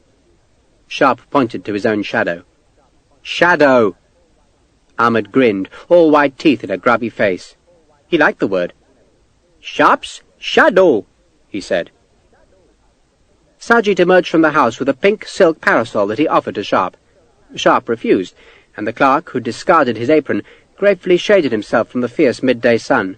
"Sorry to be troublesome to you, Sahib," he said humbly. "No trouble," Sharpe said dourly, following the clerk. Ahmed came behind, leading the Major's mare. "The boy need not come," Sajid insisted, glancing behind at the horse, which seemed to alarm him. "You tell him that," Sharpe said, "but don't blame me if he shoots you. He's very fond of shooting people." Sajid hurried on. "I think I know, Sahib, which is the bad man who is cheating us. He's a fellow from Mysore. He gave me many chitties and swore you signed them in front of him. If you would be so kind as to confirm or deny his story, we shall be finished." "Well, let's find the bugger and be done with it." Sajid led Sharpe through the bullock lines, where the wealthier herdsmen had erected vast, dark and sagging tents. Women slapped red dough beside small ox-dung fires, and more piles of the fuel dried in the sun beside each tent entrance. Sharpe looked for Naig's big green tents, but couldn't see them, and he assumed that whoever had inherited Naig's business had packed up and gone. "There, Sahib. That is the bad man's tent." Sajid nervously led Sharpe towards a brown tent that stood slightly apart from the others. He stopped a few paces from the entrance and lowered his voice. "He's called Ranjit, Sahib." "So fetch the bugger," Sharpe said, "and I'll tell you if he's lying or not." Sajid seemed nervous of confronting Ranjit, for he hesitated, but then plucked up his courage, collapsed the parasol, and dropped to the ground to crawl into the tent, which sagged so deeply that the doorway was scarce higher than a man's knee. Sharpe heard the murmur of voices. Then Sajid backed hurriedly out of the low-fringed entrance. He slapped at the dust on his white robes, then looked at Sharpe with a face close to tears. "He's a bad man, Sahib. He will not come out. I told him a Sahib was here to see him, but he used rude words." "I'll take a look at the bastard," Sharpe said. "That's all you need, isn't it, for me to say whether I've seen him or not?" "Please, Sahib," Sajid said, and gestured at the tent's entrance. Sharpe took off his hat so it wouldn't tangle with the canvas, hoisted the tent's entrance as high as he could, then ducked low under the heavy brown cloth, and knew instantly that it was a trap, and understood almost in the same instant that he could do nothing about it. The first blow struck his forehead, and his vision exploded in streaks of lightning and shuddering stars. He fell backwards out into the sunlight, and someone instantly grabbed one of his ankles and began pulling him into the deep shadow. He tried to kick, tried to push himself against the tent's sides, but another hand seized his second leg. Another blow hammered the side of his skull, and mercifully, he knew nothing more. "He's got a thick skull, our Sharpie," Haxwell said with a grin. He prodded Sharpe's prone body and got no reaction. "Fast asleep he is." The sergeant's face twitched. He'd hit Sharpe with the heavy brass-bound butt of a musket, and he was amazed that Sharpe's skull wasn't broken. There was plenty of blood in his black hair, and he would have a bruise the size of a mango by nightfall, but his skull seemed to have taken the 2 blows without splintering.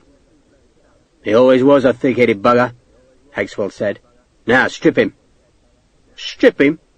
Kendrick asked. "When his body is found," Haxwell explained patiently. "if it's found, and you can't rely on bleeding blackamoors to do a proper job and hide it, we don't want no one seeing he's a British officer, do we?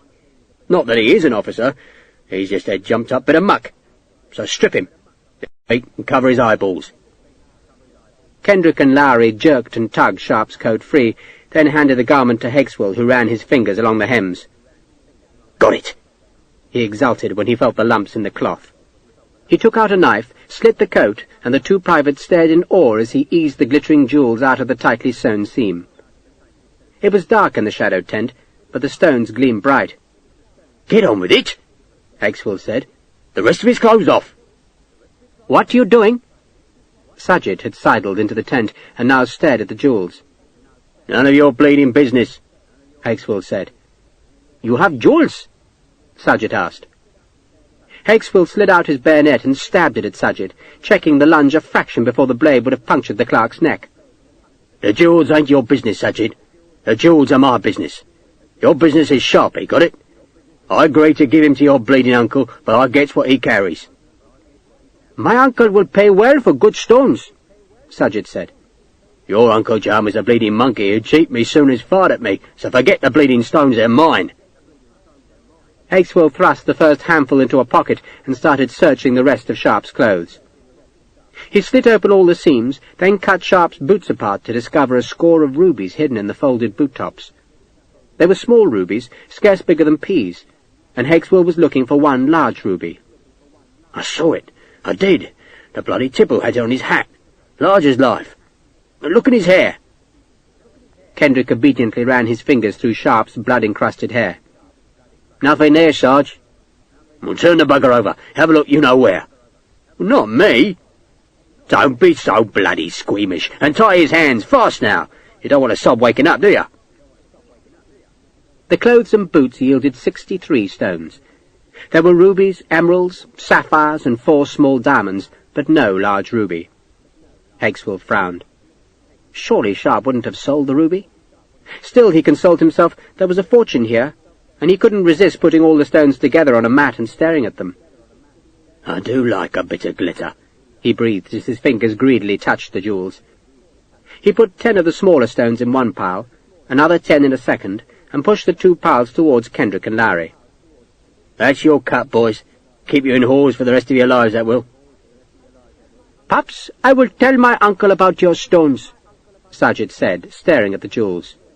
"I expect you will," Hexwell said. "And so bleeding what? I ain't as dozy as Sharpe, you won't catch me." "Then maybe I shall tell Captain Torrance." Sargent had positioned himself close to the entrance so that he could flee if Hexwell attacked him. "Captain Torrance likes wealth." Likes it too much, Hexwell thought, and if Torrance knew about the stones, he'd make Hexwell's life hell until he yielded a share. The sergeant's face juddered in a series of uncontrollable twitches. "You're a bright lad, Sergeant, ain't you?" he said. "You might be nothing but a bleeding heathen blackamoor, but you got more than bullock dung for brains, ain't you? Here." He tossed Sargent 3 of the stones. "That keeps your tongue quiet, and if it don't, I'll cut it out and have a feed on it. Partial to a plate of tongue, I am. Nice piece of tongue, knob of butter and some gravy. Proper food, that." He pushed the rest of the stones into his pocket, then stared broodingly at Sharpe's naked trussed body. "He had more," Hexwell said with a frown. "I know he had more." The sergeant suddenly clicked his fingers. "What about his pack?" "What pack?" Larry asked. "The bleeding pack he carries, which he shouldn't be an officer, which he ain't. Where's his pack?" The private shrugged. Sargent frowned. "He had no pack when he came to the captain's house." "You're sure?" "He came on a horse," Larry said helpfully. "It was a grey horse. He didn't have no pack." "So where's the horse?" Hexwell demanded angrily. "We should look in its saddlebags." Larry frowned, trying to remember. "A bleeding kid had it," he said at last. "So where's the kid?" "He ran off," Sargent said. "Ran off?" Hexwell said threateningly. "Why?" "He saw you hit him," Sargent said. "I saw it. He fell out of the tent. There was blood on his face." "You shouldn't have hit him till he was right inside the tent," Kendrick said chidingly. "Shut your bloody face," Hexwell said, then frowned. "So where did the kid run?" "Away," Sargent said. "I chased him, but he climbed onto the horse." "Kid don't speak English," Kendrick said helpfully. "How the hell do you know that?" "'Cause I talked to him." "And who's going to believe a heathen black kid what don't speak English?" Larry asked. Hexwell's face was racked by a quick series of twitches. He suspected he was safe. Larry was right. Who would believe the kid? Even so, the sergeant wished that Jarmer's men were coming earlier to fetch Sharpe. Jarmer himself had gone away from the camp, reckoning that if he was going to murder a British officer, then it was best done a long way from the British Army. Hexwell had warned Jarmer not to expect Sharpe until the evening, and now he had to guard him until dusk. "I told you to put a bandage on his eyes," Hexwell snapped. "Don't want him to see us." "It don't matter if he does," Hendrick said. "He ain't going to see the dawn, is he?" "Got more lives than a basket full of bleeding cats, that one," Hexwell said. "If I had any sense, I'd slit his throat now." "No," Sargent said. "He was promised to my uncle." "And your uncle's paying us, yes?" "That too is agreed," Sargent said. Hexwell stood and walked to Sharpe's unconscious body. "I put those stripes on his back," he said proudly. "Lied through my teeth, I did, and had Sharpe flogged. Now I'll have him killed." He remembered how Sharpe had flung him among the tigers, and his face twitched as he recalled the elephant trying to crush him to death. And in his sudden rage he kicked at Sharpe, and went on kicking until Kendrick hauled him away. "If you kill him, Sarge," Hendrick said, "then the blackies won't pay us, will they?" Hexwell let himself be pulled away. "So how will your uncle kill him?" he asked Sargent. His jetties will do it." "I've seen them bastards at work," Hexwell said in a tone of admiration. "Just make it slow. Make it slow and make it bleeding painful." "It will be slow," Sargent promised, "and very painful. My uncle is not a merciful man." "But I am," Hexwell said. "I am, because I'm letting another man have the pleasure of killing Sharpe." He spat at Sharpe. "Dead by dawn, Sharpe. You'll be down with old Nick where you ought to be." He settled against one of the tent poles and trickled jewels from one palm to the other. Flies crawled among the crusting blood in Sharpe's hair. The ensign would be dead by dawn, and Hexwell was a rich man. Revenge, the sergeant decided, was sweet as honey. Ahmed saw Sharpe pull back from the tent entrance, saw blood bright on his forehead, then watched as hands seized Sharpe and dragged him into the deep shadows. Then Sajid, the clerk with the pink umbrella, turned towards him. "Boy," he snapped, "come here." Ahmed pretended not to understand, though he understood well enough that he was a witness to something deeply wrong. He backed away, tugging Major Stokes's mare with him. He let the musket slip down from his shoulder, and Sajid, seeing the threat, suddenly rushed at him. But Ahmed was even faster. He jumped up to sprawl across the saddle, and without bothering to seat himself properly, kicked the horse into motion. The startled mare leapt away as Ahmed hauled himself onto her back. The stirrups were too long for him, but Ahmed had been raised with horses, and could have ridden the mare bareback, blindfolded and back to front. He swerved southwards, galloping between tents, fires and grazing bullocks, and leaving Sajid far behind. A woman shouted a protest as he nearly galloped over her children. He slowed the mare as he reached the edge of the encampment, and looked back to see that he had left Sajid far behind. What the hell should he do? Camp. He looked up at the high summit where Gavalgur just showed. He supposed his old comrades in Manu Bapu's lands of Allah were up there. But his uncle, with whom he'd travelled from Arabia, was dead and buried in Argam's black earth. He knew other soldiers in the regiment, but he also feared them. Those other soldiers wanted Ahmed to be their servant, and not just to cook for them and clean their weapons. Sharpe alone had shown him friendliness, and Sharpe now needed help, but Ahmed did not know how to provide it. He thought about the problem as he knotted the stirrup leathers. The plump, red-faced and white-haired man in the hills had been friendly, but how was Ahmed to talk to him? He decided he ought to try, and so he turned the horse, planning to ride her all about the camp perimeter, and then back up the road into the hills. But an officer of the camp pickets saw him. The man was riding a horse, and he spurred it close to Ahmed and noted the British saddlecloth. "What are you doing, boy?" he asked. The officer presumed Ahmed was exercising the horse, but Ahmed took fright at the challenge and kicked back. "Thief!" the officer shouted and gave chase. "Stop, thief!" A sepoy turned with his musket, and Ahmed nudged the horse so that she ran the man down. There was a group of houses close by, and Ahmed turned towards them, jumped a garden wall, thumped through some beds of vegetables, jumped another wall, ducked under some fruit trees, jumped a hedge, and splashed through a muddy pond, before kicking the horse up a bank and into some trees. The officer had not dared follow him through the gardens, but Ahmed could hear the hue and cry beyond the houses. He patted the mare's neck as she threaded through the trees, then curbed her at the wood's edge. There was about a half-mile of open country, then more thick woods that promised safety, if only the tired mare could make the distance without faltering. "If Allah wills it," Ahmed said, then kicked the horse into a gallop. His pursuers were well behind, but they saw him break cover, and now a dozen horsemen were chasing him. Someone fired at him. He heard the musket shot, but the ball went nowhere near him. He leaned over the mane and just let the horse run. He looked back once and saw the pursuers bunching in his path, and then he was in the trees, and he twisted northwards, cut back west, then went north again, going ever deeper into the woods, until at last he slowed the blowing horse so that the sound of her thumping hoofs would not betray him. He listened. He could hear other horses blundering through the leaves, but they were not coming any closer. And then he began to wonder if it wouldn't be better to let himself be caught after all, for surely someone among the British would speak his language. Maybe if he went all the way to where the men were making the road in the hills, he'd be too late to help Sharpe. He felt miserable, utterly unsure what he should do. And then he decided he must go back and find help within the encampment, and so he turned the horse back towards his pursuers, and saw a musket pointing straight at his throat. The man holding the musket was an Indian, and had one of the spiralling brass helmets that the Marathas wore.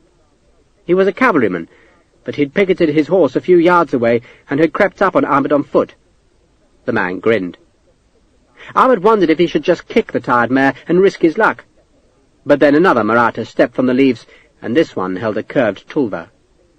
A third man appeared, and then more men came, all mounted, to surround him. And Ahmed, who knew he'd panicked and failed, wept. It seemed to Dodd that Prince Manu Bapu's policy of rewarding freebooters with cash for weapons captured from the British was failing miserably. So far they'd fetched in 3 ancient matchlocks that must have belonged to shikaries, a broken musket of local manufacture, and a fine pistol and sword that had been taken from an engineer officer. No scabbard for the sword, of course, but the 2 trophies, so far as Dodd was concerned, were the only evidence the Marathas had tried to stop the British approach.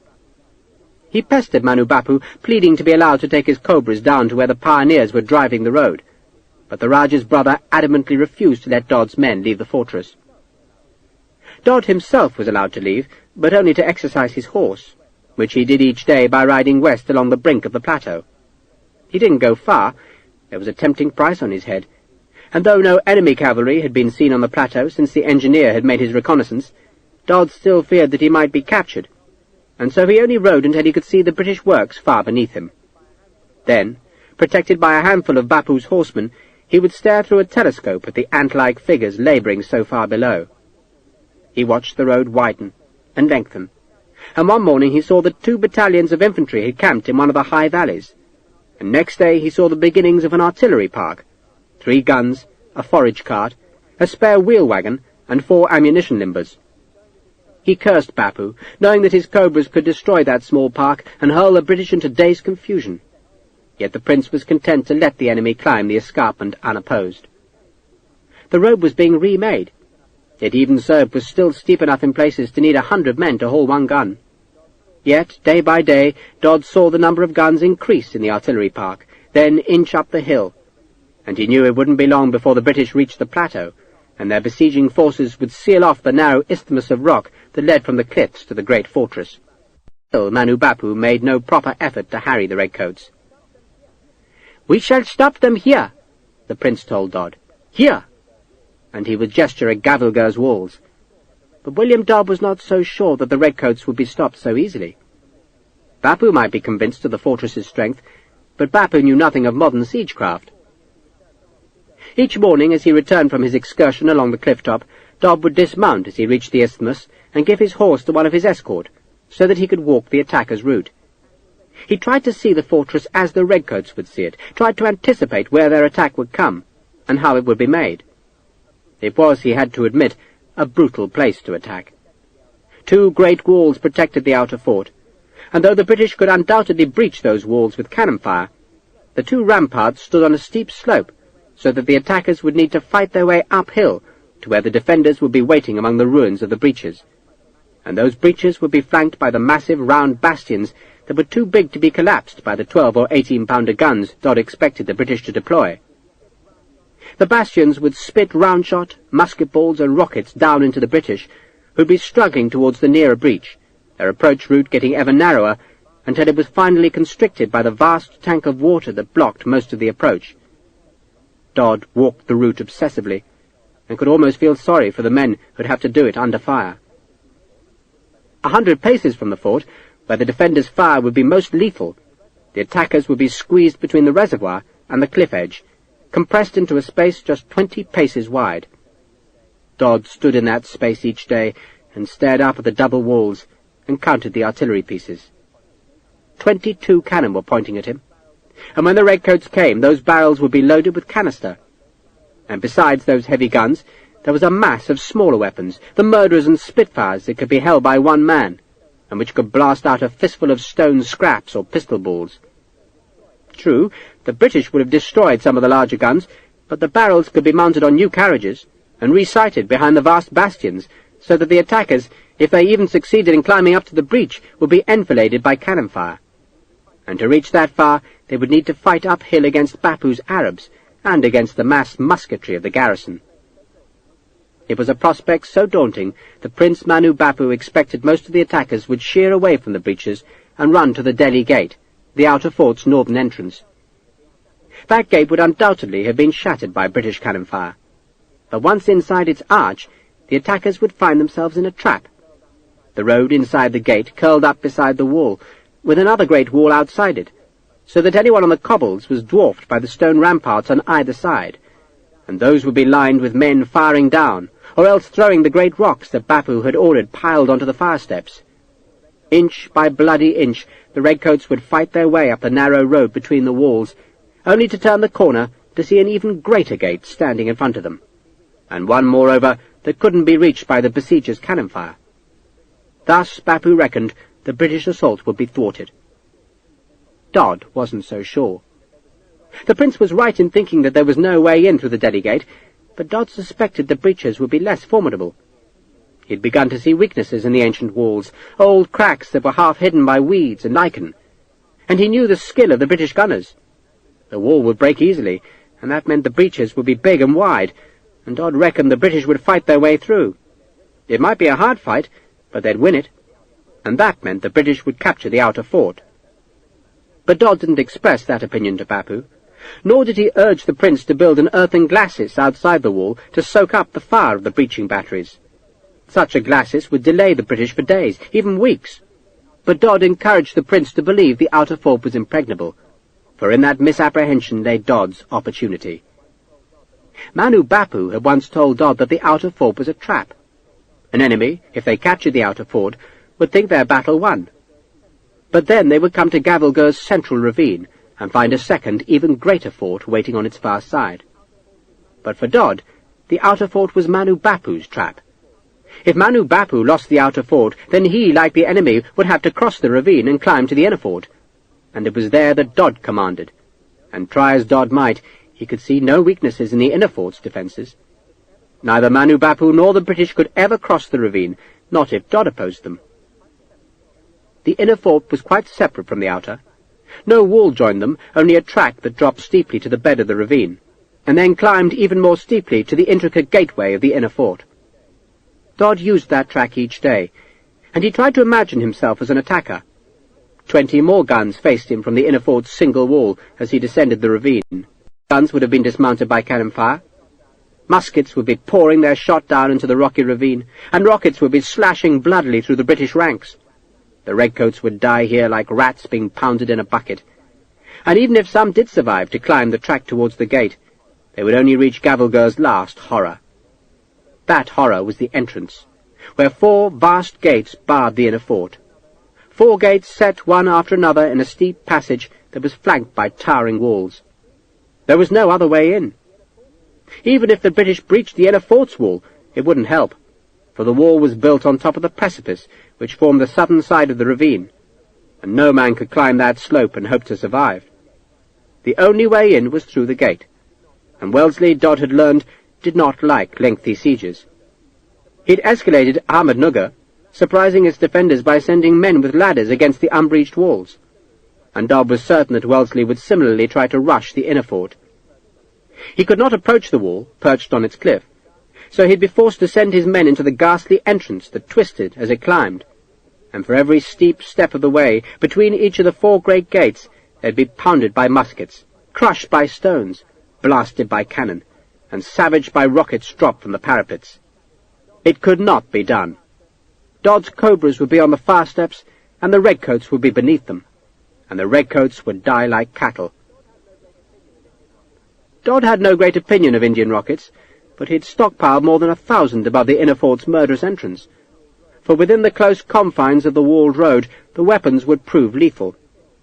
The rockets were made of hammered tin, each one about 16 inches long and 4 or 5 inches in diameter, with a bamboo stick the height of a man attached to each tin cylinder that was crammed with powder.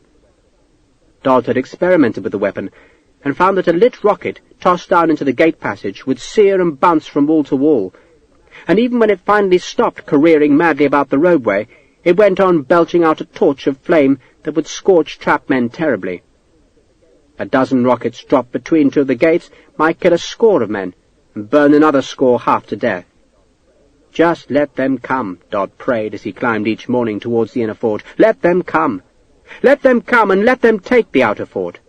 For then Manu Bapu must die, and the British would then come to Dodd and die like the prince. And afterwards, the fugitives of their beaten army would be pursued south across the Deccan plain. Their bodies would rot in the heat, and their bones whiten in the sun. And the British power in India would be broken, and Dodd would be lord of Gavilgur. Just let the bastards come." That evening Sergeant Hexwell pushed aside the folds of muslin to enter Captain Torrance's quarters. The captain was lying naked in his hammock, where he was being fanned by a bamboo punkah that had been rigged to a ceiling beam. His native servant kept the punkah moving by tugging on a string, while Claire Wall trimmed the captain's fingernails. "Not too close, Brick," Torrance said. "Leave me enough to scratch with, as a good girl." He raised his eyes to Hexwell. "Did you knock, Sergeant?" "Twice, sir," Hexwell lied. "Loud and clear, sir."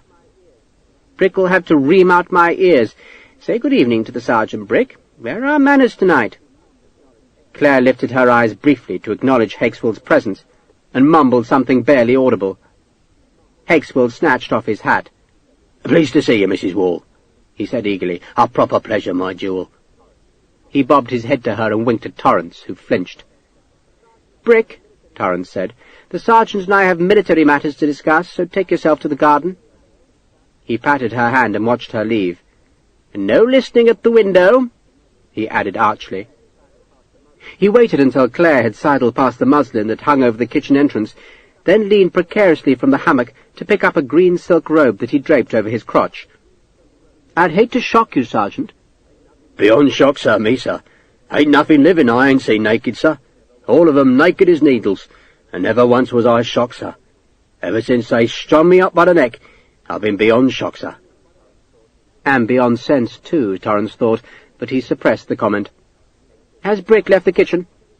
Hexwell peered past the muslin. "She's gone, sir." "He's not at the window?" Hexwell checked the window. "On the far side of the yard, sir, like a good girl." "I trust you've brought me news?" "Better than news, sir, better than news." The sergeant crossed to the table and emptied his pocket. "Your notes to Jama, sir, all of them. 10,000 rupees and all paid off. You're out of debt, sir, out of debt." Relief seared through Torrance. Debt was a terrible thing, a dreadful thing, yet seemingly inescapable if a man was to live to the full. 1,200 guineas. How could he ever have gambled that much away? It had been madness. Yet now it was paid, and paid in full. "Burn the notes," he ordered Hexwell. Hexwell held the notes into a candle flame one by one, then let them shrivel and burn on the table. The draught from the punkah disturbed the smoke and scattered the little scraps of black ash that rose from the small fires. "And Jama, sir, being a gentleman despite being a needle and bastard blackamoor, added a thankee," Hexwell said, putting some gold coins on the table. "How much?" 700 rupees there, sir." "He gave us more, I know that. You're cheating me, Sergeant." "Sir!" Hexwell straightened indignantly. "On my life, sir, and I speak as a Christian, I ain't ever cheated a soul in me life, sir. Not unless they deserved it, in which case they gets it right and proper, sir, like it says in the Scriptures." Torrance stared at Hexwell. "Jama will be back in the camp in a day or two. I could ask him."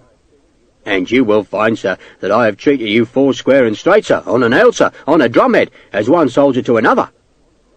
Hexwell sniffed. "I'm hurt, sir." Torrance yawned. "You have my sincerest, deepest, and most fervent apologies, Sergeant. So, tell me about Sharpe."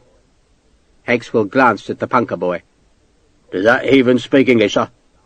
"Course not." "Sharpe is no more, sir." Hexwell's face twitched as he remembered the pleasure of kicking his enemy. "Stripped the bastard naked, sir. Gave him a headache you won't ever forget. Not that he's got long to remember anything now, on account of him being on his way to meet his executioner. And I kept him trussed up till Jama's men came to fetch him. Which they did, sir. So now he's gone, sir. Gone for bleeding ever. Just as he deserves." "You stripped him?" Torrance asked, puzzled. "Didn't want the bastards dropping off a body all dressed up in an officer's coat, sir, even though the little bleeder should never have worn one. Him been nothing more than a jumped-up dribble of dried toad spittle, sir. So we stripped him and burned the uniform, sir. And nothing went wrong?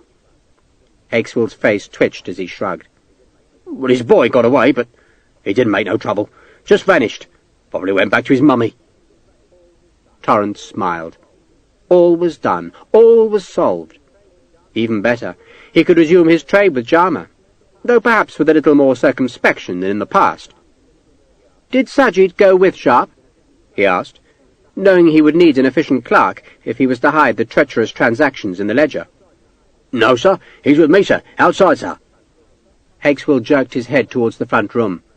He wanted to go, sir, but I gave him a thumping on account of us needing him here, sir. And after that he was as good as gold, sir, even if he is an even bit of scum. Torrance smiled. I'm vastly in your debt, Sergeant Hexwell, he said. Just doing my duty, sir. Hexwell's face twitched as he grinned and gestured towards the garden window. And hoping for a soldier's reward, sir. Brick, you mean? Torrance asked. Me heart's desire, sir, Hexwell said hoarsely. Just wait a while, Torrance said, because I need Brick to look after me, and your duty, Sergeant, is to assume Mr. Sharpe's responsibilities. We shall wait till someone notices that he's missing, then claim that he must have been ambushed by Marathas while on his way here. Then you'll go up the mountain to help the engineers. Me, sir?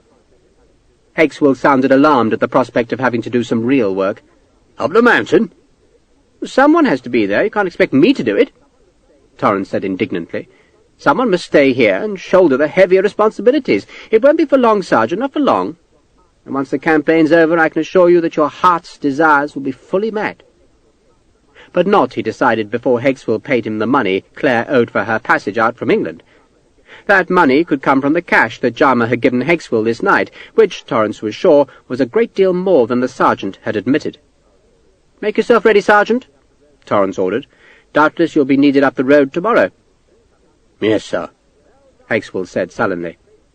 "Well done, good and faithful Hexwell," Torrance said grandly. "Don't let any moths in as you leave." Hexwell went. He had 3,300 rupees in his pocket, and a fortune in precious stones hidden in his cartridge box. He would like to have celebrated with Claire Wall, but he didn't doubt that his chance would come, and so for the moment he was a satisfied man. He looked at the first stars pricking the sky above Gavilger's plateau, and reflected that he had rarely been more content. He had taken his revenge, he had become wealthy, and thus all was well in Obadiah Hexwell's world. Chapter 6. Sharpe knew he was in an ox cart. He could tell that from the jolting motion, and from the terrible squeal of the ungreased axles. The ox carts that followed the army made a noise like the shrieking of souls in perdition. He was naked, bruised, and in pain. It hurt even to breathe. His mouth was gagged and his hands and feet were tied, but even if they had been free, he doubted he could have moved, for he was wrapped in a thick, dusty carpet. Hexwell. The bastard had ambushed him, stripped him and robbed him. He knew it was Hexwell, for Sharpe had heard the sergeant's hoarse voice as he was rolled into the rug. Then he had been carried out of the tent and slung into the cart, and he wasn't sure how long ago that had been, because he was in too much pain, and he kept slipping in and out of a dreamlike daze, a nightmare daze. There was blood in his mouth, a tooth was loose, a rib was probably cracked, and the rest of him simply ached or hurt. His head throbbed. He wanted to be sick, but knew he would choke on his vomit because of the gag, and so he willed his belly to be calm. Calm. The only blessing was that he was alive, and he suspected that was no blessing at all. Why had Hexwell not killed him? Not out of mercy, that was for sure. So presumably he was to be killed somewhere else, though why Hexwell had run the terrible risk of having a British officer tied hand and foot and smuggled past the picket line, Sharpe could not tell. It made no sense. All he did know was that by now Obadiah Hexwell would have teased Sharpe's gems from their hiding-places. God damn it all to hell. First Simon, now Hexwell, and Hexwell, Sharpe realized, could never have trapped Sharpe if Torrance hadn't helped. But knowing his enemies would not help Sharpe now. He knew he had as much hope of living as those dogs who were hurled onto the mudflats beside the Thames in London with stones tied to their necks. The children used to laugh as they watched the dogs struggle. Some of the dogs had come from wealthy homes. They used to be snatched, and if their owners didn't produce the ransom money within a couple of days, the dogs were thrown to the river. Usually the ransom was paid, brought by a nervous footman to a sordid public house near the docks. But no one would ransom Sharpe. Who would care? Dust from the rug was thick in his nose. Just let the end be quick, he prayed. He could hear almost nothing through the rug. The axle's squealing was the loudest noise, and once he heard a thump on the cart's side and thought he heard a man laugh. It was night time. He wasn't sure how he knew that, except that it would make sense, for no one would try to smuggle a British officer out in daylight, and he knew he'd lain in the tent for a long time after Hexwell had hit him. He remembered ducking under the tent's canvas, remembered a glimpse of the brass-bound musket butt, and then it was nothing but a jumble of pain and oblivion. A weight pressed on his waist, and he guessed after a while that a man was resting his feet on the rug. Sharpe tested the assumption by trying to move, and the man kicked him. He lay still again. One dog had escaped, he remembered. It had somehow slipped the rope over its neck and had paddled away downstream with the children shrieking along the bank and hurling stones at the frightened head. Did the dog die? Sharpe couldn't remember. God, he thought, but he'd been a wild child, wild as a hawk. They'd tried to beat the wildness out of him, beat him till the blood ran, then told him he'd come to a bad end. They'd prophesied that he'd be strung up by the neck at Tyburn Hill, Dick Sharpe dangling, pissing down his legs while the rope burned into his gullet. But it hadn't happened. He was an officer, a gentleman, and he was still alive, and he pulled at the tether about his wrists, but it wouldn't shift. Was Hexwell riding in the cart? That seemed possible, and suggested the sergeant wanted somewhere safe and private to kill Sharpe. But how? Quick, with a knife? That was a forlorn wish, for Hexwell was not merciful. Perhaps he planned to repay Sharpe by putting him beneath an elephant's foot, and he would scream and writhe until the great weight would not let him scream ever again, and his bones would crack and splinter like eggshells. Be sure your sin will find you out. How many times had he heard those words from the Bible? Usually thumped into him at the foundling home with a blow across the skull for every syllable, and the blows would keep coming as they chanted the reference. The Book of Numbers, chapter 32, verse 23, syllable by syllable, blow by blow. And now his sin was finding him out, and he was to be punished for all the unpunished offences. So die well, he told himself. Don't cry out. Whatever was about to happen couldn't be worse than the flogging he'd taken because of Hexwell's lies. That had hurt. Hurt like buggery, but he hadn't cried out. So take the pain and go like a man. And what had Sergeant Major Bywater said as he'd thrust the leather gag into Sharpe's mouth? Be brave, boy. Don't let the regiment down. So he would be brave, and die well. And then what? Hell, he supposed, and an eternity of torment at the hands of a legion of Hexwells. Just like the army, really. The cart stopped. He heard feet thump on the wagon boards, the murmur of voices, then hands seized the rug and dragged him off. He banged hard down onto the ground, then the rug was picked up and carried. Die well, he told himself, die well. But that was easier said than done. Not all men died well. Sharpe had seen strong men reduced to shuddering despair as they waited for the cart to be run out from under the gallows, eternity with a defiance so brittle and hard that it had silenced the watching crowd. Yet all men, the brave and the cowardly, danced the gallows dance in the end, jerking from a length of Bridport hemp, and the crowd would laugh at their twitching antics. Best puppet show in London, they said. There was no good way to die except in bed, asleep, unknowing, or maybe in battle, at the cannon's mouth, blown to kingdom come in an instant of oblivion. He heard the footsteps of the men who carried him slap on stone, then heard a loud murmur of voices. There were a lot of voices, all apparently talking at once and all excited, and he felt the rug being jostled by a crowd, and then he seemed to be carried down some steps, and the crowd was gone, and he was thrown onto a hard floor. The voices seemed louder now, as if he was indoors, and he was suddenly possessed by the absurd notion that he'd been brought into a cockfighting arena, like the one off Vinegar Street, where, as a child, he'd earned farthings by carrying pots of porter to spectators who were alternatively morose or maniacally excited. He lay for a long time. He could hear the voices, even sometimes a burst of laughter. He remembered the fat man in Vinegar Street, whose trade, rat-catching, took him to the great houses in West London that he reconnoitred for his thieving friends. "You make a good snaffler, Dickie," he'd say to Sharpe. Then he'd clutch Sharpe's arm and point to the cockerels waiting to fight. "Which one'll win, lad, which one?" And Sharpe would make a haphazard choice, and, as often as not, the bird did win. "He's a lucky boy," the rat-catcher would boast to his friends as he tossed Sharpe a farthing. "Nipper's got the luck of the devil." But not tonight, Sharpe thought. And suddenly the rug was seized, unwound, and Sharpe was spilt naked onto hard stones. A cheer greeted his appearance. Light flared in Sharpe's eyes, dazzling him, but after a while he saw he was in a great stone courtyard lit by the flames of torches mounted on pillars that surrounded the yard. 2 white-robed men seized him, dragged him upright, and pushed him onto a stone bench, where to his surprise his hands and feet were loosed and the gag taken from his mouth. He sat flexing his fingers and gasping deep breaths of humid air. He could see no sign of Hakeswill. He could now see that he was in a temple. A kind of cloister ran around the courtyard, and, because the cloister was raised 3 or 4 feet, it made the stone-paved floor into a natural arena.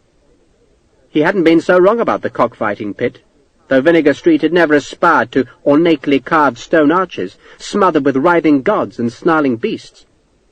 The raised cloister was packed with men who were in obvious good humour. There were hundreds of them, all anticipating a night's rare entertainment. Sharpe touched his swollen lip and winced at the pain. He was thirsty, and with every deep breath his bruised or broken ribs hurt. There was a swelling on his forehead that was thick with dried blood. He looked about the crowd, seeking one friendly face, and finding none. He just saw Indian peasants with dark eyes that reflected the flame-light. They must have come from every village within 10 miles to witness whatever was about to happen. In the centre of the courtyard was a small stone building, fantastically carved with elephants and dancing girls, and crowned by a stepped tower that had been sculptured with yet more gods, and animals painted in red, yellow, green, and black. The crowd's noise subsided as a man showed at the doorway of the small shrine and raised his arms as a signal for silence. Sharpe recognized the man.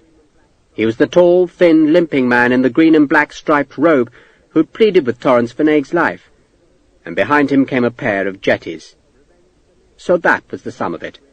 Revenge for Naig, and Sharpe realized that Hakeswill had never intended to kill him, only deliver him to these men. A murmur ran through the spectators as they admired the jetties. Vast brutes they were, who dedicated their extraordinary strength to some strange Indian god. Although Sharpe had met jetties before, and had killed some in Seringapatam, he didn't fancy his chances against these 2 bearded brutes. He was too weak, too thirsty, too bruised, too hurt, while these 2 fanatics were tall and hugely muscled. Their bronze skin had been oiled so that it gleamed in the flamelight. Their long hair was coiled about their skulls, and one had red lines painted on his face, while the other, who was slightly shorter, carried a long spear. Each man wore a loincloth and nothing else. They glanced at Sharpe. Then the taller man prostrated himself before a small shrine. A dozen guards came from the courtyard's rear and lined its edge. They carried muskets tipped with... The tall man in the striped robe clapped his hands to silence the crowd's last murmurs. It took a while, for still more spectators were pushing into the temple, the cloister. Somewhere outside a horse neighed. Men shouted protests as the newcomers shoved their way inside, but at last the commotion ended, and the tall man stepped to the edge of the stone platform on which the small shrine stood. He spoke for a long time, and every few moments his words would provoke a growl of agreement, and then the crowd would look at Sharpe, and some would spit at him. Sharpe stared sullenly back at them. They were getting a rare night's amusement, he reckoned. A captured Englishman was to be killed in front of them, and Sharpe couldn't blame them for relishing the prospect. But he was damned if he would die easy. He could do some damage, he reckoned, maybe not much, but enough so that the jetties remembered the night they were given a redcoat to kill. The tall man finished his speech, then limped down the short flight of steps and approached Sharpe. He carried himself with dignity, like a man who knows his own worth to be high. He stopped a few paces from Sharpe, and his face showed derision as he stared at the Englishman's sorry state. "My name," he said in English, "is Jama." Sharpe said nothing. "You killed my brother." Sharpe said. "I've killed a lot of men," Sharpe said, his voice hoarse so that it scarcely carried the few paces that separated the two men. He spat to clear his throat.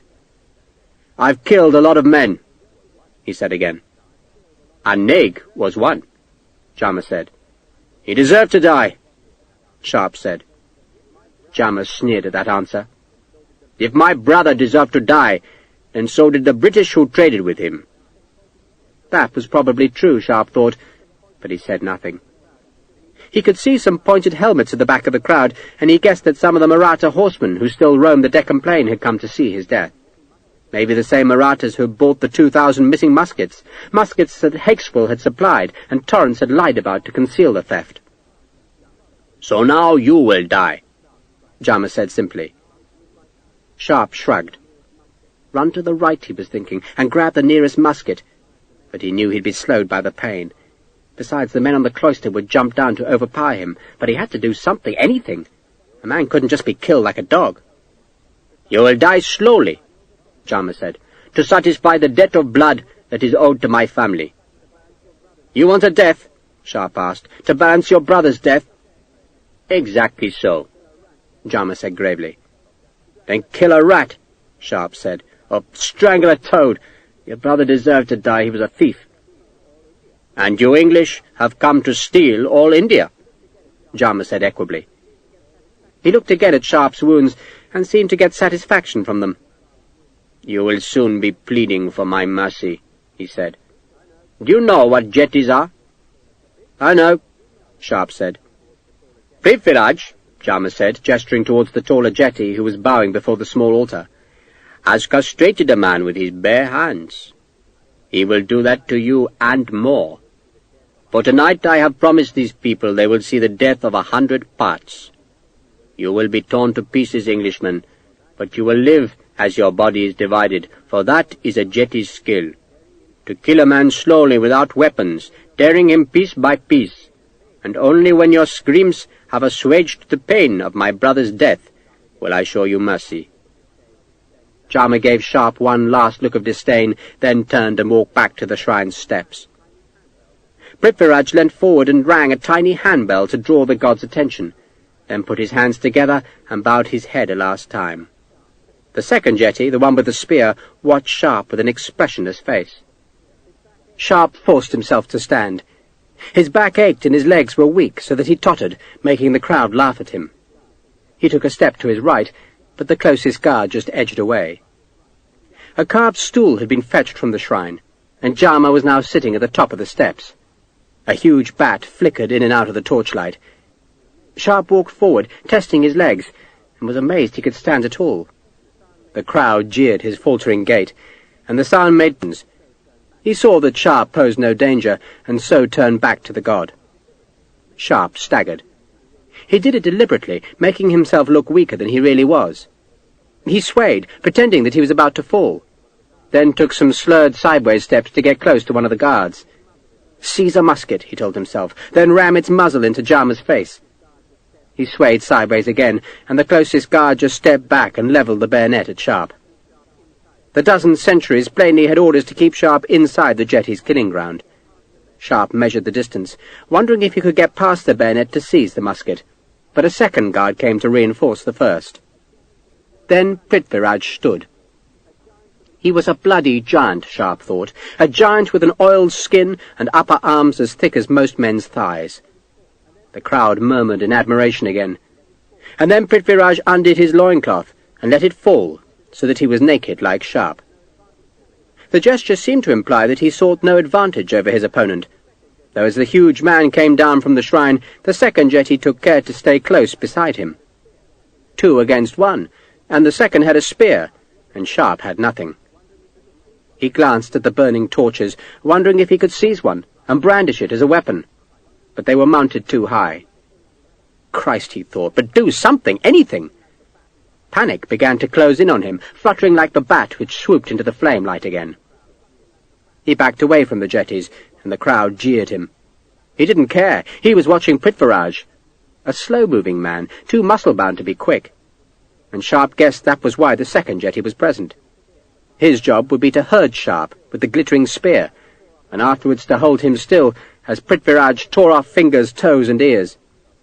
So take the spearman first, Sharpe told himself. Put the bastard down and take his weapon. He edged to his left, circling the courtyard to try and position himself closer to the spear-carrying jetty. The crowd sighed as he moved, enjoying the thought that the Englishman would put up a fight. The spear followed Sharpe's movements. He'd have to be quick, Sharpe thought, desperately quick, and he doubted he could do it. Hakeswill's kicking had slowed him, but he had to try, and so he kept on circling. Then abruptly charged in to attack the spearman, but the weapon was jabbed towards him, and Prithviraj was much faster than Sharpe had expected, and leapt to catch him, and Sharpe had to twist awkwardly away. The crowd laughed at his clumsiness. "Accept your death," Jama called. A servant was fanning the merchant's face. Sweat poured down Sharpe's cheeks. He'd been forced towards that part of the courtyard nearest the temple's entrance, where there were 2 stone flights of stairs leading up to the cloister. The steps, jutting into the yard, formed a bay, in which Sharpe suddenly realized he was trapped. He moved sideways, but the spear-carrying jetty covered him. The 2 men knew he was cornered now, and came slowly towards him, and Sharpe could only back away until his spine touched the cloister's edge. One of the spectators kicked him, but with more malice than force. The jetties came on slowly, wary in case he suddenly broke to right or left. Prithviraj was flexing his huge fingers, making them supple for the night's work. Scraps of smouldering ash whirled away from the torches, one settling on Sharpe's shoulder. He brushed it off. "Sahib!" a voice hissed from behind Sharpe. "Sahib!" Prithviraj looked calm and confident. No bloody wonder, Sharpe thought. So kick the naked bugger in the crotch. He reckoned that was his last chance. One good kick, and hope that Prithviraj doubled over. Either that or run onto the spear and hope the blade killed him quickly. "Sahib!" the voice hissed again. Prithviraj was turning sideways so that he wouldn't expose his groin to Sharpe. Then he beckoned for the other jetty to close in on the Englishman and drive him out from the wall with his spear. "You bugger!" the voice said impatiently. Sharpe turned to see that Ahmed was on hands and knees among the legs of the spectators, and what was more, the child was pushing forward the hilt of the tulva he'd captured at Deogorm. Sharpe leant on the cloister edge, and the crowd, seeing him rest against the stone, believed he'd given up. Some groaned, for they'd been anticipating more of a fight, but most of the watching men just jeered at him for being a weakling. Sharpe winked at Ahmed, then reached for the tulva. He seized the handle, pushed away from the stone and turned, dragging the blade from the scabbard that was still in Ahmed's grasp. He turned fast as a striking snake, the curved steel silver-red in the courtyard's flame-light, and the jetties, thinking he was a beaten man, were not prepared. The man with the spear was closest, and the curved blade slashed across his face, springing blood, and he instinctively clutched his eyes and let the spear drop. Sharpe moved to the right, scooped up the fallen spear, and Prithviraj at last looked worried. The guards raised their muskets. Sharpe heard the clicks as the dogheads were hauled back. So let them shoot him, he thought, for that was a quicker death than being dismembered and gelded by a naked giant. Jama was standing, one hand in the air, reluctant to let his guards shoot Sharpe before he'd suffered pain. The wounded jetty was on his knees, his hands clutched to his face, which was streaming blood. Then a musket fired. It sounded unnaturally loud in the confines of the courtyard's carved walls. One of the guards flinched as the musket ball whipped past his head to chip a flake of stone from one of the decorated arches. Then a voice shouted from the cloister by the temple entrance. The man spoke in an Indian language, and he spoke to Jama, who was staring appalled as a group of armed men pushed their way to the very front of the crowd. It was Syud Sevaji who had fired, and who had spoken to Jama, and who now grinned down at Sharpe. "I've told him it must be a fair fight, Ensign." "Me against him?" Sharpe jerked his chin at Prithviraj. "We came for entertainment," Syud Sevaji said. "The least you can do is provide us with some.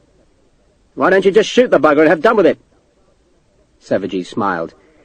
"This crowd will accept the result of a fair fight, Ensign. They might not like it if I simply rescue you. Besides, you don't want to be in my debt, do you?" "I'm in your debt already," Sharpe said, "up to my bloody eyeballs." He turned and looked at Prithviraj, who was waiting for a sign from Jama. "Hey, Goliath!" Sharpe shouted. "Here!" He threw the tulva at the man keeping the spear. "You want a fair fight? So you've got a weapon now?" The pain seemed to have vanished, and even the thirst had gone away. It was like that moment at Assaye when he'd been surrounded by enemies, and suddenly the world had seemed a calm, clear-cut place, full of delicious opportunity. He had a chance now. He had more than a chance. He was going to put the big bastard down. It was a fair fight, and Sharpe had grown up fighting. He'd been bred to it from the gutter, driven to it by poverty, and inured to it by desperation. He was nothing if he was not a fighter, and now the crowd would get the bloody sport they wanted. He hefted the spear. "So come on, you bastard!" Prithviraj stooped and picked up the tulva. He swung it in a clumsy arc, then looked again at Jama. "Don't look at him, you great ox, look at me!" Sharpe went forward, the spear low. Then he raised the blade and lunged towards the big man's belly, and Prithviraj made a clumsy parry that rang against the spear blade. "You'll have to put more strength into it than that," Sharpe said, pulling back the spear and standing still to tempt the jetty forward. Prithviraj stepped towards him, swung the blade, and Sharpe stepped back so that the tulva's tip slashed inches from his chest. "You had to be quick," Sharpe said, and he feinted right, spun away and walked back to the left, leaving Prithviraj off balance. Sharpe turned and lunged with the spear, pricking the big man's back and leaving a trickle of blood. "Ain't the same, is it, when the other fellow's got a weapon?" He smiled at the jetty. "So come on, you daft pudding, come on!" The crowd was silent now. Prithviraj seemed puzzled. He hadn't expected to fight, not with a weapon, and it was plain he was not accustomed to a tulva. "You can give up," Sharpe said. "You can kneel down and give up. I won't kill you if you do that, but if you stir on your feet, I'll pick you apart like a joint of bloody meat." Prithviraj didn't understand a word, but he knew Sharpe was dangerous, and he was trying to work out how best to kill him. He glanced at the spear, wishing he had that weapon instead of the tulva. But Sharpe knew the point should always beat the edge, which was why he'd kept the spear. "You want it quick or slow, Savaji?" Sharpe called. "Whichever you prefer, Ensign," Savaji said, smiling. "It's not for the audience to tell the actors how the play should go." "Then I'll make it quick," Sharpe said, and he pointed at Prithviraj with his free hand and motioned that the jetty could kneel down. "Just kneel," he said, "and I'll spare you. Tell him that, Savaji." Savaji called out in an Indian language, and Prithviraj must have decided the offer was an insult, for he suddenly ran forward, tulva swinging, and Sharpe had to step quickly aside and parry one of the cuts with the spear's staff. The blade cut a sliver of wood from the shaft, but went nowhere near Sharpe. "No good doing that," Sharpe said. "You're not making hay, you great pudding. You're trying to stay alive." Prithviraj attacked again, but all he could think to do was make great swings with the blade, any one of which might have split Sharpe into two. But the attacks were clumsy, and Sharpe backed away, always circling around to the middle of the courtyard so that he wasn't trapped against its edges. The crowd, sensing that Prithviraj might win, began to urge him on. But some noticed that the Englishman was not even trying to fight yet. He was taunting the jetty, he was evading him, and he was keeping his spear low. "I thought you said it would be quick," Savaji said. "You want it over?" Sharpe asked. He crouched, raising the spear blade, and the motion checked Prithviraj, who stared at him warily. "What I'm going to do," Sharpe said, "is cut your belly open, then slit your throat. Are you ready?" He went forward, jabbing the spear, still low, and Prithviraj backed away, trying to parry the small lunges. But Sharpe dragged the spear back each time before the parry could connect, and Prithviraj frowned. He seemed hypnotized by the shining blade that flickered like a snake's tongue, and behind it Sharpe was grinning at him and taunting him. And Prithviraj tried to counterattack once, but the spear slashed up to within an inch of his face, and he went on stepping backwards.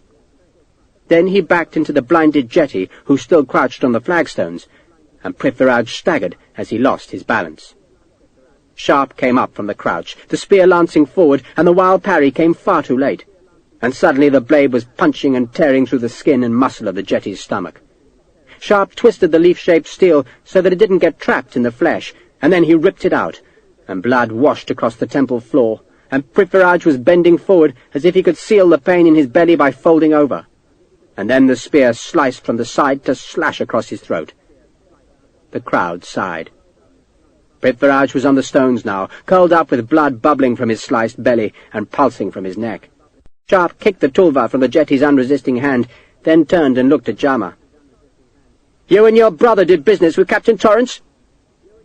Jama said nothing. Sharpe walked towards the shrine. The guards moved to stop him, but Savagee's men raised their muskets, and some, grinning, jumped down into the courtyard. Amit also jumped down, and snatched the tulva from the flagstones. Prithviraj was on his side now, dying. Jama stood as Sharpe reached the steps, but he couldn't move fast with his limp, and suddenly the spear was at his belly. "I asked you a question," Sharpe said. Jama still said nothing. "You want to live?" Sharpe asked. Jama looked down at the spear blade that was thick with blood. "Was it Torrance who gave me to you?" Sharpe asked.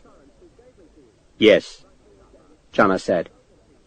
"If I see you again," Sharpe said, "I'll kill you. If you go back to the British camp, I'll hang you like your brother, and if you so much as send a message to Torrance, I'll follow you to the last corner on God's earth, and I'll castrate you with my bare hands." He jabbed the spear just enough to prick Jama's belly, then turned away. The crowd was silent, cowed by Savagee's men and by the ferocity they'd witnessed in the temple courtyard. Sharpe tossed away the spear, pulled Amit towards him and patted the boy's head.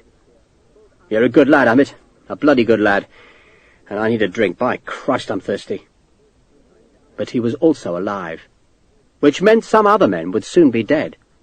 Because Sharpe was more than alive, he was angry, angry as hell, and wanting revenge.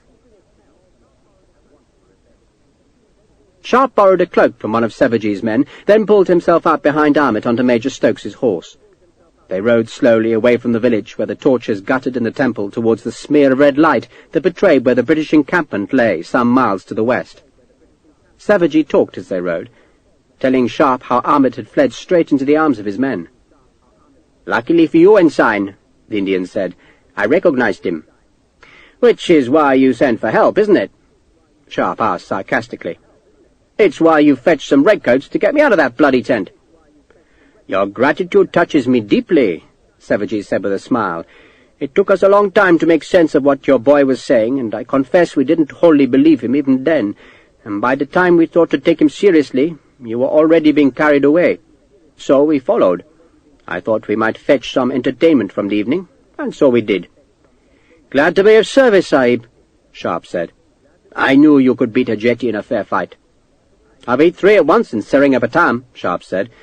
"I don't know as it was a fair fight. I'm not much in favour of fair fights. I like them to be unfair. Fair fights are for gentlemen who don't know any better."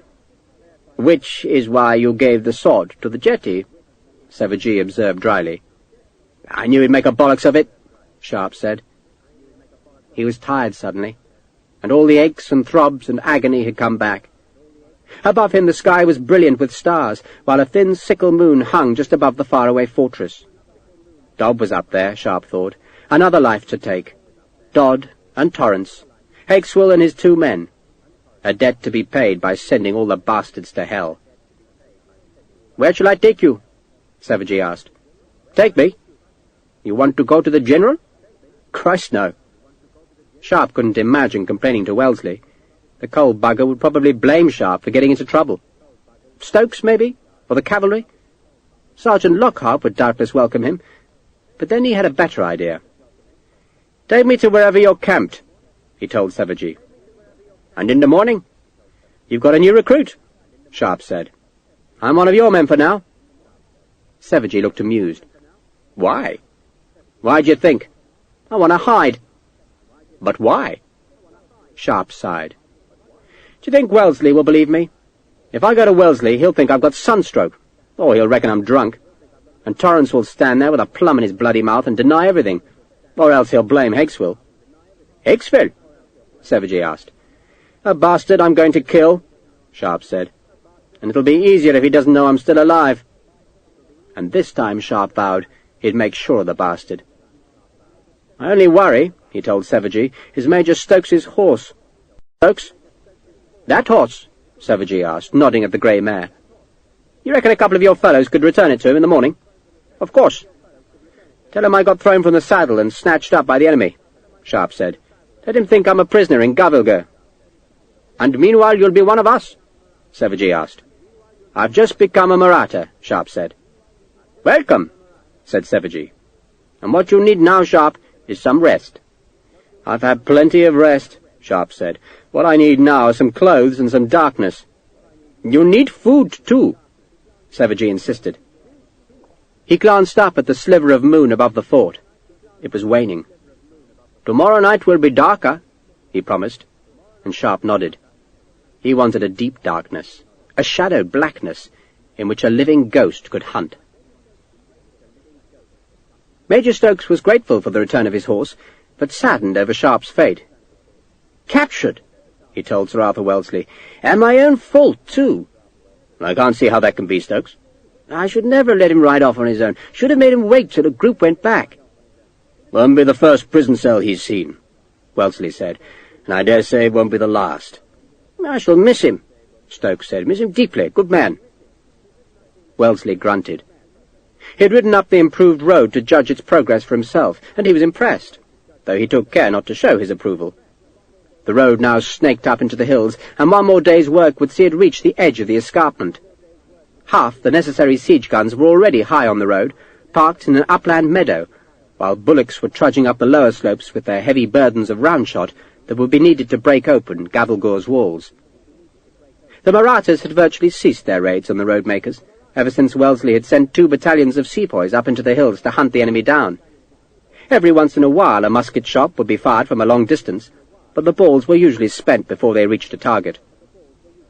"Your work won't end with the road," Wellesley told Stokes, as the general and his staff followed the engineer on foot towards some higher ground from where they could inspect the fortress. "I doubted it would, sir." "You know Stevenson?" "I've dined with the colonel." "I'm sending him up here. His troops will make the assault. My men will stay below and climb the 2 roads." Wellesley spoke curtly, almost offhandedly. He was proposing to divide his army into 2 again, just as it had been split for most of the war against the Marathas. Stevenson's part of the army would climb to the plateau and make the main assault on the fortress. That attack would swarm across the narrow neck of land to climb the breaches, but to stop the enemy from throwing all their strength into the defence of the broken wall, Wellesley proposed sending 2 columns of his own men up the steep tracks that led directly to the fortress. Those men would have to approach unbroken walls, up slopes too steep to permit artillery to be deployed, and Wellesley knew those columns could never hope to break into Gavelgur. Their job was to spread the defenders thin, and to block off the garrison's escape routes, while Colonel Stevenson's men did the bloody work. "You'll have to establish Stevenson's batteries," Wellesley told Stokes. "Major Blackiston's seen the ground." He indicated his aide. "And he reckons 2 18s and 3 iron 12s should suffice. Major Blackiston, of course, will give you whatever advice he can." "No glasses?" Stokes directed the question to Blackiston. "Not when I was there," Blackiston said. "Though of course they could have made one since. I just saw curtain walls with a few bastions. Ancient work by the look of it." 15th century work," Wellesley put in, and when he saw that the 2 engineers were impressed by his knowledge, he shrugged. "Sayud Savaji claims as much anyway." "Old walls break fastest," Stokes said cheerfully.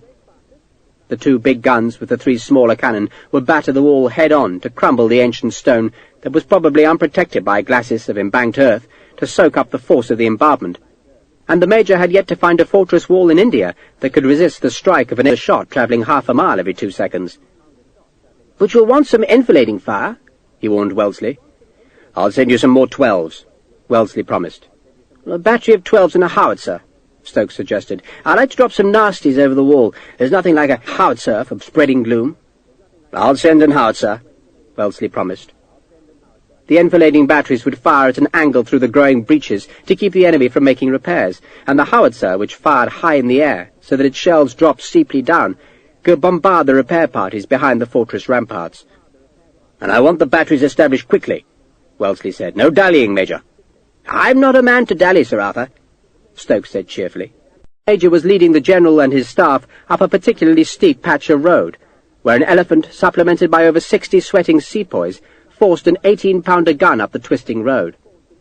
The officers dodged the sepoys, then climbed a knoll from where they could stare across at Gavelgur. By now they were nearly as high as the stronghold itself, and the profile of the twin forts stood clear against the bright sky beyond. It formed a double hump. The narrow neck of land led from the plateau to the first, lower hump, on which the outer fortress stood. It was that fortress which would receive Stokes's breaching fire, and that fortress which would be assailed by Stevenson's men. But beyond it the ground dropped into a deep ravine, then climbed steeply to the much larger second hump, on which the inner fortress with its palace and its lakes and its houses stood. Sir Arthur spent a long time staring through his glass, but said nothing. "I'll warrant I can get you into the smaller fortress," Stokes said, "but how do you cross the central ravine into the main stronghold?" It was that question that Wellesley had yet to answer in his own mind, and he suspected there was no simple solution. He hoped that the attackers would simply surge across the ravine and flood up the second slope like an irresistible wave that had broken through one barrier and would now overcome everything in its path. But he dared not admit to such impractical optimism. He dared not confess that he was condemning his men to an attack on an inner fortress that would have unbreached walls and well-prepared defenders. "If we can't take it by escalade," he said curtly, collapsing his glass, "we'll have to dig breaching batteries in the outer fortress and do it the hard way." In other words, Stokes thought, Sir Arthur had no idea how it was to be done. Only that it must be done. By escalade or by breach, and by God's mercy if they were lucky. For once they were into the central ravine, the attackers would be in the devil's hands. It was a hot December day, but Stokes shivered, for he feared for the men who must go up against Gavelgur. Captain Torrance had enjoyed a remarkably lucky evening. Jama had still not returned to the camp, and his big green tents with their varied delights stood empty. But there were plenty of other diversions in the British camp. A group of Scottish officers, augmented by a sergeant who played the flute, gave a concert, and though Torrance had no great taste for chamber music, he found the melodies were in tune with his jaunty mood. Sharpe was gone, Torrance's debts were paid. He had survived, and he had strolled on from the concert to the cavalry lines, where he knew he'd find a game of whist. Torrance had succeeded in taking 53 guineas from an irascible major, and another 12 from a whey-cheeked ensign who kept scratching his groin. "If you've got the pox," the major had finally said, "then get the hell to a surgeon." "It's lice, sir." "And for Christ's sake stop wriggling, you're distracting me." "Scratch on," Torrance had said, laying down a winning hand. He had yawned, scooped up the coins, and bid his partners a good night. "Well, it's devilish early," the major had grumbled, wanting a chance to win his money back. "Duty," Torrance had said vaguely. Then he had strolled to the merchant encampment and inspected the women who fanned themselves in the torrid night heat. An hour later, well pleased with himself, he had returned to his quarters. His servant squatted on the porch, but he waved the man away. Sajid was still at his candle-lit desk, unclogging his pen of the soggy paper scraps that collected on the nib. He stood, touched his inky hands together, and bowed as Torrance entered. "Sahib?" "All well?" "All is well, Sahib. Tomorrow's chitties?" He pushed a pile of papers across the desk. "I'm sure they're in order," Torrance said, quite confident that he spoke true. Sajib was proving to be an excellent clerk. He went to the door of his quarters, then turned with a frown. "Your uncle hasn't come back." "Tomorrow, Sahib, I'm sure." "Tell him I'd like a word, but not if he comes tonight. I don't want to be disturbed tonight." "Of course not, Sahib." Sajid offered another bow as Torrance negotiated the door and the muslin screen. The captain shot the iron bolt, then chased down the few moths that had managed to get past the muslin. He lit a second lamp, piled the night's winnings on the table, then called for Claire. She came sleepy-eyed from the kitchen. "Arrack, Brick," Torrance ordered, then peeled off his coat while Claire unstoppered a fresh jar of the fierce spirit. She kept her eyes averted as Torrance stripped himself naked and lay back in his hammock. "You could light me a hookah, Brick," he suggested, "then sponge me down. Is there a clean shirt for the morning?" "Of course, sir." "Not the darned one?" "No, sir." He turned his head to stare at the coins which glittered so prettily in the smoky lamplight. In funds again. Winning. Perhaps his luck had turned. It seemed so. He'd lost so much money at cards in the last month that he thought nothing but ruin awaited him. But now the goddess of fortune had turned her other cheek. Rule of halves, he told himself as he sucked on the hookah. Save half, gamble the other half. Halve the winnings, and save half again. Simple, really. And now that Sharpe was gone, he could begin some careful trading once more. Though how the market would hold up once the Marathas were defeated, he couldn't tell. Still, with a slice of luck, he might make sufficient money to set himself up in a comfortable civilian life in Madras. A carriage, a dozen horses, and as many women servants. He would have a harem. He smiled at the thought, imagining his father's disgust, a harem, a courtyard with a fountain, a wine cellar deep beneath his house that should be built close to the sea so that cooling breezes could waft through its windows. Or two at the office each week, but certainly not more, for there were always Indians to do the real work. The buggers would cheat him, of course, but there seemed plenty of money to go round, so long as a man didn't gamble it away. Rule of halves, he told himself again, the golden rule of life. The sound of singing came from the camp beyond the village. Torrance didn't recognize the tune, which was probably some Scottish song. The sound drifted him back to his childhood, when he'd sung in the cathedral choir. He grimaced, remembering the frosty mornings, when he'd run in the dark across the close and pushed open the cathedral's great side door, to be greeted by a clout over the ear because he was late. The chorister's cloudy breath had mingled with the smoke of the guttering candles. Lice under the robes, he remembered. He'd caught his first lice off a countertenor who'd held him against a wall behind a bishop's tomb and hoisted his robe. I hope the bastard's dead, he thought. Sajid yelped. "Quiet!" Torrance shouted, resenting being jarred from his reverie. There was silence again, and Torrance sucked on the hookah. He could hear Claire pouring water in the yard, and he smiled as he anticipated the soothing touch of the sponge. Someone, it had to be Sajid, tried to open the door from the front room. "Go away!" Torrance called, but then something hit the door, a massive blow. The bolt held, though dust sifted from crevices in the plaster wall either side of the frame. Torrance stared in shock, then twitched with alarm as another huge bang shook the door, and this time a chunk of plaster the size of a dinner plate fell from the wall. Torrance swung his bare legs out of the hammock. Where the devil were his pistols? A third blow reverberated round the room, and this time the bracket holding the bolt was wrenched out of the wall, and the door swung in onto the muslin screen. Torrance saw a robed figure sweep the screen aside. Then he threw himself over the room and pawed through his discarded clothes to find his guns. A hand gripped his wrist. "You won't need that, sir," a familiar voice said, and Torrance turned, wincing at the strength of the man's grip. He saw a figure dressed in blood-spattered Indian robes, with a tulva scabbarded at his waist, and a face shrouded by a headcloth. But Torrance recognized his visitor, and blanched. "Reporting for duty, sir," Sharpe said, taking the pistol from Torrance's unresisting grip. Torrance gaped. He could have sworn that the blood on the robe was fresh, for it gleamed wetly. There was more blood on a short-bladed knife in Sharpe's hand. It dripped onto the floor, and Torrance gave a small, pitiful mew. "It's Sajid's blood," Sharpe said. "His penknife, too." He tossed the wet blade onto the table beside the gold coins. "Lost your tongue, sir?" "Sharpe?" "He's dead, sir. Sharpe is," Sharpe said. "He was sold to Jama, remember, sir? Is that the blood money?" Sharpe glanced at the rupees on the table. "Sharpe," Torrance said again, somehow incapable of saying anything else. "I'm his ghost, sir," Sharpe said, and Torrance did indeed look as though a spectre had just broken through his door. Sharpe tutted and shook his head in self-reproof. "I'm not supposed to call you sir, am I, sir? On account of me being a fellow officer and a gentleman. Where's Sergeant Hakeswill?" "Sharpe," Torrance said once more, collapsing onto a chair. We heard you'd been captured." "So I was, sir, but not by the enemy. Leastwise, not by any proper enemy." Sharpe examined the pistol. "This ain't loaded. What were you hoping to do, sir? Beat me to death with a barrel?" "My robe, Sharpe, please," Torrance said, gesturing to where the silk robe hung on a wooden peg.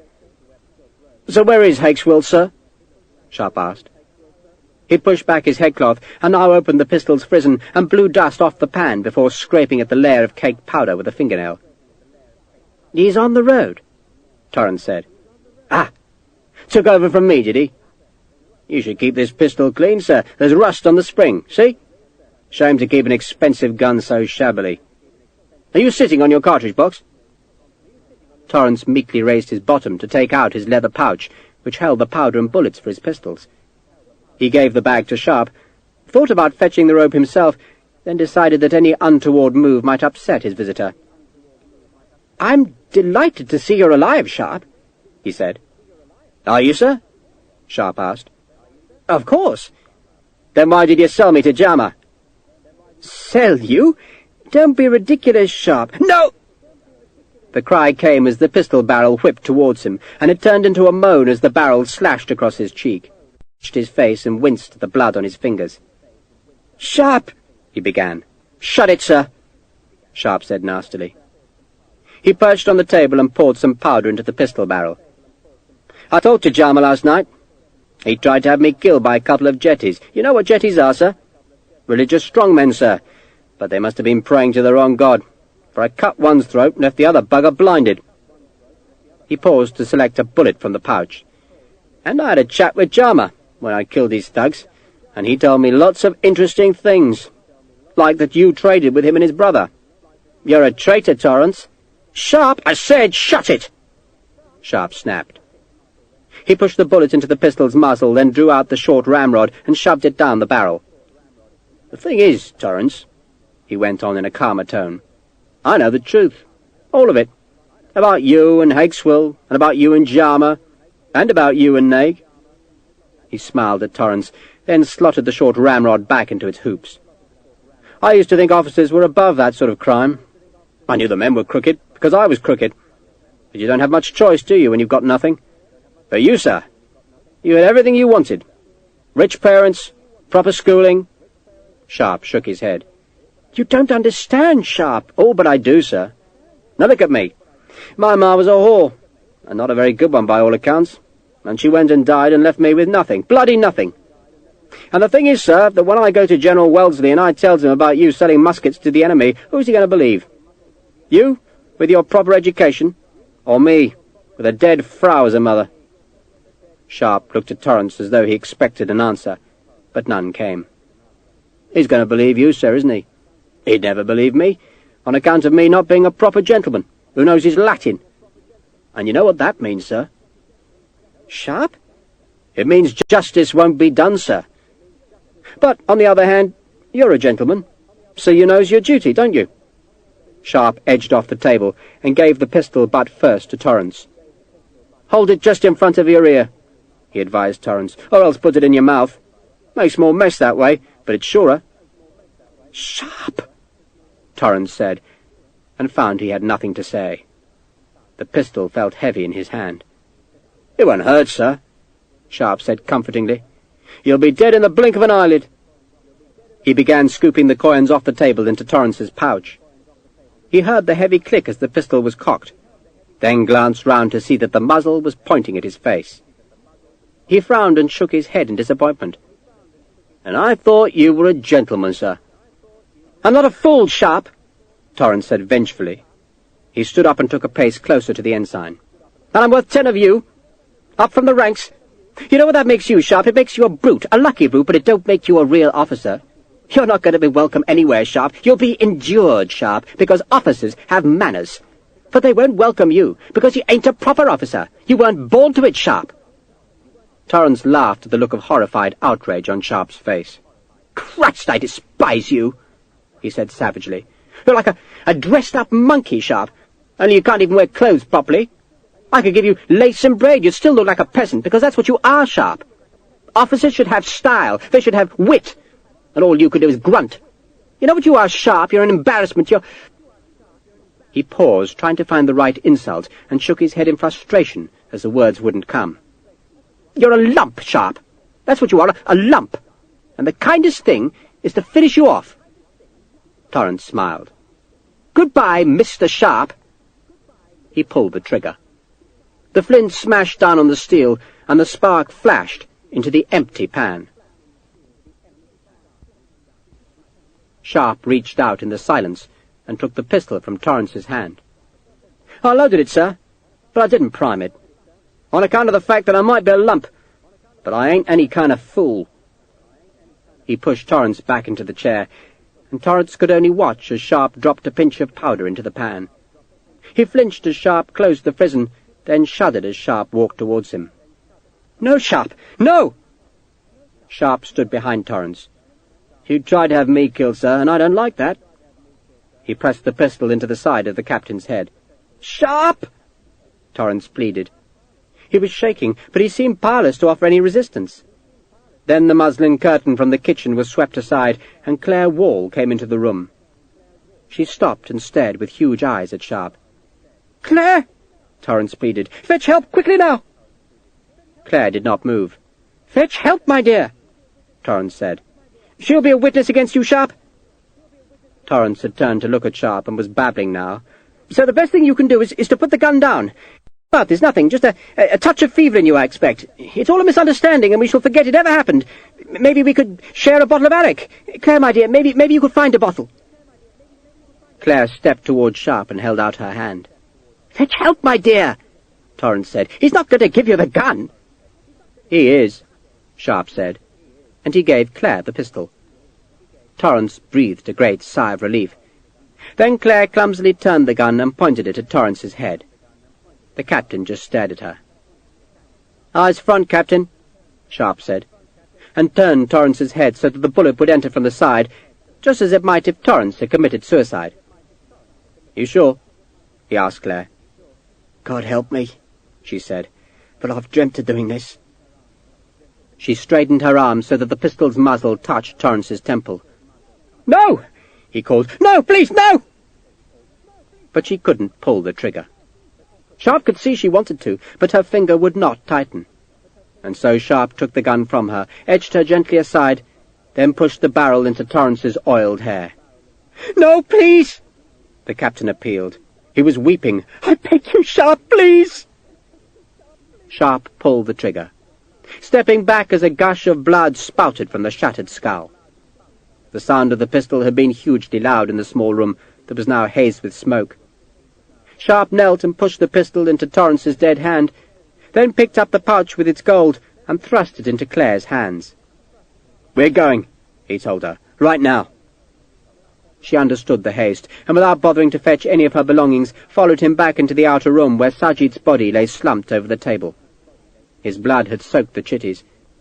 Claire whimpered when she saw the blood. "I didn't really mean to kill him," Sharpe explained, "then realized he'd be a witness if I didn't." He saw the fear on Claire's face. "I trust you, love. You and me? We're the same, aren't we? So come on, let's get the hell out of here." Sharpe had already taken the 3 jewels from Sajid, and he added those to the pouch of gold, then went to the port to linger.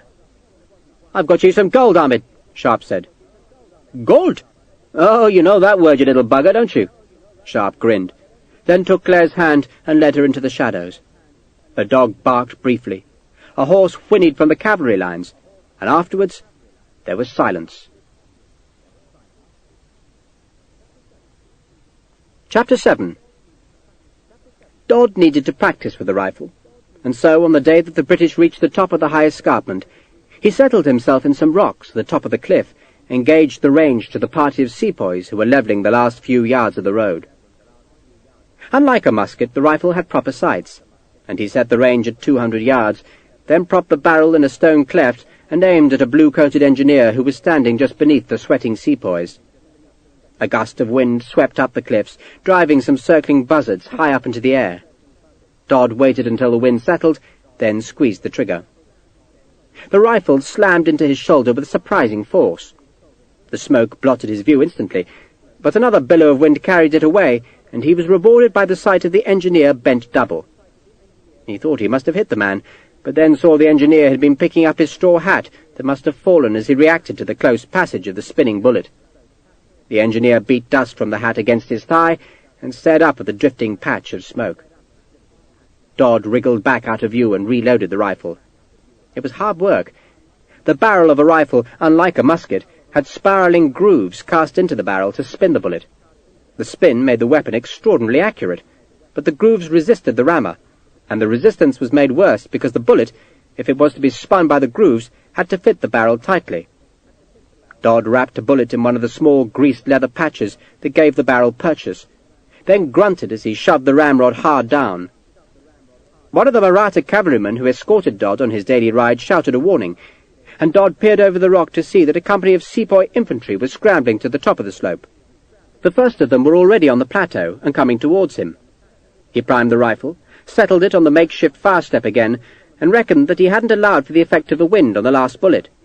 He aimed at the sepoy's officer, a man whose small round spectacles reflected the sun, and letting the barrel edge slightly windwards, he fired again. The rifle hammered back onto his shoulder. Smoke billowed as Dodd ran to his horse and clambered into the saddle. He slung the rifle, turned the horse, and saw that the red-coated officer was on the ground with 2 of his men kneeling beside him. He grinned. 200 paces!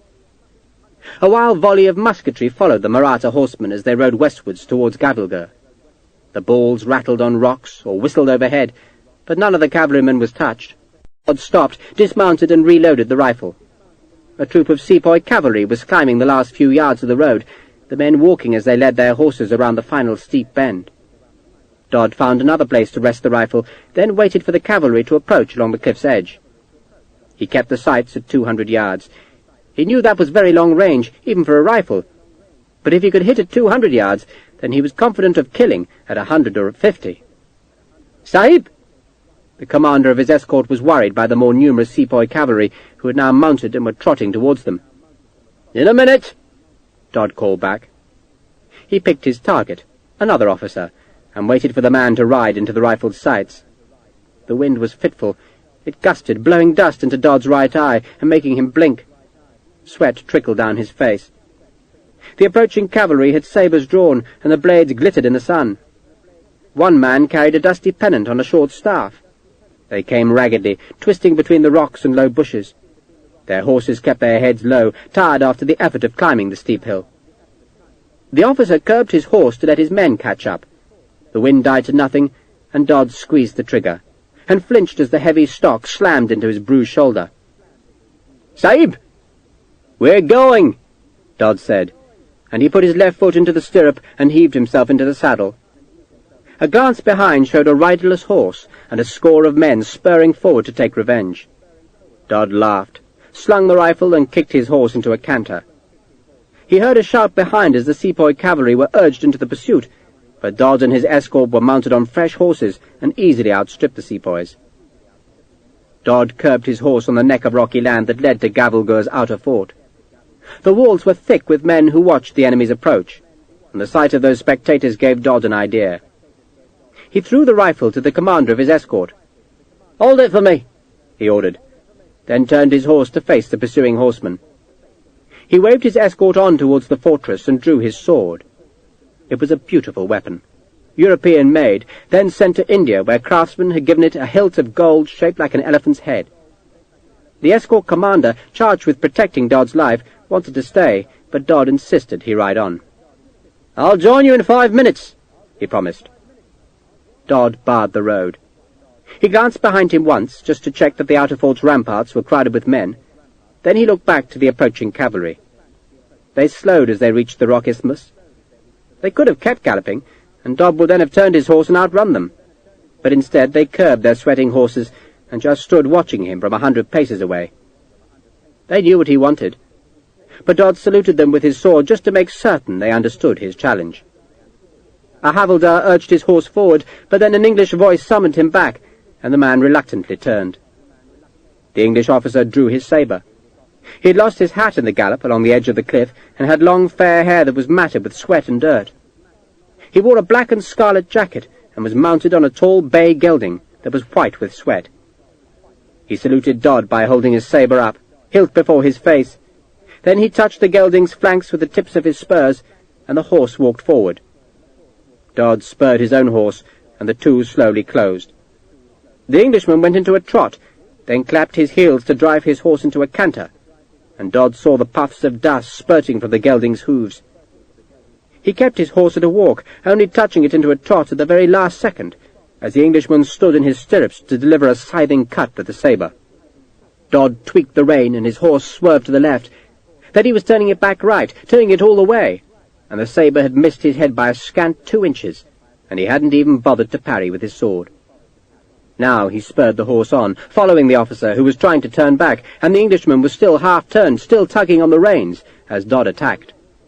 The sabre made an awkward parry that just managed to deflect the sword's thrust. Dodd hacked back as he passed, felt the blade thump home.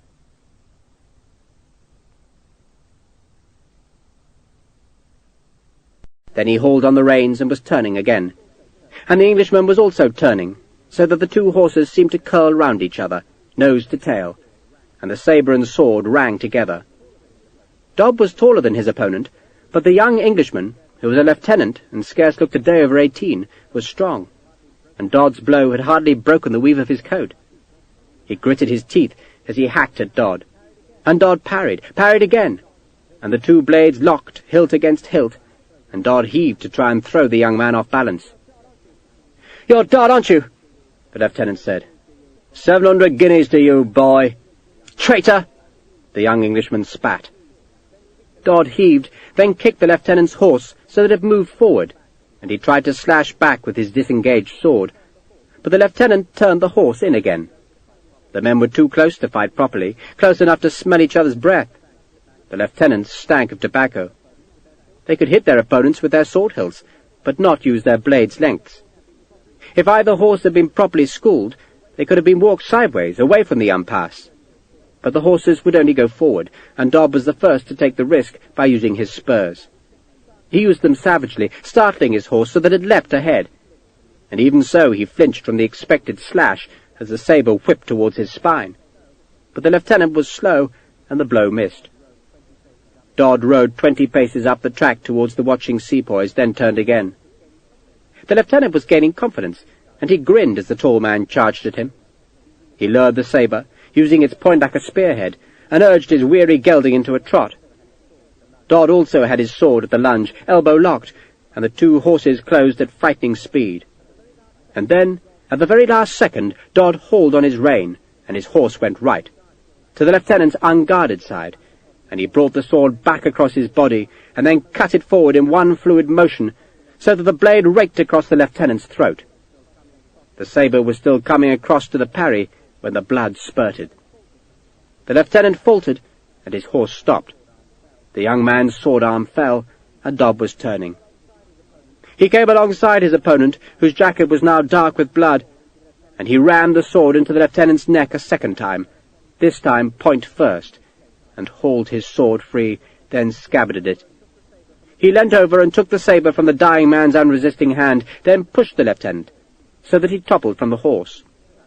One of his feet was trapped in a stirrup, but as Dodd seized the gelding's rein and hauled it round towards the fortress, the boot fell free, and the young man was left sprawling amidst his blood on the dusty road as Dodd led his trophy homewards. The Indians on the ramparts cheered. The sepoys spurred forward, and Dodd hurried ahead of them. But the Madrasi cavalrymen only rode as far as their officer's body, where they dismounted. Dodd rode on, waving the captured sabre aloft. A gun fired from the fort, and the ball screamed over the rocky isthmus to crash home among the cavalrymen gathered about their officer. A second gun fired, and suddenly the British cavalry and their riderless horses were running away, and the cheers on the wall redoubled. Manu Bapu was on the big buttress close to the gatehouse, and he first pointed an admonitory finger at Dodd, chiding him for taking such a risk. Then he touched his hands together in thanks for Dodd's victory, and finally raised his arms above his head to salute the hero. Dodd laughed and bowed his head in acknowledgment, and saw to his surprise that his white coat was red with the lieutenant's blood. "Who would have thought the young man had so much blood in him?" he asked the leader of his escort at the fortress gate. "Sahib?" the man answered, puzzled. "Never mind." Dodd took the rifle back, then spurred his horse into Gavalgur's Delhi gate. The men on the ramparts that edged the paved entranceway cheered him home. He didn't pause to speak to Manu Bapu, but instead rode through the outer fortress and out of its southern gate, then led his captured horse down the steep path which slanted across the face of the ravine. At the bottom the path turned sharply to the left before climbing to the inner fort's massive gateway. The 4 heavy gates that barred the entranceway were all opened for him, and the hooves of his 2 horses echoed from the high walls as he clattered up the winding passage. One by one the gates crashed shut behind, and the thick locking bars were dropped into their brackets. His groom waited beyond the last gate. Dodd swung down from his horse and gave both reins to the man, ordering him to water the captured horse before he rubbed it down. He handed his sword to his servant and told him to clean the blood from the blade, and only then did he turn to face Beni Singh, who had come waddling from the palace garden. The Kiladar was dressed in a green silk robe and was attended by 2 servants, one to hold a parasol above Beni Singh's perfumed head, and the other clasping the Kiladar's small white lapdog. The cheering! Benny Singh asked anxiously. What was it? The guns were firing! He stared in horror at the blood soaked into Dodd's coat. You're wounded, Colonel. There was a fight, Dodd said, and waited while one of the servants translated for the Killadar. Dodd spoke a crude Marathi, but it was easier to use interpreters. The Jinns are here, Benny Singh wailed. The dog whimpered and the two servants looked nervous. I killed a Jinn, Dodd snarled. He reached out and took hold of Benny Singh's plump hand and forced it against his wet coat. It isn't my blood, but it is fresh. He rubbed the Killadar's hand into the gory patch, then raised the plump fingers to his mouth. Keeping his eyes on Benny Singh's eyes, he licked the blood from the Killadar's hand. Killadar, Dodd said, letting go of the hand, and I lap the blood of my enemies. Benny Singh recoiled from the clammy touch of the blood. He shuddered, then wiped his hand on his silk robe. When will they assault? A week, Dodd guessed, and then they'll be defeated. But what if they get in?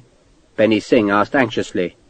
Then they'll kill you, Dodd said, and afterwards rape your wife, your concubines, and your daughters. They'll line up for the pleasure, Killadar. They'll rut like hogs. And Dodd grunted like a pig, and jerked his groin forward, driving Benny Singh back. They won't, the Killadar declared. Because they won't get in, Dodd said. Because some of us are men and we will fight. I have poison, Benny Singh said, not comprehending Dodd's last words. If they look like winning, Colonel, you'll send me word. Dodd smiled. You have my promise, Sahib, he said with a pretended humility. Better my women should die, Benny Singh insisted. Better that you should die, Dodd said, unless you want to be forced to watch the white Jinns take their pleasure on your dying women. They wouldn't. What else do they want in here? Dodd asked. Have they not heard of the beauty of your women? Each night they talk of them around their fires. Every day they dream of their thighs and their breasts. They can't wait, Killadar. The pleasures of your women pull the redcoats towards us. Benny Singh fled from the horrid words, and Dodd smiled. He'd come to realize that only one man could command here. Benny Singh was the fortress commander, and though he was a despicable coward, he was also a friend of the Rajas, and that friendship ensured the loyalty of much of Gavalgur's standing garrison. The rest of the fortress defenders were divided into two camps. There were Manu Bapu's soldiers, led by the remnants of the Lions of Allah, and loyal to the prince, and Dodd's Cobras. But if only one of the three leaders was left, then that man would rule Gavalgur, and whoever ruled Gavalgur could rule all India. Dodd touched the stock of the rifle. That would help, and Benny Singh's abject terror would render the Killadar harmless. Dodd smiled and climbed to the ramparts, from where, with a telescope, he watched the British heave the first gun up to the edge of the plateau. A week, he thought, maybe a day more, and then the British would come to his slaughter, and make his wildly ambitious dreams come true. The fellow was using a rifle, Major Stokes said in wonderment. I do declare, a rifle! Can't have been anything else at that range. 200 paces, if it was an inch, and he fanned my head. A much underestimated weapon, the rifle, don't you think? A toy, Captain Morris said. Nothing will replace muskets. But the accuracy, Stokes declared.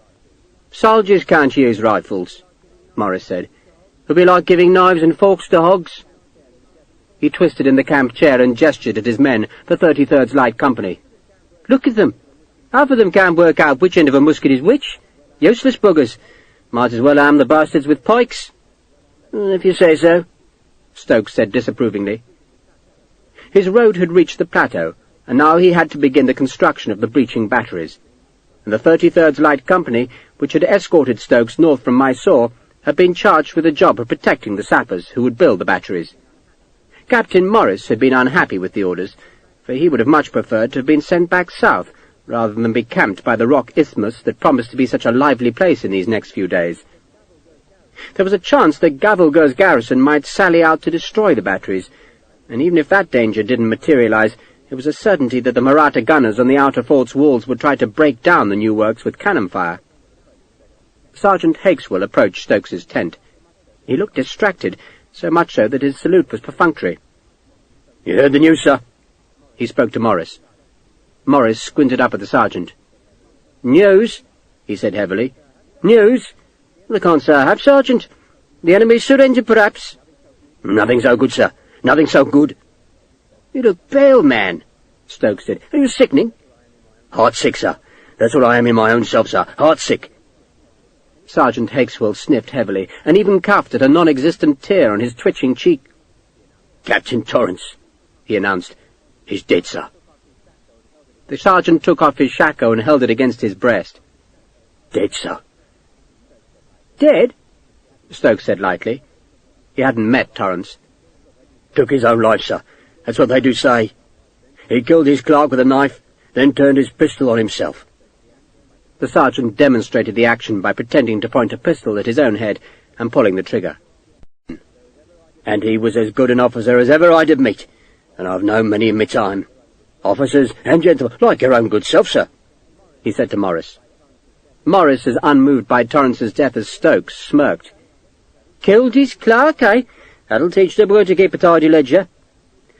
"They do say, sir," Hakeswell lowered his voice, "that he must have been unnatural." "Unnatural?"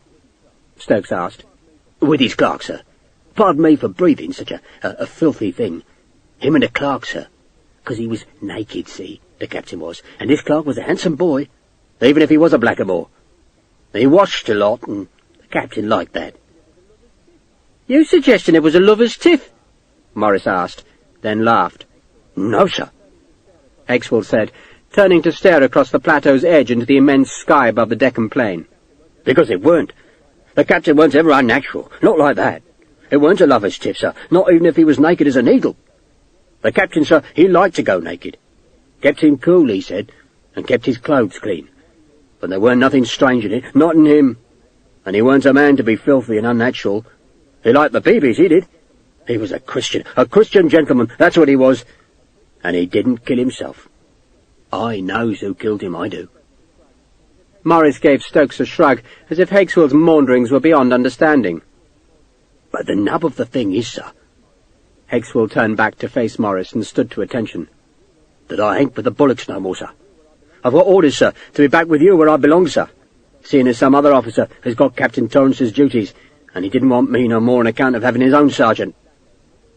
He replaced his shako, then saluted Morris. "Under orders, sir, with Privates Kendrick and Lowry, sir, others having taken over our bullocking duties, sir, and we's back with you like we always wanted to be, sir." "Welcome back, Sergeant," Morris said laconically. "I'm sure the company will be overjoyed at your return." "I knows they will, sir," Hakeswell said. "I'm like a father to them, sir, I am," Hakeswell added to Stokes. Stokes frowned. "Who do you think killed Captain Torrance, Sergeant?" he asked. And when Hakeswell said nothing, but just stood with his face twitching, the Major became insistent. "If you know, man, you must speak. This is a crime. You have a duty to speak." Hakeswell's face wrenched itself. "It were him, sir." The sergeant's eyes widened. "It was Sharpe, sir." Stokes laughed. "Don't be so absurd, man. Poor Sharpe is a prisoner. He's locked away in the fortress, I've no doubt." "That's what we all hear, sir," Hakeswell said, "but I knows better." "A touch of the sun," Morris explained to Stokes, then waved the sergeant away. "Put your kit with the company, Sergeant, and I'm glad you're back." "Touched by your words, sir," Hakeswell said fervently. "And I'm glad to be home, sir, back in my own kind where I belong." He saluted again, then swiveled on his heel and marched away. "Salt of the earth," Morris said. Major Stokes, from his brief acquaintance with Hakeswell, was not sure of that verdict, but he said nothing. Instead, he wandered a few paces northwards to watch the sappers who were busy scraping at the plateau's thin soil to fill gabions that had been newly woven from green bamboo. The gabions, great wicker baskets stuffed with earth, would be stacked as a screen to soak up the enemy gunfire, while the battery sites were being levelled. Stokes had already decided to do the initial work at night, for the vulnerable time for making batteries close to a fortress was the first few hours, and at night the enemy gunfire was likely to be inaccurate. The Major was making 4 batteries. 2, the breaching ones, would be constructed far down the isthmus among an outcrop of great black boulders that lay less than a quarter-mile from the fortress. The rocks, with the gabions, would provide the gunners some protection from the fortress's counterfire. Sappers, hidden from the fort by the lie of the land, were already driving a road to the proposed site of the breaching guns. 2 other batteries would be constructed to the east of the isthmus, on the edge of the plateau, and those guns would enfilade the growing breaches. 3 breaches. That decision had been made when Stokes, early in the dawn, had crept as close to the fortress as he had dared, and, hidden among the tumbled rocks above the half-filled tank, had examined the outer fort's wall through his telescope. He had stared a long time, counting the gun embrasures and trying to estimate how many men were stationed on the bastions and fire steps. Those were details that didn't really concern him, for Stokes's business was confined to breaking the walls, but what he saw encouraged him.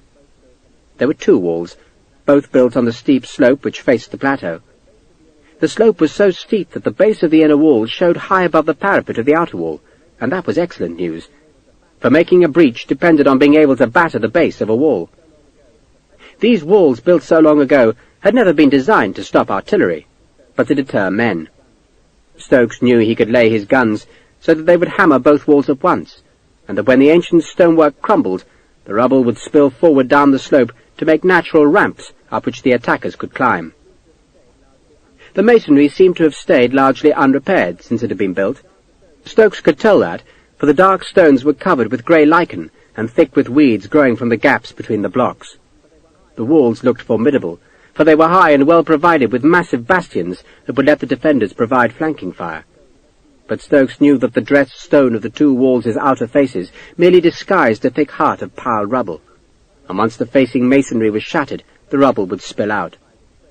A few shots would then suffice to break the inner faces. 2 days' work, he reckoned. 2 days of hard gunnery should bring the walls tumbling down. Stokes had not made his reconnaissance alone, but had been accompanied by Lieutenant Colonel William Kenny of the East India Company, who would lead the assault on the breaches. Kenny, a lantern-jawed and taciturn man, had lain beside Stokes. "Well?" it finally asked, after Stokes had spent a silent 5 minutes examining the walls. 2 days' work, sir," Stokes said. If the Marathas had taken the trouble to build the glasses, it would have been 2 weeks' work, but such was their confidence that they hadn't bothered to protect the base of the outer wall. Kenny grunted. "If it's that easy, they give me 2 holes in the inner wall." "Not the outer?" Stokes asked. "One will serve me there," Kenny said, putting an eye to his own telescope. "A good wide gap in the nearer wall, Stokes, but not too near the main gate." "We shall avoid that," the Major said. The main gate lay to the left, so that the approach to the fortress was faced by high walls and bastions, rather than by a gate vulnerable to artillery fire. However, this gate was massively defended by bastions and towers, which suggested it would be thick with defenders. "Straight up the middle," Kenny said, wriggling back from his viewpoint. "Give me a breach to the right of that main bastion, and 2 on either side of it through the inner wall, and we'll do the rest." It would be easy enough to break down the walls, but Stokes still feared for Kenny's men. Their approach was limited by the existence of the great reservoir that lay on the right of the isthmus. The water level was low and scummed green, but the tank still constricted the assault route, so that Kenny's men would be squeezed between the water and the sheer drop to the left. That slender space, scarce more than 50 feet at its narrowest, would be furious with gunfire, much of it coming from the far steps above, and around the main gate that flanked the approach. Stokes had already determined that his enfilading batteries should spare some shot for that gate in an attempt to unseat its cannon and unsettle its defenders. Now, under the midday sun, the Major wandered among the sappers filling the gabions. He tested each one, making certain that the sepoys were ramming the earth hard into the wicker baskets, for a loosely filled gabion was no use. The finished gabions were being stacked on ox carts, while other carts piled with powder and shot waited nearby. All was being done properly, and the Major stared out across the plateau where the newly arrived troops were making their camp.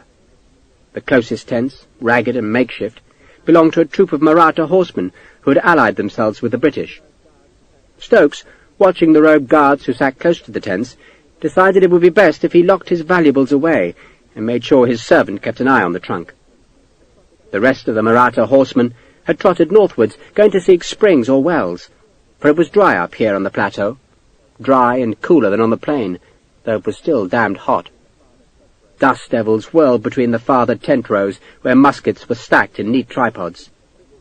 Some shirt-sleeved officers, presumably from the East India Company battalions, were playing cricket on a smoother stretch of turf, watched by bemused sepoys and men from the Scotch Brigade. "Not their game, sir, is it, sir?" Hakeswell's voice disturbed Stokes. The Major turned. "Eh? Cricket, sir. Too complicated for blackamoors and Scotchmen, sir, on account of it being a game that needs brains, sir." "Do you play, Sergeant?" "Me, sir? No, sir. No time for frittering, sir, being as I'm a soldier back to front, sir." "Does a man good to have a pastime?" Stokes said. "Your Colonel now, he plays the violin." "Sharpe does, sir," Hakeswell said, plainly not believing Stokes. "He's never done it near me, sir." "I assure you he does," Stokes said. He was irritated by Hakeswell's presence. He disliked the man intensely, even though Hakeswell had spent only a short time as Sharpe's substitute. "So what is it, Sergeant?" Hakeswell's face twitched. "Come to be of use to you, sir." The reply puzzled Stokes. "I thought you'd been returned to company duties." "Oh, that I am, sir, and not before time. But, I was thinking of poor Sharpe, sir. As you tell me, he languishes in the heathen's jail, sir, which I did not know, sir, until you told me." Stokes shrugged. "He's probably being fairly treated. The Marathas aren't renowned for being unduly cruel to prisoners." "I was wondering if he left his pack with you, sir." "Why would he do that?" Stokes asked. "I was just wondering, sir. Officers don't like carrying their baggage everywhere, sir, not if they want to keep their dignity. And if he did leave his pack with you, sir, then I thought as how we might relieve you of the responsibility, sir, seeing as how Mr. Sharpe was a comrade of ours for so long.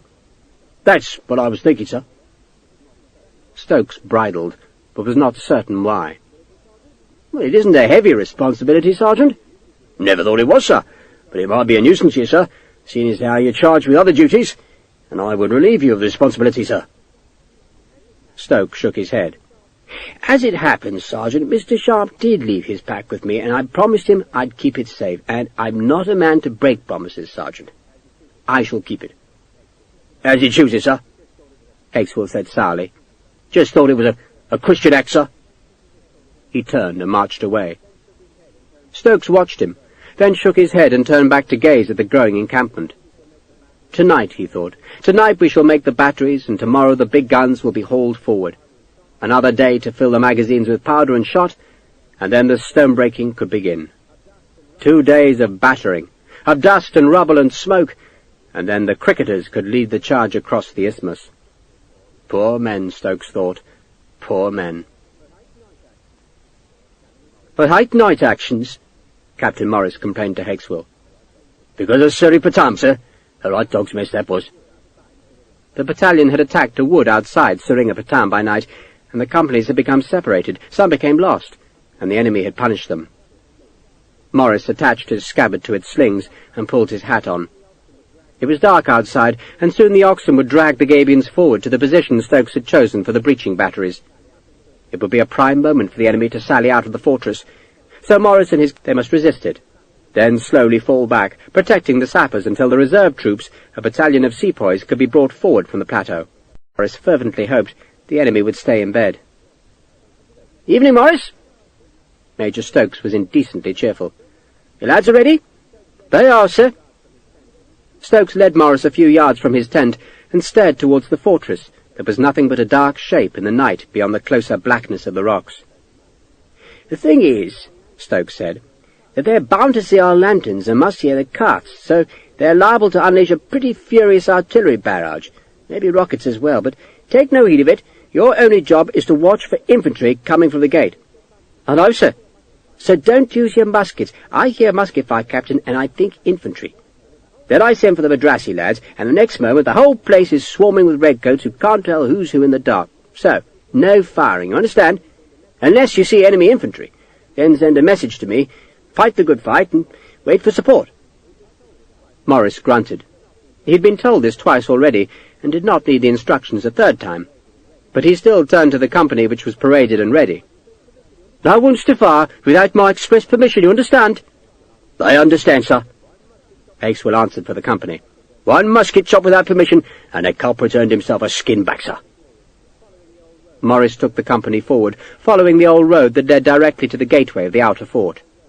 The night was horribly dark, and within a few paces of leaving the engineers' encampment, Morris could hardly see the road at all. His men's boots scuffed loud on the hard-packed stones. They went slowly, feeling their way, and using what small light came from the merest sliver of moon that hung like a silver blade above Gavilger.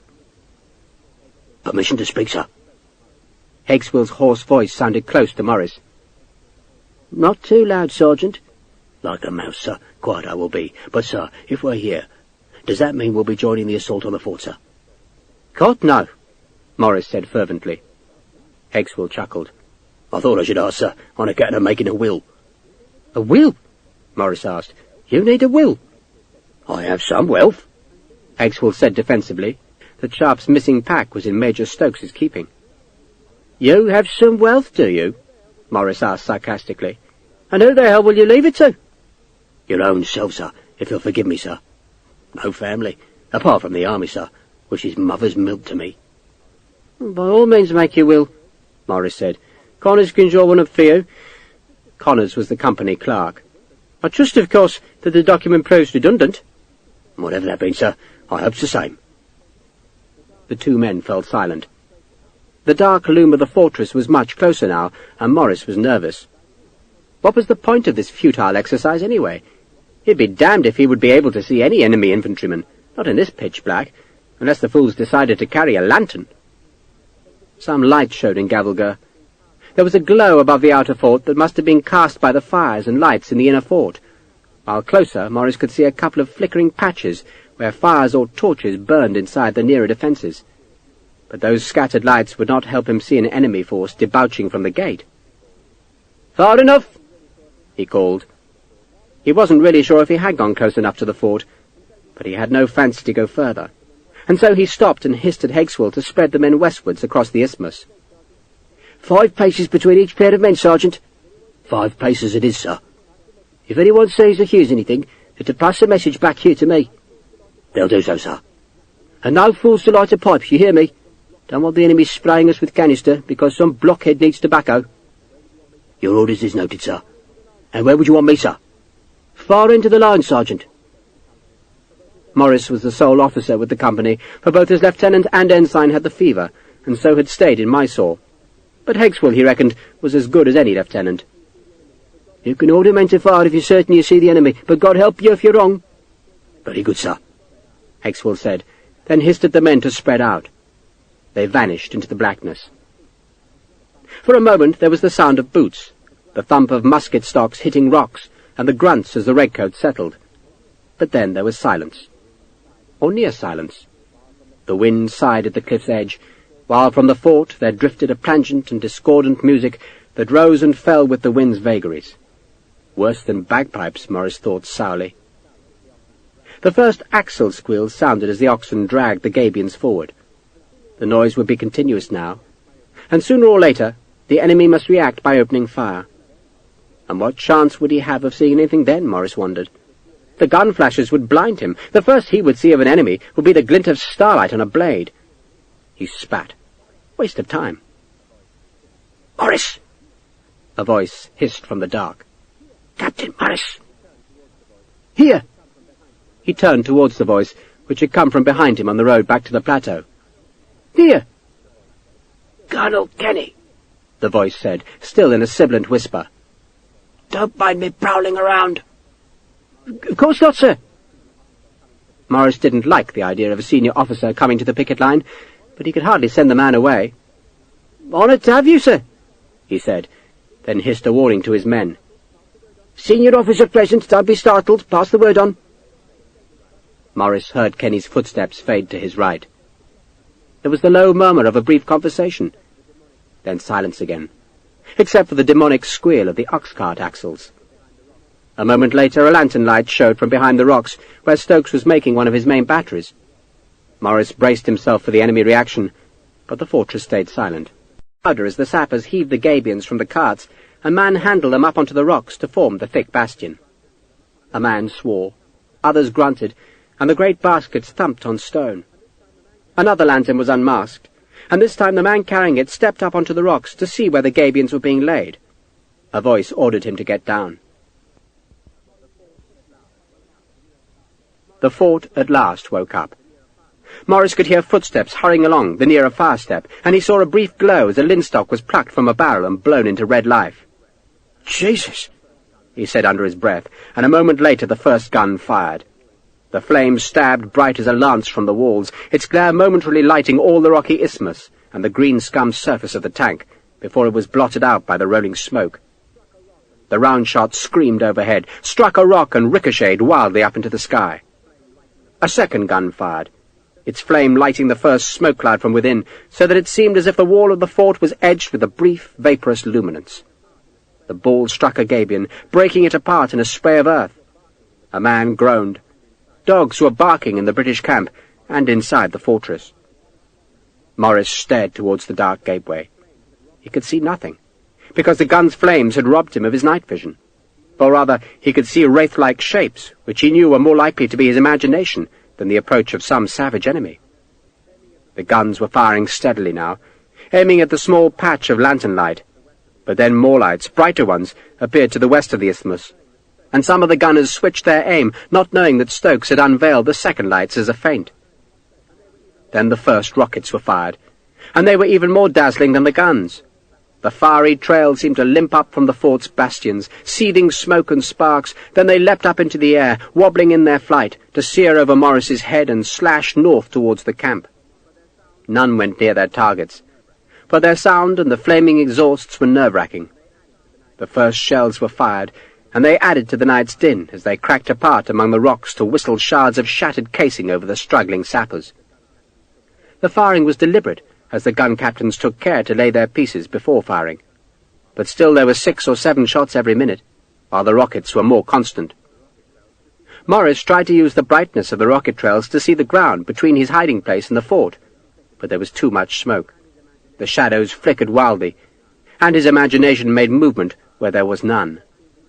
He held his fire, reckoning he would hear the gate open, or the sound of enemy footsteps. He could hear the defenders shouting on the wall, either calling insults to the enemy hidden in the dark, or else encouraging each other. Hakesville, at the very right-hand end of the line, cowered among the rocks. He'd been sheltering with Kendrick and Lowry, but the enemy cannonade had driven him still further right, to where there was a deep cleft. He knew he was safe there, but even so every screaming rocket made him flinch, while the sound of the shells exploding and the round shots cracking against stone made him draw his knees up into his chest. He knew there was a senior officer visiting. Kenny's visit struck Hakesville as a daft thing for any man with gold braid on his coat to do. But when the colonel hissed his name aloud, he kept silent. At least he assumed it was the visiting officer, for the summons was insistent and authoritative. But Hakesville ignored it. He didn't want to draw attention to himself in case the heathen Blackamoor gunners aimed their cannon at him. Let the officer hiss away, he decided, and a moment later the man went away. Who are you? A low voice asked Private Kendrick just a few yards from Hakesville's hiding place. Kendrick, sir. To me, Private. I need your help. Kendrick slipped back towards the voice. Bastard interfering officer, he thought, but he had to obey. Here, man. Hurry now, hurry. Kendrick slipped on a slanting stone and sat down with a bump. A rocket slashed overhead, spewing fire and sparks, and in its brief light he saw a shadow above him, then felt a blade at his throat. One noise, the voice hissed, and you're dead. Kendrick went very still. He didn't make any noise at all, but he still died. A lucky shell struck a pair of oxen, disemboweling the beasts that lowed pitifully as they collapsed onto the road. "Get them out of the way!" a voice roared, and the sepoys struggled with the massive animals, cutting their harnesses and pulling the dying beasts into the rocks. Other men ran the empty cart back to the encampment, making way for the next wagon to drag more Gabions forward. "Kill them!" the officer ordered. "Use your bayonets, no musket fire!" The sepoys finished off the oxen, stabbing again and again into their thick necks, while the bloody hooves thrashed violently. Another shell landed nearby, slicing its fragments among the rocks. The road was slippery with spilled guts, over which the next cart rolled impassively, its axles screeching like a demon. All well, soldier? A voice asked Private Lowry. Yes, sir. I'm Colonel Kenny, the man said, dropping down beside Lowry. Yes, sir. Lowry acknowledged nervously. "See anything?" "Nothing, sir," Lowry said, then gasped as he felt a blade at his throat. "Where's Hickswell?" the voice hissed in his ear, and Lowry suddenly knew this was not Colonel Kenny, who had him in a tight grip. "Dunno, sir," Lowry said, then began to cry out, but the cry was cut off as the blade soared deep into his gullet. A ball fired low struck plumb on the great boulder that sheltered Hickswell, and the sergeant whimpered as he tried to wriggle deeper into the cleft. A rocket landed 30 paces behind him and began to chase its tail, whirling about on the turf, scattering sparks, until it finally lodged against a rock and burned itself out in a display of small blue flames. Another round shot hammered into the gabions, but now they were well stacked, and the ball's impact was soaked up by the tight-packed soil. A whistle blew from the battery site, then blew twice more. Morris, relieved by the sound, called to the men to his right. "Back to the road! Pass it on, back to the road!" Thank God the worst of the ordeal was over. Now he was supposed to withdraw to the battery, ready to protect it through the remaining hours of the dark night. But Morris knew he would feel a good deal safer once he was behind the gabions, just as he knew that the cessation of the work would probably persuade the Marathas to cease fire. "Close on me!" he called to his company. "Hurry!" The message was passed along the picket line, and the men ran at a crouch back to where Morris waited. They bumped into each other as they gathered, then squatted as Morris called for Hickswell. "Not here, sir," Sergeant Green finally decided. "Count the men, Sergeant," Morris ordered. Sergeant Green numbered the men off. "3 missing, sir," he reported. "Hickswell, Lowry and Kendrick." "Damn them," Morris said. A rocket hissed up from the gatehouse, twisted in the night to leave a crazy trail of flame-edged smoke, then dived down to the left, far down, plunging into the ravine that edged the isthmus. The light of the exhaust flashed down the steep cliffs, finally vanishing 1,000 feet below Morris. 2 guns fired together, their balls hammering towards the fake lanterns. The battery lanterns had vanished, evidence that the sappers had finished their work. "Take the men to the battery," Morris ordered Green. "Garrard, you stay with me." Morris did not want to do anything heroic, but he knew he could not report that he had simply lost 3 men. So he took Private Tom Garrard west across the tumbled ground where the picket line had been stretched. They called out the names of the missing men, but no reply came. It was Garrard who stumbled over the first body. "Don't know who he is, sir, but he's dead. Bloody mess he is." Morris swore and crouched beside the body. A rocket's bright passage showed him a slit throat and a spill of blood. It also revealed that the man had been stripped of his coat, which lay discarded beside the corpse. The sight of the gaping throat made Morris gag. "There's another here, sir," Garrard called from a few paces away. "Jesus!" Morris twisted aside, willing himself not to throw up, but the bile was sour in his throat. He shuddered, then managed to take a deep breath. "We're going. You want me to look for the other fellow, sir?" Garrard asked. "Come on!" Morris fled, not wanting to stay in this dark charnel house. Garrard followed. The gunfire died. A last rocket stitched sparks across the stars.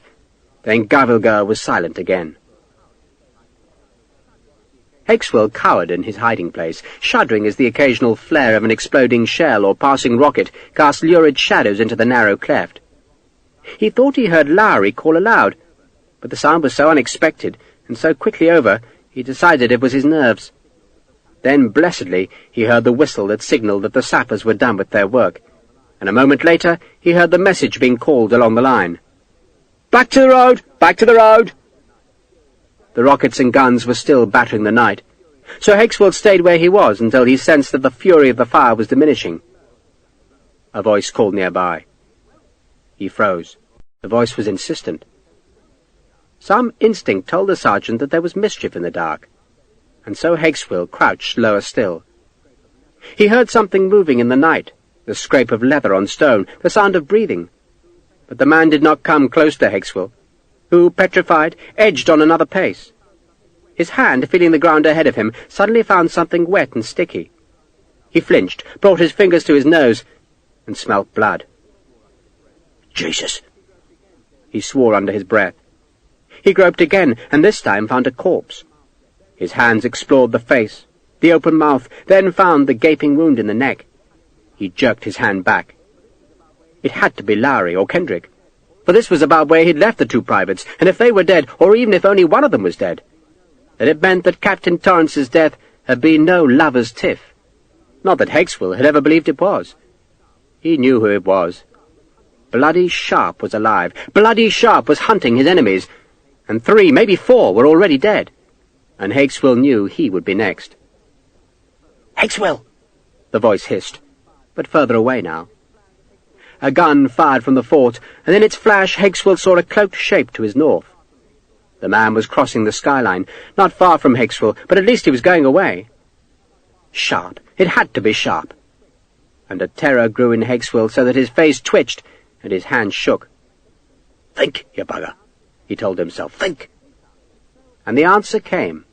A sweet answer, so obvious that he wondered why he'd taken so long to find it. Sharpe was alive. He was not a prisoner in Gavelgur, but haunting the British camp, which meant that there was one place that would be utterly safe for Hexwell to go. He could go to the fortress, and Sharpe would never reach him there, for the rumour in the camp was that the assault on Gavelgur was likely to be a desperate and bloody business. Likely to fail, some men said, and even if it did not, Hexwell could always pretend he'd been taken prisoner. All he wanted at this moment was to be away from Sharpe, and so he sidled southwards, down the hill, and once he reached the flatter ground, he ran towards the now dark walls of the fort, through the drifting skeins of foul-smelling powder smoke. He ran past the tank, along the approach road, and round to the left, where the great gatehouse loomed above him in the dark, and once there he pounded on the massive iron-studded doors. No one responded. He pounded again, using the butt of his musket, scared witless that the sound would bring an avenging horror from the dark behind. And suddenly a small wicket gate in the larger door was pulled open to flood flamelight into the night. "I'm a deserter!" Hexwell hissed. "I'm on your side!" Hands seized him and pulled him through the small doorway. A smoking torch burned high on the wall to show Hexwell the long, narrow entranceway, the dark ramparts, and the dark faces of the men who had him prisoner. "I'm on your side!" he shouted as the gate was closed behind him, and his musket was snatched away. "I'm on your side!" A tall, hawk-faced man strode down the stone road. "Who are you?" he asked in English. "I'm someone willing to fight for you, sir. Willing and able, sir. Old soldier, sir." "My name is Manu Bapu," the man said in a sibilant voice, "and I command here." "Very good, sir. Sahib, very good." Hexwell bobbed his head. "Hexwell, sir, is my name. Sergeant Obadiah Hexwell." Manu Bapu stared at the redcoat. He disliked deserters. A man who deserted his flag could not be trusted under any other flag, but the news that a white soldier had run from the enemy ranks could only hearten his garrison. Better, he decided, to leave this man alive as a witness to the enemy's crumbling morale than shoot him out of hand. "Take him to Colonel Dodd," he ordered one of his men. "Give him back his firelock. He's on our side." So Hexwell was inside Gavelgur and among the enemy, but he was safe from the terror that had turned his life to sudden nightmare. He was safe from Sharpe. Chapter 8. The sappers who'd emplaced the Gabions were too excited to go to sleep, and instead were milling about a pair of smoking fires. Their laughter rose and fell on the night wind. Major Stokes, pleased with their work, had produced 3 jars of arrack as a reward, and the jugs were being passed from hand to hand. Sharpe watched the small celebration, and then, keeping to the shadows among Syed Sevaji's encampment, he went to a small tent, where he stripped off his borrowed Indian robes before crawling under the flap. In the dark he blundered into Claire, who, kept awake by the sound of the bombardment, and then by the voices of the sappers, put up a hand and felt bare flesh. "You're undressed!" She sounded alarmed. "Not quite," Sharpe said, then understood her fear. "My clothes were soaking," he explained, "so I took them off. I didn't want to wet the bed, eh? I've still got my shirt on." "Is it raining?" "I didn't hear it." "It was blood," he said, then rummaged under the blanket he'd borrowed from Syed Sevaji and found Torrance's pouch. Claire heard the rattle of stones. "What is it?" "Just stones," he said. "Pebbles." He put the 20 jewels he'd retrieved from Kendrick and Lowry into the pouch, stowed it safe under the blanket, then lay down. He doubted he'd found every stone, but he reckoned he'd retrieved most of them. They had been loose in the two privates' pockets, not even hidden away in their coat seams. God, he felt tired, and his body had still not recovered from Haggswill's kicking. It hurt to breathe, the bruises were tender, and a tooth was still loose. "What happened out there?" Claire asked. "The engineers put the gabions in place. When it's light, they'll scrape the gun platform and make the magazines, and tomorrow night they'll bring up the guns." "What happened to you?" Claire amended her question. Sharpe was silent for a while. "I looked up some old friends," he said. But he'd missed Haggswill, damn it, and Haggswill would be doubly alert now. Still, a chance would come. He grinned as he remembered Morris's scared voice. The captain was a bully to his men and a toady to his superiors. "Did you kill someone?" Claire asked. "2 men," he admitted, "but it should have been 3. "Why?" He sighed. "Because they were bad men," he said simply, then reflected it was a true answer. "And because they tried to kill me," he added, "and they robbed me. You knew them," he went on, "Kendrick and Lowry." "They were horrid," Claire said softly. "They used to stare at me." "I can't blame them for that, love." She was silent for a while. The laughter of the sappers was subsiding as men drifted towards their tents. The wind gusted at the tent's entrance and brought the smell of burnt powder from the rocky isthmus, where patches of grass still flamed around the exhausted rocket tubes. "Everything's gone wrong, hasn't it?" Claire said. "It's been put right," Sharpe replied. "For you," she said. Again she was silent, and Sharpe suspected she was crying. "I'll get you home to Madras," he said. "And what'll happen to me there?" "You'll be all right, lass. I'll give you a pair of my magic pebbles." "What I want," she said softly, "is to go home. But I can't afford it." "Marry a soldier," Sharpe said, "and be carried home with him." He thought of Eli Lockhart, who had been admiring Claire from a distance. They would suit each other, Sharpe thought. She was crying very softly. "Torrance said he'd pay my way home. When I paid off the debt," she said. "Why would he make you work for one passage, then give you another?" Sharpe asked. "He was a lying bastard." "He seemed so kind at first." "We're all like that," Sharpe said. "Soft as lights when you first meet a woman. Then you get what you want, and it changes. Maybe not every time." "Charlie wasn't like that," Claire said. "Charlie? Your husband?" "He was always good to me." Sharpe lay back. The light of the dying fires flickered in the tent's loose weave. If it rained, he thought, the cloth would leak like a pepper pot. "There are good men and bad," he said. "What are you?" Claire asked. "I think I'm good," he said, "but I don't know. All the time I get into trouble, and I only know one way out. I can fight. I can do that all right." "Is that what you want? To fight?" "God knows what I want." He laughed softly. "I wanted to be an officer more than I'd wanted anything in my life. I dreamt of it, I did. I wanted it so bad that it hurt. And then the dream came true, and it woke me up, and I wondered why I wanted it so much." He paused. Sayud Savage's horses stamped their feet softly behind the tent. "Some buggers are trying to persuade me to leave the army. Sell the commission, see? They don't want me." "Why not?" "Because I piss in their soup, lass." "So, will you leave?" He shrugged. "Don't want to." He thought about it. "It's like a club, a society. They don't really want me, so they chuck me out, and then I have to fight my way back in. But why do I do it, if they don't want me?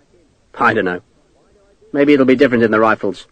I'll try 'em anyway, see if they're different." "You want to go on fighting?" Claire asked. "That's what I'm good at," Sharpe said. "And I do enjoy it. I mean, I know you shouldn't, but there ain't any other excitement like it." "None?" "Well, one." He grinned in the dark. There was a long silence, and he thought Claire had fallen asleep. But then she spoke again. "How about your French widow?" "She's gone," Sharpe said flatly. "Gone?" "She buggered off, love. Took some money of mine and went. Gone to America, I'm told. Claire lay in silence again. Don't you worry about being alone? She asked after a while. No. I do. He turned towards her, propped himself on an elbow and stroked her hair. She stiffened as he touched her, then relaxed to the gentle pressure of his hand. You ain't alone, lass, Sharpe said. But only if you want to be. You got trapped, that's all. It happens to everyone. But you're out now. You're free. He stroked her hair down to her neck and felt warm, bare skin under his hand. She didn't move, and he softly stroked further down. You're undressed, he said. I was warm, she said in a small voice. What's worse, Sharpe asked, being warm or being lonely? He thought she smiled. He couldn't tell in the dark, but he thought she smiled. Being lonely, she said very softly. We can look after that, he said, lifting the thin blanket and moving to her side. She had stopped crying. Somewhere outside a cock crowed and the eastern cliffs were touched with the first gold of the day. The fires on the rocky neck of land flickered and died, their smoke drifting like patches of thin mist. Bugles called from the main encampment, summoning the redcoats to the morning parade. The night pickets were relieved as the sun rose to flood the world with light, where Sharpe and Claire slept. You abandoned the dead men? Wellesley growled. Captain Morris blinked as a gust of wind blew dust into one of his eyes. I tried to bring the bodies in, he lied, but it was dark, sir, very dark. Colonel Garry can vouch for that, sir. He visited us. I visited you? Kenny, lean, tall, and irascible, was standing beside the general. I visited you? He asked again, his inflection rising to outrage. Last night, sir, Morris answered in plaintive indignation. On the picket line. I did no such thing. Sun's gone to your head. Kenny glowered at Morris, then took a snuff-box from a pocket and placed a pinch on his hand. Who the devil are you, anyway? He added. Morris, sir, 33rd.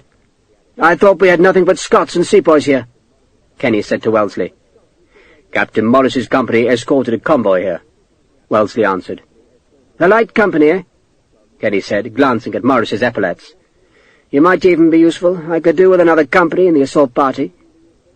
He snorted the snuff, stopping one nostril at a time. Up, he added, saying white men killed. Kenny commanded the 1st Battalion of the 11th Madrasi Regiment. What's in your assault unit now? Wellesley asked. 9 companies, Kenny said.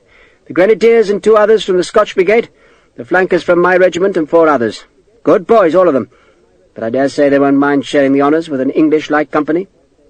And I've no doubt you'll welcome a chance to assault a breach, Morris, Wellesley asked dryly. Of course, sir, Morris said, cursing Kenny inwardly. But in the meantime, Wellesley went on coldly, bring your men's bodies in. Yes, sir. Do it now. Sergeant Green took a half-dozen men down the neck of land, but they only found 2 bodies.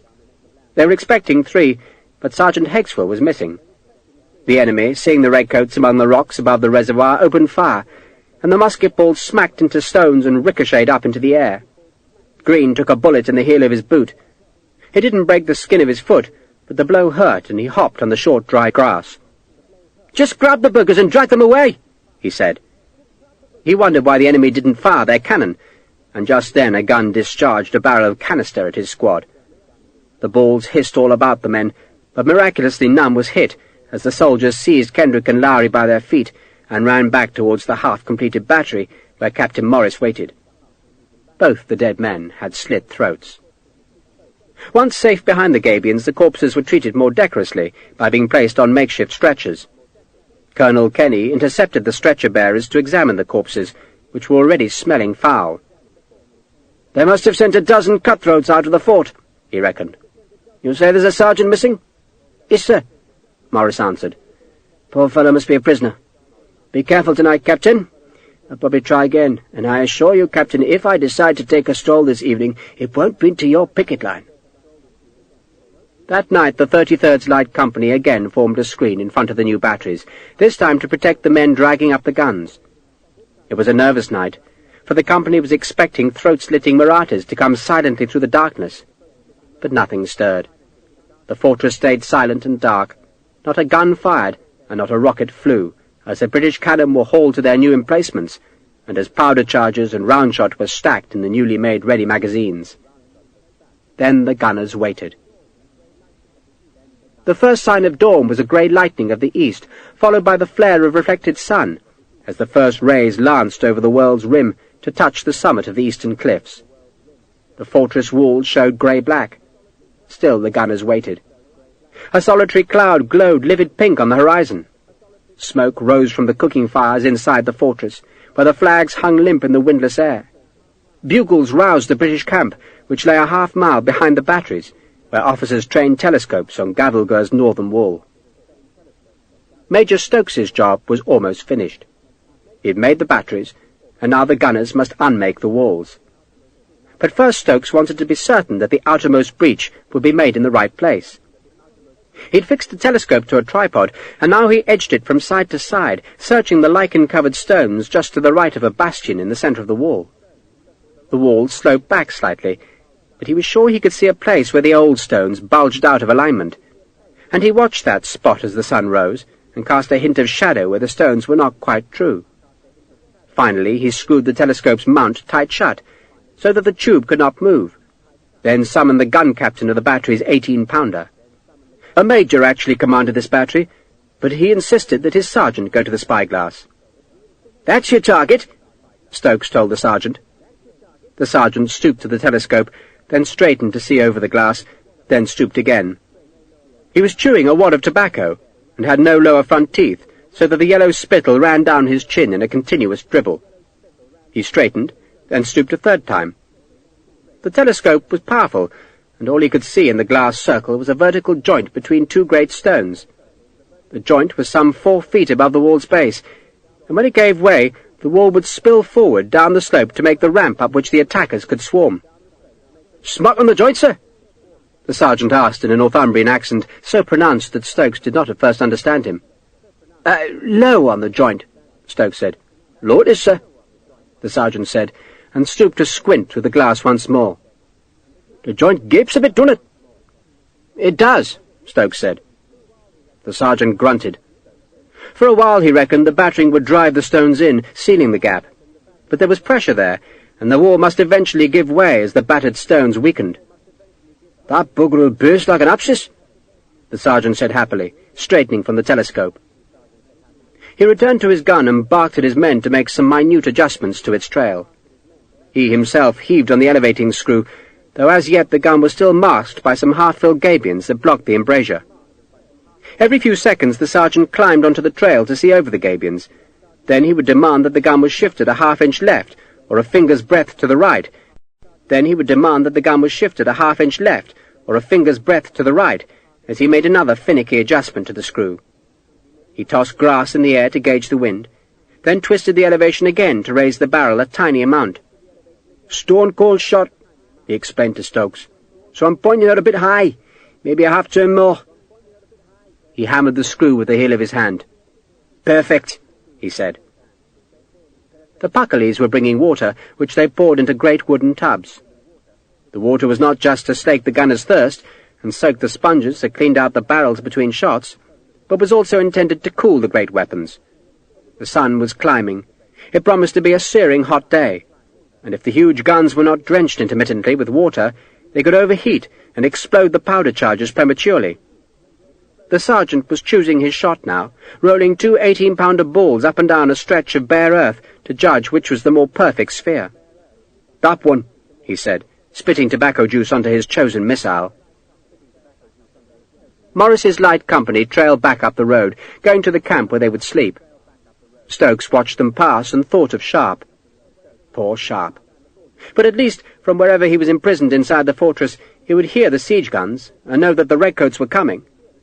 If they got through the breach, Stokes thought gloomily, or if they ever managed to cross the fortress's central ravine. He tried to suppress his pessimism, telling himself that his job was simply to make the breach, not win the whole victory. The chosen shot was rolled into the gun's muzzle, then rammed down onto the canvas bags of powder. The sergeant took a length of wire that hung looped on his belt, and rammed it through the cannon's touch-hole, piercing the canvas bag beneath. Then selected a priming tube, a reed filled with finely milled powder, and slid it down into the powder charge, but leaving a half-inch of the reed protruding above the touch-hole. "Ready when you are, sir," he told the major commanding the battery, who in turn looked at Stokes. Stokes shrugged. "I imagine we wait for Colonel Stevenson's permission." The gunners in the second breaching battery, which lay 50 yards west of the first, had trained their telescopes over the gabions to watch where the first shot fell. The scar it left in the wall would be their aiming mark. The two enfilading batteries also watched.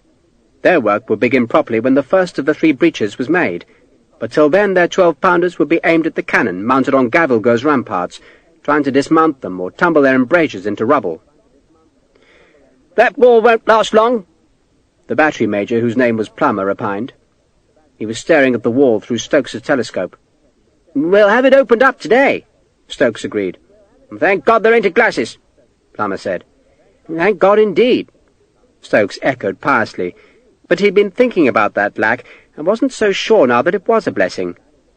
Perhaps the Marathas understood that their real defence was the great central ravine, and so were offering nothing but a token defence of the outer fort. And how was that ravine to be crossed? Stokes feared that he'd be asked for an engineering solution. But what could he do? Fill the thing with soil? That would take months. Stokes's gloomy presentiments were interrupted by an aide who'd been sent by Colonel Stevenson to inquire why the batteries were silent. "I suspect those are your orders to open fire, Plummer," Stokes said. "Unmask!" Plummer shouted. 4 gunners clambered up onto the bastion and manhandled the half-filled gabions out of the cannon's way. The sergeant squinted down the barrel a last time, nodded to himself, then stepped aside. The other gunners had their hands over their ears. "You can fire, Ned," Plummer called to the sergeant, who took a glowing linstock from a protective barrel, reached across the gun's high wheel, and touched the fire to the reed. The cannon hammered back a full 5 yards as the battery filled with acrid smoke. The ball screamed low across the stony neck of land to crack against the fort's wall. There was a pause. Defenders were running along the ramparts. Stokes was peering through the glass, waiting for the smoke to thin. It took a full minute. But then he saw that a slab of stone about the size of a soup plate had been chipped from the wall. 2 inches to the right, Sergeant," he called chidingly. "Must have been a puff of wind, sir," the sergeant said. "Puff of bloody wind, 'cause there wasn't a thing wrong with Guns Lane, begging your pardon, sir." "You did well," Stokes said with a smile. "Very well." He cupped his hands and shouted at the second breaching battery. "You have your mark! Fire on!" A billow of smoke erupted from the fortress wall, followed by the bang of a gun and a howl as a round shot whipped overhead. Stokes jumped down into the battery, clutching his hat. "It seems we've woken them up," he remarked, as a dozen more Maratha guns fired. The enemy's shots smacked into the gabions or ricocheted wildly along the rocky ground. The second British battery fired, the noise of its guns echoing off the cliff face to tell the camp far beneath that the siege of Gavelgo had properly begun. Private Tom Garrard of the 33rd Light Company had wandered to the edge of the cliff to watch the bombardment of the fortress. There was much to see, other than the constantly replenished cloud of smoke that shrouded the rocky neck of land between the batteries and the fortress. But every now and then a large piece of stone would fall from Gavelgo's wall. The fire from the defences was furious, but it seemed to Garrard that it was ill-aimed. Many of the shots bounced over the batteries, or else buried themselves in the great piles of protective gabions. The British fire, on the other hand, was slow and sure. The 18-pound round shots gnawed at the wall, and not one was wasted. The sky was cloudless, the sun rising ever higher, and the guns were heating, so that after every second shot the gunners poured buckets of water on the long barrels. The metal hissed and steamed, and sweating Pakalis hurried up the battery road with yet more skins of water to replenish the great vats. Garrard was sitting by himself, but he'd noticed a ragged Indian was watching him. He ignored the man, hoping he'd go away, but the Indian edged closer. Garrard picked up a fist-sized stone and tossed it up and down in his right hand as a hint that the man should go away. But the threat of the stone only made the Indian edge closer. "Sahib!" the Indian hissed. "Bugger off!" Garrard growled. "Sahib, please! I've got nothing worth stealing. I don't want to buy anything, and I don't want to roger your sister."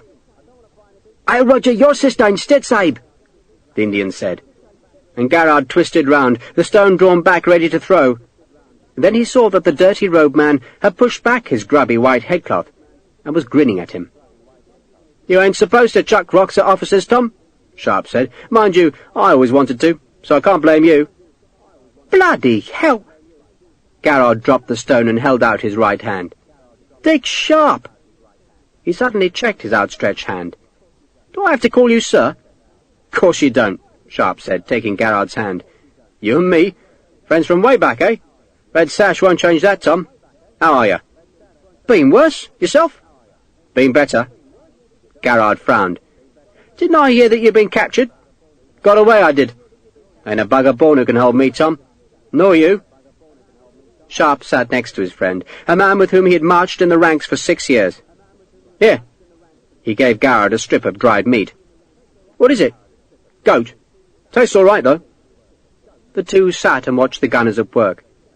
The closest guns were in the 2 enfilading batteries, and the gunners were using their 12-pounders to systematically bring down the parapets of the ramparts above Gavelger's Gate. They'd already unseated a pair of enemy guns, and were now working on the next 2 embrasures. An ox-drawn limber had just delivered more ammunition.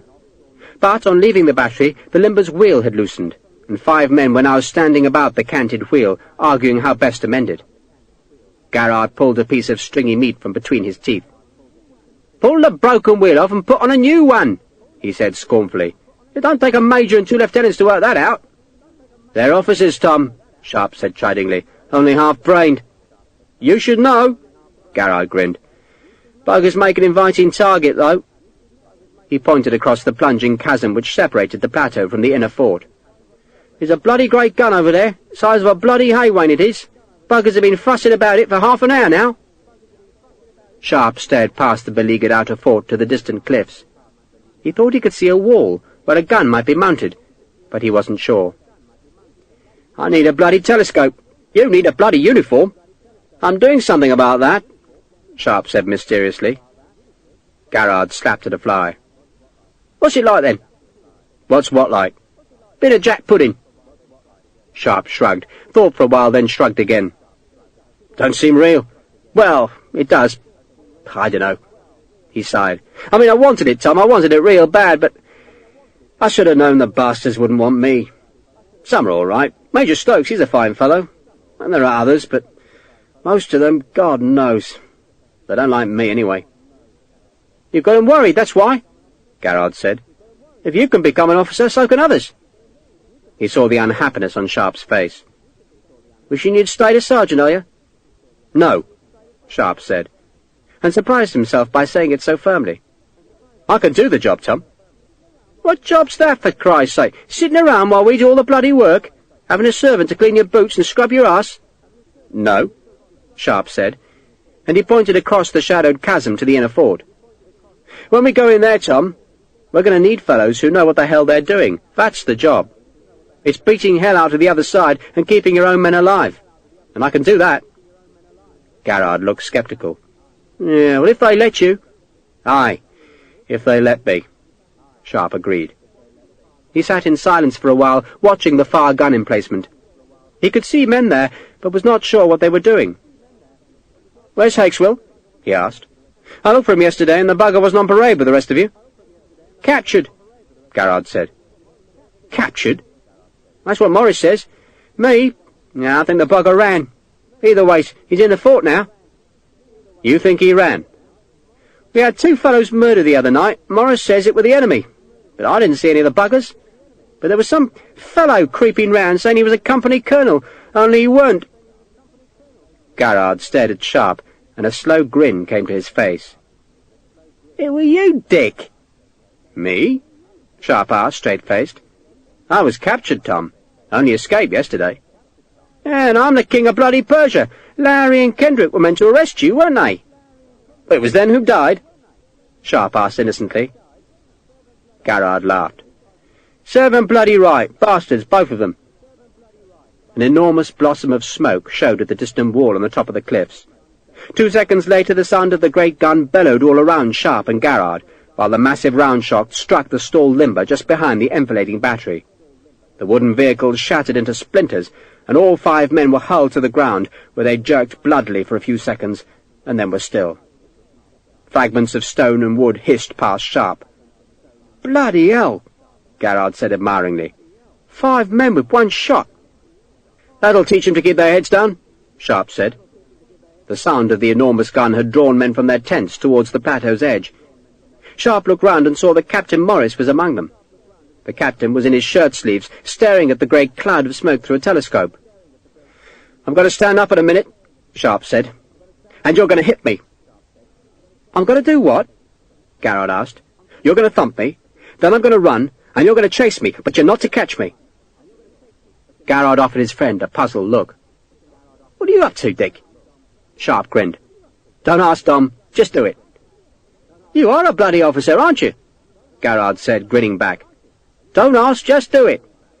"Are you ready?" Sharpe asked. "I've always wanted a club an officer." "On your feet, then." They stood.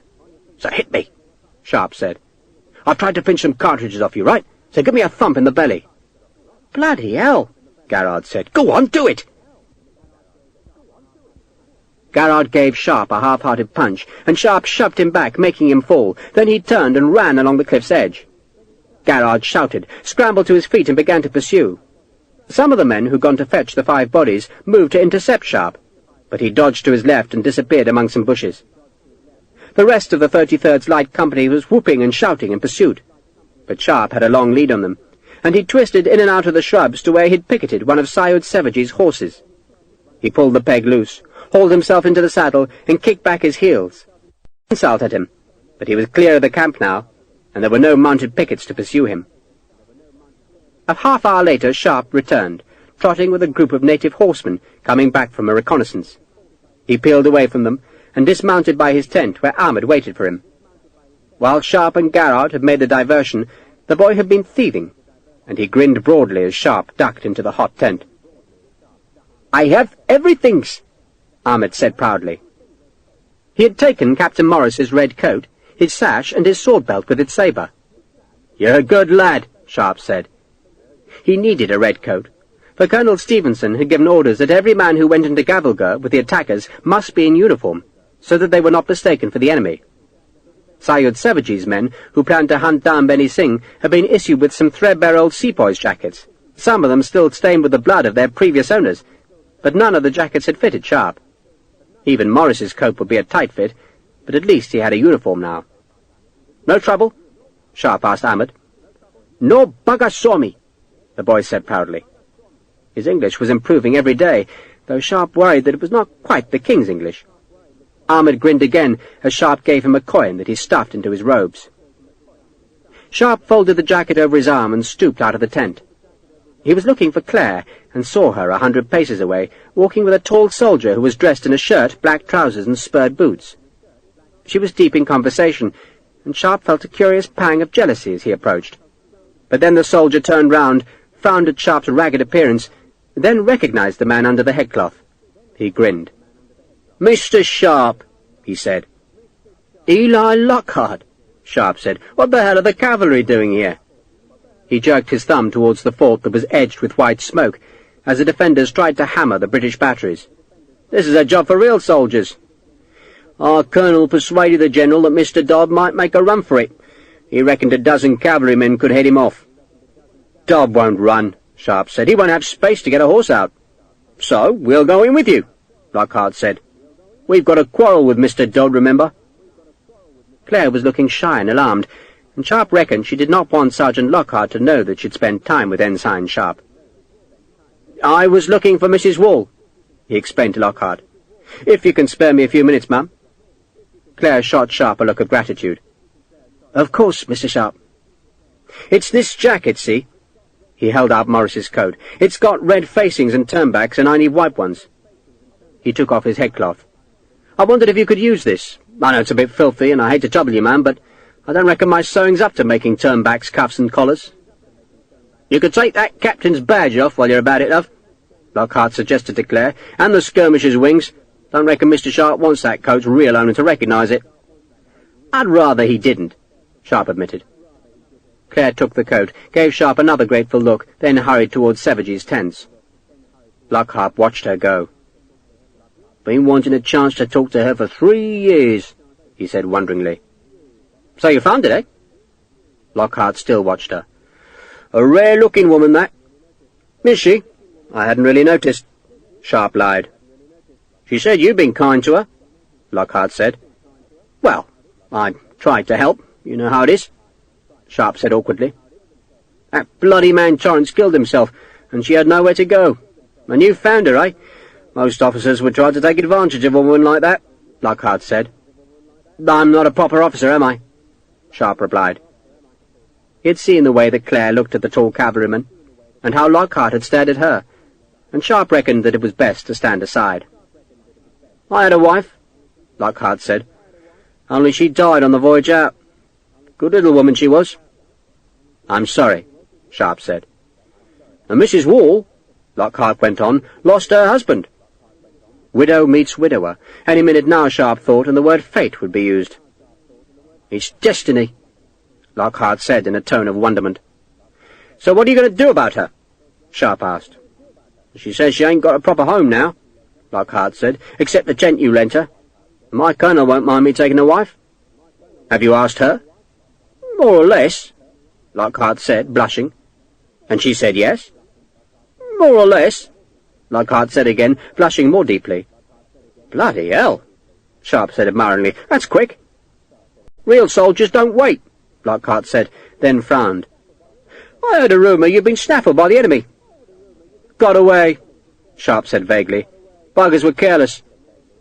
He turned and watched as an errant rocket from the fort soared up into the cloudless sky to leave a thickening pile of smoke, through which eventually it tumbled harmlessly to earth. "Are you really joining the attack?" he asked Lockhart. "Not in the front rank," Lockhart said. "I ain't a fool. But Colonel Huddleston says we can go in and look for Dodd. So we'll wait for you boys to do the hard work, then follow. I'll look out for you. And we'll keep an eye on you," Lockhart promised. "But in the meantime, I'll go and see if someone needs a needle threaded." "You do that," Sharpe said. He watched the cavalryman walk away, and saw at the same time that Ahmed had been evicted from Claire's tent with Sharpe's few belongings. The boy looked indignant, but Sharpe guessed their exile from the tent would not last long, for Claire would surely move to the cavalryman's quarters before nightfall. Ding-dong, he thought. Wedding bells. He took the pouch with its jewels from Ahmed. Then, while his uniform was being tailored, he went to watch the guns gnaw and batter at the fort. The young horseman who presented himself at the gate of Gavelgur's inner fort was tall, arrogant, and self-assured. He was dressed in a white silk robe that was tied at the waist with a red leather belt, from which a golden-hilted tulva hung in a gem-encrusted scabbard. And he did not request that the gates be opened, but rather demanded it. There was in truth no good reason to deny his orders, for men were constantly traversing the ravine between the two forts, and Dodd's cobras were accustomed to opening and closing the gates a score of times each day. But there was something in the young man's demeanour that annoyed Gopal, so he sent for Colonel Dodd. Dodd arrived a few moments later with the twitching English sergeant at his side. The horseman rounded on Dodd, shouting at him to punish Gopal, but Dodd just spat, then turned to Hakeswill. "Why would a man be riding a horse out of this gate?" "Wouldn't know, sir," Hakeswill said.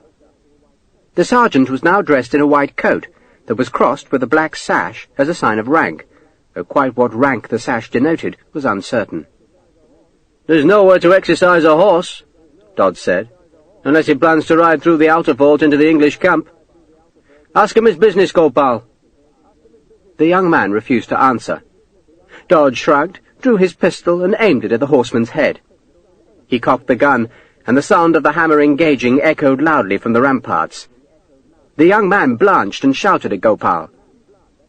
"He says, Sahib, that he's on an errand for the Kilada," Gopal explained to Dodd.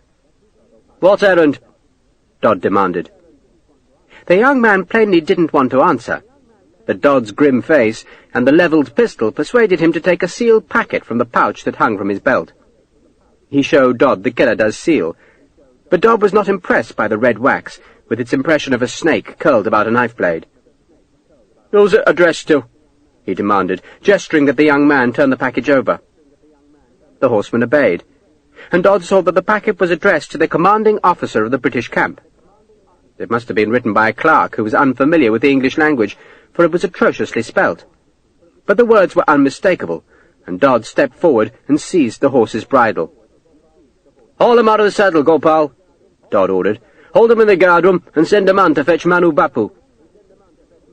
The young man attempted a momentary resistance, even half drawing his tulva from its precious scabbard, but a dozen of Dodd's men easily overpowered him.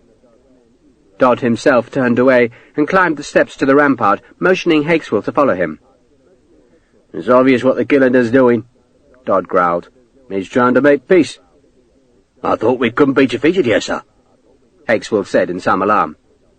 "We can't," Dodd said. "But Benny Singh's a coward. He thinks life should be nothing but women, music, and games." Which sounded just splendid to Obadiah Hakeswill, but he said nothing. He presented himself to Dodd as an aggrieved British soldier who believed the war against the Marathas was unfair. "We ain't got no business here, sir," he'd said. "Not in heathen land. It belongs to the Blackamoors, doesn't it? And there ain't nothing here for a redcoat."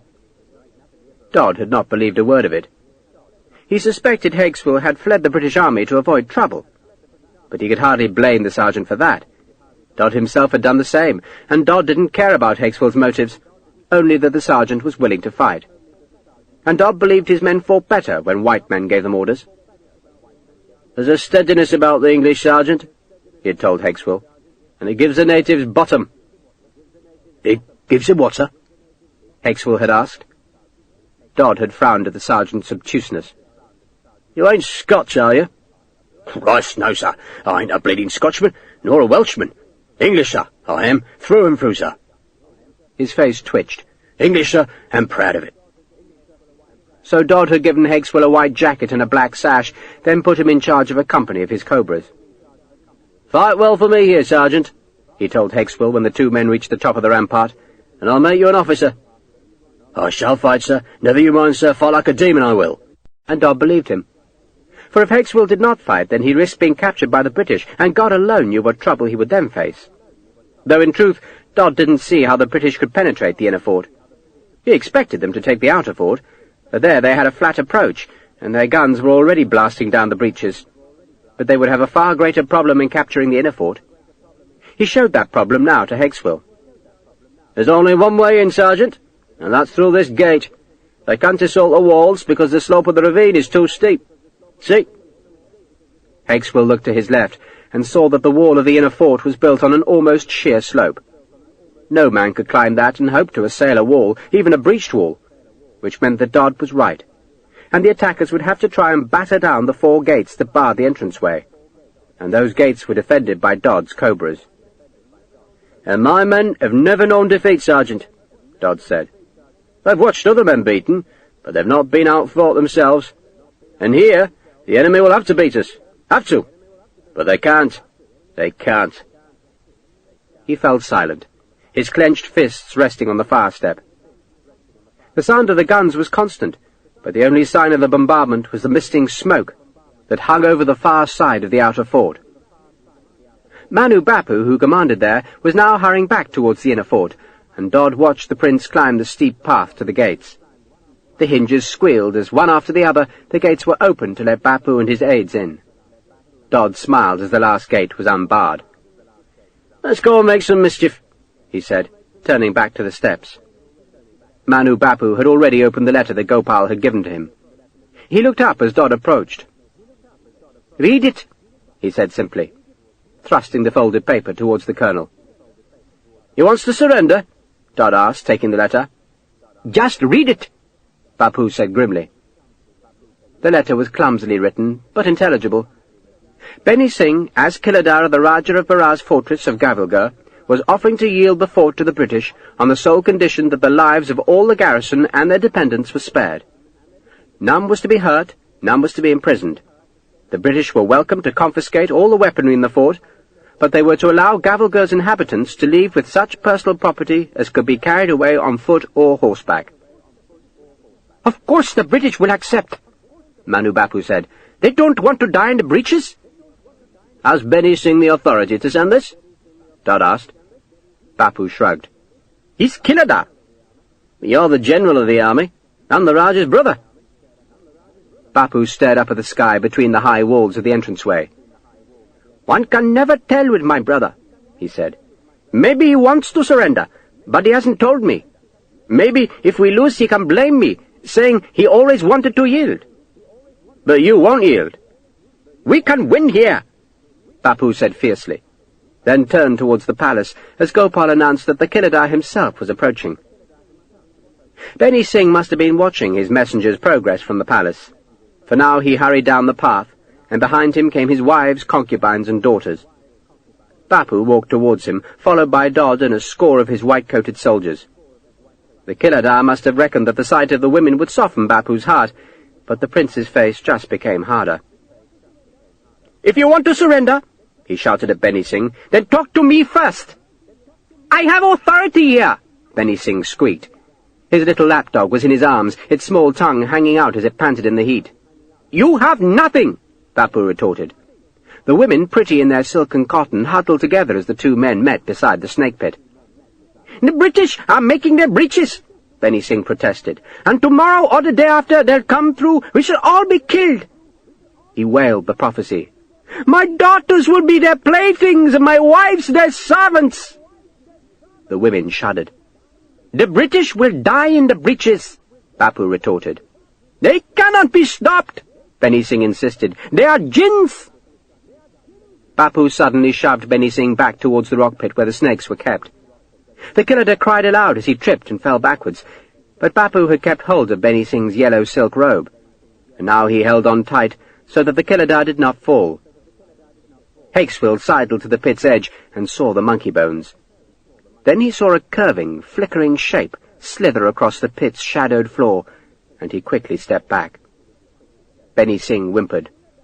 "I am the Killadar. I am trying to save lives." "You're supposed to be a soldier," Bapu said in his hissing voice, "and your job is to kill my brother's enemies." The women screamed, expecting to see their man fall to the pit's floor, but Manu Bapu kept a firm grip on the silk. "And when the British die in the breaches," he said to Beni Singh, "and when their survivors are hurried south across the plain, who do you think will get the credit for the victory? The Killadar of the fort, that is who. And you would throw that glory away?" "They are jinns," Beni Singh said, and he looked sideways at Obadiah Hakeswill, whose face was twitching, and he screamed, "They are jinns!" "They are men, as feeble as other men," Bapu said. He reached out with his free hand and took hold of the white dog by the scruff of its neck. Beni Singh whimpered, but did not resist. The dog struggled in Manu Bapu's grip. "If you try to surrender the fortress again," Manu Bapu said, "then this will be your fate." He let the dog drop. It yelped as it fell into the pit, then howled piteously as it struck the rock floor.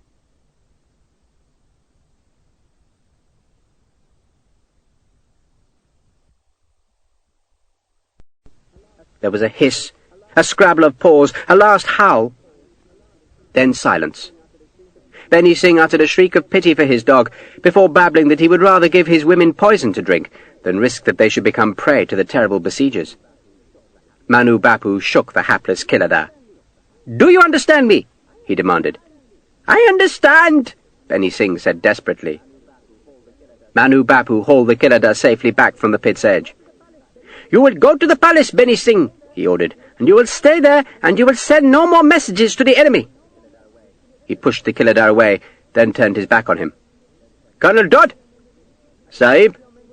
"A dozen of your men will make certain that the Killadar sends no messages from the palace. If he does, you may kill the messenger." Dodd smiled. "Of course, Sahib." Bapu went back to the beleaguered outer fort, while the Killadar slunk back to the hilltop palace above its green-scummed lake. Dodd detailed a dozen men to guard the palace's entrance, then went back to the rampart to brood over the ravine. Hakeswill followed him there. "Why is the Killadar so scared, sir?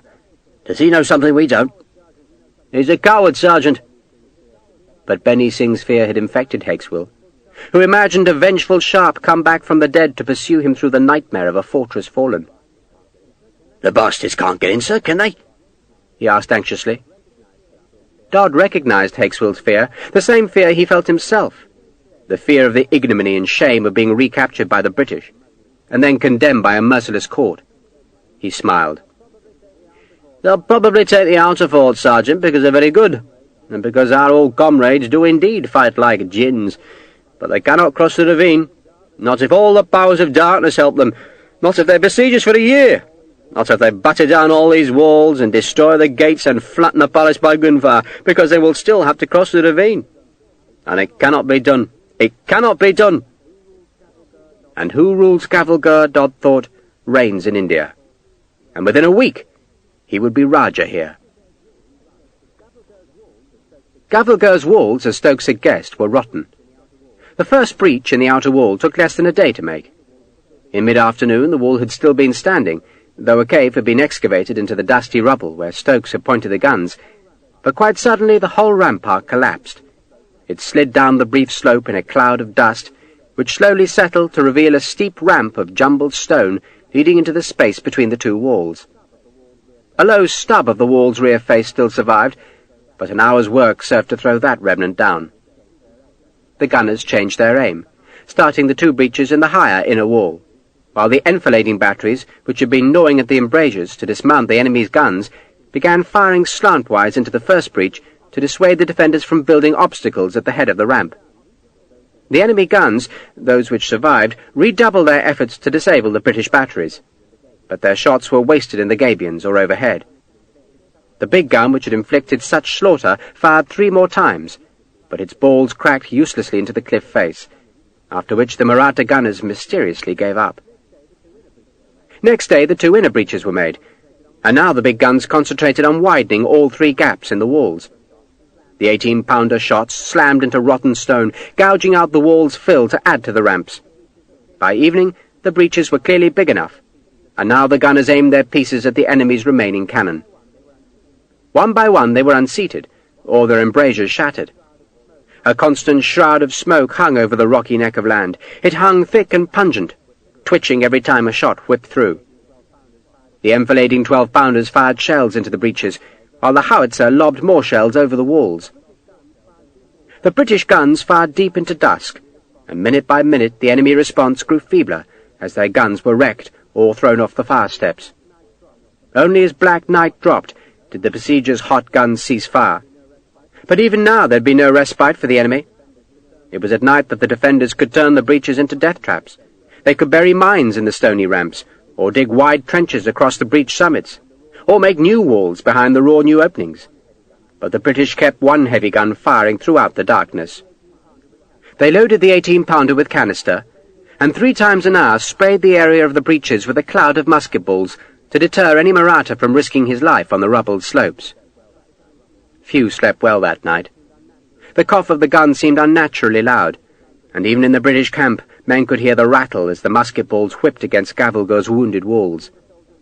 And in the morning the soldiers knew they would be asked to go to those walls and climb the tumbled ramps and fight their way through the shattered stones.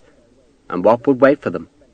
At the very least, they suspected, the enemy would have mounted guns athwart the breaches to fire across the attack route. They expected blood and pain and death. "I've never been into a breach," Garrod told Sharpe. The 2 men met at Syud Sevaji's tents, and Sharpe had given his old friend a bottle of arrack. "Nor me," Sharpe said. "They say it's bad." "They do," Sharpe agreed bleakly. It was supposedly the worst ordeal that any soldier could face. Garrod drank from the stone bottle, wiped its lip, then handed it to Sharpe. He admired Sharpe's coat in the light of the small campfire. "Smart bit of cloth, Mr. Sharpe." The coat had been given new white turnbacks and cuffs by Clare Wall, and Sharpe had done his best to make the jacket wrinkled and dusty, but it still looked expensive. "Just an old coat, Tom," he said dismissively. "Funny, isn't it? Mr. Morris lost a coat." "Did he?" Sharpe asked. "He should be more careful." He gave Garrod the bottle, then climbed to his feet. "I've got an errand, Tom." He held out his hand. "I'll look for you tomorrow." "I'll look out for you, Dick." Sharpe led Ahmed through the camp. Some men sang around their fires, others obsessively honed bayonets that were already razor-sharp. A cavalryman had set up a grinding stone, and a succession of officers' servants brought swords and sabres to be given a wicked edge. Sparks whipped off the stone. The sappers were doing their last job, making ladders from bamboo that had been carried up from the plain. Major Stokes supervised the job, and his eyes widened in joy as he saw Sharpe approaching through the firelight. "Richard, is it you? Dear me, it is! Well, I never— and I thought you were locked up in the enemy's dungeons. You escaped?" Sharpe shook Stokes's hand. "I never got taken to Gavelga. I was held by some horsemen," he lied. "But they didn't seem to know what to do with me, so the buggers just let me go." "I'm delighted! Sharpe turned and looked at the ladders. "I didn't think we were making an escalade tomorrow," Stokes said. "But you never know what obstacles have to be overcome inside a fortress. Sensible to carry ladders." He peered at Ahmed, who was now dressed in one of the sepoy's coats that had been given to Syed Sevaji. The boy wore the red jacket proudly, even though it was a poor, threadbare and blood-stained thing. "I say," Stokes admired the boy, "but you do look like a proper soldier, don't he just?" Ahmed stood to attention, shouldered his musket, and made a smart about-turn. Major Stokes applauded. "Well done, lad. I'm afraid you've missed all the excitement, Sharpe." "Excitement?" "Your Captain Torrance died. Shot himself by the look of things. Terrible way to go. I feel sorry for his father. He's a cleric, did you know? Poor man, poor man. Would you like some tea, Sharpe, or do you need to sleep?" "I'd like some tea, sir." "Well, go to my tent," Stokes said, leading the way. "I've still got your pack, by the way. You can take it with you." "I'd rather you kept it another day," Sharpe said. "I'll be busy tomorrow." "Busy?" Stokes asked. "I'm going in with Kenny's troop, sir." "Dear God," Stokes said. He stopped and frowned. "I've no doubt we'll get through the breaches, Richard, for they're good breaches. A bit steep, perhaps, but we shall get through. But God only knows what waits beyond, and I fear that the inner ford may be a much bigger obstacle than any of us have anticipated." He shook his head. "I ain't sanguine, Sharpe. I truly ain't." Sharpe had no idea what sanguine meant, though he didn't doubt that Stokes's lack of it did not augur well for the attack. "I have to go into the fort, sir. I have to. But I wondered if you'd keep an eye on Ahmed here." He took hold of the boy's shoulder and pulled him forward. "The little bugger will insist on coming with me," Sharpe said. "But if you keep him out of trouble, then he might survive another day." "He can be my assistant," Stokes said happily. "But, Richard, can't I persuade you to the same employment? Are you ordered to accompany Kenny?" "I'm not ordered, sir, but I have to go. It's personal business." "It will be bloody in there," Stokes warned. He walked under his tent and shouted for his servant. Sharpe pushed Ahmed towards Stokes's tent. "You stay here, Ahmed, you hear me? You stay here." "I come with you," Ahmed insisted. "You bloody well stay," Sharpe said. He twitched Ahmed's red coat. "You're a soldier now. That means you take orders, understand? You obey. And I'm ordering you to stay here." The boy scowled, but he seemed to accept the orders, and Stokes showed him a place where he could sleep. Afterwards the two men talked, or rather Sharpe listened, as Stokes enthused about some fine quartz he had discovered in rocks broken open by the enemy's counter-battery fire. Eventually the Major began yawning. Sharpe finished his tea, said his good night, and then, making certain that Ahmed didn't see him go, he slipped away into the dark. He still could not sleep. He wished Claire hadn't gone to Eli Lockhart, although he was glad for the cavalryman that she had, but her absence made Sharpe feel lonely. He walked to the cliff's edge, and he stood staring across the great gulf towards the fortress. A few lights showed in Gavelga, and every 20 minutes or so the rocky isthmus would be lit by the monstrous flame of the 18-pounder gun. The balls would rattle against stone, then there'd be silence, except for the distant sound of singing, the crackle of insects, and the soft sigh of the wind against the cliffs. Once, when the great gun fired, Sharpe distinctly saw the 3 ragged holes in the 2 walls. And why, he wondered, was he so intent on going into those death traps? Was it revenge? Just to find Hakeswill and Dodd? He could wait for the attackers to do their work, then stroll into the fort unopposed. But he knew he wouldn't choose that easy path. He would go with Kenny's men, and he would fight his way into Gavelga for no other reason than pride. He was failing as an officer. The 74th had rejected him. The Rifles didn't yet know him. So Sharpe must take a reputation back to England if he was to stand any chance of success. So tomorrow he must fight, or else he must sell his commission and leave the army. He had thought about that, but he wanted to stay in uniform. He enjoyed the army. He even suspected he was good at the army's business of fighting the king's enemies. So tomorrow he would do it again, and thus demonstrate that he deserved the red sash and the sword. So in the morning, when the drums beat and the enemy guns beat even harder, Sharpe would go into Gavelgurh. Chapter 9. At dawn there was a mist in Deargorm, a mist that sifted through the rain trees and pooled in the valleys and beaded on the tents. "Touch of winter, don't you think?" Sir Arthur Wellesley commented to his aide Campbell. "The thermometer's showing 78 degrees, sir," the young Scotsman answered dryly. "Only a touch of winter, Campbell, only a touch," the general said. He was standing outside his tent, a cup and saucer in one hand, staring up through the wisps of mist to where the rising sun threw a brilliant light on Gavelgurh's soaring cliffs. A servant stood behind with Wellesley's coat, hat, and sword. A second servant held his horse, while a third waited to take the cup and saucer. "How's harness?" the general asked Campbell. "I believe he now sleeps most of the time, sir." Colonel Harness had been relieved of the command of his brigade. He had been found ranting in the camp, demanding that his Highlanders form fours and follow him southwards to fight against dragons, papists, and Whigs. "Sleeps?" the general asked. "What are the doctors doing? Pouring rum down his gullet?" "I believe it's tincture of opium, sir, but most likely flavoured with rum." "Poor Harness," Wellesley grunted, then sipped his tea. From high above him there came the sound of a pair of 12-pounder guns that had been hauled to the summit of the conical hill that reared just south of the fortress.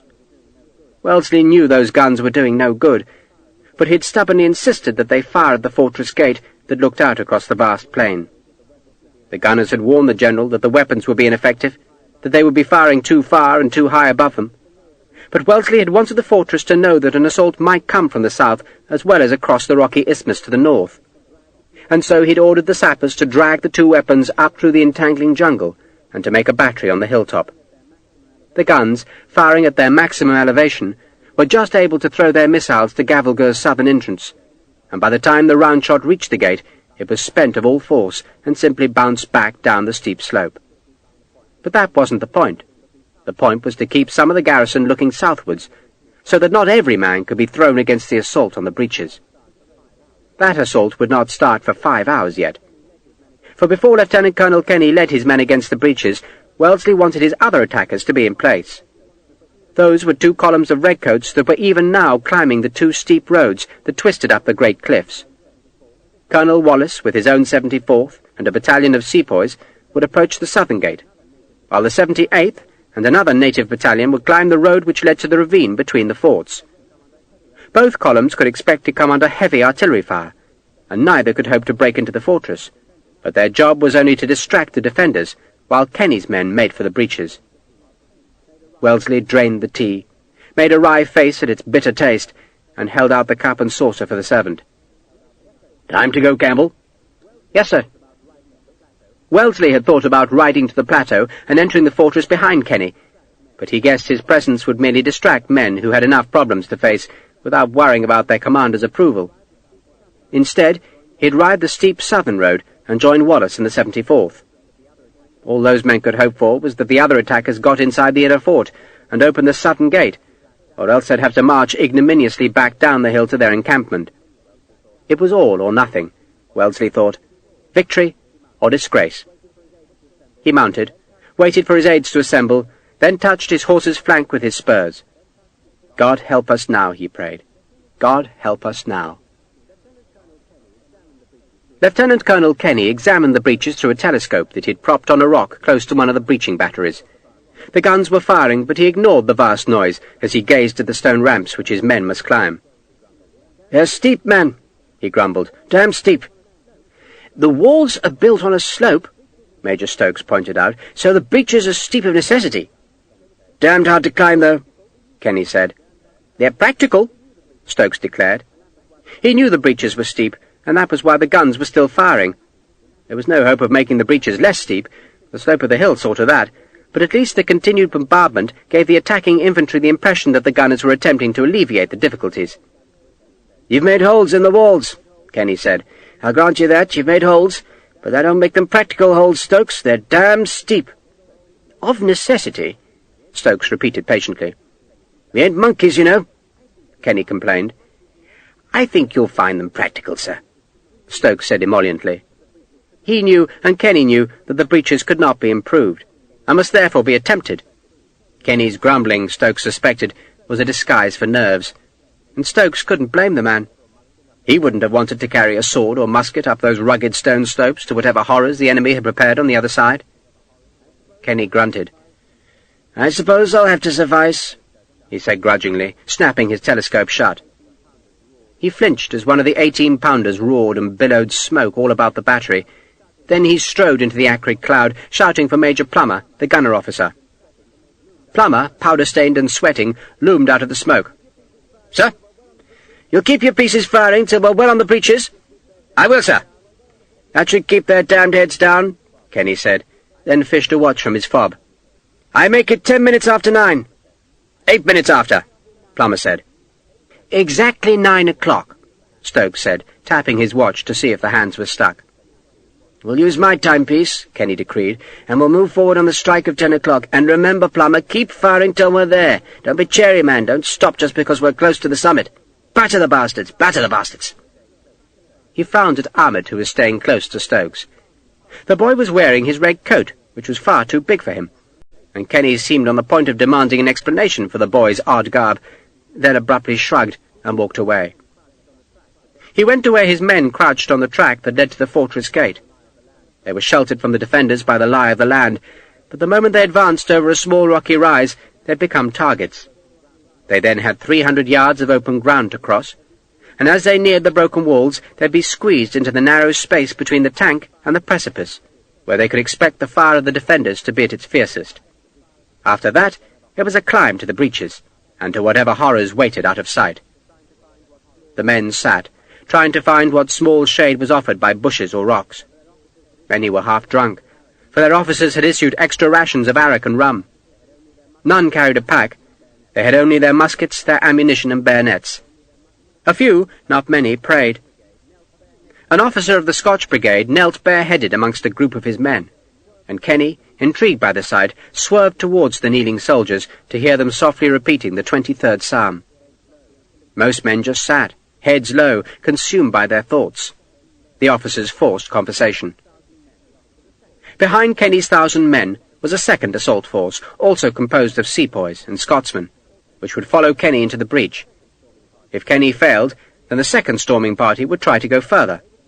But if Kenny succeeded, they would secure the outer fort, while Kenny's troops went on to assault the inner. Small groups of gunners were included in both assault groups, and their orders were to find whatever serviceable cannon still existed in the outer fort, and turn them against the defenders beyond the ravine. An officer wearing the white facings of the 74th picked his way up the track between the waiting troops.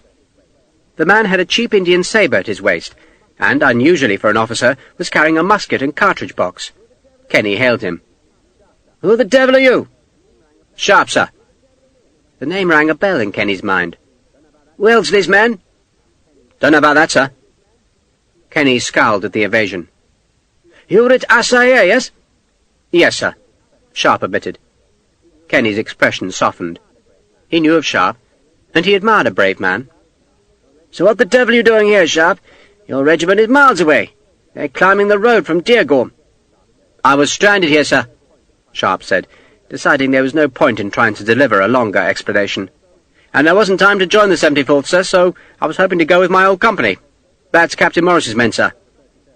He nodded up the track to where the 33rd's light company was gathered among some boulders. "Your permission, of course, sir." "No doubt Morris will be glad of your help, Sharpe," Kenny said. "As will I."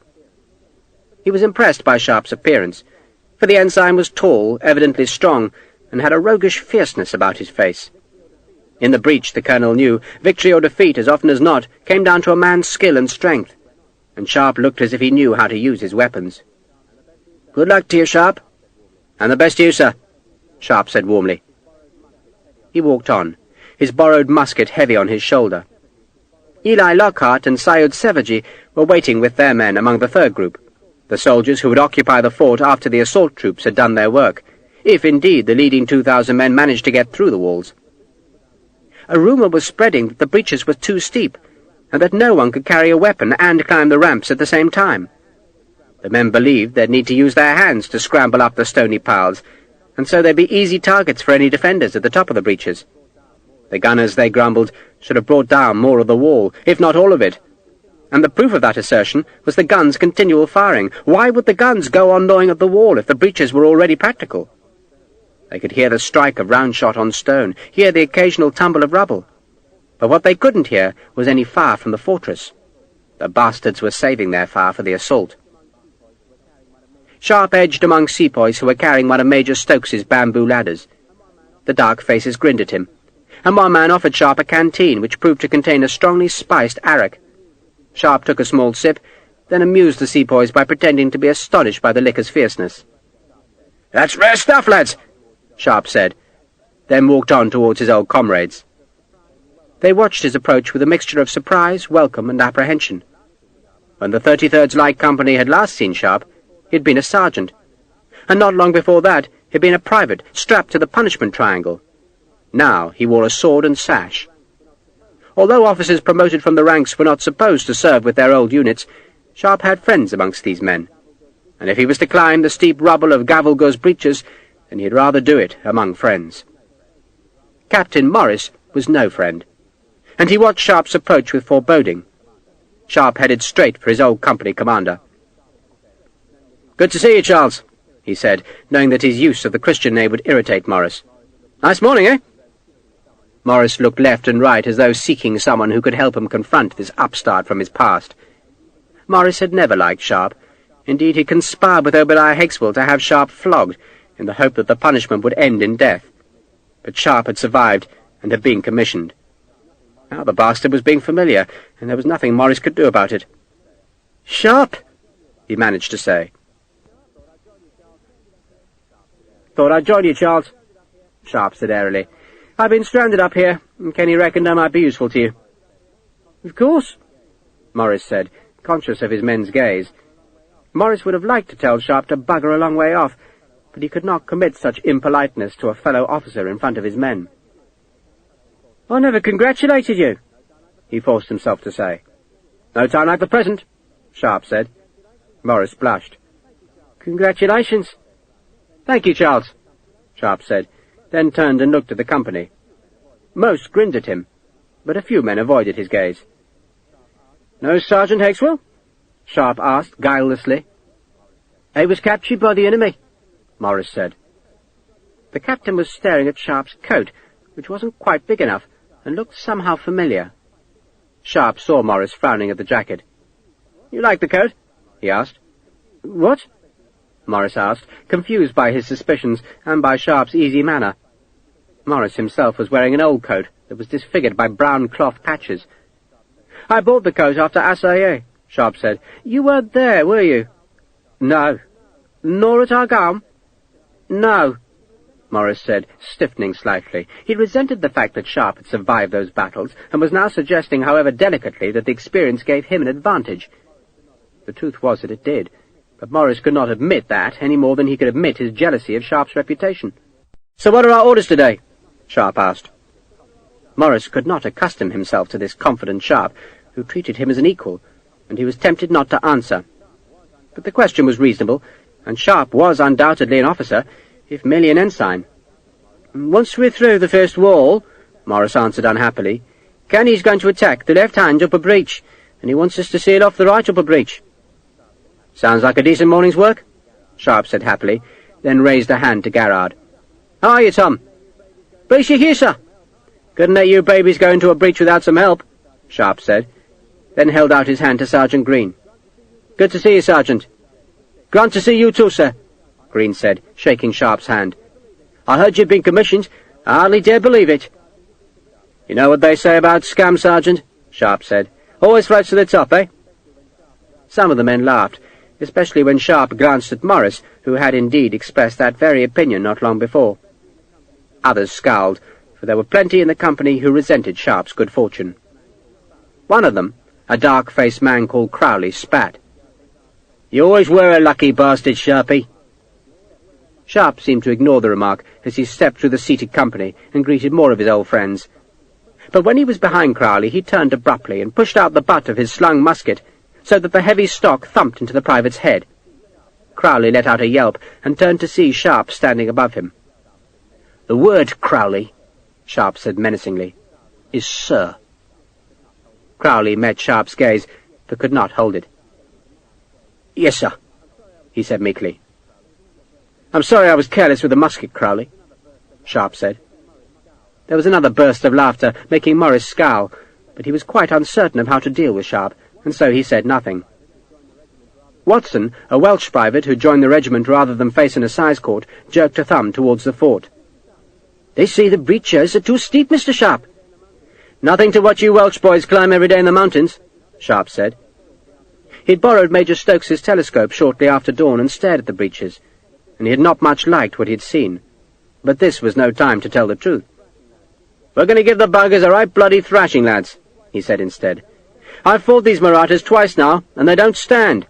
They look good, but press home on the bastards, and they turn and run like jackrabbits. Just keep going, boys, keep fighting, and the buggers will give up." It was the speech Morris should have made to them, and Sharpe hadn't even known he was going to make any kind of speech when he opened his mouth, but somehow the words had come. And he was glad, for the men looked relieved at his confidence. Then some of them looked nervous again as they watched a sepoy coming up the track with a British flag in his hands. Colonel Kenny and his aides walked behind the man, all with drawn swords. Captain Morris drank deep from his canteen, and the smell of rum wafted to Sharpe. The guns fired on, crumbling the breaches' shoulders and filling the air with smoke and dust as they tried to make the rough way smooth. Soldiers, sensing that the order to advance was about to be given, stood and hefted their weapons. Some touched rabbits' feet hidden in pockets, or whatever other small token gave them a fingerhold on life. One man vomited, another trembled. Sweat poured down their faces. "Four ranks," Morris said. "Into ranks, quick now!" Sergeant Green snapped. An howitzer shell arced overhead, then plummeted towards the fort, trailing its wisp of fuse smoke. Sharpe heard the shell explode, then watched another shell follow. A man dashed out of the ranks into the rocks, lowered his trousers and emptied his bowels. Everyone pretended not to notice, until the smell struck them. Then they jeered as the embarrassed man went back to his place. "That's enough," Green said. A sepoy drummer with an old-fashioned mitred shako on his head gave his drum a couple of taps, while a piper from the Scotch Brigade filled his bag, then settled the instrument under his elbow. Colonel Kenny was looking at his watch. The guns fired on, their smoke drifting down to the waiting men. The sepoy with the flag was at the front of the forming column, and Sharpe guessed the enemy must be able to see the bright tip of the colour above the rocky crest. Sharpe took the bayonet from his belt and slotted it onto the musket. He wasn't wearing the sabre that Ahmed had stolen from Morris, for he knew the weapon would be identifiable, and so he had a tulba that he'd borrowed from Syed Sevaji. He didn't trust the weapon. He'd seen too many Indian blades break in combat. Besides, he was used to a musket and bayonet. "Fix bayonets," Morris ordered, prompted by the sight of Sharpe's blade. "And save your fire till you're hard in the breach," Sharpe added. "You've got one shot, lads, so don't waste it. You won't have time to reload till you're through both walls." Morris scowled at this unasked-for advice, but the men seemed grateful for it, just as they were grateful that they were not in the front ranks of Kenny's force. That honour had gone to the Grenadier Company of the 94th, who thus formed the Forlorn Hope. Usually the Hope, that group of men who went first into a breach to spring the enemy traps and fight down the immediate defenders, was composed of volunteers. But Kenny had decided to do without a proper Forlorn Hope. He wanted to fill the breaches quickly, and so overwhelm the defences by numbers, and thus hard behind the Scotch Brigade's Grenadiers were two more companies of Scots. Then came the sepoys and Morris's men. "Hard and fast," Kenny had told them. "Hard and fast. Leave the wounded behind you," he'd ordered, "and just get up the damn breaches and start killing." The colonel looked at his watch for a last time, then snapped its lid shut and put it into a pocket. He took a breath, hefted his sword, then shouted one word. "Now!" And the flag went forward across the crest, and behind it came a wave of men who hurried towards the walls. For a few seconds the fortress was silent. Then the first rocket was fired. It seared towards the advancing troops, trailing its plume of thick smoke, then abruptly twisted and climbed into the clear sky. Then the guns began. Colonel William Dodd saw the errant rocket twist into the sky, falter amidst the growing tumult of its own smoke, then fall. Manu Bapu's guns began to fire, and Dodd knew, though he couldn't see over the loom of the outer fort, that the British attack was coming. "Gopal!" he called to his second-in-command.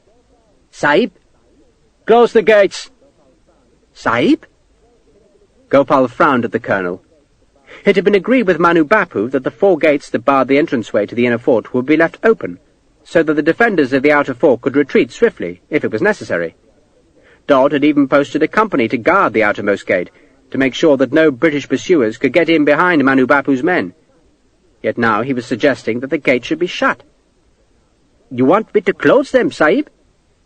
Gopal asked, wondering if he'd misheard. "Close them, bar them, and forget them," Dodd said happily, "and pull the platoon back inside the fort. I have another job for them." But, Sahib, "Have you heard me, Jemadar? Move!"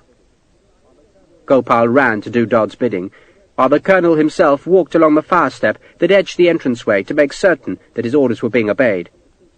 He watched, satisfied, as the troops guarding the outer gate were brought back into the fortress, and then, as one by one, the 4 vast gates were pushed shut. The great locking bars, each as thick as a man's thigh, were dropped into their metal brackets. The outer fort was now isolated. If Manu Bapu repelled the British, then it would be a simple matter to open the gates again.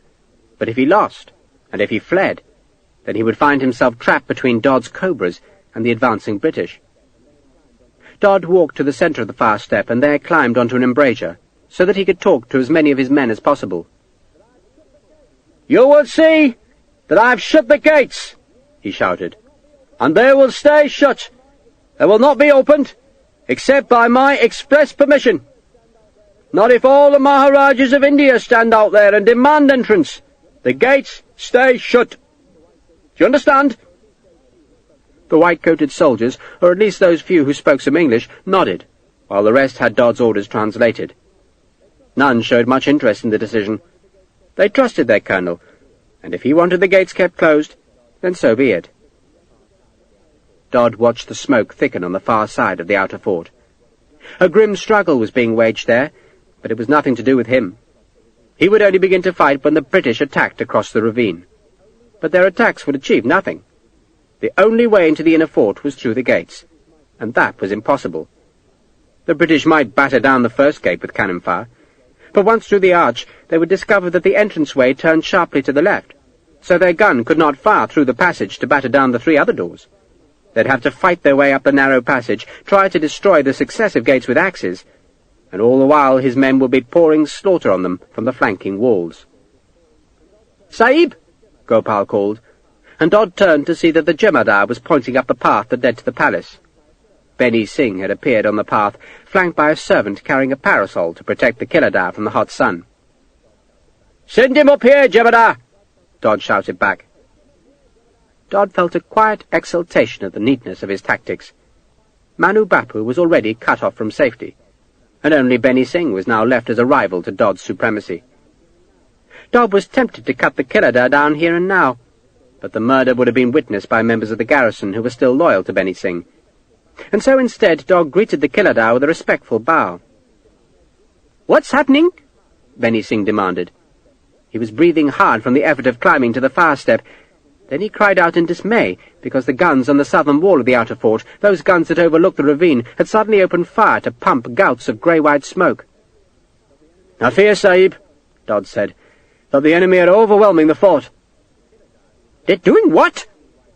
The Killadar, who was dressed for battle in a clean white robe girdled by a red cummerbund and hung with a jewelled scabbard, looked horrified.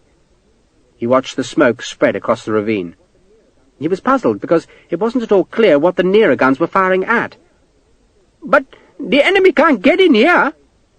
"There are other British soldiers approaching, Sahib," Dodd said, and he pointed to the smoke cloud above the ravine. The guns on the near side of the outer fort, most of them small 3- and 5-pounder cannon, were aiming their pieces westwards, which meant that British troops must be approaching up the steep road which led from the plain. Those troops were still out of Dodd's sight, but the gunnery from the outer fort was eloquent proof of their presence.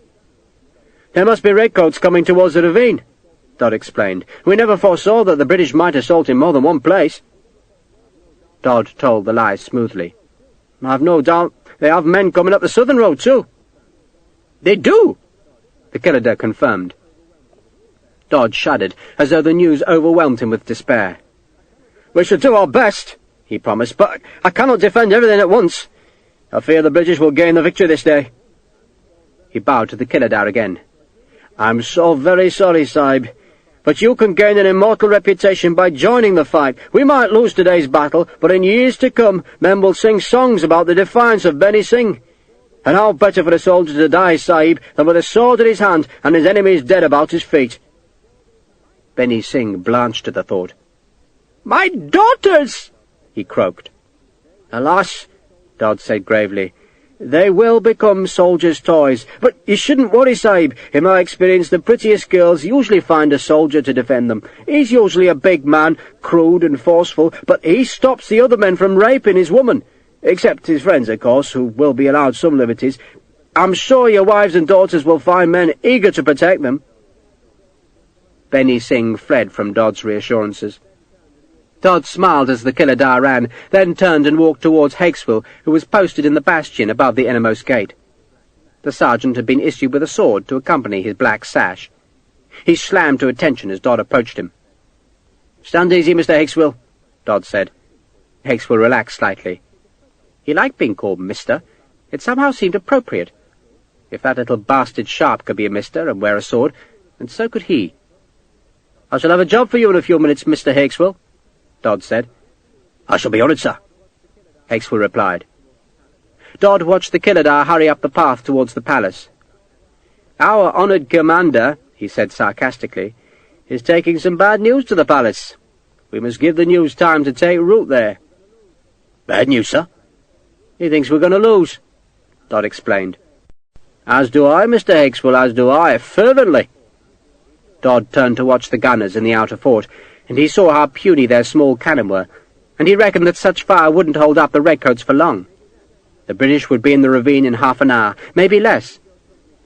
"In 10 minutes, Mr. Hakeswill, you will lead your company to the palace, and you will order the Arab guards to come and defend the walls." Hakeswill's face twitched. "Don't speak their heathen language, sir, begging your pardon, sir." "You don't need their language. You've got a musket. Use it. And if anyone questions your authority, Mr. Hakeswill, you have my permission to shoot them." "Shoot them, sir?" "Yes, sir. With pleasure, sir." "Anyone at all, Mr. Hakeswill?" Hakeswill's face twitched again. "That fat little bugger, sir. Him what was just here with a curly moustache." "The Killeder? If he questions you—" "I'll shoot the bugger, sir." "Exactly." Dodd smiled. He'd seen into Hakeswill's soul and discovered it was black as filth, and perfect for his purposes. "Do it for me, Mr. Hakeswill, and I shall gazette you as a captain in the Cobras.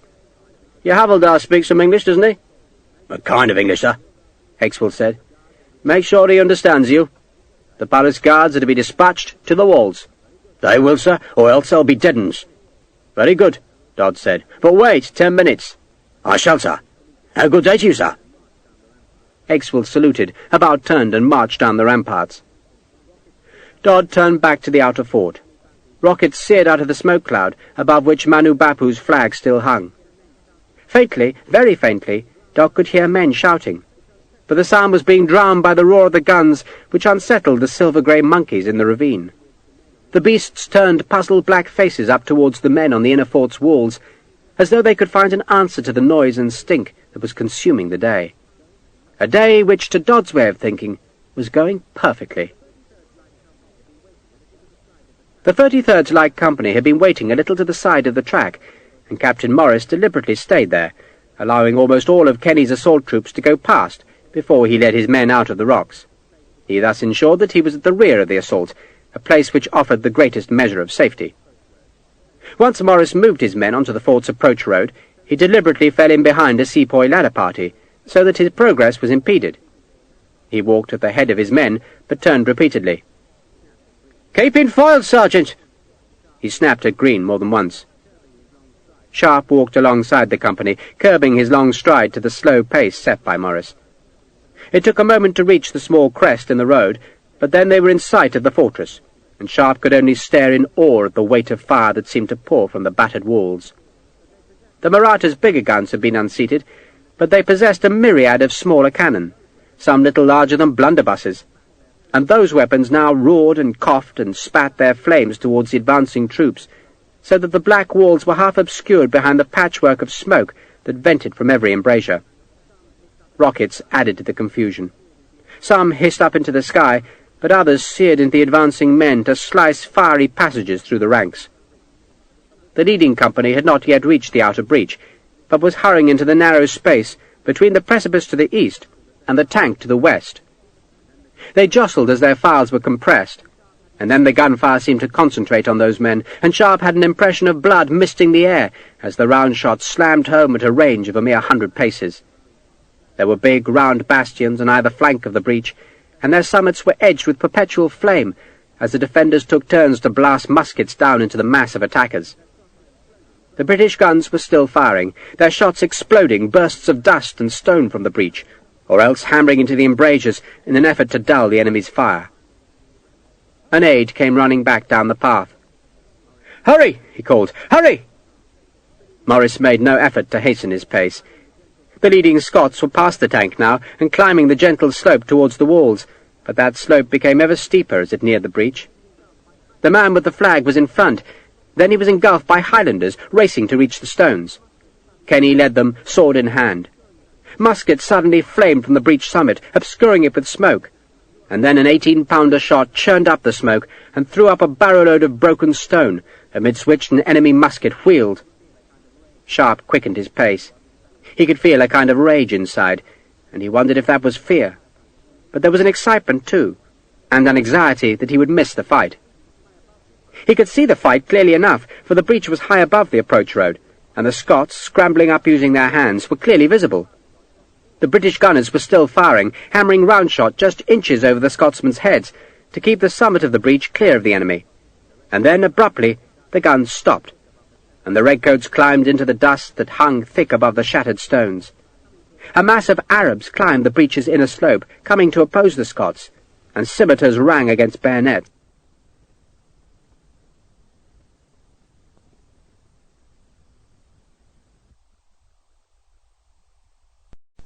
The redcoats of the attackers were turned pink by the stone dust.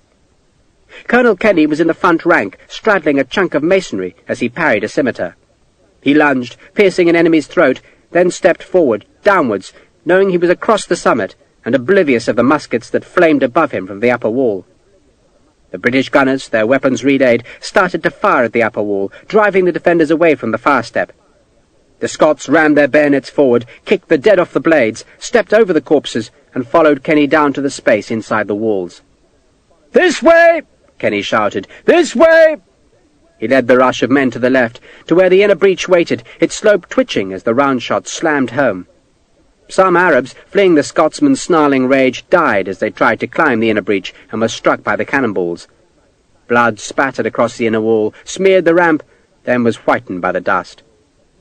Kenny glanced behind to make sure that the column was close behind him.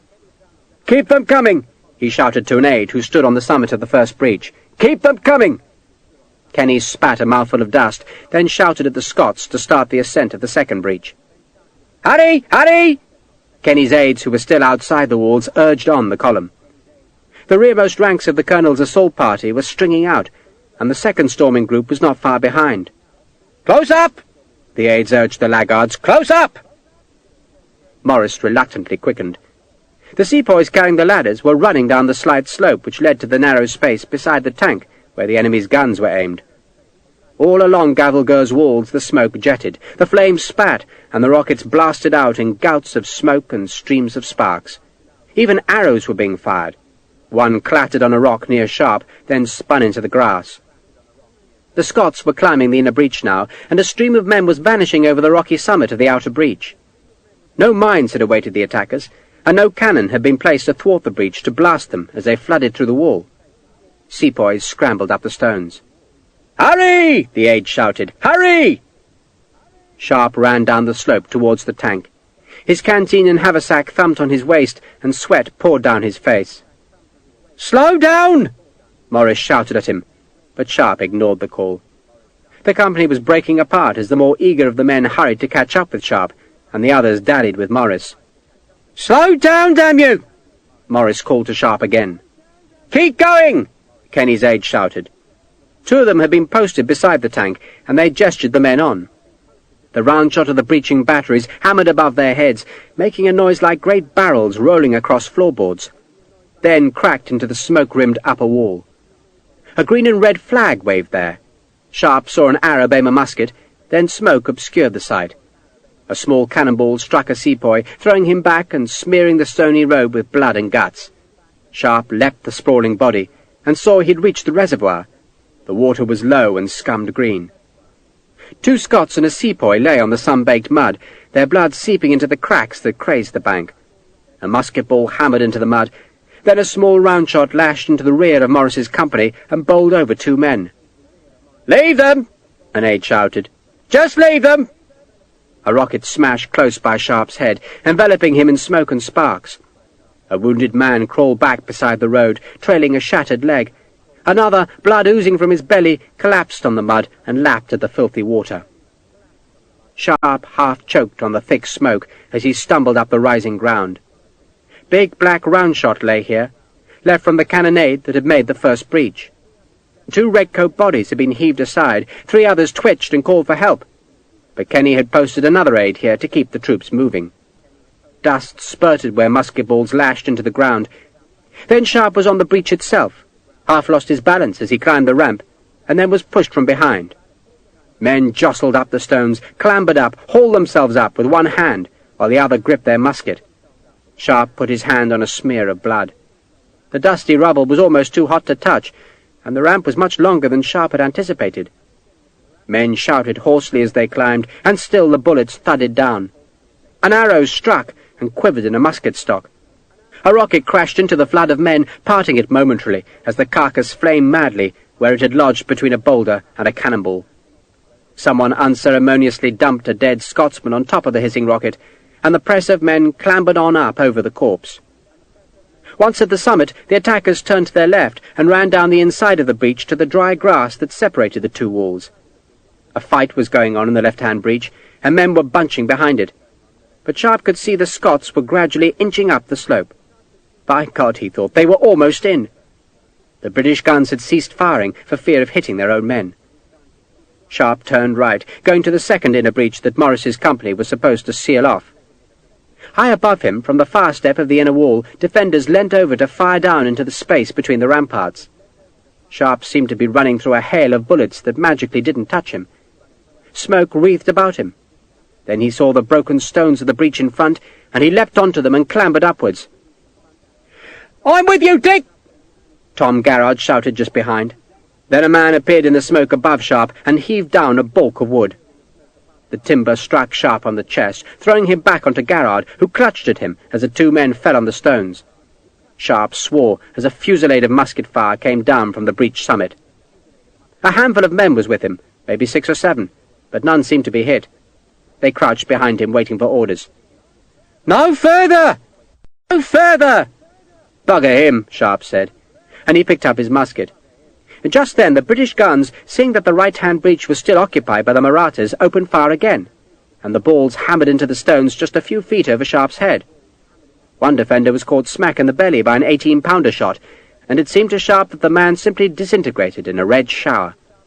Sharpe ducked as the blood poured down the stones, trickling past him and Garrard in small torrents. "Jesus!" Sharpe said. Another round shot slammed into the breach, the sound of the ball's strike as loud as thunder. Shards of stone whipped past Sharpe, and he seemed to be breathing nothing but hot dust. "No further!" Morris said. "Here, to me! Rally! Rally!" He was crouched under the inner wall, safe from the defenders on the breach, though high above him, on the undamaged far step, Arab soldiers still leant out to fire straight down. "Sharpe, come here!" Morris ordered. "Come on!" Sharpe shouted. Bugger Morris, and bugger all the other officers who said you could put a racing saddle on a cart horse, but the beast would not go quick. "Come on!"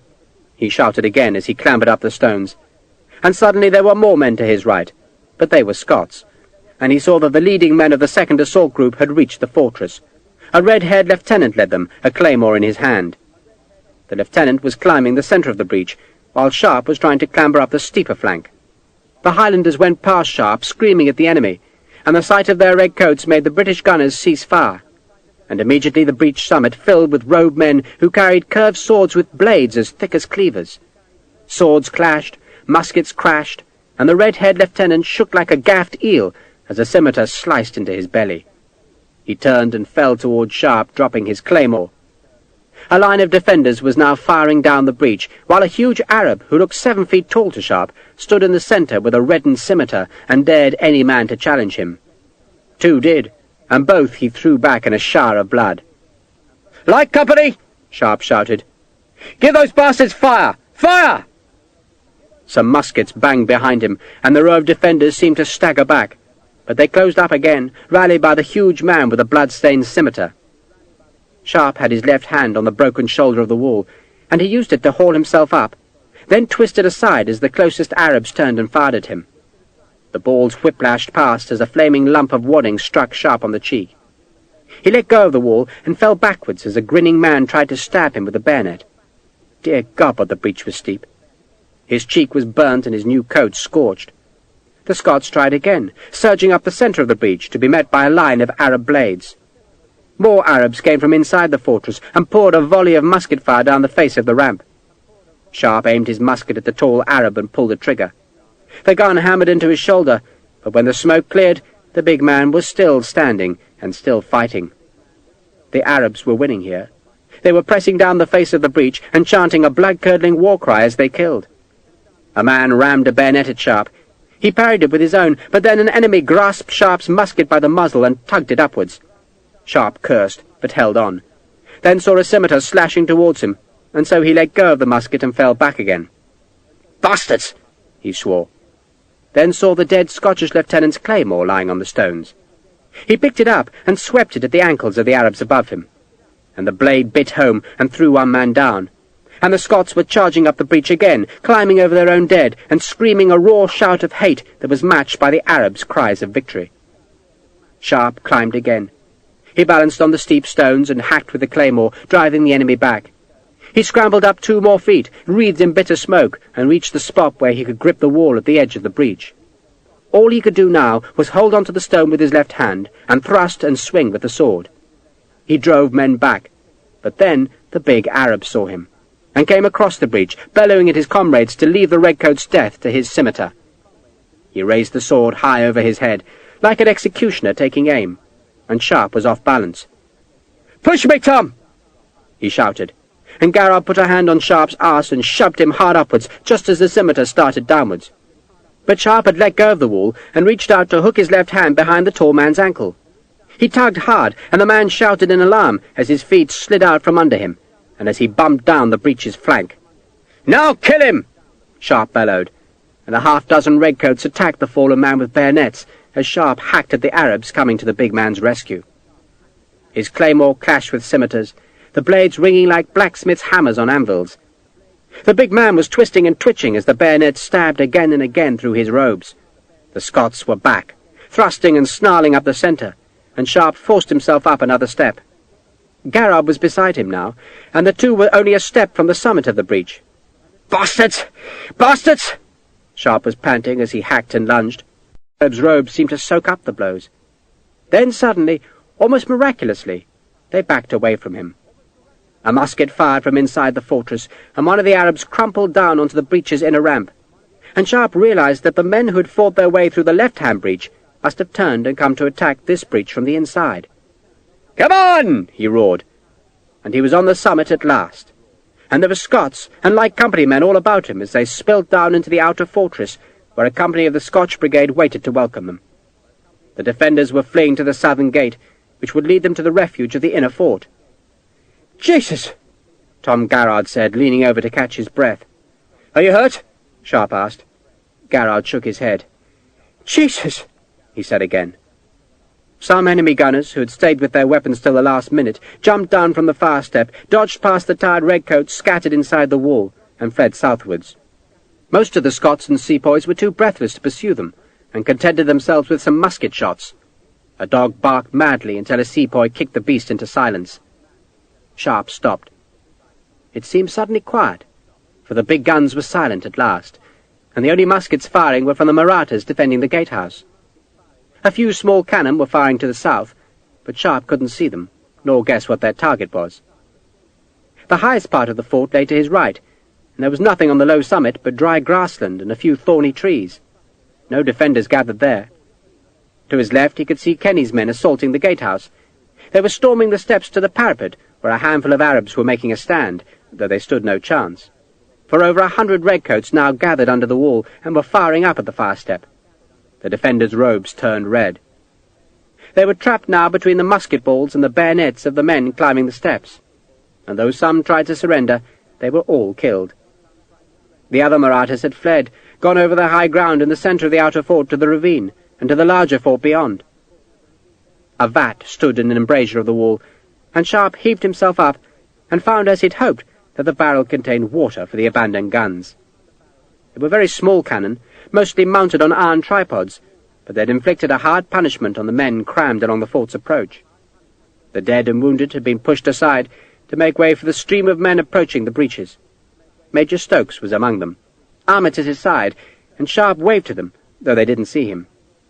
He dipped his hands in the water, slung it over his face and hair, then stooped and drank. It was filthy stuff, stagnant and bitter with powder debris, but he was desperately thirsty. A cheer sounded as Colonel Kenny's men hoisted the British flag above the captured Delhi gate.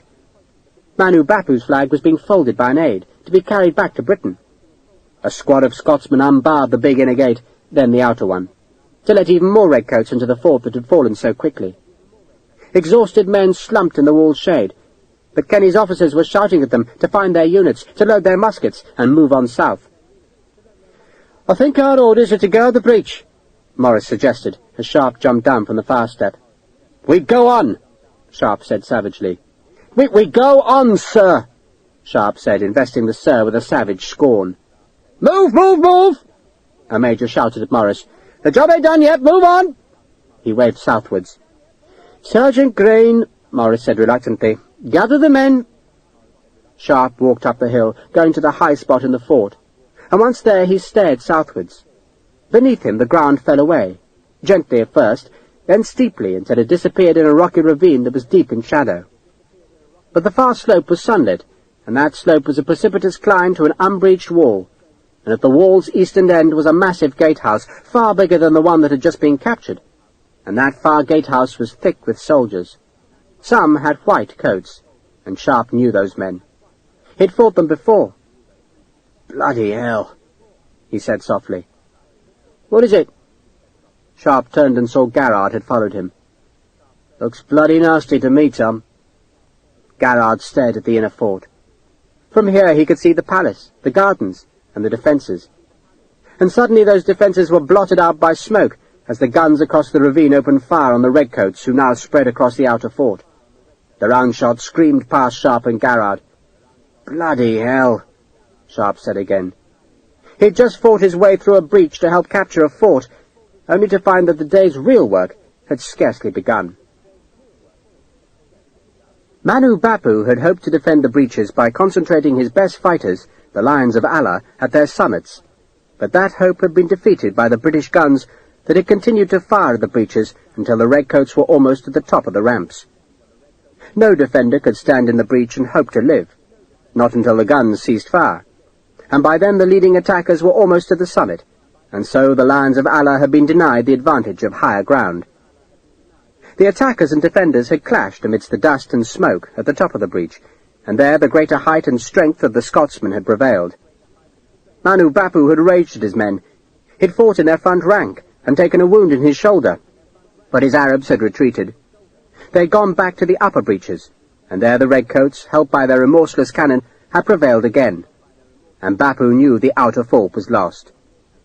In itself that was no great loss. Nothing precious was stored in the outer fort. It was merely an elaborate defence to slow an attacker as he approached the ravine. But Bapu was galled by the swiftness of the British victory. For a while he swore at the redcoats and tried to rally his men to defend the gatehouse, but the British were now swarming over the breaches. The gunners on the walls were abandoning their weapons, and Bapu knew it was time to pull back into the stronghold of the inner fort. "Go back!" he shouted. "Go back!" His white tunic was soaked in his own blood, but the wound was to his left shoulder, and he could still wield the gold-hilted tulba that had been a gift from his brother. "Go back!" The defenders retreated swiftly, and the attackers seemed too spent to pursue. Bapu waited until the last, and then he walked backwards, facing the enemy and daring them to come and kill him. But they simply watched him go. In a moment he knew they would reorganize themselves and advance to the ravine. But by then he and his troops would be safely locked within the great fortress. The last sight Bapu had of the Delhi gate was of an enemy flag being hauled to the top of the pole that had held his own flag.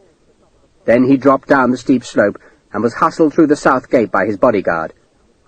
The path now ran obliquely down the steep side of the ravine before turning a hairpin bend to climb to the inner fort.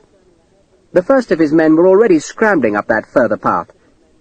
The gunners on the southern wall, who had been trying to stop the redcoats approaching on the road from the plain, now abandoned their small cannon and joined the retreat. Bapu could only follow them with tears in his eyes. It didn't matter the battle was not lost, that the inner fort still stood and was likely to stand through all eternity. He had been humiliated by the swiftness of the defeat. "Hari Sahib," one of his aides said. "The British aren't following," Bapu said tiredly. "Not yet." "Those British," the aide said, and pointed west to where the road from the plain climbed to the ravine. And there at the bend where the road disappeared about the flank of the steep slope was a company of redcoats. They wore kilts, and Bapu remembered them from Argaum.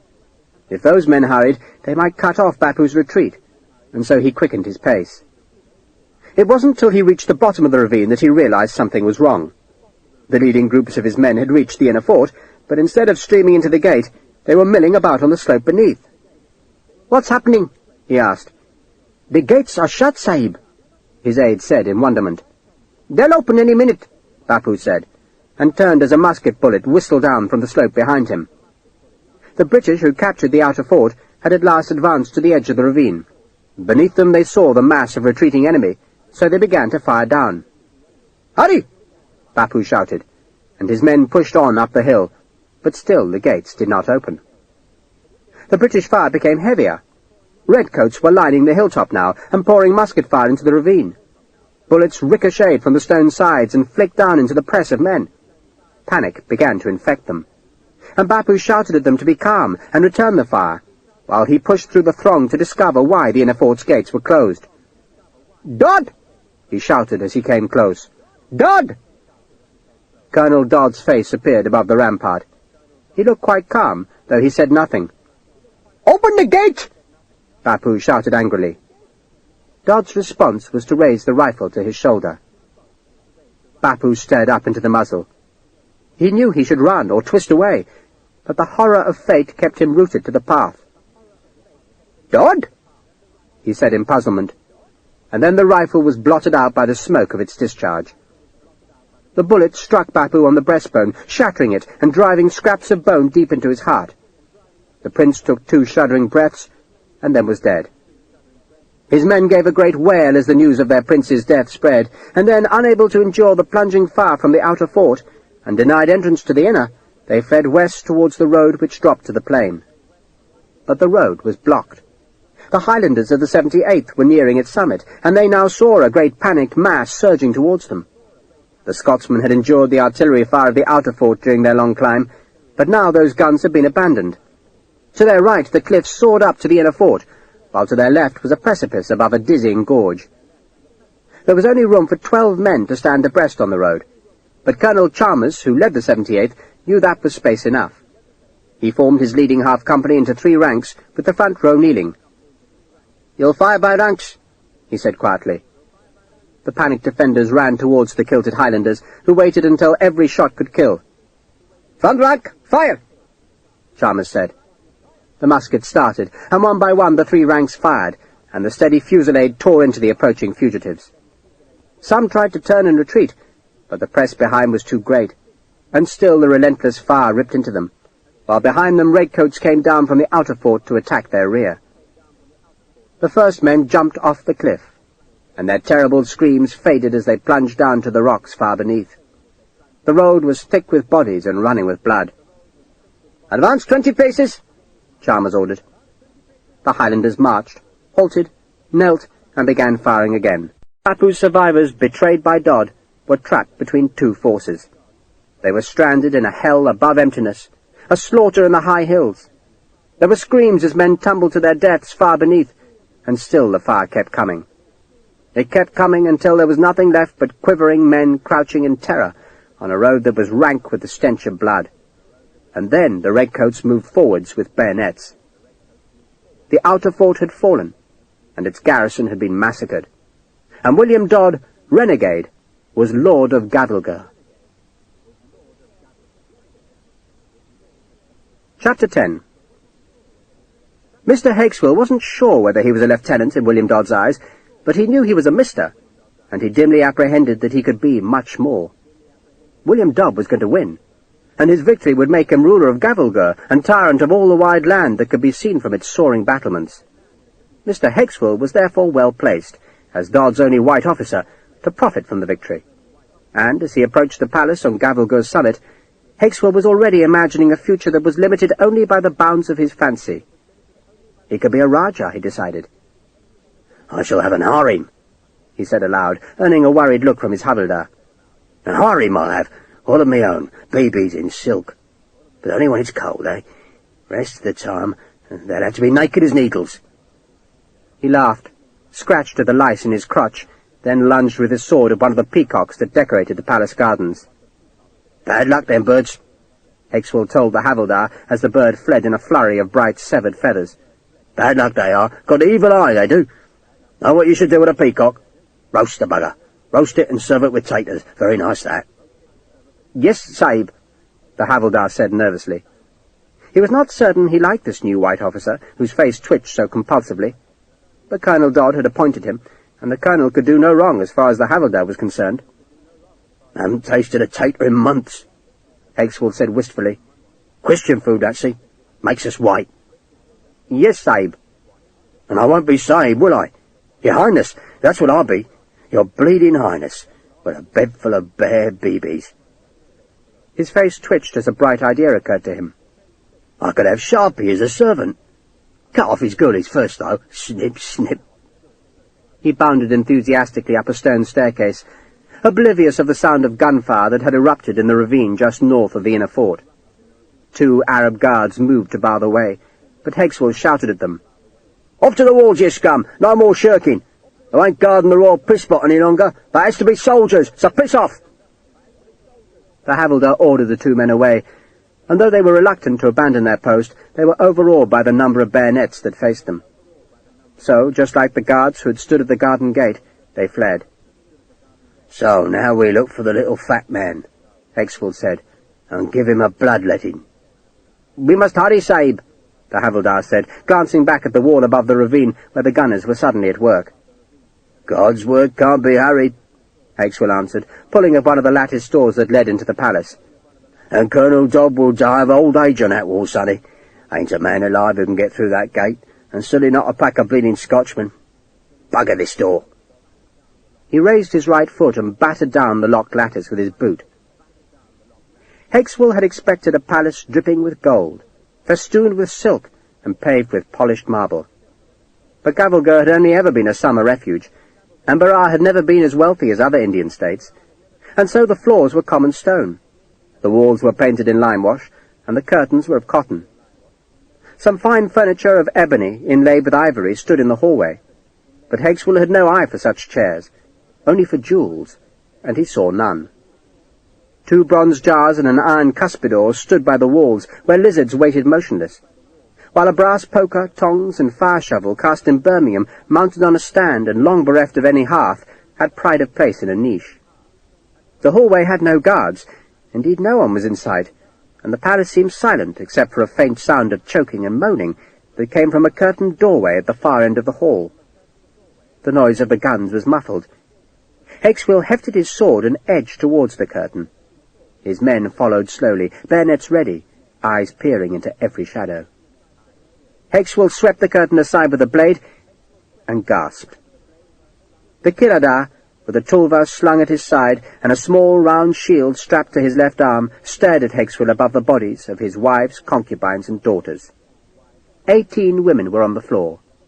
Most were motionless, but some still writhed as the slow pain of the poison worked its horrors. The Kiladar was in tears. I could not leave them for the English, he said. What did he say? Hexwell demanded. He preferred they should die than be dishonoured, the havildar translated. Bleeding hell, Hexwell commented. He stepped down to the sunken floor where the women lay. The dead had greenish dribbles coming from their mouths, and their glassy eyes stared up at the lotuses painted on the ceiling, while the living jerked spasmodically. The cups from which they had drunk the poison lay on the tile floor. Some nice babies here, Hexwell said ruefully. A waste. He stared at a child no more than 6 or 7.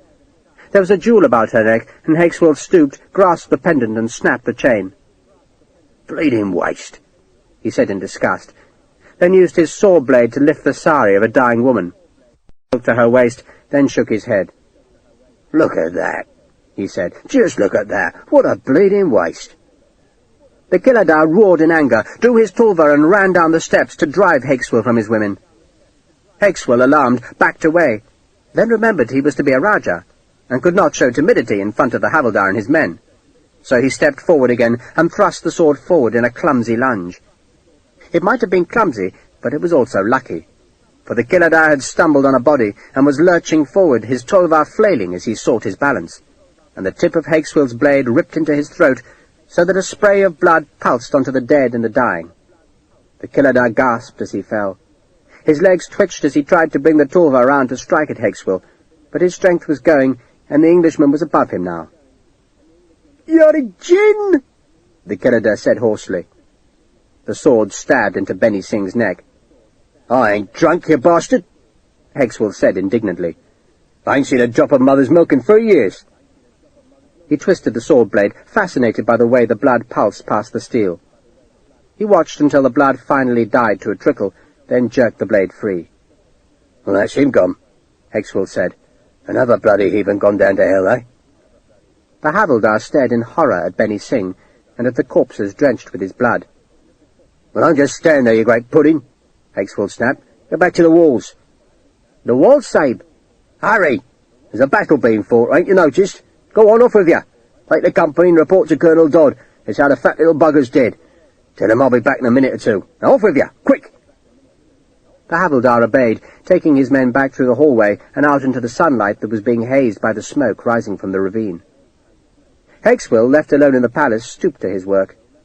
All the dead wore jewellery. They were not great jewels, not like the massive ruby that the Tipu Sultan had worn on his hat, but there were pearls and emeralds, sapphires and small diamonds, all mounted in gold, and Hexwell busied himself delving through the bloodied silks to retrieve the scraps of wealth.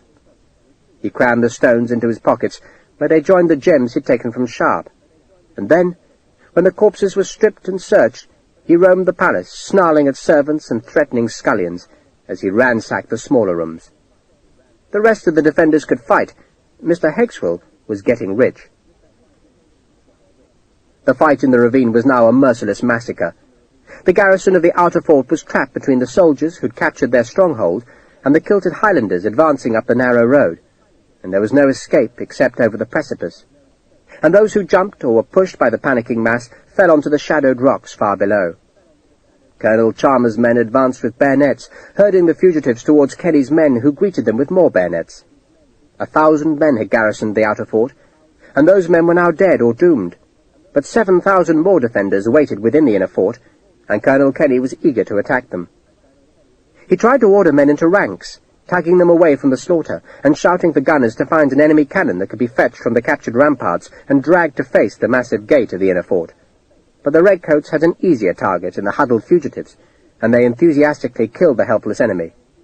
And all the while the guns of the inner fort fired down at the redcoats, while rockets slammed into the ravine to add to the choking fog of powder smoke. The slaughter could not endure. The beaten defenders threw down their guns and fell to their knees, and gradually the British officers called off the massacre. Chalmers' Highlanders advanced up the road that was now slippery with blood, driving the few prisoners in front of them. Wounded Arabs crawled or limped. The survivors were stripped of their remaining weapons and sent under sepoy guard back up to the outer fort, and for every step of their way they suffered from the fire that flamed and crackled from the inner fort. Finally, exhausted, they were taken out through the Delhi gate and told to wait beside the tank. The parched prisoners threw themselves at the green-scummed water, and some, seeing that the sepoy guards were few in number, slipped away northwards.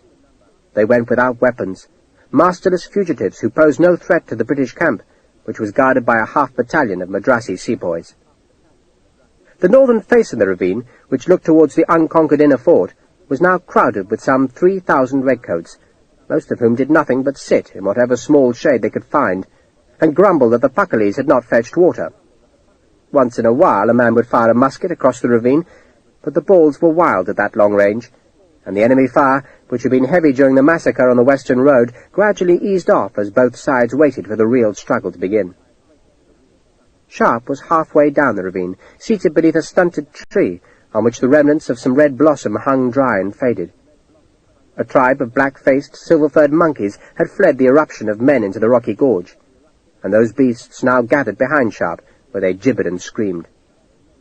Tom Garrard and a dozen men of the 33rd Light Company had gathered around Sharpe, while the rest of the company was lower down the ravine among some rocks. "What happens now?" Garrard asked. "Some poor bastards have to get through that gate," Sharpe said. "Not you." "Kenny will call us when he needs us," Sharpe said, nodding towards the lean colonel who had at last organised an assault party at the bottom of the track which slanted up towards the gate. "And he bloody will, Tom. It ain't going to be easy getting through that gate." He touched the scorch mark on his cheek. "That bloody hurts." "Put some butter on it," Garrard said. "And where do I get this mark on his cheek?" "That bloody hurts." "Put some butter on it," Garrard said. "And where do I get bleeding butter here?" Sharpe asked. He shaded his eyes and peered at the complex ramparts above the big gate, trying to spot either Dodd or Hakeswill. But although he could see the white jackets of the Cobras, he couldn't see a white man on the ramparts. "It's going to be a long fight, Tom," he said. The British gunners had succeeded in bringing an enemy 5-pounder cannon to the edge of the ravine. The sight of the gun provoked a flurry of fire from the inner fort, wreathing its gatehouse in smoke as the round shot screamed across the ravine to plunge all around the threatening gun. Somehow it survived. The gunners rammed it, aimed it, then fired a shot that bounced just beneath the gate, ricocheted up into the woodwork, but fell back. The defenders kept firing, but their smoke obscured their aim, and the small captured cannon had been positioned behind a large low rock that served as a makeshift breastwork. The gunners elevated the barrel a trifle, and their next shot struck plumb on the gates, breaking a timber. Each successive shot splintered more wood, and was greeted by an ironic cheer from the redcoats who watched from across the ravine. The gate was being demolished board by board, and at last a round shot cracked into its locking bar, and the half-shattered timbers sagged on their hinges. Colonel Kenny was gathering his assault troops at the foot of the ravine. They were the same men who'd gone first into the breaches of the outer fort, and their faces were stained with powder burns, with dust and sweat. They watched the destruction of the outer gate of the inner fort, and they knew they must climb the path into the enemy's fire as soon as the gun had done its work. Kenny summoned an aide. "You know Plummer?" he asked the man. "Gunner, Major, sir." "Find him," Kenny said, "or any gunner officer. Tell them we might need a light piece up in the gateway." He pointed with a reddened sword at the inner fort's gatehouse. "The passage ain't straight," he explained to the aide. "Get through the gate and we turn hard left.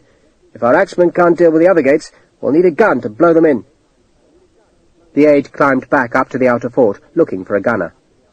Kenny talked to his men, explaining that once they were through the shattered gate, they would find themselves faced by another, and that the infantry were to fire up at the flanking fire steps to protect the axemen who would try to hack their way through the successive obstacles. "If we put up enough fire," Kenny said, "the enemy will take shelter. It won't take long." He looked at his axemen, all of them huge sappers, all carrying vast-bladed axes that had been sharpened to wicked edges. Kenny turned and watched the effect of the 5-pounder shots. The gate's locking bar had been struck plumb, but the gate still held. A badly aimed shot cracked into the stone beside the gate, starting up dust. Then a correction to the gun sent a ball hammering into the bar again, and the thick timber broke, and the remnants of the gates fell inwards. "Forward!" Kenny shouted. "Forward!" 400 redcoats followed the colonel up the narrow track that led to the inner fort. They couldn't run to the assault, for the hill was too steep. They could only trudge into the fury of Dodd's fusillade. Cannon, rockets, and muskets blasted down the hill to tear gaps in Kenny's ranks. "Give them fire!" an officer on the ravine's northern side shouted at the watching redcoats, and the men loaded their muskets and fired at the smoke-masked gatehouse. If nothing else, the wildfire might keep the defenders' heads down. Another cannon had been fetched from the outer fort, and now added its small round shots to the fury that beat audibly on the gatehouse ramparts. Those ramparts were thick with the powder smoke gouted by the defenders' cannon and muskets, and it was that smoke which protected Kenny's men as they hurried up the last few yards to the broken gate. "Protect the sappers!" Kenny shouted, and then, his sword in his hand, he clambered over the broken timbers and led his attackers into the entrance passage. Facing Kenny was a stone wall. He had expected it, but even so he was astonished by the narrowness of the passage that turned sharply to his left, and then climbed steeply to the second unbroken gate. "There it is!" he shouted, and led a surge of men up the cobble road towards the iron-studded timbers. And hell was loosed. The fire steps above the gateway passage were protected by the outer wall's high rampart, and Dodd's men, though they could hear the musket balls beating against the stones, were safe from the wild fire that lashed across the deep ravine. But the redcoats beneath them, the men following Colonel Kenny into the passage, had no protection. Musket fire, stones and rockets slashed into a narrow space just 25 paces long and 8 wide. The leading axemen were among the first to die, beaten down by bullets. Their blood splashed high on the walls. Colonel Kenny somehow survived the opening salvo, then he was struck on the shoulder by a lump of stone and driven to the ground. A rocket slashed past his face, scorching his cheek, but he picked himself up and, sword in numbed hand, shouted at his men to keep going. No one could hear him. The narrow space was filled with noise, choking with smoke in which men died and rockets flared. A musket ball struck Kenny in the hip and he twisted, half fell, but forced himself to stand, and with blood pouring down his white breeches, limped on. Then another musket ball scored down his back and threw him forward. He crawled on blood-slicked stones, sword still in his hand, and shuddered as a third ball hit him in the back. He still managed to reach the second gate, and reared up to strike it with his sword, and then a last musket ball split his skull and left him dead at the head of his men. More bullets plucked at his corpse. Kenny's surviving men tried to brave the fire. They tried to climb the slope to the second gate, but the murderous fire did not cease, and the dead made a barrier to the living. Some men attempted to fire up at their tormentors on the fire step, but the sun was high now, and they aimed into a blinding glare. And soon the redcoats began to back down the passage. The weltering fire from above did not let up. It flayed the Scotsmen, ricocheted between the walls, struck dead and dying and living, while the rockets, lit and tossed down, seared like great comets between the stone walls and filled the space with a sickening smoke. The dead were burned by rocket flames, which exploded their cartridge boxes to pulse gouts of blood against the black walls. But the smoke hid the survivors, who, under its cover, stumbled back to the hill outside the fortress. They left a stone-wall passage filled with the dying and the dead, trickling with blood, foul with smoke, and echoing with the moans of the wounded. "Cease fire!" Colonel Dodd shouted. "Cease fire!" The smoke cleared slowly, and Dodd stared down at a pit of carnage in which a few bodies twitched. "They'll come again soon," Dodd warned his cobras. "Fetch more stones, make sure your muskets are loaded. More rockets!" He patted his men on the shoulders, congratulating them.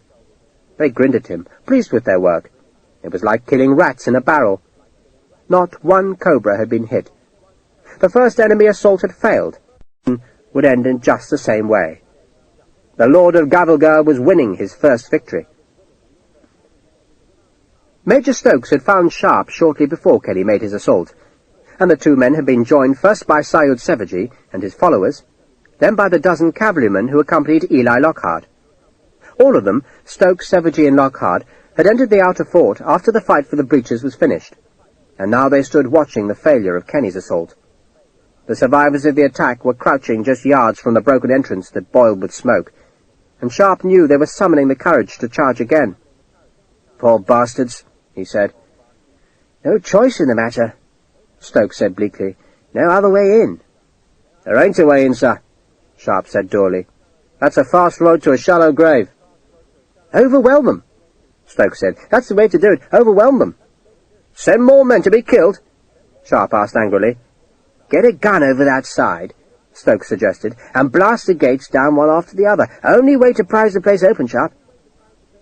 The covering fire that had blazed across the ravine died when it was obvious the first attack had failed, and the lull encouraged the defenders to come to the outer embrasures and fire down at the stalled attackers. "Give them fire!" an officer shouted from the bed of the ravine, and again the muskets flared across the gorge and the balls spattered against the walls. Major Stokes had levelled his telescope at the gate, where the thick smoke had at last dissipated. "It ain't good," he admitted. "It opens onto a blank wall." "It does what, sir?" Eli Lockhart asked. The cavalry sergeant was looking aghast at the horror across the ravine, grateful perhaps that the cavalry was never asked to break into such death traps. "The passage turns," Stokes said. "We can't fire straight up the entranceway. They'll have to drag a gun right into the archway." "They'll never make it," Sharpe said. Any gun positioned in the outer arch would get the full fury of the defensive fire, and those defenders were protected by the big outer wall. The only way Sharpe could see of getting into the fortress was by battering the whole gatehouse flat, and that would take days of heavy cannon fire. "The gates of hell," Stokes said softly, staring through his glass at the bodies left inside the arch. "I'll borrow the telescope, sir?" Sharpe asked. "Of course." Stokes cleaned the eyepiece on the hem of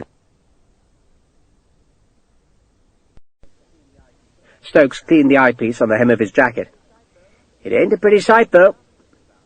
Sharpe took the glass and aimed it across the ravine. He gave the gatehouse a cursory glance, then edged the lens along the wall which led westwards from the besieged gate. The wall wasn't very high, perhaps only 12 or 15 feet, much lower than the great ramparts about the gatehouse, and its embrasures didn't appear to be heavily manned. But that was hardly a surprise, for the wall stood atop a precipice. The defences straight ahead were not the wall and its handful of defenders, but the stony cliff which fell down into the ravine. Stokes saw where Sharpe was aiming the glass. "Oh, no way in there, Richard." Sharpe said nothing. He was staring at a place where weeds and small shrubs twisted up the cliff. He tracked the telescope from the bed of the ravine to the base of the wall, searching every inch, and he reckoned it could be climbed. It would be hard, for it was perilously steep, but if there was space for bushes to find lodgment, that a man could follow. And at the top of the cliff there was a brief area of grass between the precipice and the wall. He took the telescope from his eye. "Has anyone seen a ladder?" "Buck up there." It was Ahmed who answered. "Where, lad?" "Up there." The Arab boy pointed to the outer fort. "On the ground," he said. Sharpe twisted and looked at Lockhart. "Could you boys fetch me a ladder?" "What are you thinking of?" Lockhart asked. "A way in," Sharpe said. "A bloody way in." He gave the telescope to Stokes. "Get me a ladder, Sergeant," he said, "and I'll fix those buggers properly. Ahmed, show Sergeant Lockhart where you saw the ladder." "I stay with you," the boy said stubbornly. "You bloody don't." Sharpe patted the boy on the head, wondering what Ahmed made of the slaughter that had been inflicted on his countrymen in the ravine. But the boy seemed blessedly unaffected. "Go on and help the sergeant," he told Ahmed. Ahmed led the cavalrymen uphill. "What are you doing, Richard?" Stokes asked. "We can climb up to the wall," Sharpe said, pointing to where the trail of weeds and bushes snaked up the other side of the ravine. "Not you, sir, but a light company can do it. Go up the ravine, send a ladder up, and cross the wall." Stokes trained the telescope and stared at the opposing cliff for a long while. "Well, you might get up," he said dubiously, "but then what?" Sharpe grinned. "We attack the gatehouse from the back, sir." "One company?" "Where one company can go, sir, another can follow. Once they see we're up there, other men will come." He still held the great claymore, which was too big to fit into the scabbard of his borrowed sword, but now he discarded that scabbard and shoved the claymore into his belt. He liked the sword. It was heavy, straight-bladed and brutal, not a weapon for delicate work, but a killer. Something to give a man confidence. "You stay here, sir," he told Stokes, "and look after Ahmed for me.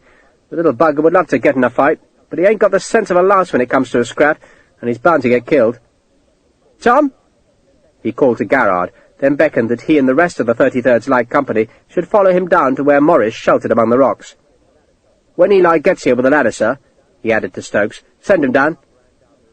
Sharpe ran down the ravine's steep side into the smoke-reeking shadows, where Morris was seated under a tree, making a meal out of bread, salt beef, and whatever liquor was left in his canteen.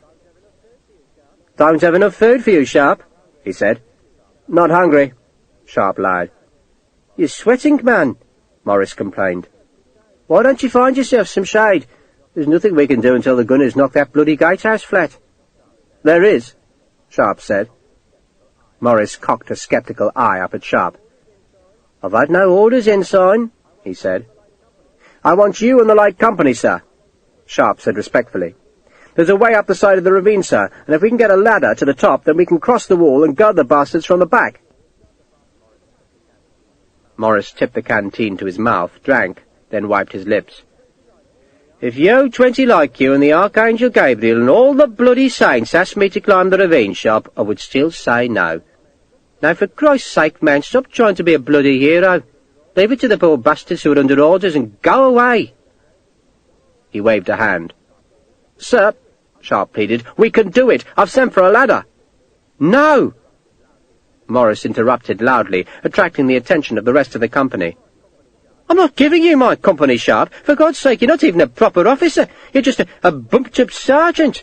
A bloody ensign too big for your boots. And allow me to remind you, Mr. Sharpe, forbidden by army regulations to serve in this regiment, then go away and leave me in peace." "I thought you'd say that, Charles," Sharpe said ruefully. "And stop calling me Charles!" Morris exploded. "We're not friends, you and I, and kindly obey my order to leave me in peace. Or had you not noticed that I outrank you?" "I had noticed.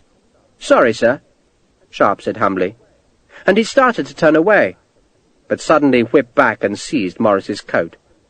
He dragged the captain back into the rocks, going so fast that Morris was momentarily incapable of resistance. Among the rocks, Sharpe let go of the patched coat and thumped Morris in the belly. "That's for the flogging you gave me, you bastard," he said. "What the hell do you think you're doing, Sharpe?" Morris asked, scrambling away on his bottom. Sharpe kicked him in the chest, leaned down, hauled him up, and thumped him on the jaw. Morris squealed with pain, then gasped as Sharpe backhanded him across the cheek, then struck him again. A group of men had followed, and were watching wide-eyed.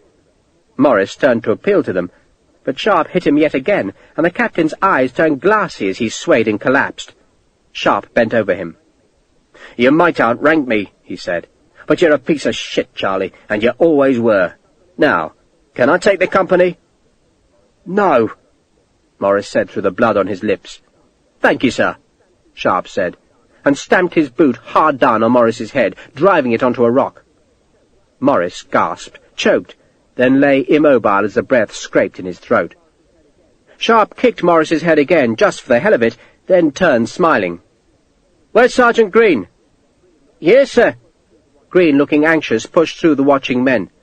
"I'm here, sir," he said, staring with astonishment at the immobile Morris. "Captain Morris has eaten something that disagreed with him," Sharpe said. "But before he was taken ill, he expressed the wish that I should temporarily take command of the company." Sergeant Green looked at the battered, bleeding captain, then back to Sharpe. "Is something he had, sir?" "Are you a doctor, Sergeant? Wear a black plume on your hat, do you?" "No, sir." "Then stop questioning my statements. Have the company paraded, muskets loaded, no bayonets fixed." Green hesitated. "Do it, Sergeant!" Sharpe roared, startling the watching men. "Yes, sir," Green said hurriedly, backing away. Sharpe waited until the company was in its four ranks. Many of them looked at him suspiciously, but they were powerless to challenge his authority, not while Sergeant Green had accepted it. "You're a light company," Sharpe said, "and that means you can go where other soldiers can't. It makes you an elite. You know what that means? It means you're the best in the bloody army, and right now the army needs its best men. It needs you. So in a minute, we'll be climbing up there." He pointed to the ravine. "Crossing the wall and carrying the fight to the enemy. It'll be hard work for a bit, but not beyond a decent light company." He looked to his left and saw Eli Lockhart leading his men down the side of the ravine with one of the discarded bamboo ladders. "I'll go first," he told the company, "and Sergeant Green will go last. If any man refuses to climb, Sergeant, you're to shoot the bugger." "I am, sir?" Green asked nervously. "In the head," Sharpe said. Major Stokes had followed Lockhart and now came up to Sharpe. "I'll arrange for some covering fire, Sharpe," he said. "Well, that'll be a help, sir. Not that these men need much help. They're the 33rd Light Company, best in the army." "I'm sure they are," Stokes said, smiling at the 70 men who, seeing a major with Sharpe, supposed that the ensign really did have the authority to do what he was proposing. Lockhart, in his blue and yellow coat, waited with the ladder. "Where do you want it, Mr. Sharpe?" "Over here," Sharpe said. "Just pass it up when we've reached the top. Sergeant Green, send the men in ranks. Front rank first." He walked to the side of the ravine and stared up his chosen route. It looked steeper from here, and much higher than it had seemed when he was staring through the telescope, but he still reckoned it was climbable. He couldn't see the inner fort's wall, but that was good, for neither could the defenders see him. All the same, it was bloody steep. Steep enough to give a mountain goat paws. Yet if he failed now, then he'd be on a charge for striking a superior officer. So he really had no choice but to play the hero. So he spat on his bruised hands, looked up one last time, then started to climb. The second assault on the inner fort's gatehouse fared no better than the first. A howling mass of men charged through the wreckage of the shattered gate, stumbled on the dead and dying as they turned up the passage, but then the killing began again, as a shower of missiles, rockets, and musket fire turned the narrow, steep passage into a charnel house. An axeman succeeded in reaching the second gate, and he stood above Colonel Kelly's scorched body to sink his blade deep into the timber, but he was immediately struck by 3 musket balls and dropped back, leaving the axe embedded in the dark, iron-studded wood. No one else went close to the gate, and a major, appalled at the slaughter, called the men back. "Next time," he shouted at them, "we designate firing parties to give cover. Sergeant, I want 24 men." "We need a cannon, sir," the sergeant answered with brutal honesty. "They say one's coming." The aide whom Kenny had sent to fetch a cannon had returned to the assault party. "They say it'll take time, though," explaining that the gunner officer had declared it would take at least 2 hours to manhandle a gun and ammunition across the ravine. The major shook his head. "I'll try without the gun," he said. "God help us," the sergeant said under his breath. Colonel Dodd had watched the attackers limp away. He couldn't help smiling. This was so very simple, just as he'd foreseen. Manu Bapu was dead, and the Havildar had returned from the palace with the welcome news of Beni Singh's murder, which meant that Gavalgur had a new commander. He looked down at the dead and dying redcoats who lay among the small, flickering blue flames of the spent rockets. "They've learned their lesson, your pal," he told his Jamada. "So next time they'll try to keep us quiet by firing bigger volleys up at the fire steps. Toss down rockets, that'll spoil their aim." "Rockets, Sahib." "Lots of rockets," Dodd said. He patted his men on their backs. Their faces were singed by the explosions of the powder in their muskets' pans. They were thirsty and hot, but they were winning, and they knew it. They were his cobras, as well-trained as any troops in India, and they would be at the heart of the army that Dodd would unleash from this fortress to dominate the lands the British must relinquish when their southern army was broken. "Why don't they give up?" Gopal asked Dodd. A sentry on the wall had reported that the bloodied attackers were forming to charge again. "Because they're brave men, Jamada," Dodd said, "but also stupid." The furious musket fire had started again from across the ravine, a sign that a new attack would soon come into the blood-slick gateway. Dodd drew his pistol, checked it was loaded, and walked back to watch the next failure. Let them come, he thought. For the more who died here, the fewer would remain to trouble him as he pursued the beaten remnants south across the Deccan plain. "Get ready!" he called. Slow matches burned on the fire step, and his men crouched beside them with rockets, waiting to light the fuses and toss the terrible weapons down into the killing place. A defiant cheer sounded, and the redcoats came again to the slaughter. The cliff face was far steeper than Sharpe had anticipated, though it was not sheer rock, but rather a series of cracks in which plants had taken root, and he found that he could pull himself up by using stony outcrops and the thick stalks of the bigger shrubs. He needed both hands. Tom Garrard came behind, and more than once Sharpe trod on his friend's hands. "Sorry, Tom." "Just keep going," Garrard panted.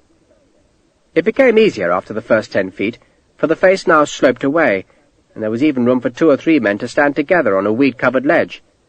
Sharpe called for the ladder, and it was pushed up to him by the cavalryman. The bamboo was light, and he hooked the top rung over his right shoulder and climbed on upwards, following a jagged line of rocks and bushes that gave easy footing. A line of redcoats trailed him, muskets slung. There There were more bushes to Sharpe's left, shielding him from the ramparts. But after he climbed 20 feet, those bushes ended, and he prayed that the defenders would all be staring at the beleaguered gatehouse rather than at the precipice below. He pulled himself up the last few feet, cursing the ladder that seemed to get caught on every protrusion. The sun beat off the stone, and the sweat poured down him. He was panting when he reached the top, and now there was nothing but steep, open ground between him and the wall's base. 50 feet of rough grass to cross, and then he'd be at the wall. He crouched at the edge of the cliff, waiting for the men to catch up. Still no one had seen him from the walls. Tom Garrard dropped beside him. "When we go, Tom," Sharpe said, "we run like bloody hell, straight to the wall, ladder up, climb like rats, and jump over the bloody top. Tell the lads to get over fast. Bastards on the other side are going to try and kill us before we can get reinforced, so we're going to need plenty of muskets to fend the buggers off." Garrard peered up at the embrasures. "There's no one there." "There's a few there," Sharpe said, "but they ain't taking much notice. Dozy they are," he added. And thank God for that, he thought, for a handful of defenders with loaded muskets could stop him dead. And dead is what he'd better be after striking Morris, unless he could cross the ramparts and open the gates. He peered up at the battlements as more men hauled themselves over the edge of the cliff. He guessed the wall was lightly manned by little more than a picket line, for no one would have anticipated that the cliff could be climbed. But he also guessed that once the redcoats appeared, the defenders would quickly reinforce the threatened spot. Garrard grinned at Sharpe. "Did you thump Morris?" "What else could I do?" "He'll have you court-martialed."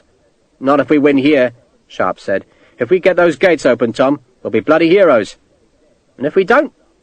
"We'll be dead," Sharpe said curtly, then turned to see Eli Lockhart scrambling onto the grass.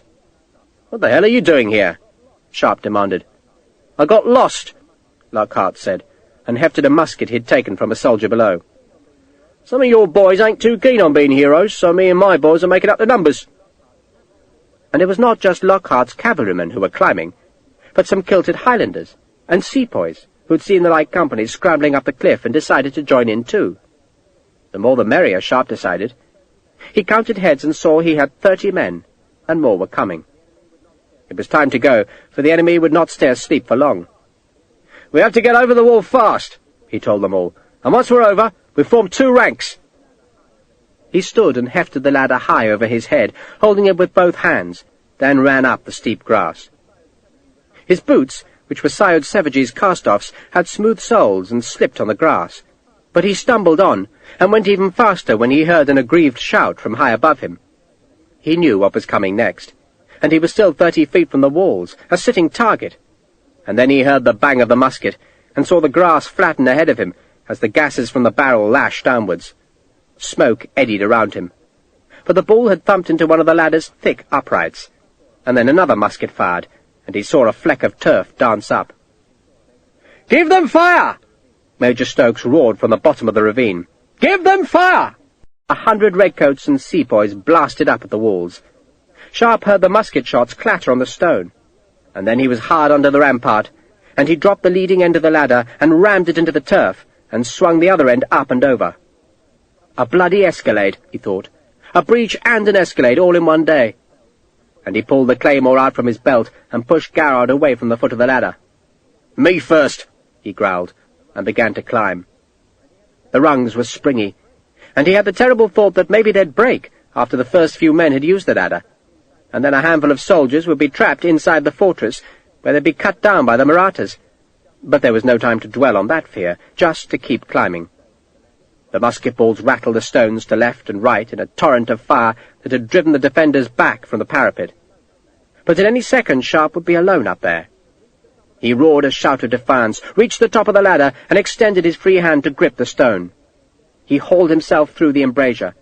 He paused, trying to get a sense of what lay beyond, but Garrard shoved him, and he had no option but to spring through the embrasure. There was no fire step. Jesus, he thought, and jumped. It was not a long jump down, maybe 8 or 10 feet, for the ground was higher on the inner side of the wall. He sprawled on the turf, and a musket bullet whipped over his back. He rolled, got to his feet, and saw that the defenders had low wooden platforms that they'd been using to peer over the top of the wall. Those defenders were running towards him now, but they were few, very few, and already Sharpe had 5 redcoats on his side of the wall, and more were coming. But so was the enemy, some from the west and more from the east. "Tom, look after those men!" Sharpe pointed westwards. Then he turned the other way and dragged 3 men into a crude rank. "Present!" he called. The muskets went up into their shoulders. "Aim low, boys," he said. "Fire!" The muskets coughed out smoke. A Maratha slid on the grass. The others turned and ran, appalled at the stream of men now crossing the wall. It was a curious mix of English skirmishers, Highland infantry, sepoys, cavalrymen, and even some of Syed Savage's followers in their borrowed red jackets. "2 ranks!" Sharpe shouted. "Quick now, 2 ranks! Tom, what's happening behind me?" "Buck, is it gone, sir?" "2 ranks!" Sharpe shouted again.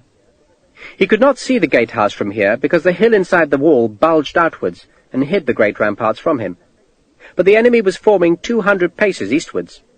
The wall's defenders, in brown jackets, were joining a company of white-coated cobras, who must have been in reserve, and those men would have to be defeated before Sharpe could hope to advance on the gatehouse. He glanced up the hill and saw nothing there except a building half hidden by trees, in which monkeys gibbered. No defenders there, thank God, so he could ignore his right flank. A Scottish sergeant had shoved and tugged the men into 2 ranks. "Load!" Sharpe said, though most of the men were already loaded. "Sergeant?" "Sir." "Advance along the wall. No one's to fire till I give the word." "Sergeant Green!" Sharpe called. Waited. "Sergeant Green!" Green had evidently not crossed the wall yet, or maybe he hadn't even climbed the cliff. "Sergeant Green!" Sharpe bellowed again. "Why d'ye need him?" a voice called. It was a Scottish captain. Christ, Sharpe thought, but he was outranked. "To bring the next group on." "I'll do it," the Scotsman said. "You go!" "Advance!" Sharpe shouted. "By the centre!" the sergeant shouted. "March!" It was a ragged advance. The men had no file closers, and they spread out, but Sharpe didn't much care. The thing was to get close on the enemy. That had always been McCandless's advice. Get close and start killing, because there's bugger all you can do at long range. Though the Scottish colonel would never have used that word. "This is for you, McCandless," Sharpe thought. "This one's for you." And it struck him that this was the first time he'd ever taken troops into formal battle, line against line, muskets against muskets. He was nervous, and made even more nervous by the fact that he was leading a makeshift company in full view of the thousands of redcoats on the ravine's northern slope. It was like being trapped on stage in a full theatre. Lose here, he thought, and all the army would know. He watched the enemy officer, a tall man with a dark face and a large moustache. He looked calm, and his men marched in 3 tight ranks. Well-trained, Sharpe thought, but then no one had ever said William Dodd could not whip troops into shape. The cobras stopped when the 2 units were 100 paces apart. They levelled their muskets, and Sharpe saw his men falter. "Keep going," he ordered. "Keep going!" "You heard the man," the Scottish sergeant bellowed. "Keep going!" Sharpe was at the right-hand flank of his line. He glanced behind to see more men running to catch up, their equipment flapping as they stumbled over the uneven ground. "But I'm inside. We're in!" And then the cobras fired. And Sharpe, ensign and bullock driver, had a battle on his hands. The redcoats stormed the gatehouse a 3rd time. This attempt led by 2 squads, who hugged the walls either side of the passage, and then turned their muskets up to blast the defenders on the opposite fire step. The tactics seemed to work, for they ripped off their first volley, and under its cover a 3rd squad comprised of axemen charged over the dead and dying and scrambled up the steep stone path towards the 2nd gate. Then the lit rockets began to drop from on high. They struck the bodies and then flamed into life and ricocheted madly about the confined space. They tore into the 2 musket squads, flamed among the axemen, choked men with their smoke, burned them with flame, and exploded to strew the carnage with more blood and guts. The axemen never even reached the gate. They died under the musket fire that followed the rockets, or else, wounded, they tried to crawl back through the thick smoke. Rocks hurtled down from the flanking fire steps, pulping the dead and the living into horror. The survivors fled, defeated again. "Enough!" Colonel Dodd shouted at his men. "Enough!" He peered down into the stone chamber. It looked like something from hell, a place where broken things twitched in blood beneath a reeking pall of smoke. The rocket carcasses still burned. The wounded cried for help that was not coming, and Dodd felt an elation sear through him. It was even easier than he'd dared to hope. "Sahib!" Gopal said urgently. "Sahib!" "What?" "Sahib, look!" Gopal was pointing westwards. There was smoke and the crackling sound of a musket fight. The noise and smoke were coming from just beyond the curve of the hill, so Dod couldn't see what was happening, but the sound was enough to convince him that a considerable fight had broken out a quarter-mile away. And that might not have mattered, except that the smoke and the noise came from inside the wall. "Jesus!" Dod swore. "Find out what's happening, Gopal, quick!" He could not lose. He must not lose. "Where's Mr. Hakeswill?" he shouted, wanting the deserter to take over Gopal's responsibilities on the far step. But the twitching sergeant had vanished. The musketry went on, but beneath Dod there were only moans and the smell of burning flesh. He stared westwards. If the damned redcoats had crossed the wall, then he'd need more infantry to drive them out and seal whatever place they had found to penetrate the inner fort. "Havildar!" He summoned the man who had accompanied Hakeswill to the palace. "Go to the southern gate and tell them to send a battalion here, quick!" "Sahib," the man said, and ran. Dod found that he was shaking slightly. It was just a small tremor in his right hand, which he stilled by gripping the gold elephant-shaped hilt of his sword. There was no need to panic, he told himself. Everything was under control. But he couldn't rid himself of the thought that there would be no escape from this place. In every other fight, since he defected from British service, he'd made certain of a route along which he could retreat. But from this high fortress, on its soaring bluff, there was no way out. He must win, or else he must die. He watched the smoke to the west. The firing was constant now, suggesting that the enemy was inside the fort in force. His hand twitched, but this time he didn't notice, as for the first time in weeks, the Lord of Gavelgar began to fear defeat. The volley from the company of white-coated cobras hammered towards Sharpe's men. But because they were spread more widely than usual, many of the balls wasted themselves in the gaps between the files. Some men went down, and the rest instinctively checked, but Sharpe shouted at them to keep marching. The enemy was hidden in smoke, but Sharpe knew they would be reloading. "Close the fire, Sergeant!" he shouted. "Close up! Close up!" the Scots sergeant called. He glanced at Sharpe, suspecting that he was taking the small company too close to the enemy. The range was already down to 60 yards. Sharpe could just see one of the Indians through the smoke. The man was the left flanker of the front rank, a small man, and he'd bitten off his cartridge and was pouring the powder down the muzzle of his musket. Sharpe watched the bullet go in, and the ramrod come up, ready to plunge down into the barrel. "Halt!" he called. "Halt!" the sergeant echoed. "Present!" The muskets came up into the men's shoulders. Sharpe reckoned he had about 60 men in the two ranks, fewer than the enemy's 3 ranks, but enough. More men were running up from the ladder all the time. "Aim low," he said. "Fire!" The volleys slammed into the cobras, who were still loading. Sharpe's men began to reload themselves, working fast, nervous of the enemy's next volley. Sharpe watched the enemy bring their muskets up. His men were half hidden by their own musket smoke. "Drop!" he shouted. He had not known he was going to give the order until he heard himself shouted, but it suddenly seemed the sensible thing to do. "Flat on the ground!" he shouted. "Quick!"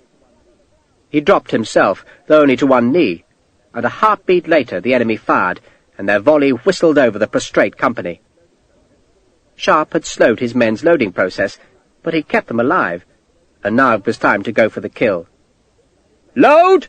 he shouted, and his men climbed to their feet. This time Sharpe didn't watch the enemy, for he didn't want to be affected by their timing. He hefted the claymore, comforted by the blade's heaviness. "Prepare to charge!" he shouted. His men were pushing their ramrods back into their musket hoops, and now they pulled out their bayonets and twisted them onto blackened muzzles. Eli Lockhart's cavalrymen, some of whom only had pistols, drew their sabres. "Present!" Sharpe called, and the muskets went up into the shoulders again. Now he did look at the enemy, and saw that most of them were still ramming. The muskets flamed, and the scraps of wadding spat out after the bullets to flicker their small flames in the grass. "Charge!"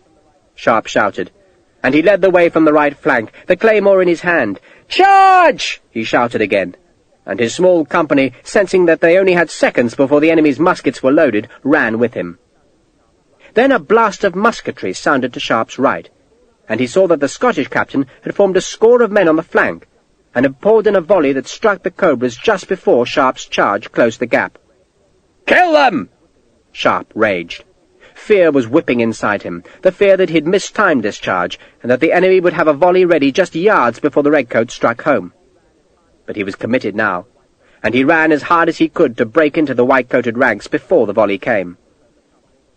The havildar commanding the Cobra Company had been appalled to see the redcoats charging. He should have fired, but instead he ordered his men to fix their own bayonets, and so the enemy was still twisting the blades onto their muskets when the leading redcoats burst through the smoke. Sharpe hacked his heavy sword at the front rank, felt it bite and slide against bone, twisted it free, lunged, kicked at a man, and suddenly Eli Lockhart was beside him, his sabre slashing down, and 2 Highlanders were stabbing with bayonets. Sharpe hacked with a sword two-handed, fighting in a red rage that had come from the nervousness that had assailed him during the charge. A sepoy trapped the cobra's havildar, feinted with the bayonet, parried the tulva's counterlunge, then stabbed the enemy in the belly. The whitecoats were running now, fleeing back towards the smoke that boiled up from the gatehouse, which lay beyond the bulge of the hill. Tom Garrard, his bayonet bloody to the hilt, kicked at a wounded man who was trying to aim his musket. Other men stooped to search the dead and dying. The Scottish captain came in from the flank. He had the winged epaulets of a light company. "I didn't know the 74th were up here," he greeted Sharpe. "Or is it the 33rd? He peered at Sharpe's coat, and Sharpe saw that Clare's newly sewn facings had been torn in the climb, revealing the old red material beneath. "I'm a lost sheep, sir," Sharpe said. "A very welcome lost sheep," the captain said, holding out his hand. "Archibald Campbell, Scotch Brigade. Brought my company up here just in case they got bored." "Richard Sharpe, 74th, Sharpe said, shaking Campbell's hand. "I'm bloody glad to see you, sir." Sharpe suddenly wanted to laugh. His force, which had pierced the inner fort's defences, was a ragged mix of Indians and British, cavalrymen and infantry. There were kilted Highlanders from the 78th, some of Campbell's men from the 94th, maybe half of the 33rd's Light Company, and a good number of sepoys. Campbell had climbed one of the low timber platforms that had let the defenders peer over the far step, and from its vantage point he stared at the gatehouse which lay a quarter-mile eastwards. "Are you thinking what I'm thinking, Mr. Sharpe?" he asked. "I'm thinking we should take the gatehouse," Sharpe said, "and open the gates." "Me too." He shifted to make room for Sharpe on the small platform. "I'll no doubt be trying to evict us soon, eh? I'd best make haste." Sharpe stared at the gatehouse, where a great smear of smoke showed above the ramparts that were thick with white-coated cobras. A shallow flight of stone stairs led from inside the fortress to the far step, and the gates could not be opened until that far step was cleared of the enemy. "If I take the far step," he suggested to Campbell, "you can open the gates?" "That seems a fair division of labour," Campbell said, jumping down from the platform. He had lost his hat, and a shock of curly black hair hung over his narrow face. He grinned at Sharpe. "I'll take my company, and you can have the rest, eh?" Campbell strode up the hill, shouting for his own light company to form in a column of 3 ranks. Sharpe followed Campbell off the platform, and summoned the remaining men into line. "Captain Campbell's going to open the gates from the inside," he told them. "And we're going to make it possible by clearing the parapets of the bastards. It's a fair distance to the gate, but we've got to get there fast. And when we get there, the first thing we do is fire a volley up at the far step. Clean some of the buggers off before we go up there. Load your muskets now. Sergeant Green?" Green, red-faced from the effort of climbing up the ravine and running to join Sharpe, stepped forward. "I'm here, sir. I'll serve. Number off 20 men, Green," Sharpe ordered the panting sergeant. "You'll stay down below and provide covering fire while we climb the steps, understand?" 20 men, sir. Yes, sir, I will, sir. Only it's Mr. Morris, sir." Green sounded embarrassed. "What about him?" Sharpe asked. "He's recovered, sir. His tummy, sir. It got better." Green managed to keep a straight face as he delivered that news.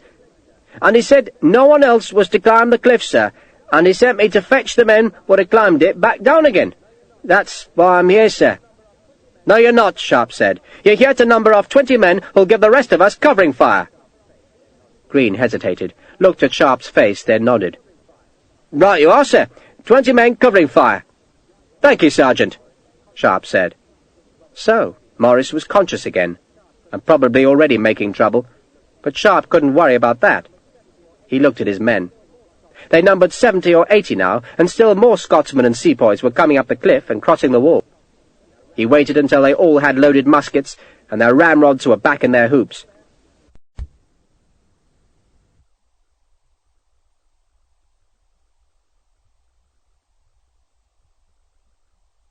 "Just follow me, lads, and when we get there, kill the bastards. Now!" He turned and faced east. "Come on! At the double!" Campbell called to his company. "Forward!" The fox was in the hen-house. Feathers would fly. Chapter 11. The 74th, climbing the road that led from the plain to Gavelger's southern gate, could hear the distant musketry sounding like a burning thorn grove. It crackled, flared up to a crescendo, then faded again. At times it seemed as though it would die altogether, and then, just as sweating men decided the battle must be over, it rattled loud and furious once more. There was nothing the 74th could do to help. They were still 300 feet beneath the fortress, and from now on they'd be within killing range of the guns mounted on Gavelger's south-facing ramparts. Those guns had been firing at the 74th for over an hour now, but the range had been long, and the downward angle steep, so that not a ball had struck home. If the 74th had had their own artillery, they could have fired back, but the slope was too steep for any gun to fire effectively. The gunners would have had to sight their cannon on a steep upwards ramp, and every shot would have threatened to turn the guns over. The 74th could go no further, not without taking needless casualties, and so Wellesley halted them. If the defenders on the southern wall looked few, he might contemplate an escalade, but the sepoys carrying the ladders had fallen far behind the leading troops, so no such attack could be contemplated yet. Nor did the general truly expect to try such an assault, for the 74th's task had always been to keep some of the fort's defenders pinned to their southern walls while the real attack came from the north. That purpose, at least, was being accomplished, for the walls facing the steep southern slope looked thick with the defenders. Sir Arthur Wellesley dismounted from his horse and climbed to a vantage point from which he could stare at the fortress. Colonel Wallace and a handful of aides followed, and the officers settled by some rocks, from where they tried to work out what the noise of the battle meant.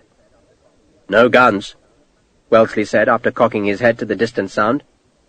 "No guns, sir?" an aide asked. "There's no sound of cannon fire," Colonel Wallace explained. "That surely means the outer fort is taken." "But not the inner?" the aide asked. Sir Arthur didn't even bother to reply. Of course the inner fort wasn't taken, otherwise the sound of fighting would have died away altogether, and fugitives would be streaming from the southern gate towards the muskets of the 74th. And somehow, despite his misgivings, Wellesley had dared to hope that Kenny's assault would wash over both sets of ramparts, and that by the time the 74th reached the road's summit, the great southern gate would already have been opened by triumphant redcoats. Instead, a green and gold flag hung from the gate tower, which bristled with the muskets of its defenders. Wellesley now wished that he had ridden to the plateau, and followed Kenny's men through the breaches. What the hell was happening? He had no way of reaching the plateau except to ride all the way down to the plain, and then back up the newly cut road, a distance of over 20 miles. He could only wait and hope. "You'll advance your skirmishers, Colonel," he suggested to Wallace. The 74th skirmishers could not hope to achieve much, but at least their presence would confirm the threat to the southern walls, and so pin those defenders down. "But spread them out," Wellesley advised. "Spread them well out." By scattering the light company across the hot hillside, he'd protect them from cannon fire. Beyond the southern ramparts, far beyond, a pillar of smoke smeared the sky grey. The sound of firing rose and fell, muted by the hot air that shimmered over the fort's black walls. Wellesley fidgeted and hoped to God his gamble would pay off, and that his redcoats, God alone knew how, had found a way into the fort that had never before fallen. "Give them fire!" Major Stokes roared at the men on the ravine's northern side. "Give them fire!" Other officers took up the call, and the men who'd been watching the fight across the ravine loaded their firelocks and began peppering the gatehouse with musket balls. Stokes had climbed back up the northern side of the ravine, so that he could see across the further wall, and he now watched as the two small groups of redcoats advanced raggedly over the hillside.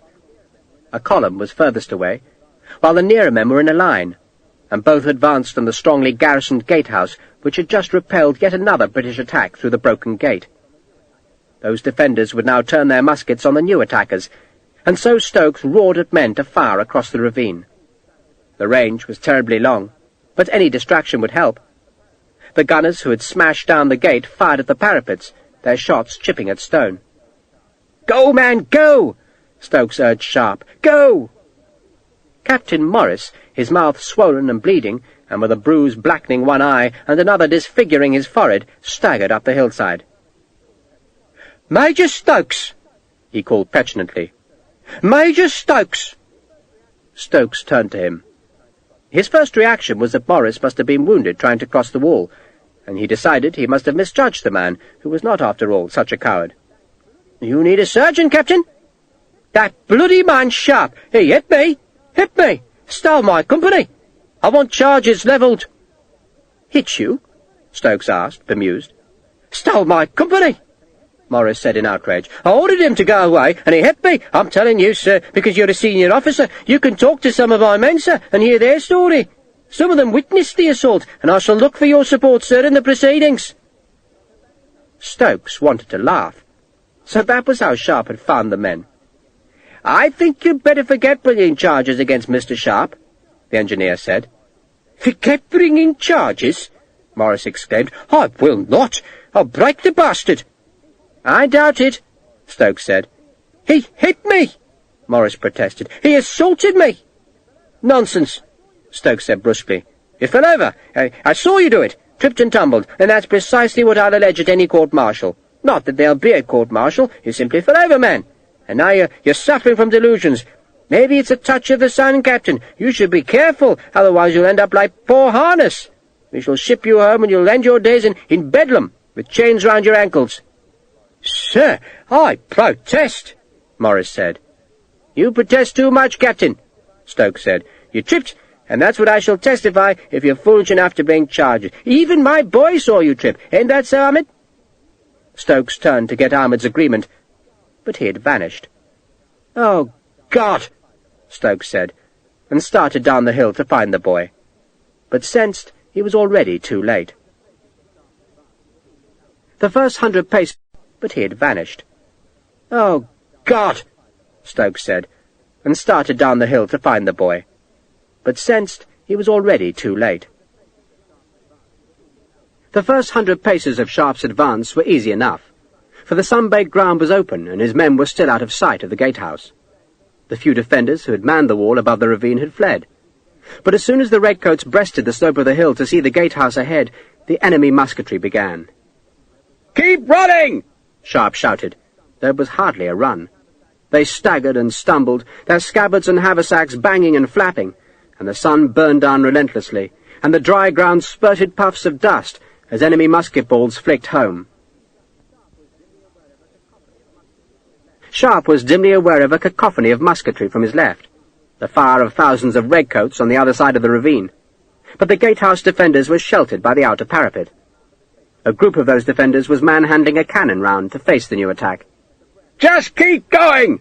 Sharpe called, the breath rasping in his throat. Christ, but he was thirsty. Thirsty, hungry, and excited.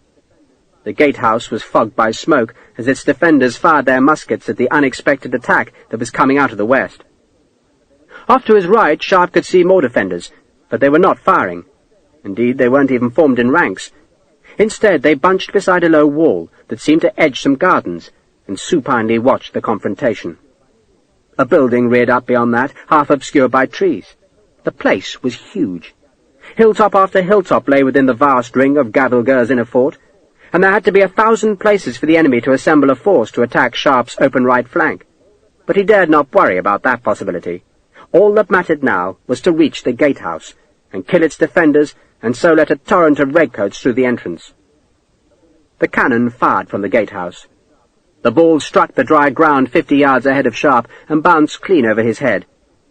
The smoke of the guns spread in front of the parapet, spoiling the aim of the defenders, and Sharpe blessed the gunners and prayed that the smoke would linger.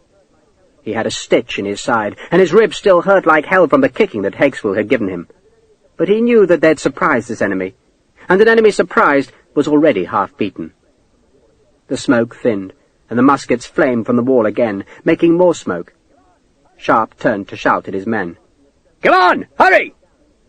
He was crossing a stretch of ground where some of the garrison had made pathetic little lodges of thin branches, propped against half-dead trees and covered with sacking. Ash showed where fires had burned. It was a dumping ground. There was a rusting iron cannon carriage, a stone trough that had split in two, and the remains of an ancient windlass made of wood that had been sun-whitened to the colour of bone. A small brown snake twisted away from him.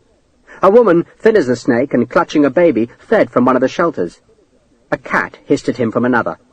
Sharpe dodged between the small trees, kicking up dust, breathing dust. A musket ball flicked up a puff of fire ash, another clanged off the rusting gun carriage. He blinked through the sweat that stung his eyes to see that the gate passage's inner wall was lined with white-coated soldiers. The wall was a good 100 paces long, and its far step was reached by climbing the flight of stone steps that led up beside the innermost gate. Campbell and his men were running towards that gate, and Sharpe was now alongside them. He'd have to fight his way up the stairs, and he knew that it would be impossible, that there were too many defenders, and he flinched as the cannon fired again. Only this time it belched a barrel full of canister that threw up a storm of dust devils all about Sharpe's leading men. "Stop!" he shouted. "Stop! Form line!" He was close to the wall, damn close, not more than 40 paces. "Present!" he shouted, and his men raised their muskets to aim at the top of the wall. Smoke still hid half the rampart, though the other half was clear and the defenders were firing fast. A Scotsman staggered backwards, and a sepoy folded over silently and clutched his bleeding belly. A small dog yapped at the soldiers. The smoke was clearing from the mouth of the cannon. "You've got one volley," Sharpe called. "Then we charge. Sergeant Green, I don't want your men to fire now. Wait till we reach the top of the steps, then give us covering fire." Sharpe wanted to lash out with his boot at the damned dog, but he forced himself to show calm as he paced down the front of the line. "Aim well, boys, aim well. I want that wall cleared." He stepped into a space between two files. "Fire!"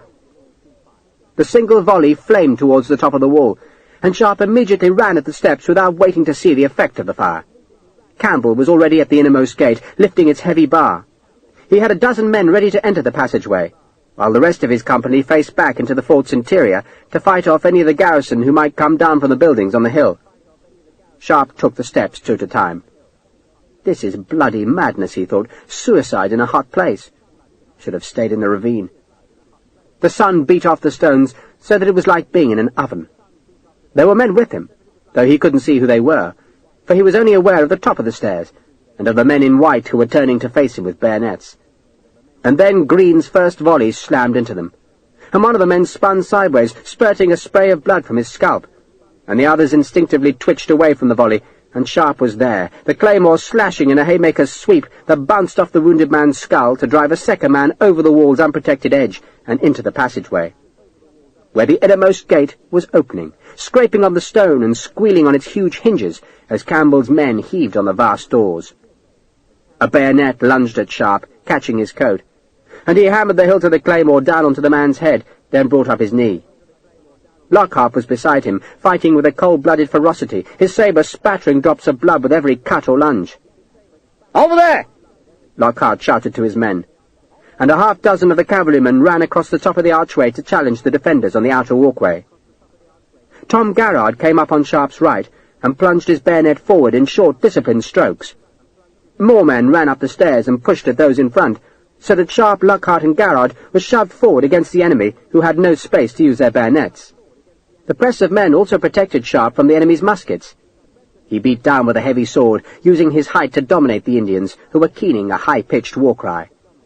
A bayonet hit Sharpe plumb on his hip bone, and he felt the steel grind on bone, and he slammed the claymore's hilt down onto the man's head to crumple his shako, then down again to beat the man to the ground.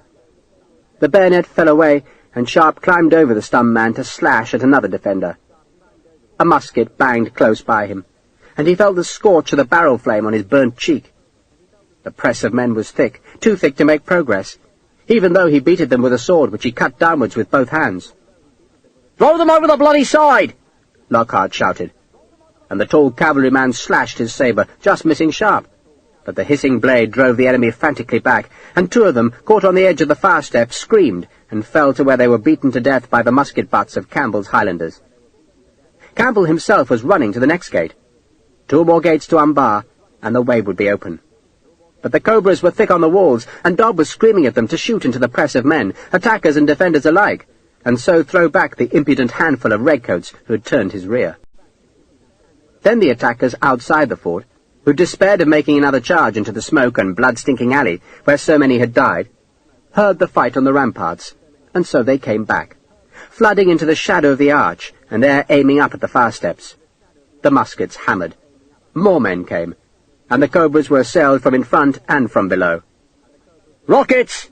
Dodd shouted, and some of his men lit the missiles and tossed them down into the passageway. But they were nervous of the attackers coming along the top of the rampart. Those attackers were big men, crazed with battle, slashing with swords and bayonets as they snarled their way along the wall. Sergeant Green's men fired from below, picking off defenders and forcing others to duck. "Fire across! Fire across!" Captain Campbell, down in the passageway, had seen the defenders thickening in front of the men attacking along the tops of the walls, and now he cupped his hands and shouted at the men behind the front ranks of the attackers. "Fire across!" He pointed, showing them that they should angle their fire over the passageway to strike the defenders on the opposite wall, and the men, understanding him, loaded their muskets. It took a few seconds, but at last the crossfire began, and the pressure in front of Sharpe gave way. He swung the huge sword back-handed, half severing a man's head, twisted the blade, thrust it into a belly, twisted it again, and suddenly the cobras were backing away, terrified of the bloody blades. The second gate was opened. First man through, and now there was only 1 gate left.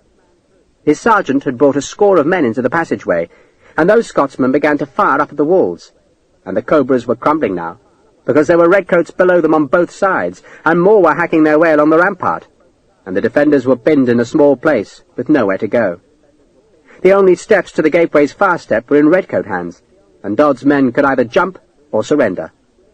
A piper had started playing, and the mad skirl of the music drove the attackers to a new fury as they closed on the remnants of Dodd's cobras. The redcoats were screaming a terrible war cry that was a compound of rage, madness, and sheer terror. Sharpe's tattered white facings were now so soaked in blood that it looked as if he wore the red-trimmed coat of the 33rd again. His arm was tired, his hip was a great aching sore, and the wall was still not clear. A musket ball snatched at his sleeve.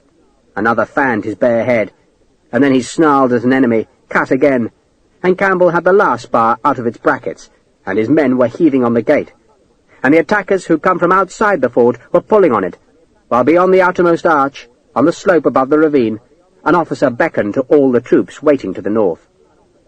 A cheer sounded, and a flood of redcoats ran down into the ravine and up the track towards the inner fort. They smelt loot and women. The gates were open. The fortress in the sky had fallen. Dodd was the last man on Sharpe's wall. He knew he was beaten, but he was no coward, and he came forward sword in hand, then recognized the bloody man opposing him. "Sergeant Sharpe," he said, and raised his gold-hilted sword in an ironic salute. He'd once tried to persuade Sharpe to join him in the cobras, and Sharpe had been tempted, but fate had kept him in his red coat and brought him to this last meeting on Gavelger's ramparts. "I'm Mr. Sharpe now, you bastard," Sharpe said, and he waved Lockhart and Garrard back, then jumped forward, cutting with a claymore. But Dodd parried it easily and lunged at Sharpe, piercing his coat and glancing the sword point off a rib. Dodd stepped back, flicked the claymore aside and lunged again, and this time the blade cut into Sharpe's right cheek, opening it clean up to the bone beside his eye. "Marked for life," Dodd said, "though I fear it won't be a long life, Mr. Sharpe." Dodd thrust again, and Sharpe parried desperately, deflecting the blade more by luck than skill. And he knew he was a dead man, because Dodd was too good a swordsman. McCandless had warned him of this. Dodd might be a traitor, but he was a soldier, and a good one. Dodd saw Sharpe's sudden caution and smiled. "They made an officer out of you, didn't they? I never knew the British Army had that much sense." He advanced again, sword low, inviting an attack from Sharpe.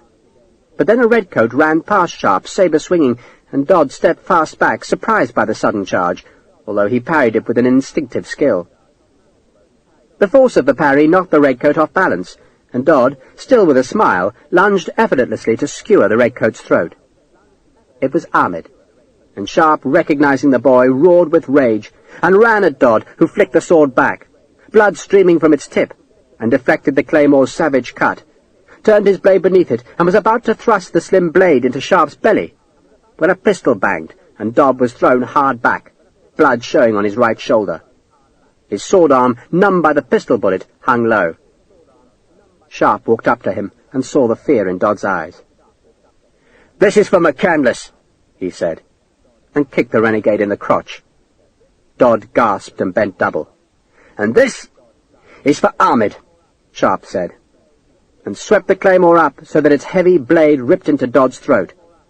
And Sharpe, still holding the sword double-handed, pulled it hard back, and the steel soared through sinew and muscle and gullet, so that the far step was suddenly awash with blood, as the tall Dodd collapsed. Eli Lockhart, the long horse pistol still smoking in his hand, edged Sharpe aside to make certain Dodd was dead. Sharpe was stooped by Ahmed, but the boy was dying. Blood bubbled at his throat as he tried to breathe. His eyes looked up into Sharpe's face, but there was no recognition there. His small body heaved frantically, then was still. He had gone to his paradise. "You stupid bastard," Sharpe said, tears trickling to dilute the blood pouring from his cheek. "You stupid little bastard." Lockhart used his sabre to cut the ropes holding the flag above the gatehouse, and a roar of triumph sounded from the ravine as the flag came down. Then Lockhart helped Sharpe strip Ahmed of his red jacket, and, lacking a British flag to hoist, they pulled the faded, blood-reddened coat up to the top of the pole. Gavilger had yielded. Sharpe cuffed tears and blood from his face. Lockhart was grinning at him, and Sharpe forced a smile in return. "We did it, Eli. We bloody did." Lockhart held out a hand, and Sharpe gripped it. "Thank you," Sharpe said fervently. Then he let go of the cavalryman's hand and kicked Dodd's corpse. "Look after that body, Eli. It's worth a fortune." "Nice Dodd?" "That's the bastard. That corpse is worth 700 guineas to you and Claire." "You and me, sir," Lockhart said. The sergeant looked as ragged and bloody as Sharpe. His blue jacket was torn and blood-stained. "We'll share the reward," he said. "You and me, sir." "No," Sharpe said. "He's all yours. I just wanted to see the bastard dead. That's reward enough for me." Blood was pouring from his cheek to add to the gore on his coat. He turned to Garrard, who was leaning against the parapet, gasping for air. "Look after the boy for me, Tom." Garrard, seeing that Ahmed was dead, frowned in puzzlement. "I'm going to give him a proper burial," Sharpe explained. Then he turned and walked down the wall where exhausted redcoats rested among the dead and dying cobras, while beneath them, in the passage that Campbell had opened, a stream of soldiers poured unopposed into the fort. "Where are you going?" Garrard shouted after Sharpe. Sharpe didn't answer. He just walked on. He had another enemy to hunt, and an even richer reward to win. The defenders were hunted down and killed. Even when they tried to surrender, they were killed, for their fortress had resisted, and that was the fate of garrisons that showed defiance. Blood-maddened redcoats, fed on arrack and rum, roamed the vast stronghold with bayonets and greed both sharpened. There was little enough loot, but plenty of women, and so the screaming began. Some defenders, knowing Gavilger's geography, slipped to those parts of the perimeter where no wall faced outwards, and dangerously narrow paths led down the cliffs. They streamed like ants down the rock, going to oblivion. Some hid, knowing that the rage of the attackers would soon enough be exhausted. Those who could not escape or find a hiding place died. Flies buzzed in the palace where the dead were already stinking in the heat. Officers wandered the rooms, marvelling at their poverty. They had expected to find another mansion like the Tipu Sultan's palace, a glittering trove of gems, gold, ivory, and silk. But the Rajah of Berar had never been rich. Some discovered the cellars, and they noted the great armory, but were more interested in the barrels of cash, though when they saw the coins were all of copper, they spat in disgust. A company of sepoys found some silver plate that they cut apart with their bayonets. Syed Sevaji had found his enemy, his father's murderer, but Beni Singh was already dead, and Sevaji could do little more than spit on his corpse. Beneath the palace, redcoats splashed in the lake, slaking their thirst. Some had discarded their red jackets, hanging them from the trees, and a ragged man who had slipped unseen from the palace stole one of the coats and pulled it on before limping towards the captured gatehouse.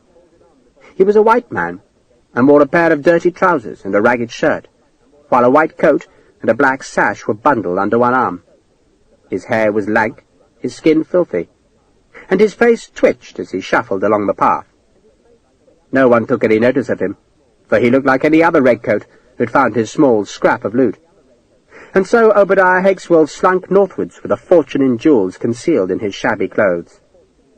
He reckoned he had only to get through the gate and across the outer fort, and then he'd run. Where? He didn't know. Just run. He was rich now, but he'd still need to steal a horse. There'd be plenty of officers' horses in the camp, and maybe he'd be lucky and find a dead man's horse, so that the loss would not be noticed for days. Then he'd ride southwards, south to Madras, and in Madras he could sell the jewels, buy proper clothes, and become a gentleman. Obadiah Hexwell, gent. Then he'd go home to England, be a rich gentleman there. He ignored the redcoats.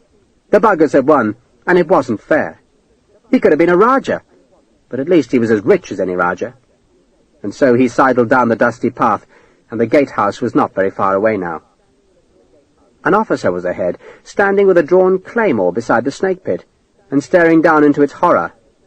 And then he turned and walked towards Hexwell. The officer was hatless, bloody-faced, and Obadiah limped off the track, praying that he wouldn't be noticed. The officer went safely past, and Hexwell breathed a silent prayer of thanks and swerved back to the track.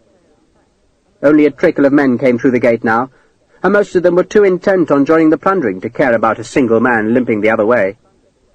Hexwell grinned, knowing he would get away. He would be a gentleman.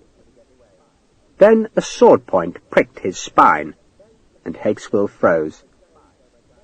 "I've been looking for you for days, Obadiah," a hated voice said, and Hexwell turned to look up into Sharpe's face. But the face was half hidden by blood, which is why he hadn't recognized the officer standing beside the snake pit. "I was a prisoner," Hexwell whined. A prisoner!" "You're a bloody liar." "For the love of God, help me!" Obadiah pretended not to recognize Sharpe, pretended to be mad. He twitched and moaned, let spittle dribble from his mouth, and twisted his hands in submission. "Lock me up," he said. "The heathen bastards, lock me up! Ain't seen daylight in days." Sharpe leaned forward and snatched the coat that was bundled under Hexwell's arm. Hexwell stiffened, and Sharpe smiled as he saw the flash of anger in the sergeant's eyes. "Want the coat back, Obadiah, so fight me for it." "I was a prisoner," Hexwell insisted, no longer moaning like a mad thing. Sharpe shook the coat open. "So why is the jacket white, Obadiah? You're a bleeding liar." He felt the coat's pockets, felt the hard lumps, and knew his jewels were safe again. Hexwell's eyes glinted with a terrible and frustrated rage. "Go on, Obadiah," Sharpe said. "Fight me." "I was a prisoner," Hexwell said, and he glanced to his right, hoping he could make a run for it. For though he might have lost the jewels in the coat, he had others in his trousers. And Sharpe, he now saw, had a wound in the hip. Perhaps Sharpe could not run. So run now, he told himself. And then the flat of the claymore's blade struck him hard across the scalp. He yelped, then went still as the sword point pricked at his throat. "You sold me to Jarmer, didn't you?" Sharpe said. "But that was a mistake, Obadiah, because I beat his jetties into pulp. I'll do that to you now. But take your clothes off first." "You can't do this to me!" Hexwell shouted, hoping to attract attention. His face twitched. "You can't do this! Against regulations it is!" "Strip, Obadiah," Sharpe said. "There are rules, regulations, says so in the scriptures." The claymore's point jabbed at Hexwell's throat, drawing blood from the scar that had been left when they'd tried to hang the young Obadiah. The pain quietened the sergeant, and Sharpe smiled. "I half beat Captain Morris to death, Sergeant. So you don't think it worries me that there are rules which say I mustn't touch you? Now you've got a choice. You can strip naked, or you can let me strip your corpse naked. I don't care which it is. I don't care if they bloody hang me for your murder. It'll be worth it. So shut the hell up and get your bloody clothes off." Hakeswill looked for help, but there was none in sight, and the sword point twisted in his broken skin, and he gabbled that he was undressing himself, and he scrabbled at the rope belt on his trousers, and tore the buttons out of his shirt. "Don't kill me!" he shouted. "I can't be killed! I can't die!" He pulled off the shirt, tugged off his boots, and pulled down his trousers. "Now the footcloths," Sharpe said. Hakeswill sat and unwrapped the filthy strips, and so was left white and naked under the terrible sun. Sharpe used the sword's tip to pull the clothes into a pile. He would search them, extract the gems, then leave them. "On your feet now, Obadiah," he said, encouraging the naked man with the sword's reddened tip. "I can't die, Sharpe," Hakeswill pleaded, his face racked by twitches. "I can't. You tried. The tigers wouldn't eat me, and the elephant wouldn't kill me. You know why? Because I can't die. I've got an angel, I do. My own soul's angel, and she looks after me." He shouted the words, and all the while he was being pressed backwards by the sword tip, and he danced on the rocks because they were so hot, and his feet were bare. "You can't kill me! The angel looks after me! It's Mother, Sharpe! That's who the angel is! It's Mother, all white and shiny! No, Sharpe, no! I can't die!" And the sword stabbed at his belly, and Hakeswill jumped back again when the tip slashed at his scrawny ribs. "They tried to hang me, but they couldn't. And I danced, and the rope wouldn't kill me, and here I am! I cannot die!" And then he screamed, because the sword had stabbed one last time, and Hakeswill had stepped back to avoid the lunge. Only this time there was no rock behind him, only a void, and he screamed as he fell into the shadows of the snake pit. He screamed again as he hit the stone floor with a thump. "I can't die!" he shouted triumphantly, and stared up at the black shape of his enemy. "I can't die!" Hakeswill called again. Then something sinuous and shadowy flickered to his left, and he had no time to worry about Sharpe. He screamed, because the snakes were staring at him with hard, flat eyes. "Sharpe!" he shouted. "Sharpe!" But Sharpe had gone to collect the pile of rags, and Hakeswill was alone with the serpents. Wellesley heard the distant cheers, but couldn't tell whether it was his own men who celebrated, or the enemy who was making the noise. The smoke cloud that had hung so thick and constant beyond the fortress faded. He waited. The defenders on the south wall still fought. They fired their cannon at the 74th skirmish line, which, because it was well spread out and sheltered by the rocks on the steep hillside, survived the sporadic cannonade. The smoke of the guns hung by the walls. Wellesley looked at his watch. 4 o'clock.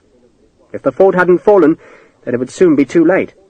Night would come, and he'd have to retreat ignominiously to the plain below. The intermittent crackle of muskets from the north told him that something was still happening, but whether it was men looting or the sound of the defenders firing at defeated attackers, he couldn't tell. Then the guns on the south wall fell silent. Their smoke lingered, then drifted away in the hot wind. Wellesley waited, expecting the cannon to fire again, but they remained quiet. "Maybe they've run," he said. The green and gold flag still hung over the gate tower, but Wellesley could see no defenders there. "If the fortress has fallen, sir," Wallace pointed out, "then why aren't they running out of this gate?" "Because they know we're here," Wellesley said, and took out his telescope. By mistake he'd brought the new glass, the one he intended to give to Sharpe, which had been engraved with the date of Assaye, and he put it to his eye and examined the southern wall. The embrasures were empty. The guns were still there, their blackened muzzles just showing, but no men. "I think we should advance, Wallace," Wellesley said, snapping the glass shut. "It could be a trap, sir." "We shall advance," Wellesley said firmly. The 74th marched with colours flying, drummers beating and pipers playing. A battalion of sepoys followed, and the two regiments made a brave sight as they climbed the last stretch of the steep road. But still the great southern gate of Gavelgher was closed before them. Wellesley spurred ahead, half expecting the defenders to spring a surprise and appear on the ramparts. But instead it was a redcoat who suddenly showed there, and Wellesley's heart leapt with relief. He could sail home to England with another victory in his pocket. The redcoat on the wall slashed at the flag's halyard, and Wellesley watched as the green and gold banner fluttered down. Then the redcoat turned and shouted to someone inside the fortress. Wellesley spurred his horse. Just as he and his aides came into the shadow of the gatehouse, the great gates began to open, hauled back by dirty-looking redcoats with stained faces and broad grins. An officer stood just beyond the arch, and as the general rode into sight, the officer brought his sword up in salute. Wellesley returned the salute. The officer was drenched in blood, and the general hoped that was not a reflection of the army's casualties. Then he recognized the man. "Mr. Sharpe?" He sounded puzzled. "Welcome to Gavelgher, sir," Sharpe said. "I thought you'd been captured." "I escaped, sir. Managed to join the attack." "So I see." Wellesley glanced ahead. The fort seethed with jubilant redcoats, and he knew it would take till nightfall to restore order. "You should see a surgeon, Mr. Sharpe. I fear you're going to carry a scar on your face." He remembered the telescope, but decided he would give it to Sharpe later, and so, with a curt nod, he rode on. Sharpe stood and watched the 74th march in. They hadn't wanted him, because he wasn't a gentleman, but by God he was a soldier, and he had opened the fort for them. He caught Urquhart's eye, and Urquhart looked at the blood on Sharpe's face, and at the crusting scabs on Sharpe's sword, then looked away. "Good afternoon, Urquhart," Sharpe said loudly. Urquhart spurred his horse. "Good afternoon, Sergeant Cahoon," Sharpe said. Cahoon marched doggedly on. Sharpe smiled. He had proved whatever he had set out to prove. And what was that? That he was a soldier. But he'd always known that. He was a soldier, and he'd stay a soldier. And if that meant wearing a green jacket instead of a red, then so be it. But he was a soldier, and he'd proved it in the heat and blood of Gavelgher. It was the fastness in the sky, the stronghold that could not fall. And now it was Sharpe's fortress. Historical note. I've done the 94th, sometimes known as the Scotch Brigade, and their light company, which was led by Captain Campbell, a great disservice. For it was they, and not Sharpe, who found the route up the side of the ravine, and then across the inner fort's wall at Gavelgher, and who then assailed the gatehouse from the inside, and, by opening the succession of gates, allowed the rest of the attacking force into the fortress. Fictional heroes steal other men's thunder, and I trust the Scots will forgive Sharpe. The Captain Campbell whose initiative broke Gavelgher's defence was not the same Campbell who was one of Wellesley's aides, and who had been the hero at Ahmednuggur. The 33rd's Light Company was not at Gavelgher. Indeed, the only British infantry there were Scottish regiments, the same Scotsmen who shocked Scindia's army into rout at Assaye, and took the brunt of the Arab attack at Argaum. Wellesley's war against the Marathas, which ended in complete victory at Gavelgher, was thus won by Madrasi sepoys and Scottish Highlanders, and it was an extraordinary victory. The Battle of Assaye, described in Sharpe's Triumph, was the engagement which destroyed the cohesion of the Maratha Confederation. Scindia, the most powerful of the princes, was so shocked by the defeat that he sued for peace, while the Rajah of Berat's troops, deserted by their allies, fought on. Undoubtedly their best strategy would have been an immediate retreat to Gavelgher. But Manu Bapu must have decided that he could stop the British, and so decided to make his stand at Argaum. The battle happened much as described in this novel. It began with an apparent Maratha advantage when the sepoys on the right of Wellesley's line panicked, but the general calmed them, brought them back, then launched his line to victory. The Scots, just as they had been at Assaye, were his shock troops, and they destroyed the Arab regiment that was the best of Bapu's infantry. There were no Cobras in Bapu's army, and though William Dodd existed, and was a renegade fugitive from the East India Company army, there's no record of his having served Berat. The survivors of Argaum retreated north to Gavelgher. Gavelgher is still a mightily impressive fortress, sprawling over its vast headland high above the Deccan plain. It's deserted now, and was never again to be used as a stronghold after the storming on the 15th of December, 1803. The fort was returned to the Marathas after they made peace with the British, and they never repaired the breaches which are still there, and, though much overgrown, capable of being climbed. No such breaches remain in Europe, and it was instructive to discover just how steep they are, and how difficult to negotiate. even unencumbered by a musket or sword. The great iron gun which killed 5 of the attackers with a single shot still lies on its emplacement in the inner fort, though its carriage has long decayed and the barrel is disfigured with graffiti. Most of the buildings in the inner fort have vanished, or else are so overgrown as to be invisible. There is, alas, no snake pit there. The major gatehouses are still intact, without their gates, and a visitor can only marvel at the suicidal bravery of the men who climbed from the ravine to enter the twisting death-trap of the inner fort's northern gate. Defeat would surely have been their reward, had not Campbell and his light company found a way up the side of the ravine, and with the help of a ladder scaled the wall and so attacked the gates from the inside. By then Beni Singh the Keladar had already poisoned his wives, lovers and daughters. He died, like Manu Bapu, with his sword in his hand. Manu Bapu almost certainly died in the breaches, and not, as the novel says, in the ravine, though that was where most of his men died, trapped between the attackers who had captured the outer fort and the 78th who were climbing the road from the plain. They should have found refuge within the inner fort and bolstered its defences, but for reasons that have never been explained, the inner fort's gates were fast shut against the survivors of the outer fort's garrison. Elizabeth Longford, in Wellington, The Years of the Sword, quotes the late Jack Weller as saying of Gavilgar, "3 reasonably effective troops of Boy Scouts armed with rocks could have kept out several times their number of professional soldiers." It's difficult to disagree. Manu Bapu and Beni Singh made no effort to protect the outer fort's walls with a glacis, which was their primary mistake. But their real stronghold was the inner fort, and it fell far too swiftly. The supposition is that the defenders were thoroughly demoralized, and the few British casualties, about 150, most of them killed or wounded in the assault on the gatehouse, testified to the swiftness of the victory. 150 sounds like a small butcher's bill, and so it is, but that should not hide the horror of the fight for the inner fort's gatehouse where Kenny died. That fight occurred in a very small space, and, for a brief while, must have been as ghastly as, say, the struggle for Badajoz' breaches 9 years later. Campbell's escalade up the precipice saved an enormous number of lives, and cut a nasty fight blessedly short. Indeed, the victory was so quick, and so cheaply gained, that a recent biography of the Duke of Wellington, in 1803, he was still Sir Arthur Wellesley, accords the siege less than 3 lines, yet to the redcoat who was sweating up the hill to the plateau, and who was expected to carry his firelock and bayonet across the rocky isthmus to the breaches in the double walls, it was a significant place, and his victory remarkable. The real significance of Gavilgar lay in the future. Sir Arthur Wellesley had now witnessed the assault of the breach at Seringapatam, had escalated the walls of Ahmednugger, and swept over the great defences of Gavilgar.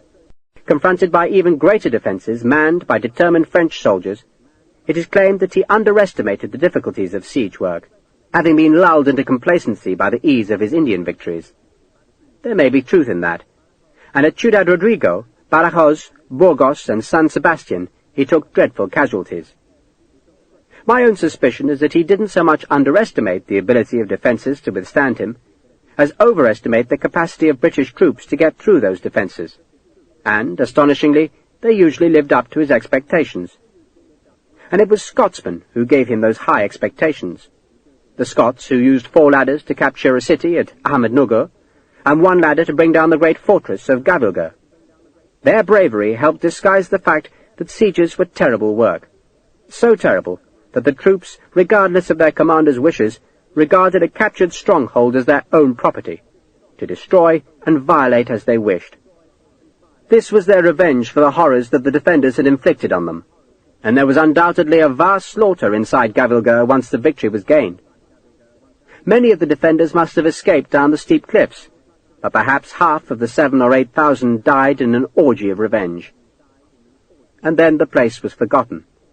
The Marathas were defeated, and even more of India came under British rule or influence. But Sir Arthur Wellesley was done with India. It was time to sail home and look for advancement against the more dangerous and nearer enemy, France. It will be 4 years before he sails from England to Portugal, and to the campaign that will raise him to a dukedom. Sharpe will also go home, to a green instead of a red jacket, and he too will sail to Portugal and march from there into France. But he has a snare or two waiting on his path before he reaches the peninsula. so Sharpe will march again.